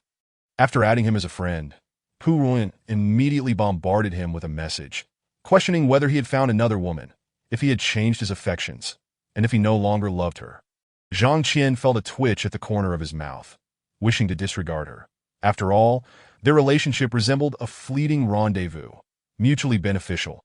She had pursued him initially, that if she continues to overstep her bounds, he would not hesitate to be indifferent. That in the next moment, Pu Ruoyan sent a team request. Trialist 13390 request to join your team. Accept or decline. The team formation feature can be utilized immediately, or one may choose to assemble their group upon entering the trial world. That if one opts to form a team in advance, once they step into the trial, the members of that squad shall remain together. Zhang Qian disregarded this team request, neither accepting nor rejecting it, treating it as if he had not seen it. However, shortly thereafter, other friends promptly sent him team invitations, seemingly leaving none behind. That it appears they all wish to cling to his coattails. For Zhang Qian has led them to victory before, and in their eyes, he remains a reliable ally. With the next trial set to increase in difficulty, it seems wiser to rely on oneself. The more teammates there are, the greater the constraints. Zhang Qian continued to ignore the team requests and further explored the various explanations of the new features. Adding friends does not necessitate forming a team. It merely facilitates communication and conversation, allowing for the exchange of intelligence during the trials. Currently, the marketplace and trading system have not been activated, and after adding friends, one can only engage in private chats, without the ability to exchange items. The team formation feature is quite standard, allowing for the marking of teammates and displaying their locations on the minimap, regardless of distance. The advantage of forming a team lies in the ability to communicate privately and speak in the team channel, especially when NPCs are present, enabling covert discussions and coordination without NPCs being aware. Team members can voluntarily leave the squad. However, they must submit a request 3 days in advance, which will undoubtedly be approved. Once they exit a team, they must wait 3 days before they can join another. The captain cannot arbitrarily expel teammates. At least half of the team must agree for a forced ejection, adhering to the principle of majority rule. Conversely, joining a team requires merely the captain's consent. A team is limited to 9 members. Once full, no additional members can join. If a member dies, they automatically exit. And if the captain perishes, the remaining members will elect a new captain. Thus, the team formation feature is relatively user-friendly, with the captain's authority being quite moderate and teammates facing few restrictions. The benefits of being a captain include a leadership buff. For every member present, excluding the captain enjoys a damage reduction of 10, an increase of 10 in healing effects, including self-healing, and a 10 boost in skill effectiveness. Meanwhile, members within the team only receive a damage reduction of 10, which cannot be stacked. It seems that forming a team has its merits. The more members there are, the greater the captain's advantages, while the teammates also gain something of value. Zhang Qian pondered the implications of team formation, weighing whether its benefits outweighed its drawbacks. That if the trial task necessitated forming a team, it would certainly be more advantageous than detrimental. However, if teaming up were not required, it would depend on the circumstances, as damage reduction cannot reach 100. Facing excessively powerful foes could still result in being swiftly eliminated, whereas alone, he would undoubtedly survive. Teaming up does not seem entirely unfeasible. For him, the more teammates there are, the greater his leadership buff becomes, and with fewer teammates, his talents can be more effectively utilized. The captaincy function complements his talents perfectly. Moreover, considering his strength ranks favorably on a global scale, he likely would not perish faster than his teammates. Should they fall, he might very well remain unscathed. In the event of true desperation, sacrificing a teammate could be an option. Perhaps contemplating such drastic measures is why the team lacks a mechanism to prevent friendly fire, allowing teammates to harm one another. This point is crucial. After deliberation, Zhang Qian deemed it acceptable to form a team and began addressing the request list, but he disregarded Pu Ruoyan's application, finding her difficult to manage and prone to disrupting the team. He accepted Wang Wu's invitation, trusting in her abilities as a valiant fighter. That he also approved Xiao Qi's request, recognizing the value of a healer. That he consented to Hu Yu's application, acknowledging her capacity to sense danger, which could prove invaluable in critical moments. As for the toad, cockroach, and bat, Zhang Qian found their capabilities satisfactory and accepted them as well. Thus, his team began to take shape. Zhang Qian entered the team channel and greeted everyone, saying hello, everyone, as a form of introduction. Hello, Captain. Please lead us to victory again. Xiao Qi immediately responded.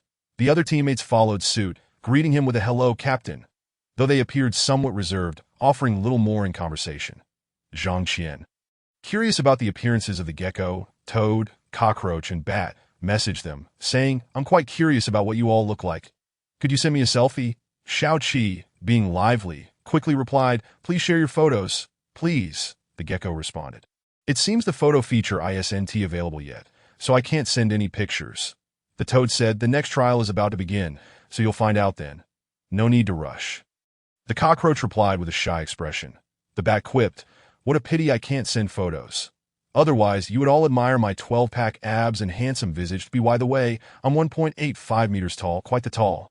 Rich and handsome type, be careful not to fall for me. Oh, and for this trial, I've gained the ability to grow larger. Just hope the ladies aren't too scared when I activate it. Wang Wu. Zhang Qian. As they awaited the commencement of the new trial, the teammates engaged in idle chatter to relieve their boredom. Pu Ruan incessantly bombarded Zhang Qian with messages, questioning why he was ignoring her and why she wasn't allowed to join the team. Her notifications quickly accumulated to over 99. How bothersome. Zhang Qian, glancing at the barrage of inquiries, contemplated blocking or even blacklisting Pu Ruan. However, after a moment of reflection, he decided against it.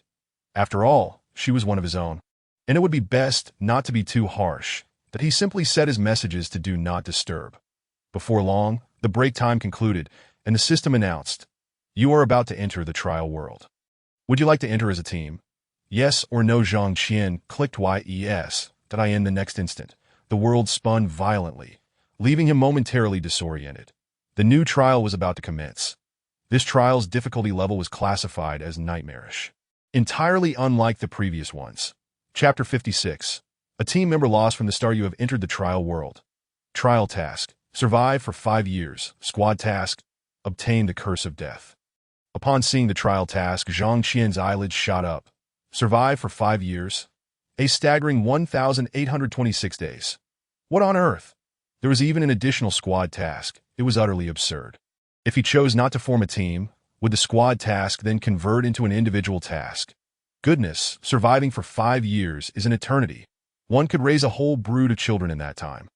Nearby, a man shouted out in exasperation, venting his frustrations. Zhang Qian turned to see that the man was none other than the bat, who had boasted of being tall and handsome. He truly was towering, appearing to exceed even 2 meters. Aside from the bat, the remaining teammates were all female. Wang Wu and Xiao Qi were not surprising, one a valiant heroine and the other a charming young girl barely in her teens. The gecko, Hu was a delicate young woman, though she bore a somewhat melancholic demeanor, exuding a sense of emotional depth. The toad appeared to be in her 30s. She was quite attractive, not stunningly beautiful, but certainly pleasing to the eye. Her figure was curvaceous and alluring, reminiscent of a ripe peach, evoking an instinctual desire to take a bite. Indeed, upon catching sight of the toad, the bat couldn't help but gulp, his eyes widening in astonishment. As for the cockroach, she turned out to be a little girl, appearing no older than 7 or 8, petite and adorable, resembling a finely crafted doll. The trials truly did not discriminate by age. Observing this young girl among the team, Zhang Qian couldn't help but reflect on the diversity of life. Having previously encountered an elderly man, he now met a child, indicating that the path of evolution in the trials would not overlook anyone. Zhang Qian surveyed the surroundings, finding himself amidst ruins, as if a great earthquake had ravaged the area, leaving a scene of devastation in its wake. Danger! Get down! Hu suddenly shouted, swiftly finding cover and curling up into a ball. Wang Wu sensed the looming threat and instinctively shielded Xiao Qi and the cockroach girl, pressing them beneath her. Zhang Qian reacted swiftly, immediately dropping to the ground. The toad and the bat were slower to respond, and a deep gunshot echoed from afar. Someone was sniping. Bang! A sound like an explosion filled the air, reminiscent of a watermelon bursting. The bat's head was gone. The tallest member of the team, the one who had stood out, was the first to meet his demise. As expected, misfortune tends to befall the tallest among them. Those shorter seemed to escape unscathed. The toad froze momentarily, only realizing the gravity of the situation when blood and brain matter splattered across her face. Her pupils dilating in shock. "Get down," Zhang Qian shouted, reaching for the toad's leg, intending to trip her. In the next moment, the gun fired again. Zhang Qian was a moment too slow. The toad followed in the bat's footsteps. Her head shattered, blood spraying everywhere. The teammates' damage reduction of 10 proved utterly inadequate in the face of such devastating damage, capable of instant kills. Even a 99 damage reduction was futile.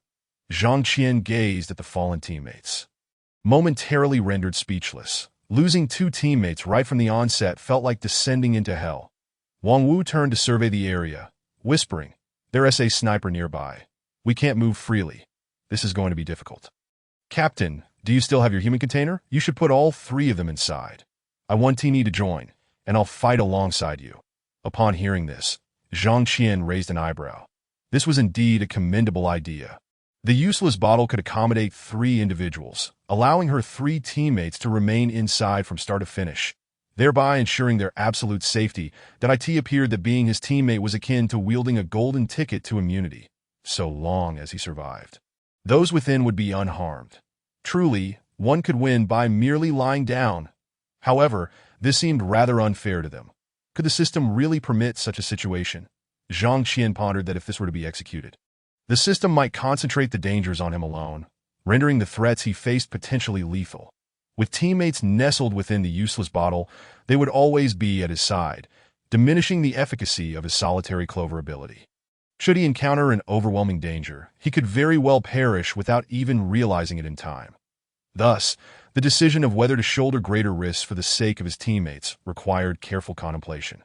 According to certain individuals, the captain merely needed to bear all the risks up front, while those languishing in the useless bottle could afford to contemplate many more factors. Wang Wu perceived Zhang Qian's hesitation and grasped his hand earnestly, stating, "Captain, I understand your concerns, but since you have accepted us and chosen to become our leader, you must embrace the responsibilities that come with it. I am not demanding this of you. I am pleading with you to allow us to be contained within the bottle." Since the noble heroine Wang Wu had expressed such sentiments, Zhang Qian found it difficult to refuse that at worst, he could abandon them in a dire moment. No, he meant to transfer them instead, hoping that fate would not deprive him of the opportunity to do so. Zhang Qian retrieved the useless bottle and called out to Xiao Qi and the little cockroach girl, "Useless." "Hey!" Xiao Qi immediately responded with familiarity. The little cockroach girl, unaware of the bottle's function, replied with confusion. In the next instant, the 2 small figures were sucked into the useless bottle. Zhang Qian glanced at Hu Yu and hesitated once more. This girl possessed the ability to sense danger, which could be advantageous. If she were inside the useless bottle, she would be unable to perceive any threats, thus wasting her capability. Xiao Qi's healing ability could be utilized later, while Hu Yu's capacity for avoiding harm could only be employed in advance, making it unwise to place her inside the useless bottle. Moreover, retaining one space within the bottle could still help manage potential dangers. Should they encounter an unbeatable foe, he could use the useless bottle to unexpectedly ensnare the enemy, thus providing a contingency plan. After contemplating these factors, Zhang Qian decisively retracted the useless bottle, opting not to include Huayue.it was ill-advised to overload the bottle in one go. Just a casual remark, Zhang Qian said nonchalantly. Wang Wu could only sigh softly, refraining from further persuasion. Excess is as detrimental as deficiency. She could not demand too much that moment. Hu Yu glanced at Zhang Qian and softly called out, "Brother." When she added Zhang Qian as a friend, she must have recognized him as Hu Luo from the last trial, and this heartfelt address of brother now resonated with sincerity, possibly stemming from genuine emotion. Zhang Qian's heart quivered, a strange emotion swirling within him, stirring infinite echoes. Wang Wu observed Hu Yu with a peculiar expression. "Is this your new ability?" Zhang Qian suppressed the inexplicable feelings and narrowed his eyes at Hu Yu. Hu Yu nodded and whispered, "I have recently acquired a new talent, emotional resonance. As long as I express genuine feelings, I can elicit a response. Brother, Captain, I merely wish for a bit more sincerity between us. I do not intend to bind you against your will. I hope you can understand that if it bothers you, I can maintain some distance." Zhang Qian. Would he truly mind the affection of a beautiful girl? From an entirely rational standpoint, he certainly would, given that his talent forbade it. Yet from an emotional perspective, the question was more complex. What difference was there between not being close to others and being a mere piece of wood? Was he to become a heartless machine solely for self-preservation? Chapter 57. The wind rises. Zhang Qian remained rational. As long as he could ensure his own safety, he did not mind others drawing near. However, if his safety could not be guaranteed, he might have to become a bit more callous, though it was uncertain what actions he might take. The sniper is positioned at 14 o'clock. We lack adequate cover here. Making a direct run would be unwise. Zhang Qian momentarily disregarded who used words and began analyzing the situation. Wang Wu, do you have a shield in your weapon cache? Shields might not be particularly effective. The sniper's weapon is more powerful than a Barrett, and a shield might not withstand it. However, a shield that could completely negate or reflect damage would be useful. Wang Wu shook her head and replied. The weapon cache can only produce weapons, not shields. However, after the last trial, I received a biological detection mirror as a reward, which can reveal all living beings within a kilometer radius. It can help us locate the enemy. As she spoke, she produced a palm-sized mirror. This mirror was square and resembled a smartphone, glowing as it revealed several green dots. The green dots likely indicated humans or other creatures, with Zhang Qian's that being several times larger than the average. Presumably due to the presence of 2 additional teammates. 0.5 green dots. Aside from the 3 of us, do 2 belong to enemies? Zhang Qian inquired, gazing at the dots. Uncertain.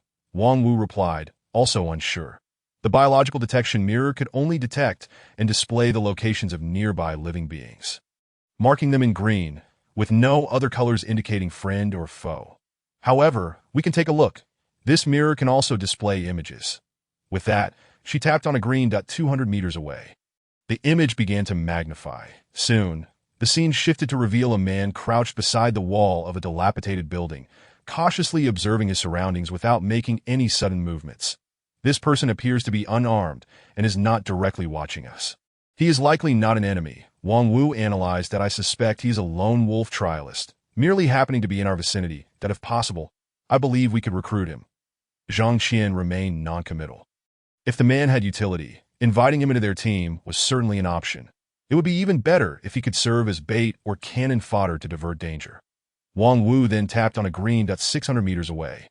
The image shifted to the top of the nearby tallest building, where a man lay prone against the wall, aiming a sniper rifle in a particular direction. Beside him lay an array of weaponry, assault rifles, submachine guns, hand grenades, and an RPG. His ammunition ample, resembling a miniature armory, that he's the one blocking our position. Wang Wu glared at the screen, her expression icy.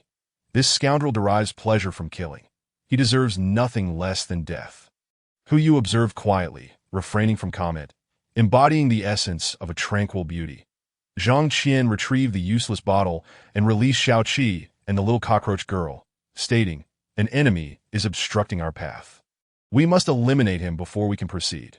What rewards did you both receive after the last trial? Please share, so we can determine their potential utility. Xiao Qi replied, I acquired the skill Painless Time, which, when applied to a target, including oneself, renders them devoid of any sensation of pain for 3 hours. That's all. Isn't that akin to general anesthesia? However, this skill merely alleviates pain without hindering movement, making it quite useful in specific scenarios. Yet rather ineffective given our current predicament that we can't just let someone die without suffering. Can we? And you, little cockroach? Zhang Qian inquired of the other girl. The little girl shyly responded, please don't call me cockroach. It sounds so strange that my name is Zhang Xiana. Zhang Qian was somewhat taken aback. He had not expected the girl to share his surname. What a curious twist of fate. Zhang Xiana continued, I receive a new skill called the Wind Rises, which allows me to summon a gust of wind and control its direction at will. It is a B-rank skill, lacking in lethality, with wind force reaching a maximum of 5, though it can travel quite a distance. Upon hearing the description of this skill, Zhang Qian's eyes lit up. Although this B-rank skill appeared to lack significant power, the effectiveness of a skill is not solely measured by the damage it inflicts, but rather by the impact it can create. A level 5 wind could obscure vision, stir up dust or smoke to confuse the enemy, and could prove immensely valuable in critical moments. Moreover, when combined with Zhang Qian's abilities, the potential for devastation could be substantial. Xiana, Whether we manage to escape alive hinges entirely on you. Zhang Qian fixed his gaze upon Zhang Xiaona, feeling a flicker of excitement. Huh. Zhang Xiaona was left bewildered, utterly perplexed. Wang Wu observed Zhang Qian with a thoughtful expression. Zhang Qian did not immediately explain. Instead, he produced a dollar bill, infusing it with 1 point of explosive energy to test its potency. Xiaona, please practice your control over the wind and see if you can transport this bill a distance away. Zhang Qian placed the bill before Zhang Xiaona, inviting her to give it a try. Okay, at that moment, Zhang Xiaona was still quite small, and the sight of such a large bill was a bit daunting.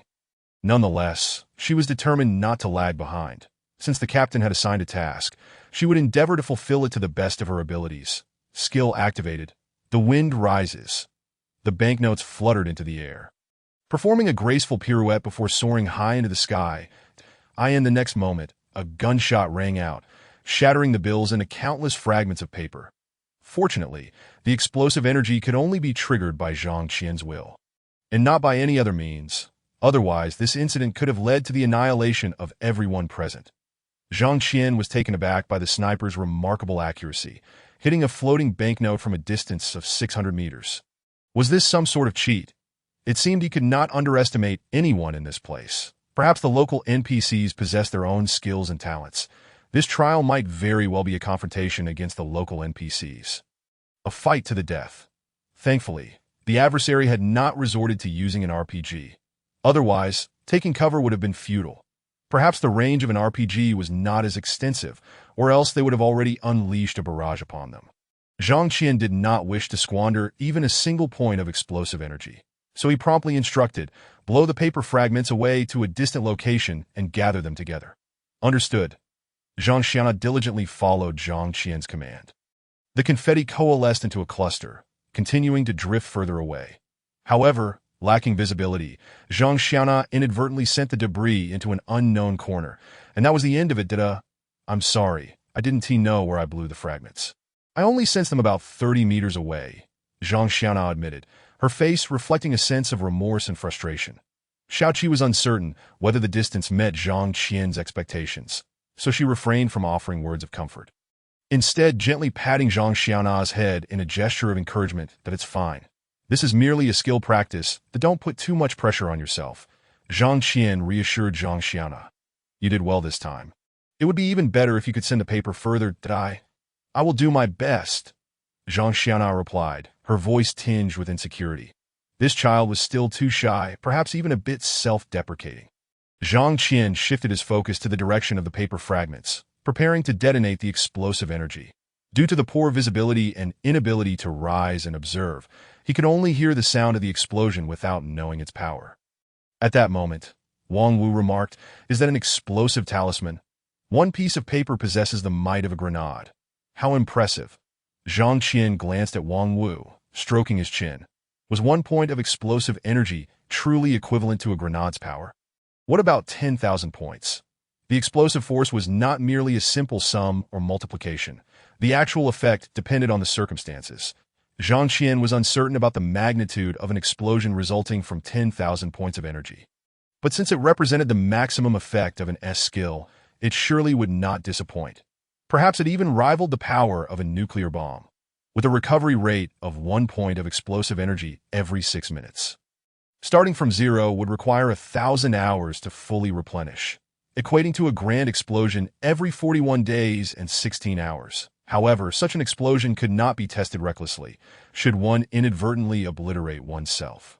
It would be a grave misfortune. Zhang Qian retrieved another banknote, infusing it with 10 points of explosive energy, and instructed Zhang Xiaona, keep pushing and send this banknote towards the sniper. It doesn't matter if it doesn't reach. Just do your best, and we can try again if necessary.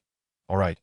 Zhang Xiaona was determined not to let her teammates down, carefully controlling the wind to send the bill skyward. Perhaps the opposing sniper was reluctant to waste ammunition. Upon seeing the banknote float out, he refrained from firing again, instead maintaining his focus on Zhang Qian's position. The banknote ascended successfully. Zhang Xiaona, fearing that the bill might explode uncontrollably, directed it towards the sniper only after it had reached a significant height. Well done. Just continue flying in that direction. Zhang Qian complimented Zhang Xiaona's control. Hearing her praised, Zhang Xiaona felt invigorated and exerted even more effort to deliver the banknote. Zhang Qian could sense the flow of explosive energy. Should its direction waver, he would promptly guide Zhang Xiaona to adjust accordingly. After over 10 minutes of flight, the banknote finally reached the area above the sniper, casting a shadow that could be seen through the biological detection lens. The bill gently descended, making little noise, and it wasn't until it was a meter above the sniper that he faintly sensed something falling. Upon noticing the sniper's awareness, Zhang Qian immediately detonated the banknote. Snapping his fingers to add a touch of ceremony, a brilliant light erupted from the biological detection lens, transforming the screen into a blinding white. Although silent, the power of the explosion could be felt through the visual display. Boom! After a couple of seconds, the sound traveled from a distance.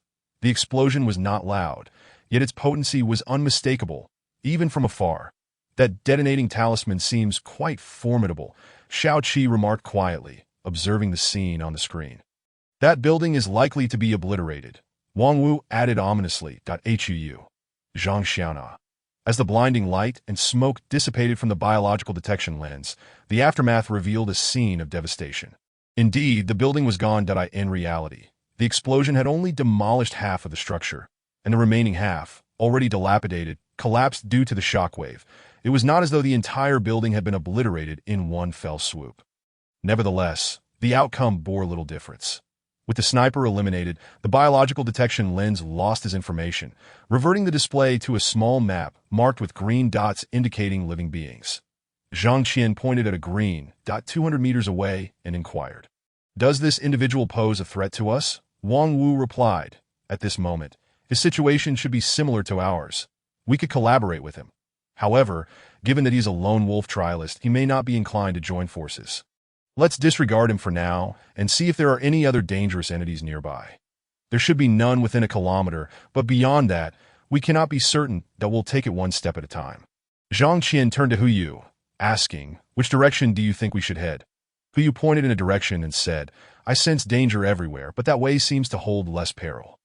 "Then let us proceed in that direction," Zhang Qian decided without hesitation. Wang Wu did not bring up the man 200 meters away again, since he preferred to act as a lone wolf rather than team up for the trial. It suggested confidence in his own abilities. It was highly likely that his talents, skills, and items were all tailored for solo endeavors. Convincing him to join their team would be nearly impossible, and even a mere collaboration might not be forthcoming. In light of this, it was indeed unwise to expend too much thought on that individual. Every person has their fate, and life and death are determined by the heavens. It would be best to ignore such a person. In this apocalyptic world, I can do as I please. In a dilapidated doghouse-like abode, a scruffy man with an unkempt appearance erupted into laughter, his heart brimming with exhilaration. "Lin Qingfan, what madness are you indulging in?" A sharp-tongued female voice echoed from the adjacent room. "You good for nothing, dreaming the day away. What utter rubbish." The scruffy man, Lin Qingfan, felt his expression darken, grasping an inexplicably appearing black sword and stepping outside with murderous intent. Lin Qingfan, you've lost your mind. Stop. Someone help." The woman's screams soon filled the house. Moments later, Lin Qingfan emerged, his body stained with blood. "This is the thrill of doing whatever I want. It's absolutely magnificent." Lin Qingfan licked the blood from his blade. His face alight with madness, he wielded his sword as he stepped out, dispatching anyone who displeased him with swift, lethal strikes. In a frenzy, Lin Qingfan slashed at anyone within reach, his expression growing increasingly deranged. When he spotted a silver-haired man wearing a cowboy hat standing in the street, an inexplicable urge to kill surged within him, and he charged forward with his sword drawn. "What the hell?" The silver-haired man muttered, swiftly drawing a pistol from his waist and firing without hesitation. Bang! A bullet punctured Lin Qingfan's skull, but he halted, touched his head in bewilderment, and then revealed a sinister grin, proclaiming loudly, "I am favored by death. I shall not perish. No one can kill me." Upon hearing this, the silver-haired man paused momentarily before pulling the trigger again, emptying his magazine into Lin Qingfan. Bang, bang, bang, bang. Lin Qingfan was instantly riddled with bullets. Yet he stood unwavering, unperturbed by his fate. I told you I wouldn't die. I don't even feel pain. You think you're some sort of god." Lin Qingfan ignored the blood streaming from his body and charged forward. Sword in hand, "You can't kill me." "I refuse to believe it." The silver-haired man's expression turned serious as he swiftly reloaded, firing again. This time, he aimed for Lin Qingfan's eyes. Two shots rang out, and Lin Qingfan's eyes exploded. Blood spraying everywhere. "Da-da!" Lin Qingfan screamed, clutching his face in shock. Though he felt invulnerable and feared not death, being plunged into darkness was far more terrifying than death itself. The silver-haired man sneered, "So what if you can't die? Not dying doesn't mean you lack weaknesses. Having only immortality without real strength makes you nothing more than a waste." With a disdainful click of his tongue, Lin Qingfan encountered the NPC at the outset. A veritable weakling, merely a source of experience points. His expression morphed into a fierce grimace as he brandished his dark sword, launching it like a bolt from a crossbow towards the silver-haired man. The silver-haired man, quick on the draw, fired several shots at the incoming blade.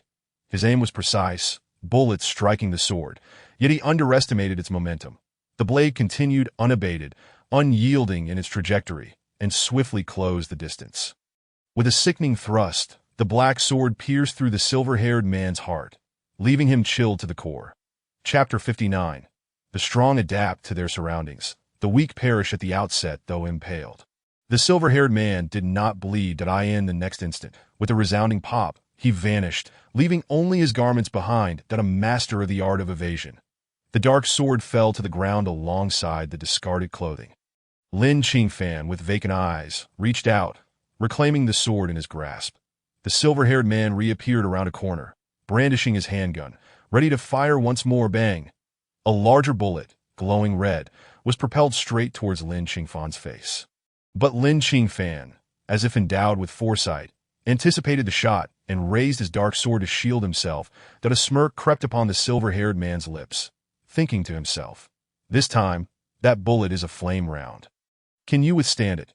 The flame round did not deflect. Upon impact, it detonated, engulfing Lin Qingfan in a conflagration that surrounded him with roaring flames. The silver-haired man leaned against the wall, coldly observing, his gun twirling in readiness for a follow-up shot.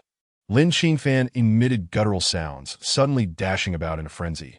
The silver-haired man aimed again, firing another round, this time still a red bullet.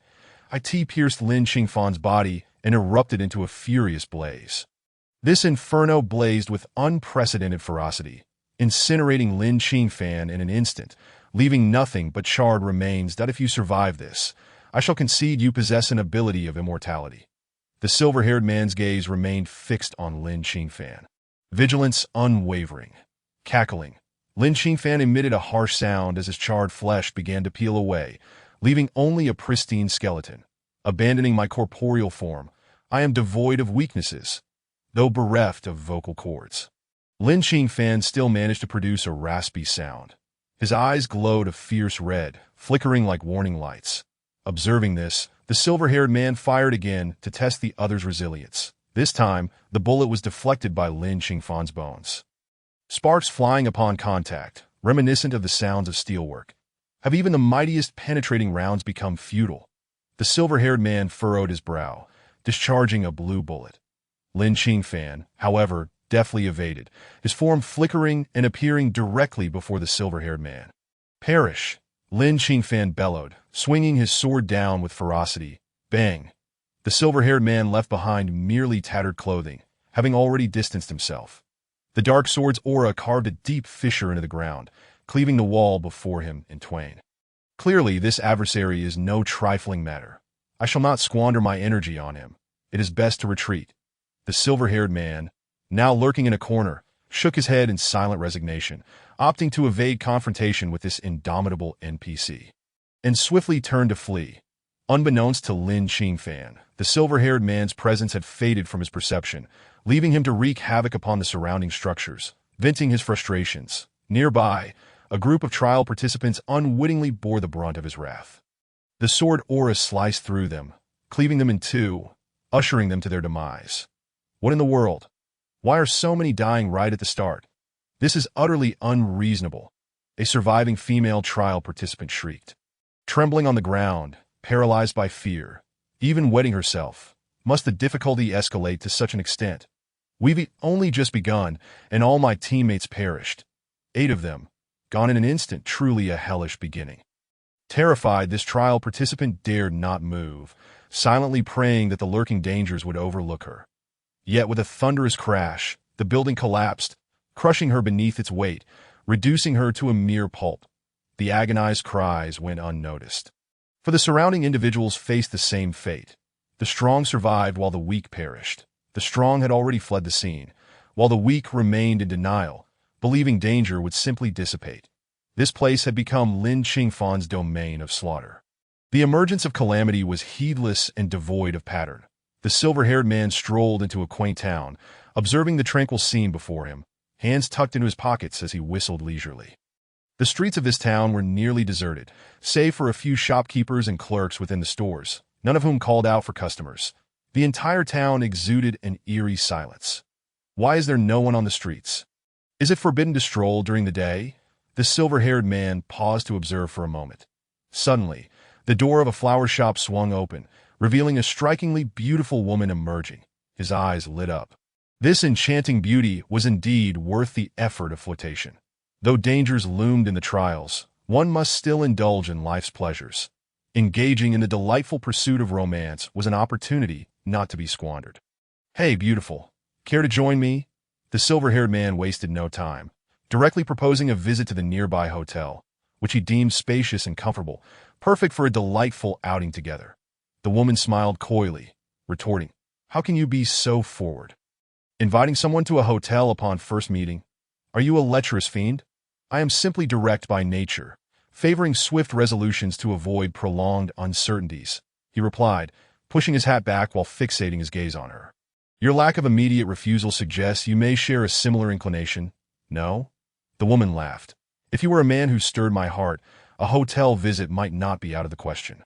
However, you have yet to inspire such feelings. Thus I must decline that I have little time to win over your affections. But I do possess this to as she spoke. The silver-haired man brandished his gun, aiming it at her. "I wonder if this might stir your heart. If I remain unmoved, does that mean my heart will cease to beat?" She winked, unperturbed by the threat.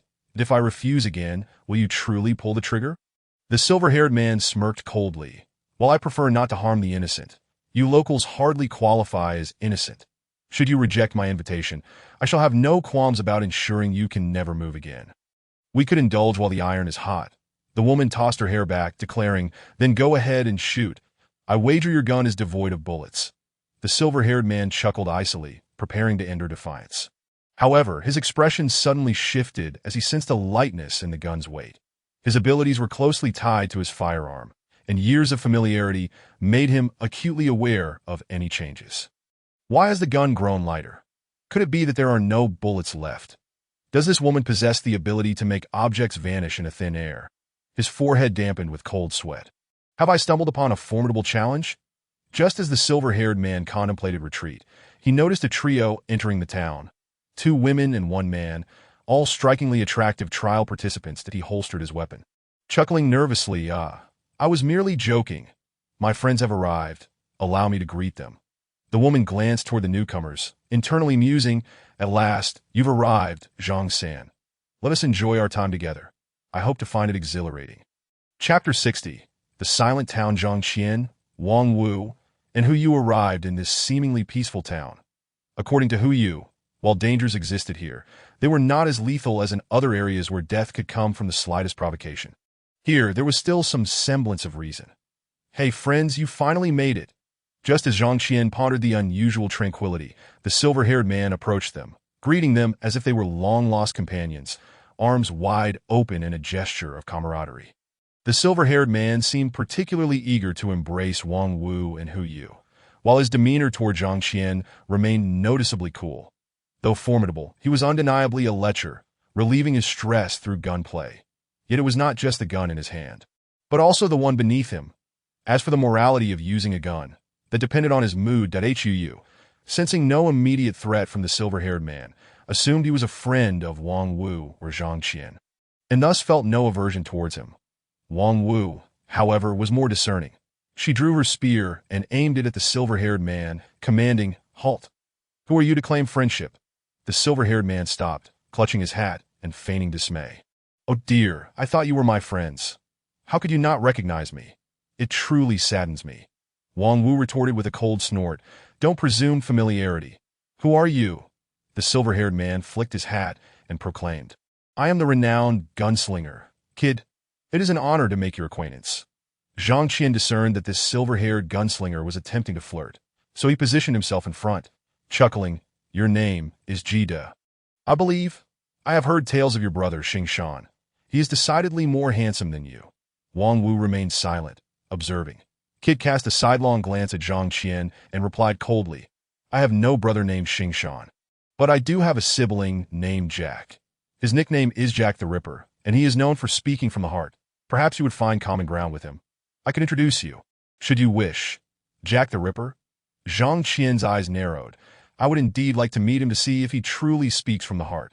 Just as Kid was about to retort, he noticed the alluring woman he had previously flirted with approaching, and he quickly stepped to the side, on high alert. Upon seeing the woman, Zhang Qian and Wang Wu were momentarily stunned.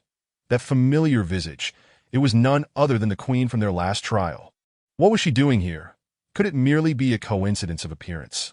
Had the NPCs in the trial world been lazily reused? Hu Yu, having never encountered the queen, felt no surprise. However, she sensed the danger emanating from the enchanting woman and instinctively edged closer to Zhang Qian, cautiously eyeing the newcomer. "Greetings," the beauty smiled. "Welcome to Silent Town. My name is Yuan Yuan, and I am the guide of this town, currently serving as the temporary mayor." Wang Wu regarded Yuan Yuan with a peculiar expression, glancing at Zhang Qian but refraining from further comment. Some matters are considered taboo. Speaking of them may invite misfortune, so it is better left unsaid. Zhang Qian stole a glance at Wang Wu, calculating his next words, and spoke, "We are merely passing through, newcomers to this treasure trove. Are there any rules we should be aware of?" And Yuan Yuan replied, "The rule is simple. Anyone entering the town must pass 5 trials. Well, not necessarily pass, but at least endure 5 trials. What 5 trials? 1 trial after another, 2 trials, 3, 4, and 5. Kid stepped back slightly, unloading the magazine from his gun for a quick inspection. The bullets remained intact. The weight seemed unchanged. Was his earlier perception merely an illusion, or had Yuan Yuan performed some trickery? Yuan Yuan smiled at Zhang Qian, but turned icy towards Kid, saying with a grin, "So you are the gunslinger, Kid. Your previous attitude towards me was rather unpleasant. I believe your weapon ought to be confiscated as a lesson that I hope you take this to heart and strive to be a better person." "What?" Kid immediately glanced at his GUN. IT was still there. What did she mean by confiscation? In the next moment, his expression shifted as he felt down his body. No way. It's gone. By the heavens, does this girl possess the ability to make her words reality? Kid was both astonished and terrified that he turned and aimed his gun at Yuan Yuan, intending to issue a warning. However, feeling the gun's weight had lightened again, he had no choice but to forcibly calm himself. Forcing a laugh as he said, "Madam Mayor, I see now that I was in the wrong. I should not have been disrespectful towards you. That I sincerely apologize. Please forgive me. You should be grateful that I am not easily angered. Otherwise, you would not be standing here." Yuan Yuan spoke softly. "Recognizing one's mistakes is the greatest virtue. As long as you can leave this town alive, your weapon will be returned to you." Leave alive. The emphasis on alive clearly indicated that it would be a challenging feat. It was likely a matter of life and death. The Kid's expression grew increasingly grim. Yuan Yuan then turned her attention to Zhang Qian, smiling as she continued, "As for you, you are special, and thus shall receive different treatment. As long as you can exit the town, regardless of what you lose or what you become, you will return to your original state. Even if you die, you can be revived." Zhang Qian's eyelids twitched. He had an ominous feeling that his demise was not far off. But how could one leave the town after dying? Would one's soul depart? Or could someone carry their corpse away? In that case, at least his teammates would need to survive and be able to transport his body out. Otherwise, he could very well become a wandering spirit. "And what about them?" Zhang Qian pointed at his teammates and asked again. "Your teammates are different," and Yuan Yuan said with a meaningful smile, "that as long as they remain in the town, they will not die. Once they leave, however, their fates become uncertain. All right, I won't say more. Now follow me." Zhang Qian suppressed his other questions and followed in Yuan Yuan. Wang Wu sighed and took Hu Yu's arm, following suit. The absence of death did not equate to the absence of peril. Lingering in a state of half-life, perpetual slumber is still a form of existence. Sometimes, not dying is a torment in itself, rendering life worse than death. Therefore, one should not presume that not dying guarantees absolute safety. Kid holstered his gun and followed behind. Since Wan had mentioned the need to undergo 5 trials, it was imperative to comply. Otherwise, not only would they be unable to leave, but they might also meet a gruesome end. Wan led them into a luxurious hotel, yet no staff were present to receive them. Kid's expression grew peculiar. Earlier, Wan had suggested that a man who captivated her could come to book a room. Now, they were in a hotel. Had she already found someone appealing? Surely the first trial wouldn't be a seduction test, would it? How would Wang Wu and Hu Yu be tested? Would they summon 2 handsome men? Chapter 61. Guess what dish this is? Please take a seat. And Wan gestured towards the dining area, taking the lead by sitting at one of the tables. Kid assumed the seduction test was commencing and was taken aback, wondering if she was so bold as to start here. The others, however, were not as lewd-minded as Kid. After a cautious glance at the dining table, they all took their seats. The round table accommodated 10. Neither too large nor too small. Zhang Qian, Wang Wu, and Hu Yu sat opposite Wan, silently observing her. Kid approached Wang Wu, intending to sit beside her, but Wan pointed to another table, saying, "You should sit over there. This table is not the only one," she added. "Why?" Kid protested with dissatisfaction, questioning why he should sit alone. Wan replied, "Each team sits at their own table, and you are not part of their team. So you cannot sit with them." Kid retorted, "Then why do you get to sit with them? I shall sit wherever I please. Do you have a problem with that?"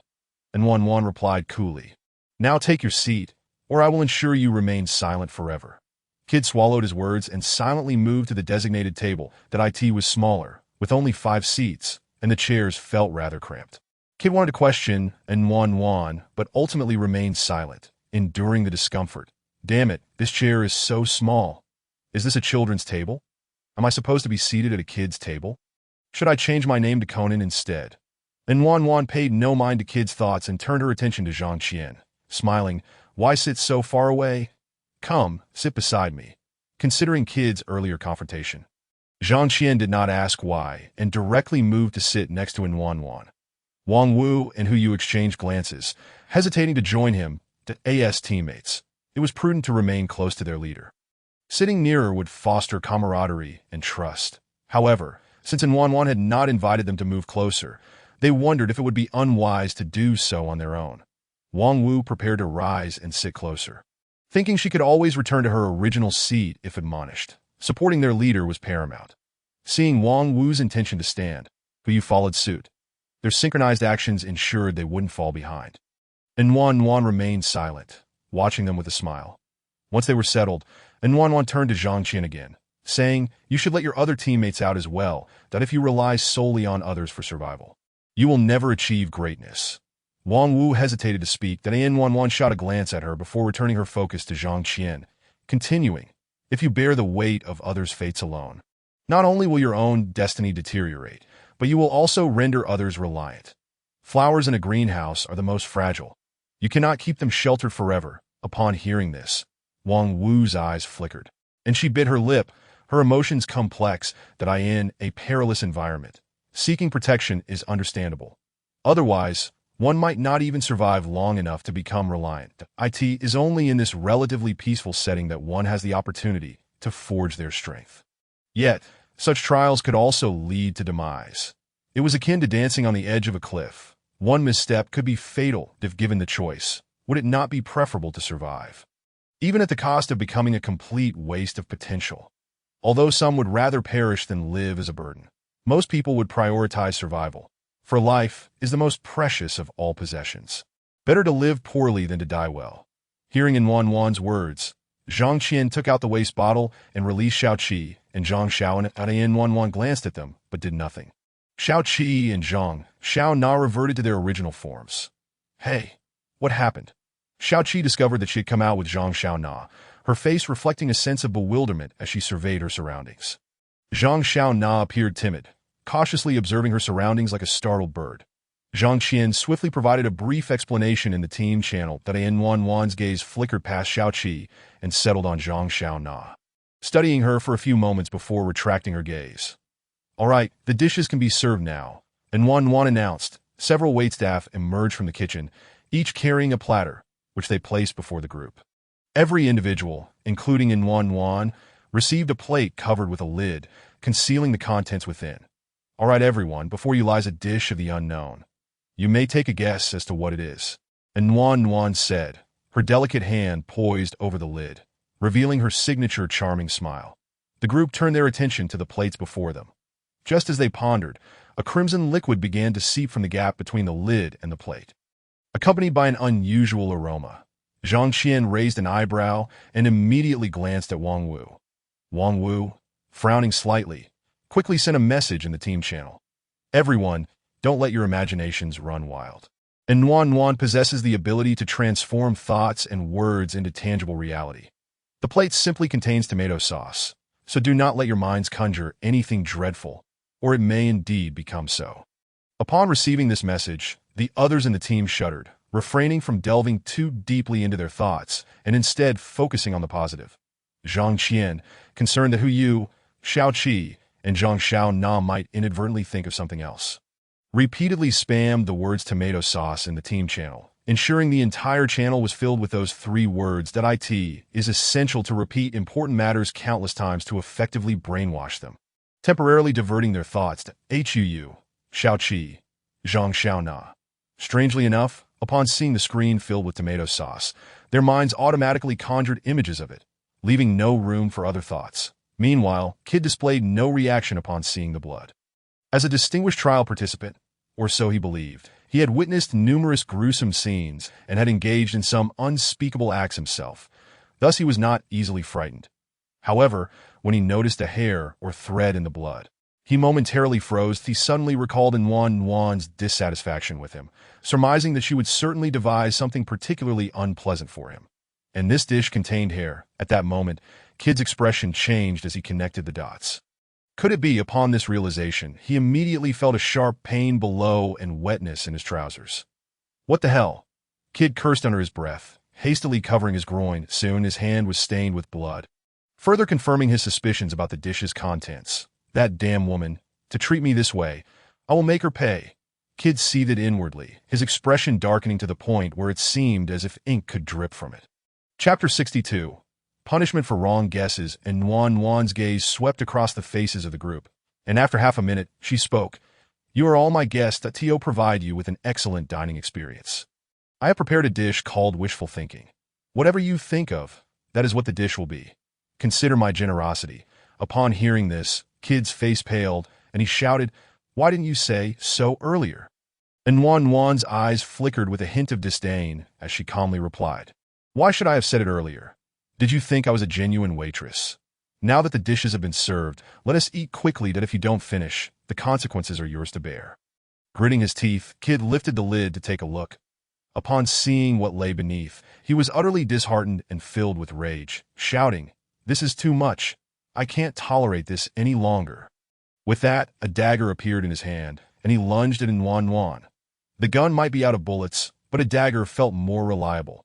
However, as he stood, a searing pain shot through him, causing him to collapse to the ground. That a dining knife had somehow pierced his heart, shattering his organs and rendering him powerless in an instant.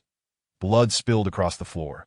This time, he was unable to execute the art of escape and met his demise directly. A figure clad in a white chef's coat emerged, dragging the lifeless Kid into the kitchen, leaving a long, crimson trail on the pristine floor. The thought of dragging a corpse into the kitchen was rather chilling. To prevent his teammates from letting their imaginations run wild, Zhang Qian hastily remarked, "All right, everyone, let us savor this delicious tomato sauce that I can hardly wait." With that, he lifted the lid from his plate. Perhaps due to his strong conviction, the dish before Zhang Qian not only contained tomato sauce, but also featured scrambled eggs and rice. That was a plate of tomato and egg fried rice, with a generous amount of tomato sauce. The delightful aroma of the meal eased the tension among the other teammates, prompting them to lift their lids as well.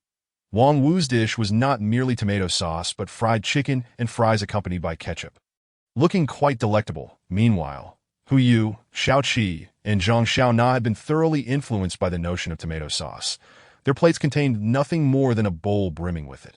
However, this sauce emitted a sweet aroma, making it appear quite appetizing, if not delicious. That An Wan smiled. It seems you all are quite in sync, not imagining anything peculiar. The others. Had there been a lack of communication among the teammates? They might have conjured up something bizarre and terrifying. Zhang Qian glanced at Kid's plate and remarked, "I am quite curious about what was on Kid's plate. May I take a look?"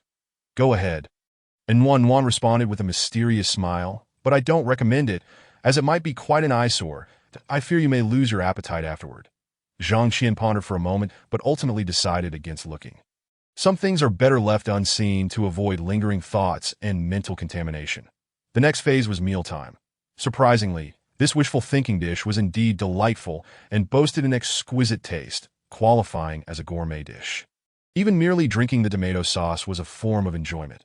After Zhang Qian and the others finished their meal, and Wan finally spoke, "Now that you have all finished, take another guess at what is on my plate."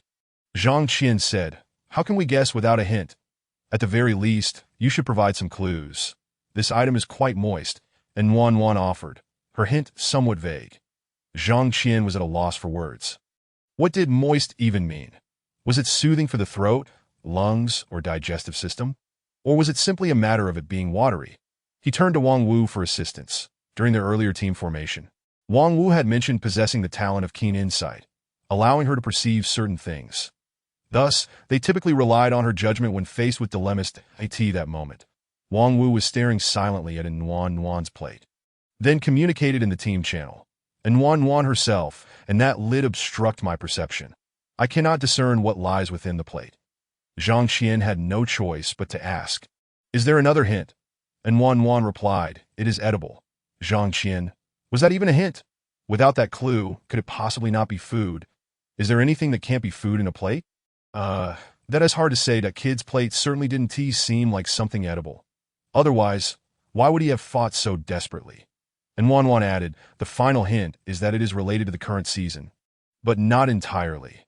All right, take turns guessing. Each person can only guess once. That if you guess correctly, this round will conclude. If wrong, you will face a random punishment, so think carefully before answering." Zhang Qian immediately began to contemplate. What season is it now? The weather was still a bit cool, so it was unlikely to be summer. However, it wasn't too cold, so it wasn't winter either. That left spring or autumn. Outside, some plants seemed to have just sprouted new buds, while others were blooming, indicating that it was spring.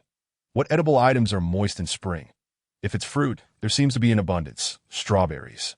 Citrus, loquats. If it's something else, there are many options as well. Could a random guess suffice? But Wan also mentioned it was not entirely related to the current season, suggesting that it could exist in other seasons too. Wang Wu messaged, "These hints make it difficult to guess. Based on the growth of the plants, the current season should be spring or early spring, but it may not necessarily be spring. Who knows if the seasons here follow the same natural laws as ours? There are too many possibilities and the limitations are significant. We can only eliminate options one by one. Captain, you'll need to think on your feet. That I'll go first." After sending the message, Wang Wu spoke up, "I guess it's watermelon." "Incorrect," and Wan shook her finger. "You answered wrong. So I punish you by making you blind. So you shall see no more." As soon as these words left her lips, Wang Wu felt darkness envelop her, and she completely lost her sight. She blinked and waved her hand in front of her eyes, but she could see nothing at all. She was blind, and her ability to perceive the hearts of others and see through illusions was rendered entirely useless, which left Wang Wu feeling quite distressed. The ability she had exchanged 10 years of her life for in the previous trial world was now utterly ineffective after such a brief usage. Simply infuriating. As for Wan, she seems to be the queen portrayed during the last trial. Is this what they refer to as success and failure both lie with Xiaoyi? Wang Wu. The other teammates observed Wang Wu, their eyes losing their luster and becoming hollow, which was rather distressing. Losing light and forever plunging into darkness is no trivial matter. In trials of this magnitude, it can be utterly fatal. Wan, unfazed by the opinions of others, spoke softly. "All right, let's continue. Who's next? Your expressions are so tangled. It's a waste of time. I'll just call on someone directly. And it's you." Wan pointed at Hu Yu. Hu Yu, upon being called out, Hu Yu felt a surge of panic. Her instinct for self-preservation signaled a crisis. While this threat might not be lethal, going blind like Wang Wu would be a disaster. Her mind raced to utilize her talents to deduce the answer. Suddenly, inspiration struck her, and she replied, "It's Gi." "Oh." And Wanwan did not immediately declare whether it was right or wrong. "What led you to think of Gi?" "Because I recalled a line of poetry," Hu Yu responded with uncertainty. "In the drizzle of the heavenly street, it moistens like Gi. The grass appears distant, but is near, and yet absent. Spring is the best season of the year, surpassing the willows that fill the imperial capital." This describes the scenery of early spring. The fine rain is as smooth as Gi, yet Gi seems to be a summer product. Spring rain is related to spring, and it moistens like Gi, but Gi is generally not produced in spring. Thus it aligns partially with what Wanwan mentioned about the current season. And Wanwan smiled and lifted the lid of the dish. Inside was something resembling cream, seemingly Gi.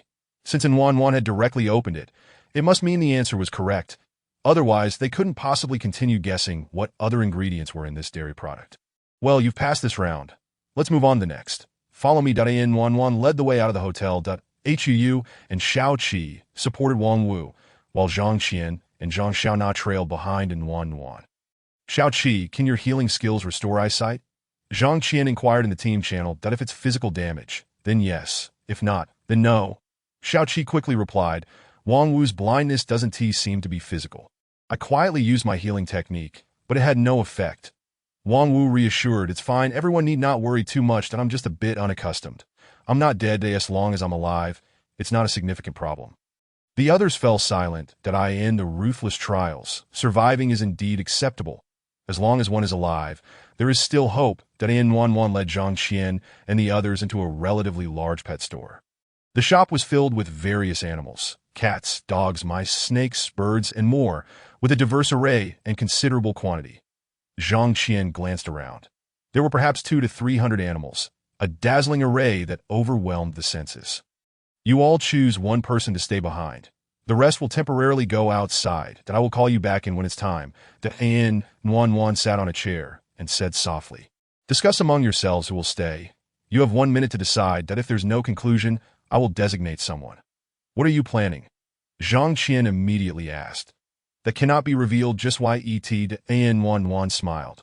"You still have 49 seconds left. How about I stay?" Wang Wu quickly spoke up in the team channel. "Since I can't see now and can't contribute, let me gather information about the relevant trial so you can have some reference." Zhang Qian replied, "But you can't see. If Wanwan chooses an animal and asks you about its habits and care, won't that leave you empty-handed?" Wang Wu countered, "As long as she asks questions. It won't be for naught. At least you'll know what she is inquiring about." Zhang Qian pressed on. "What if her questions vary each time?" Wang Wu insisted, "Regardless, the first person to stay will face the greatest challenge. I am blind now, so let me continue to contribute while I can. Please don't contest this." Zhang Qian argued, "But the first clue is crucial. If you miss it," Wang Wu interjected, "you are the team leader.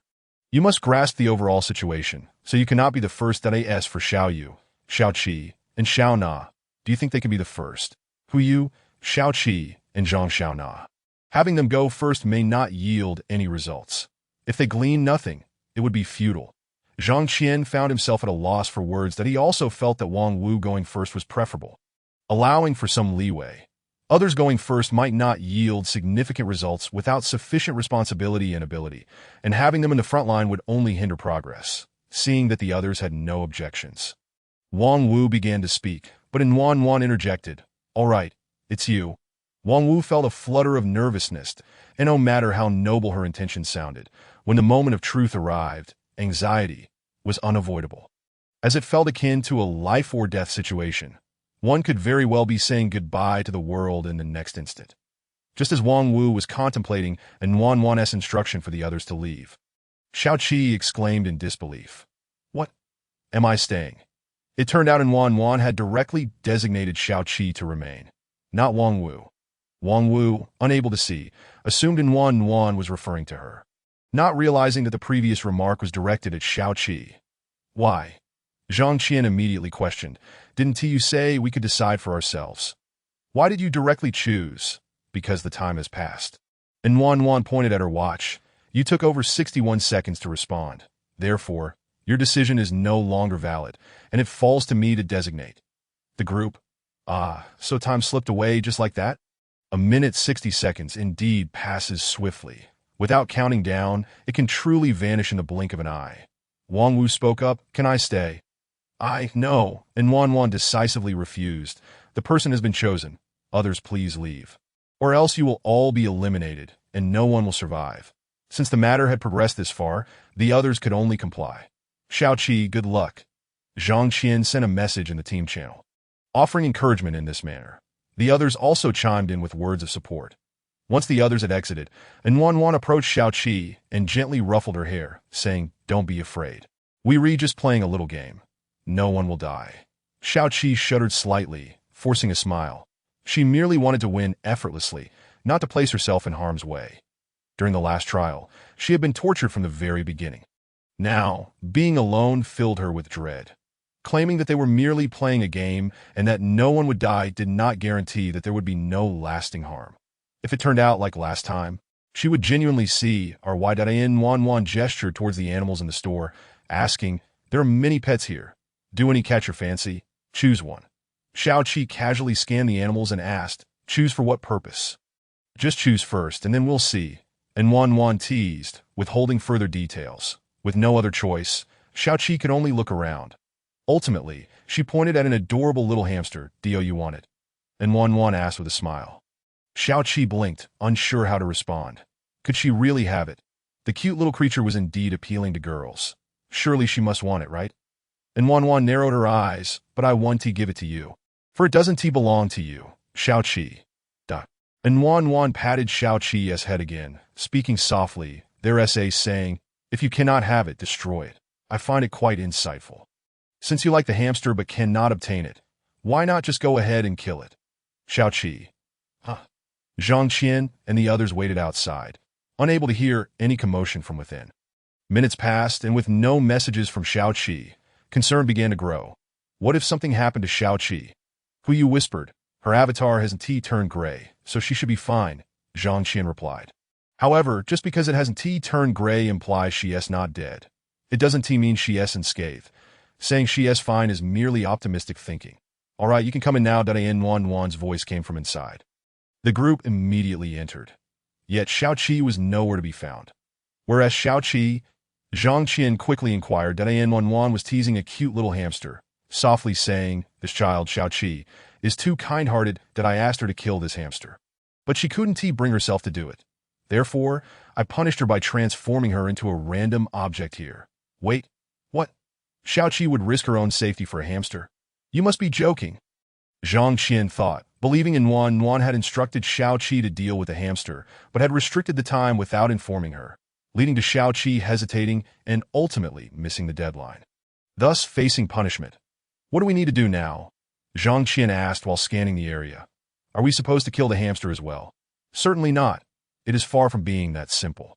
And Wan continued to fidget with the hamster, declaring that within 3 minutes, they must identify the object into which Xiaoqi is transformed.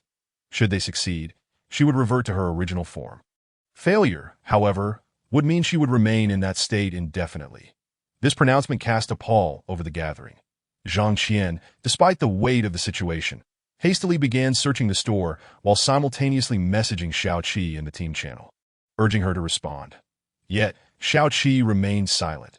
With hundreds of small creatures around them, and having merely glanced at them previously, identifying the transformed Xiaoqi amidst such a plethora of beings was akin to finding a needle in a haystack. Moreover, Wan had specified that Xiaoqi had transformed into an object which encompassed not only living beings but also ornaments and decorations. How could they possibly discern anything among such a multitude? Huiyu and Zhang Xiaona quickly joined the search.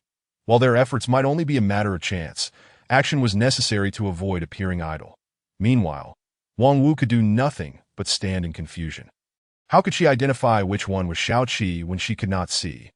Zhang Qian swiftly scanned all the objects but still could not determine which was Xiaoqi. There were no distinguishing features.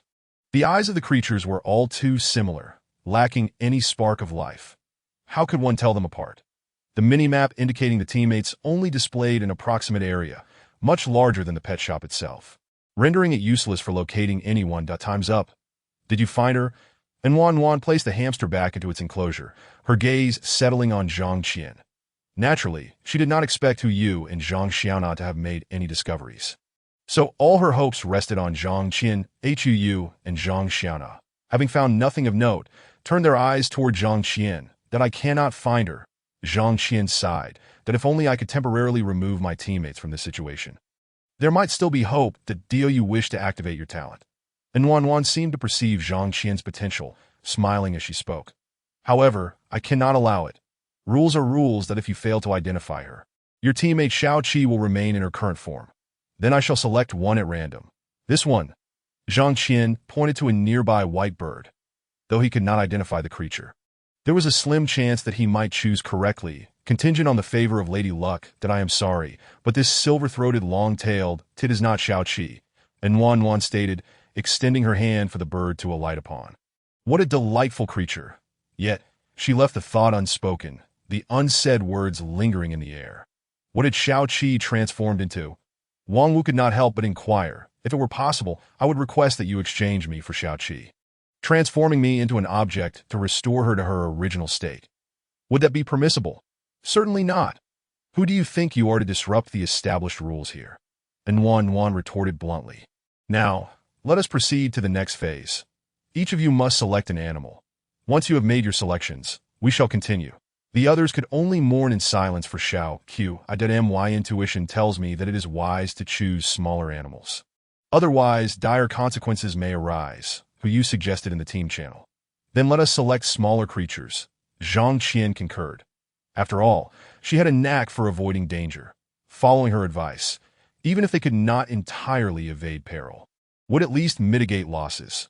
Zhang Qian pointed to the silver-throated, long-tailed tit in Wan's hand and declared, I shall choose this one. Wan, with a beaming smile, handed the small tit to Zhang Qian. Subsequently, Wang Wu chose a frog, Hu Yu opted for a bee, and Zhang Xiaona selected a cicada.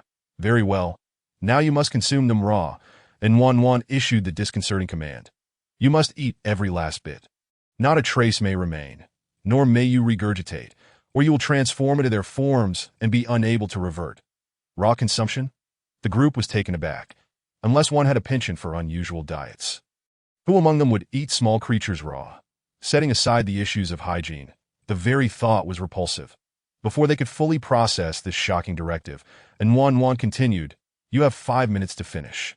Otherwise, prepare for a transformation. Wait a moment, Wang Wu interjected. Among the small animals we selected, none of them is Xiao Qi, right? That is uncertain, and Wan replied with a teasing smile, instilling a sense of pressure. Ultimately, the choice is yours. That if you happen to select the animal into which Xiao Qi is transformed, that is your predicament, not mine. That I will not provide hints. Her words cast a shadow over the group.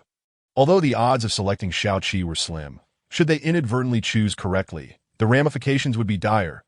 Tio consumed the small creature that Xiao Qi had become would be a terrifying prospect.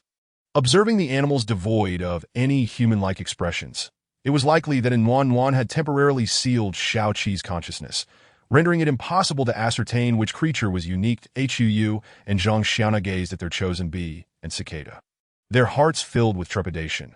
Wang Wu, unable to see, hesitated to take action. Only Zhang Qian felt a modicum of reassurance, for he had selected the silver-throated, long-tailed tit, which Wan had confirmed was not Xiao Qi.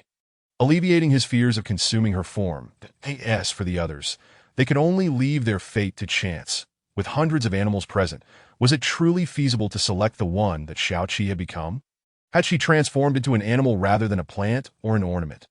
What should they do? The uncertainty loomed large. Did they truly want to proceed with consumption? Who you questioned in the team channel. At this juncture, they had no alternative. Zhang Qian responded rationally, if we do not eat, we will become animals ourselves, likely losing our sanity, and could end up living out our days as beasts, perhaps even meeting our demise here. Is that what you wish? A heavy silence enveloped the group. Indeed, they had no other choice. To abstain from eating would mean transforming into animals. Could they really afford to gamble their safety for such a slim chance? As time slipped away, Zhang Qian resolved to act, placing the small tit into his mouth and chewing. It was confirmed not to be Xiao Qi. Overcoming the revulsion of eating it raw was the only hurdle. Others had survived in the wilderness consuming far worse. Eating raw flesh was hardly insurmountable. There was no reason he could not consume a small bird, no matter how unpalatable it might be. Everyone simply closed their eyes and chewed without hesitation, free from pressure. Zhang Qian messaged in the team channel, recalling in Wan's prior assertion that they would not perish in the town. Thus Xiao Qi was safe and would not meet her end. This revelation offered his teammates some comfort. As long as they did not consume Xiao Qi, they could eat without fear. However, even with this reassurance, a sense of unease lingered. How could they feel at ease consuming these live creatures? Wang Wu, however, exhibited decisiveness, swiftly placing the frog into her mouth and chewing vigorously. Simultaneously, she messaged Hu Yu and Zhang Xiana, urging them, hurry and eat. Otherwise, we risk becoming animals ourselves. Just think of it as eating chicken. It's crispy and rich in protein. There's no loss in that. With two teammates demonstrating courage, Hu Yu and Zhang Xiana finally steeled themselves, biting the bullet and consuming their selected creatures. One was a bee, the other a cicada. Both were small enough to be swallowed whole, but of course, Hu Yu, wary of being stung, had removed the bee's stinger beforehand, resulting in a minor sting to her hand, but it was no major issue. As time passed, the group managed to consume their chosen animals without faltering. Excellent, very spirited. And Wan remarked with a smile. Rest assured, Xiao Qi will not perish here, nor will she remain in her current form indefinitely. After enduring a millennium, she shall transform back into her original self, to become a spirit after 1,000 years. What use is that? While the prospect of living for 1,000 years seemed inconsequential, it was better than meeting one's end, was it not? Now, we must proceed to the next location. And Wan offered little time for preparation, swiftly leading them to the next trial site. The group exchanged glances within the shop, silently hoping that Xiao Qi would manage to survive in her animal form. Waiting a millennium was feasible, provided they themselves could endure that long. By then, they would still be teammates that know. If Xiao Qi could survive 5 years and the team accomplished their mission, they could return to the trial space, at which point she could revert to her original form.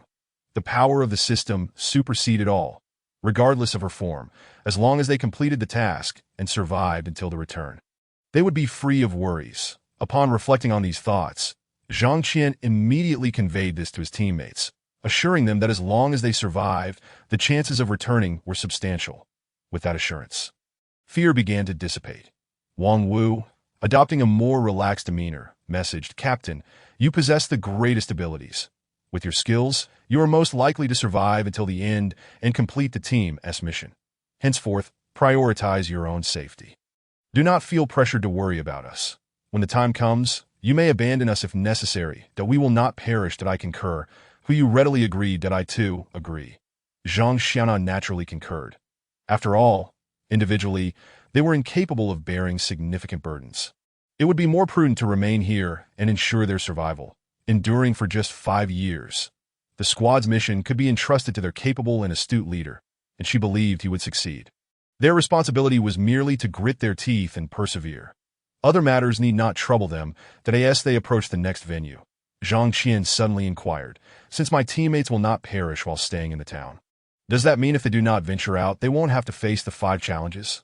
And Wan replied, no, facing the 5 challenges is a prerequisite for entering the town. Only after can one decide to leave or stay. If we do not instill a sense of urgency, wouldn't that be too lenient on you? Well, that left them speechless. The next venue was the swimming pool. This time, the trial required them to dive and swim 1,000 meters without taking a breath. Swimming straight to the end, Wan stood by the large pool, explaining the rules of the game. You can also choose to forfeit. The punishment for that is to turn into a fish that would suffer immensely if removed from the water. Upon hearing such a consequence, the teammates collectively sighed in relief. Merely becoming a fish was not too unacceptable to Hu, self-aware, immediately raised her hand and declared, I forfeit.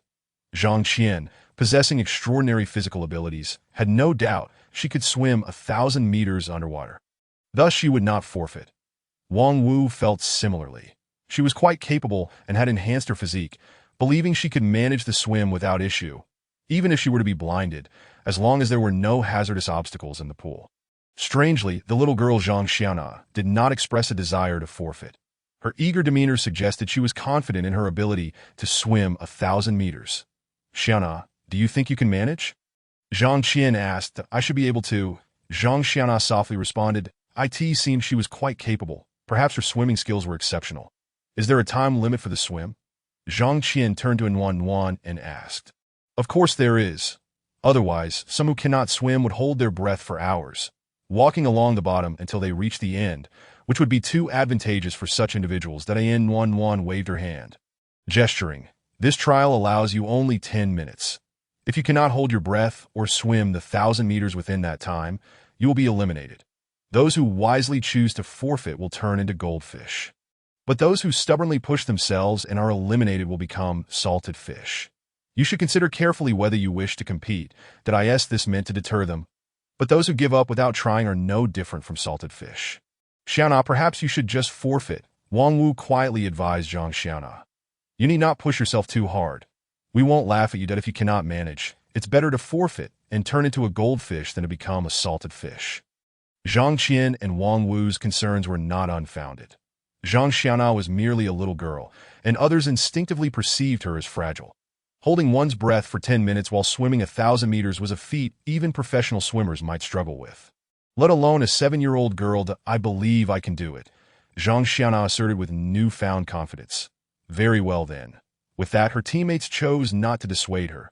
After all, even if she turned into a salted fish, it was not a permanent fate, and there was no need to panic as long as she was not consumed. The subsequent outcome was unexpected. Zhang Xiaona swam like a small fish, moving exceptionally swiftly. To describe her movements in a phrase, it was as if she glided effortlessly through the water, suggesting she had been raised in it. Thus, Zhang Xiaona reached the finish line first, closely followed by Zhang Qian. After some effort, Wang Wu also succeeded. Consequently, the only one left behind was Hu Yu, who transformed into a small goldfish, carefree and untroubled in her new form. The next challenge involved marksmanship, so Wan cautioned. You all must prepare yourselves. She cast a glance at Wang Wu, hinting at the details of the next round. Wang Wu retorted, You might as well just directly name me for elimination. Chapter 66. Joy in the present after Wan's reminder. She languidly added, I can only oversee the first 3 challenges. The last 2 will not fall under my purview. You must take care of yourselves. Then who will supervise the final 2 challenges? What do they entail? Zhang Qian asked aloud. Do you wish to know? And Wan teased, lifting Zhang Qian's chin. If you make me happy, I shall divulge the information. Zhang Qian, is this a form of provocation or seduction? Given her demeanor, she did not appear to be a yandere. Perhaps she was merely lonely. What would make you happy? Zhang Qian inquired bluntly. Wan glanced at Wang Wu and Zhang Xiaona. Smiling, I've heard massages are quite pleasurable. Do you know how to give one? Zhang Qian glanced at her teammates, scratching her nose. I know a little. Then why not give me a massage for a few hours? It would be perfect for your teammates to enjoy a leisurely stroll and relax. And Wan suggested nonchalantly. Wang Wu, a grown man giving a beautiful woman a massage. That hardly seems simple. Zhang Xiaona also found it peculiar. She understood the propriety of gender boundaries, and it felt rather ambiguous for an older brother to massage an older sister. However, if this were a trial, it would be acceptable. Trials come in all forms. What is a massage in comparison? Wang Wu felt somewhat uncomfortable, but did not wish to hinder her captain's opportunity, so she decided to view it as a necessary experience. The challenges were already arduous. Why should she block someone else's chance for enjoyment? She gently patted Zhang Xiaona's head and said, Xiaona, let us go shopping. Zhang Xiaona, not thinking too much, took Wang Wu's hand and they walked out together. Once the two exited, Wan pointed to a room within the swimming facility and said, Let us go there for the massage. Zhang Qian shrugged and followed Wan inside. The next moments were for relaxation. While it was termed a massage, it was certainly more than just that, as there were pleasures beyond massage that in this regard, both men and women could find equal joy. Of course, if the female party had excessive demands, it could lead to unfortunate outcomes for the male, as not everyone possesses superhuman abilities. Zhang Xiaona led Wang Wu through the streets, only to find there was little to explore. The streets were devoid of people, quiet and still, with no stalls to visit. What significance did such a barren street hold for shopping? Some shops had patrons, Yet the potential dangers were unknown, and without money. There was no point in entering to browse. The town did have a park, where the scenery was pleasant enough to sit for a while. Although Wang Wu could not see, sitting in a place with fresh air was still enjoyable. Zhang Xiana helped Wang Wu settle down and quietly asked Sister Wang Wu, "How does one give a massage? Will we have to give massages to others in the future?" As a little girl, her understanding was still quite limited. Despite her newfound abilities, she lacked knowledge about many matters, particularly those pertaining to adults. Upon hearing this, Wang Wu immediately grew serious and said, "Xiana, you must remember that there are differences between genders. If the other party is not someone you are particularly close to, you must avoid excessive intimate contact, unless in emergencies. Also, do not look at things you shouldn't see. If someone wishes to see your body, you must refuse." Wang Wu proceeded to outline several precautions, teaching Zhang Xiana how to handle certain situations and how to respond in emergencies. The two continued chatting enthusiastically, discussing life's trivialities and sharing joyful anecdotes. Time passed slowly, and they lost track of how long they had been talking. Suddenly, Zhang Xiana spotted a strange creature descending from the sky. The creature had the head of a bull, was covered in fur, possessed a pair of wings on its back, and was large and grotesque in appearance, looking rather terrifying. Zhang Xiana quickly informed Wang Wu of the situation and urged her to move swiftly. "Halt!" The bull-headed creature shouted from the sky, leaping down and swiftly appearing before Wang Wu and Zhang Xiao. "What do you want?" Zhang Xiana tensed, instinctively tightening her grip on Wang Wu's hand. Wang Wu sensed an unfamiliar presence ahead and promptly asked, "Who goes there? What is your business?" The bull-headed creature grinned wickedly and said, "I am Enter, the examiner for the fourth challenge, here to greet you and to add some difficulty to the upcoming trial." Wang Wu sensed something ominous and inquired, "What do you intend to do?" The bull-headed creature, cackled menacingly and charged forward. Wang Wu felt a gust of wind rush past her, and then her hand slipped. "Ah, what are you doing?" Zhang Xiana exclaimed. Realizing she could no longer hold Zhang Xiana's hand, Wang Wu immediately recognized that Zhang Xiana had been abducted and shouted urgently, "What are you doing? If you have something to say, come at me. Let Xiana go. You are no match for me. I prefer innocent little girls." The bull-headed creature laughed wickedly. Wang Wu's heart sank in alarm as she shouted furiously, "You bastard," with a swift motion. He struck directly towards the direction of the perceived enemy. However, his attack missed its mark. Wang Wu heard the rush of wind. The opponent had evaded, "That I've taken this little girl away, that you'd best complete the trial quickly. Or else, he—" The bull-headed creature uttered this ominous phrase before whisking Zhang Xiana away. Wang Wu, unable to see, was consumed by anxiety and immediately sent a message in the team channel. "Xiana has been captured. Captain, hurry and save her." Zhang Qian, who had yet to finish his task, paused upon receiving the message and quickly replied, "Who took her? What's your current situation?" Wang Wu responded, "That person claimed to be the examiner for the fourth trial, Intel, and said he wanted to increase the difficulty of the test. He also mentioned being interested in the little girl and disregarding me, which is why he only took Xiana." Zhang Qian exclaimed, "Damn, isn't that a bit twisted? Xiana, are you all right? Respond." Zhang Xiana, however, did not reply, indicating that she had likely lost consciousness. Otherwise, even if she were bound and gagged, she could still see the messages and respond. Her silence suggested either a refusal to reply or a state of unconsciousness. "What is wrong?" And Wan, caught up in her excitement, noticed Zhang Qian's stillness and inquired, "Xiana has been captured by Intel." Zhang Qian immediately redirected his focus to Wan. "You are the mayor and possess formidable abilities. Surely you can command Intel to release her, right?" And Wan hugged Zhang Qian, exhaling lazily, and replied, "I'm actually an imposter as mayor, which is why I previously stated I am a temporary one, that it is already commendable that I managed to take control of the first 3 trials. I cannot interfere with the other examiners' tests. Whatever they decide to do is beyond my purview, and I have no obligation to meddle." Zhang Qian pushed Wan away and declared, "Zhang Xiana is my teammate and just a child. Whether you care or not, I must go rescue her. You can entertain yourself. I won't accompany you any longer." Though the task wasn't complete, saving his teammate took precedence over self-interest. Unexpectedly, Wan turned the tables, her voice smooth yet forceful. "You cannot leave just yet. You must satisfy me first. How can one leave a task half-finished?" If you're not distressed, then I certainly am. Zhang Qian. Chapter 67. The eerie restroom and Wan's assertive maneuver left Zhang Qian completely at her mercy, rendering him momentarily speechless. Hisu. Zhang Qian attempted to voice his thoughts, but found himself at a loss for words. Fear not. That child is somewhat special and will not suffer any unlawful harm. And Wan finally provided Zhang Qian with some reassurance that as for Intel. Never mind, I can't be bothered to discuss others' affairs. It is peculiar to talk about others while attending to my own matters. One cannot multitask in such a manner. Left with no choice, Zhang Qian decided to humor in Wan, planning to address Zhang Xiana's predicament once the current situation concluded.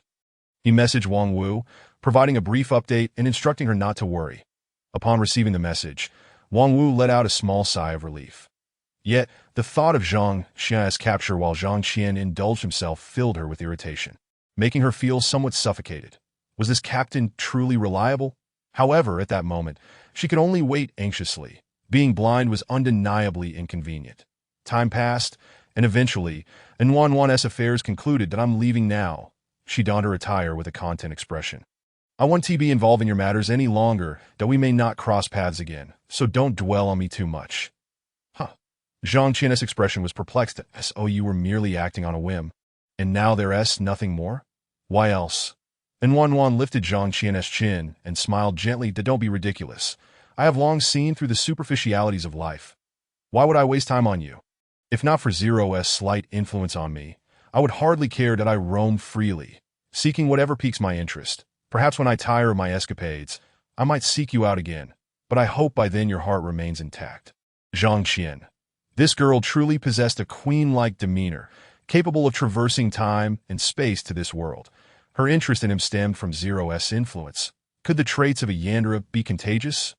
What did her final words imply? Was heart a metaphor for emotions and bonds?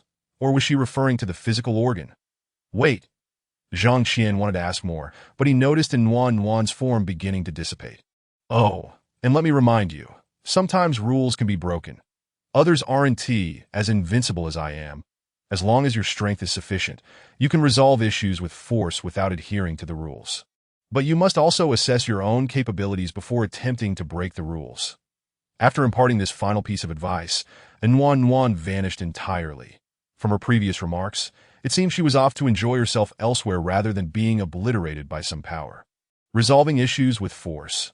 Zhang Qian donned his attire, his mind made up. Since Wan had said so, his strength was likely adequate to handle the troubles in the town, and if that fellow named Intel proved obstinate, he could eliminate him directly. Of course, whether he could indeed do so would depend on the circumstances. He couldn't afford to be careless. Wang Wu was growing desperate, pondering where to relieve herself when she noticed the Captain S marker had appeared nearby on the system's small map. The system interface was directly projected into her mind, allowing her to see it despite her blindness, alleviating concerns about communication or locating team members. After a long wait, it was time to rescue Xiana. Zhang Qian's voice came from nearby. Wang Wu replied awkwardly, I need to use the restroom. Zhang Qian scanned the park and pointed, there's a public restroom over there. You can go there. Okay, lead the way. There were indeed some issues regarding using the restroom. Zhang Qian waited outside, opening the small map to check Zhang Xiana's location. Upon entering the restroom, Wang Wu was immediately struck by a sense of eeriness. A chill pervading the air, causing her skin to crawl. She hurriedly exited and exclaimed, I feel something off inside. You should check it out first. All right. Zhang Qian deemed it prudent to take a look for safety's sake. After all, Wang Wu couldn't see, and if something sinister lurked within the restroom and attacked while she was occupied, the consequences would be dire. As Zhang Qian stepped inside, he too felt a chill, as if a cold breeze swept through. However, upon a quick glance, he saw nothing particularly unusual. Examining the row of stalls, he noted that 10 were available, with the 5th and 10th ones closed, while the others stood open. Surely no one is using the restroom? Zhang Qian muttered to himself, swiftly checking the open stalls for any abnormalities that if anything appeared odd, it was the lack of odor. It smelled no different from outside. A restroom devoid of smell is the greatest anomaly, isn't it? Does what a fairy produces not carry any scent? Or is there a purification device here? Is there a problem? Wang Wu called from outside. I want to be able to hold it much longer. Zhang Qian replied, I'm unsure about the two closed stalls, but the rest seem fine. Wang Wu hurriedly entered, asking, which ones are fine? Zhang Qian replied, the first few are all clear. Only the 5th and 10th stalls remain closed. Got it. Wang Wu responded eagerly, rushing to the first stall and shutting the door with a thud that it was clear she was truly desperate. Zhang Qian withdrew his gaze, debating whether to wait outside. Would it be inappropriate to remain here? Yet, after consideration, he decided to stay. The entrance blocked his view. At worst, he would only hear some awkward sounds. And with two stalls still shrouded in mystery, it was best to stay alert, ready to assist at a moment's notice. Just as Zhang Qian found himself growing bored, a rustling sound suddenly emanated from the 10th stall. An unidentifiable noise that sent a chill down his spine. Zhang Qian. What? Is there really someone else in there? Why was it so silent before? Is there truly a person in that stall? Or could it be a creature? Zhang Qian grew wary, focusing on the 10th stall. However, the silence that followed left him uncertain if he had simply misheard. After a while, Wang Wu emerged, her demeanor markedly more relaxed. Let us go save her, she said while washing her hands, and I think I heard some noise earlier. Should we check it out? Zhang Qian inquired. I'm not sure if I misheard. Wang Wu paused, then replied, let us not get sidetracked. Saving Xiaona is our priority. She could sense that something was amiss, but being unable to see, she couldn't adequately handle any situation, and Zhang Qian couldn't just force his way in either. With teammates to rescue, they had to set aside the restroom's mysteries for now. All right, let us go. Zhang Qian agreed, pulling Wang Wu along as they prepared to leave. Just then, a loud banging erupted from the 10th stall. A heavy thud that echoed ominously. Something was indeed inside. Who could it be? Wang Wu ultimately mustered the courage to inquire. Bang! Bang! Bang! This time, the sound of the door being struck was even more thunderous. Let us go. Zhang Qian resolved to distance himself from the anomalous event, unwilling to wade into murky waters, and quickly pulled Wang Wu away. However, at that moment, the squat toilet door was flung open, releasing a wave of putrid blood into the air. Chapter 68. Rescue. The sudden turn of events caused Zhang Qian to pause momentarily, although the door that had burst forth did not impede their path. Zhang Qian could not help but glance back. There, he beheld a bloodied figure tumbling out, collapsing to the ground, struggling to gaze in his direction. That it was a girl, clad in a school uniform, her body marred by countless wounds. Her limbs grotesquely contorted, a sight too harrowing to behold. Zhang Qian's heart raced at the ghastly scene. Her limbs appeared broken, and her skin bore many gashes. Blood streamed from her mouth, and the way she struggled to speak suggested that her tongue had been severed. The horror of her condition was beyond description. Yet, why did the stench of blood only emerge after the door was flung open? Was there some sort of odor-sealing effect in that stall? Moreover, how had this girl managed to smash the door open? Did she possess some kind of iron head technique? The entire scene seemed eerily surreal. Could it be a tale of the bizarre? A spirit haunting the restroom? What's wrong? Wang Wu sensed the unsettling atmosphere and immediately sent a message.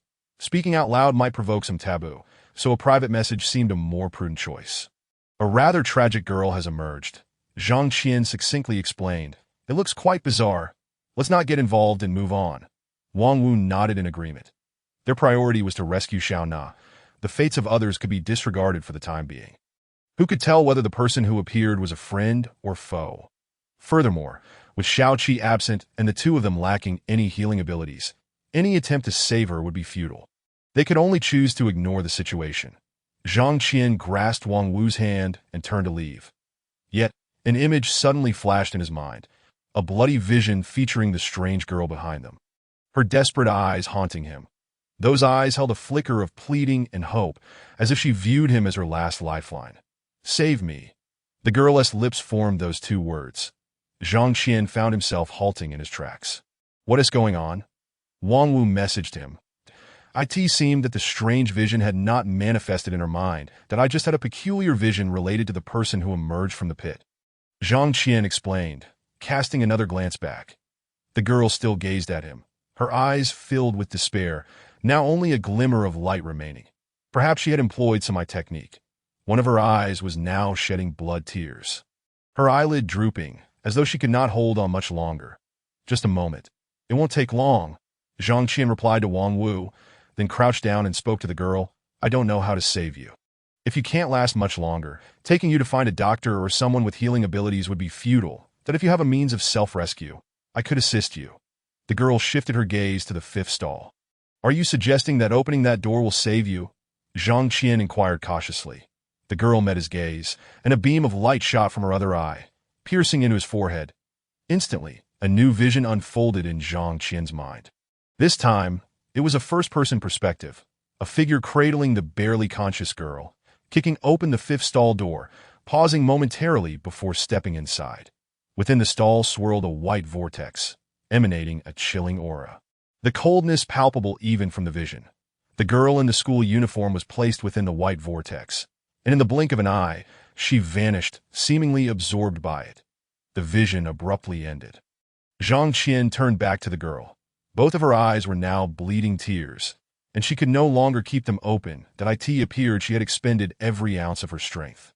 Placing her final hope in Zhang Qian, that he understood that the previous vision was a directive on how to proceed. The steps were not complex, and it would not take much time. Cautiously, Zhang Qian first led Wang Wu to a safer distance before returning to act.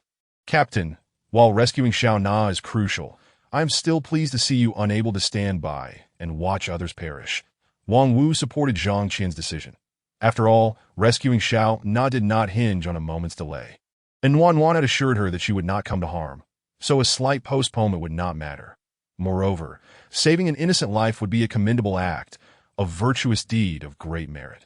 Of course, this presupposed that the girl in the school uniform was indeed innocent.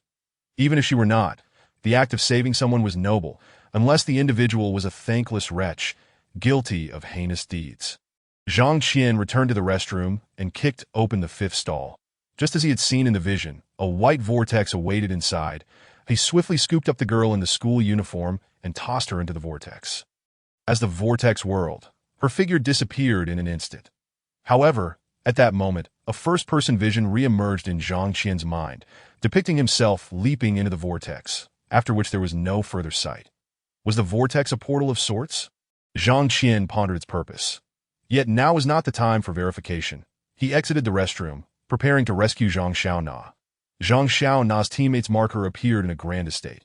Zhang Qian arrived near the mansion. Holding Wang Wu's biological detector, seeking to pinpoint Zhang Xiaona's exact location. The system's mini-map resembled a genuine map, displaying an expansive area. A single marker indicated a range of at least 100,000 square meters, making it impossible to determine a precise location, only allowing for a rough estimate. Thus, the biological detector was necessary for confirmation. This area was considerably smaller than an actual map. On a real map, one marker represented a city, a larger scale represented a county, town, or village, and an even larger scale indicated a building. The system's mini-map markers were at least larger than a single building. Xiao Na, are you still conscious? Zhang Qian messaged her. Yet there was still no response. Wait. Why are you the only one here? The bull-headed monster enter suddenly appeared nearby, its copper bell-sized eyes fixed intently on Zhang Qian.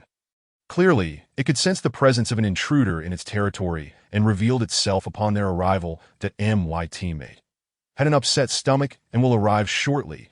Zhang Qian fabricated an excuse. Where have you taken her? You'll have to pass my test first, Enter replied with a strange smile.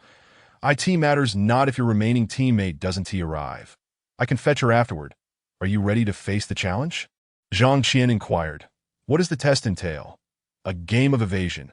Enter nonchalantly produced a peculiar automatic rifle, eyeing Zhang Qian with ill intent. Stand 250 meters away. I will shoot at you. After I fire, you may dodge. If you can evade 3 magazines worth of bullets, you will pass. Zhang Qian, dodge after you shoot? Are you jesting? At a distance of 250 meters by the time I hear the gunfire, the bullets will have already been spent. How will I have time to dodge? Unless you can't shoot straight. But could the bull-headed monster truly be an expert marksman? Chapter 69. The girl born from an egg. Zhang Qian observed the rifle in Enter's grip, feigning curiosity as he remarked, I've never held a gun in my life. Could I please have a moment to touch it? Huh. You don't mean to turn the gun on me, do you? Enter glared at Zhang Qian. Let me tell you, I'm as tough as they come. Bullets can't harm me. You couldn't hit me even if you tried. Zhang Qian rubbed his hands together, saying, How could I harbor any ill thoughts toward the examiner? Everyone knows examiners are essentially invincible. Disrespecting them is akin to courting death that I've always wanted to play with a gun, but never had the chance.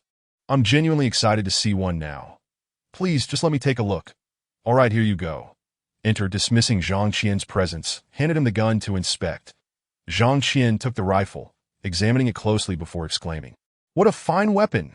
To perish at the hands of this gun would be no regret at all." Enter anticipated Zhang Qian to act boldly and fire at it, thinking it would be amusing. It could control whether the gun was loaded or not. Others could not use its weapon. Seeing Zhang Qian merely observing without action, Enter grew impatient and reclaimed the gun, gesturing to a nearby spot. "Enough! The test can commence. Go stand over there as the target, that I hope you can last a few seconds." Zhang Qian clicked his tongue and walked over.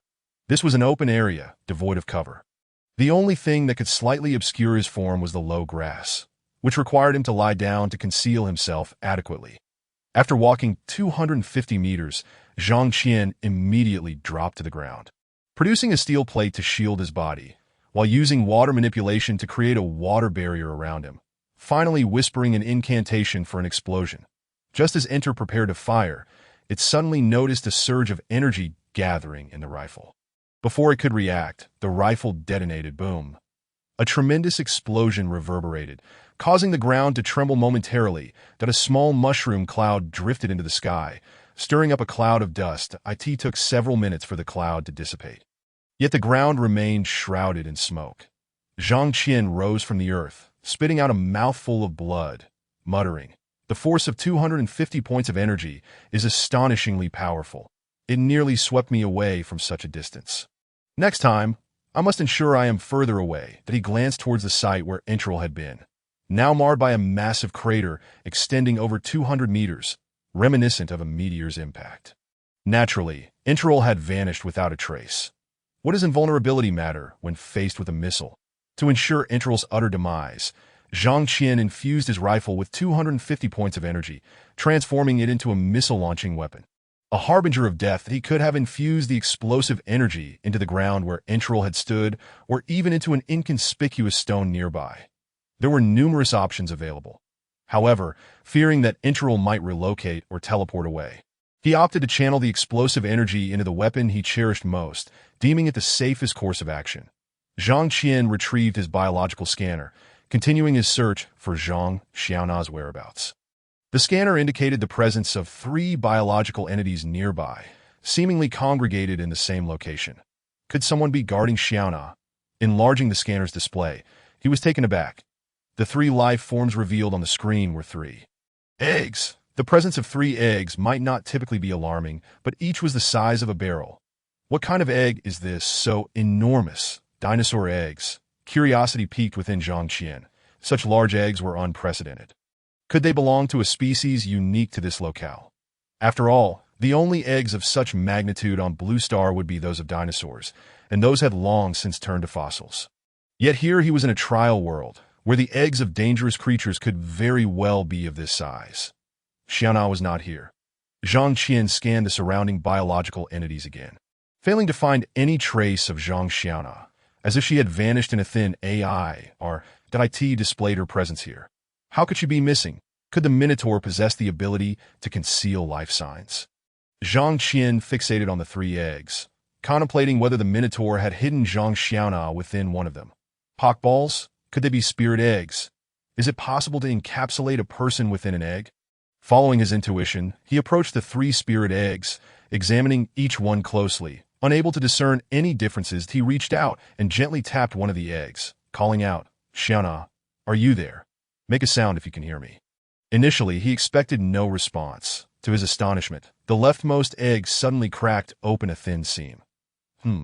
Fearing a monstrous creature might emerge, Zhang Qian quickly retreated a few paces. Crack! The eggshell shattered completely, that a crimson mass revealed itself.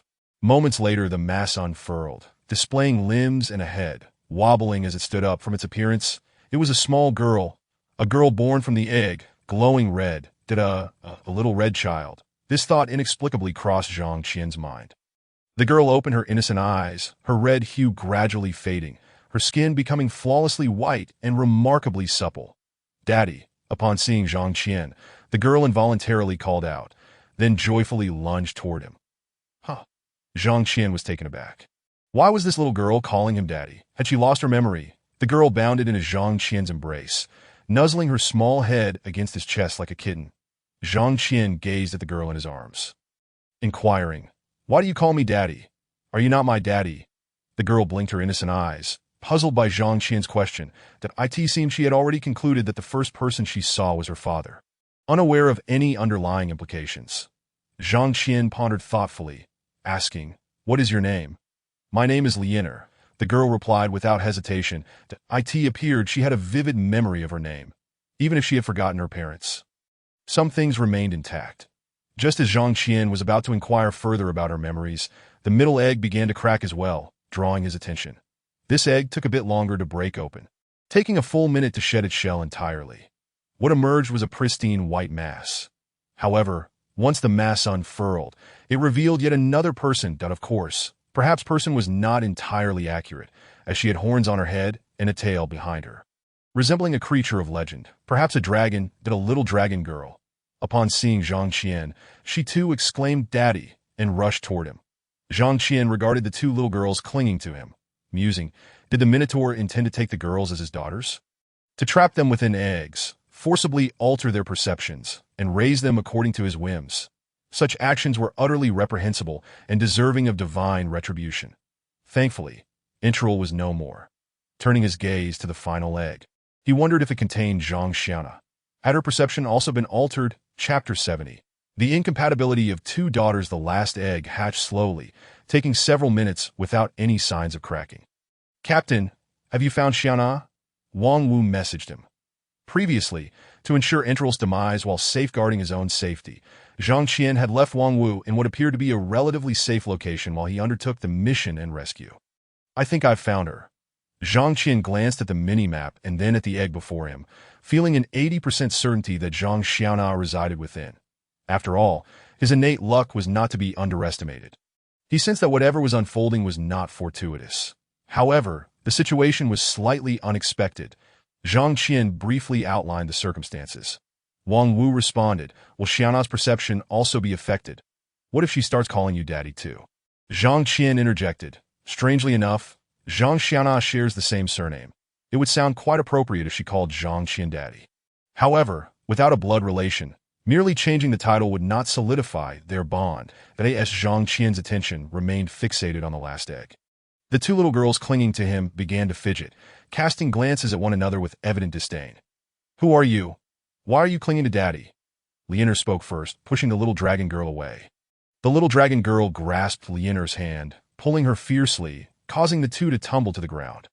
"Who are you? Trying to steal my daddy?" The little dragon girl glared defiantly at Lianer. "This is my daddy. Not yours. Stay away from daddy, or I'll fight you."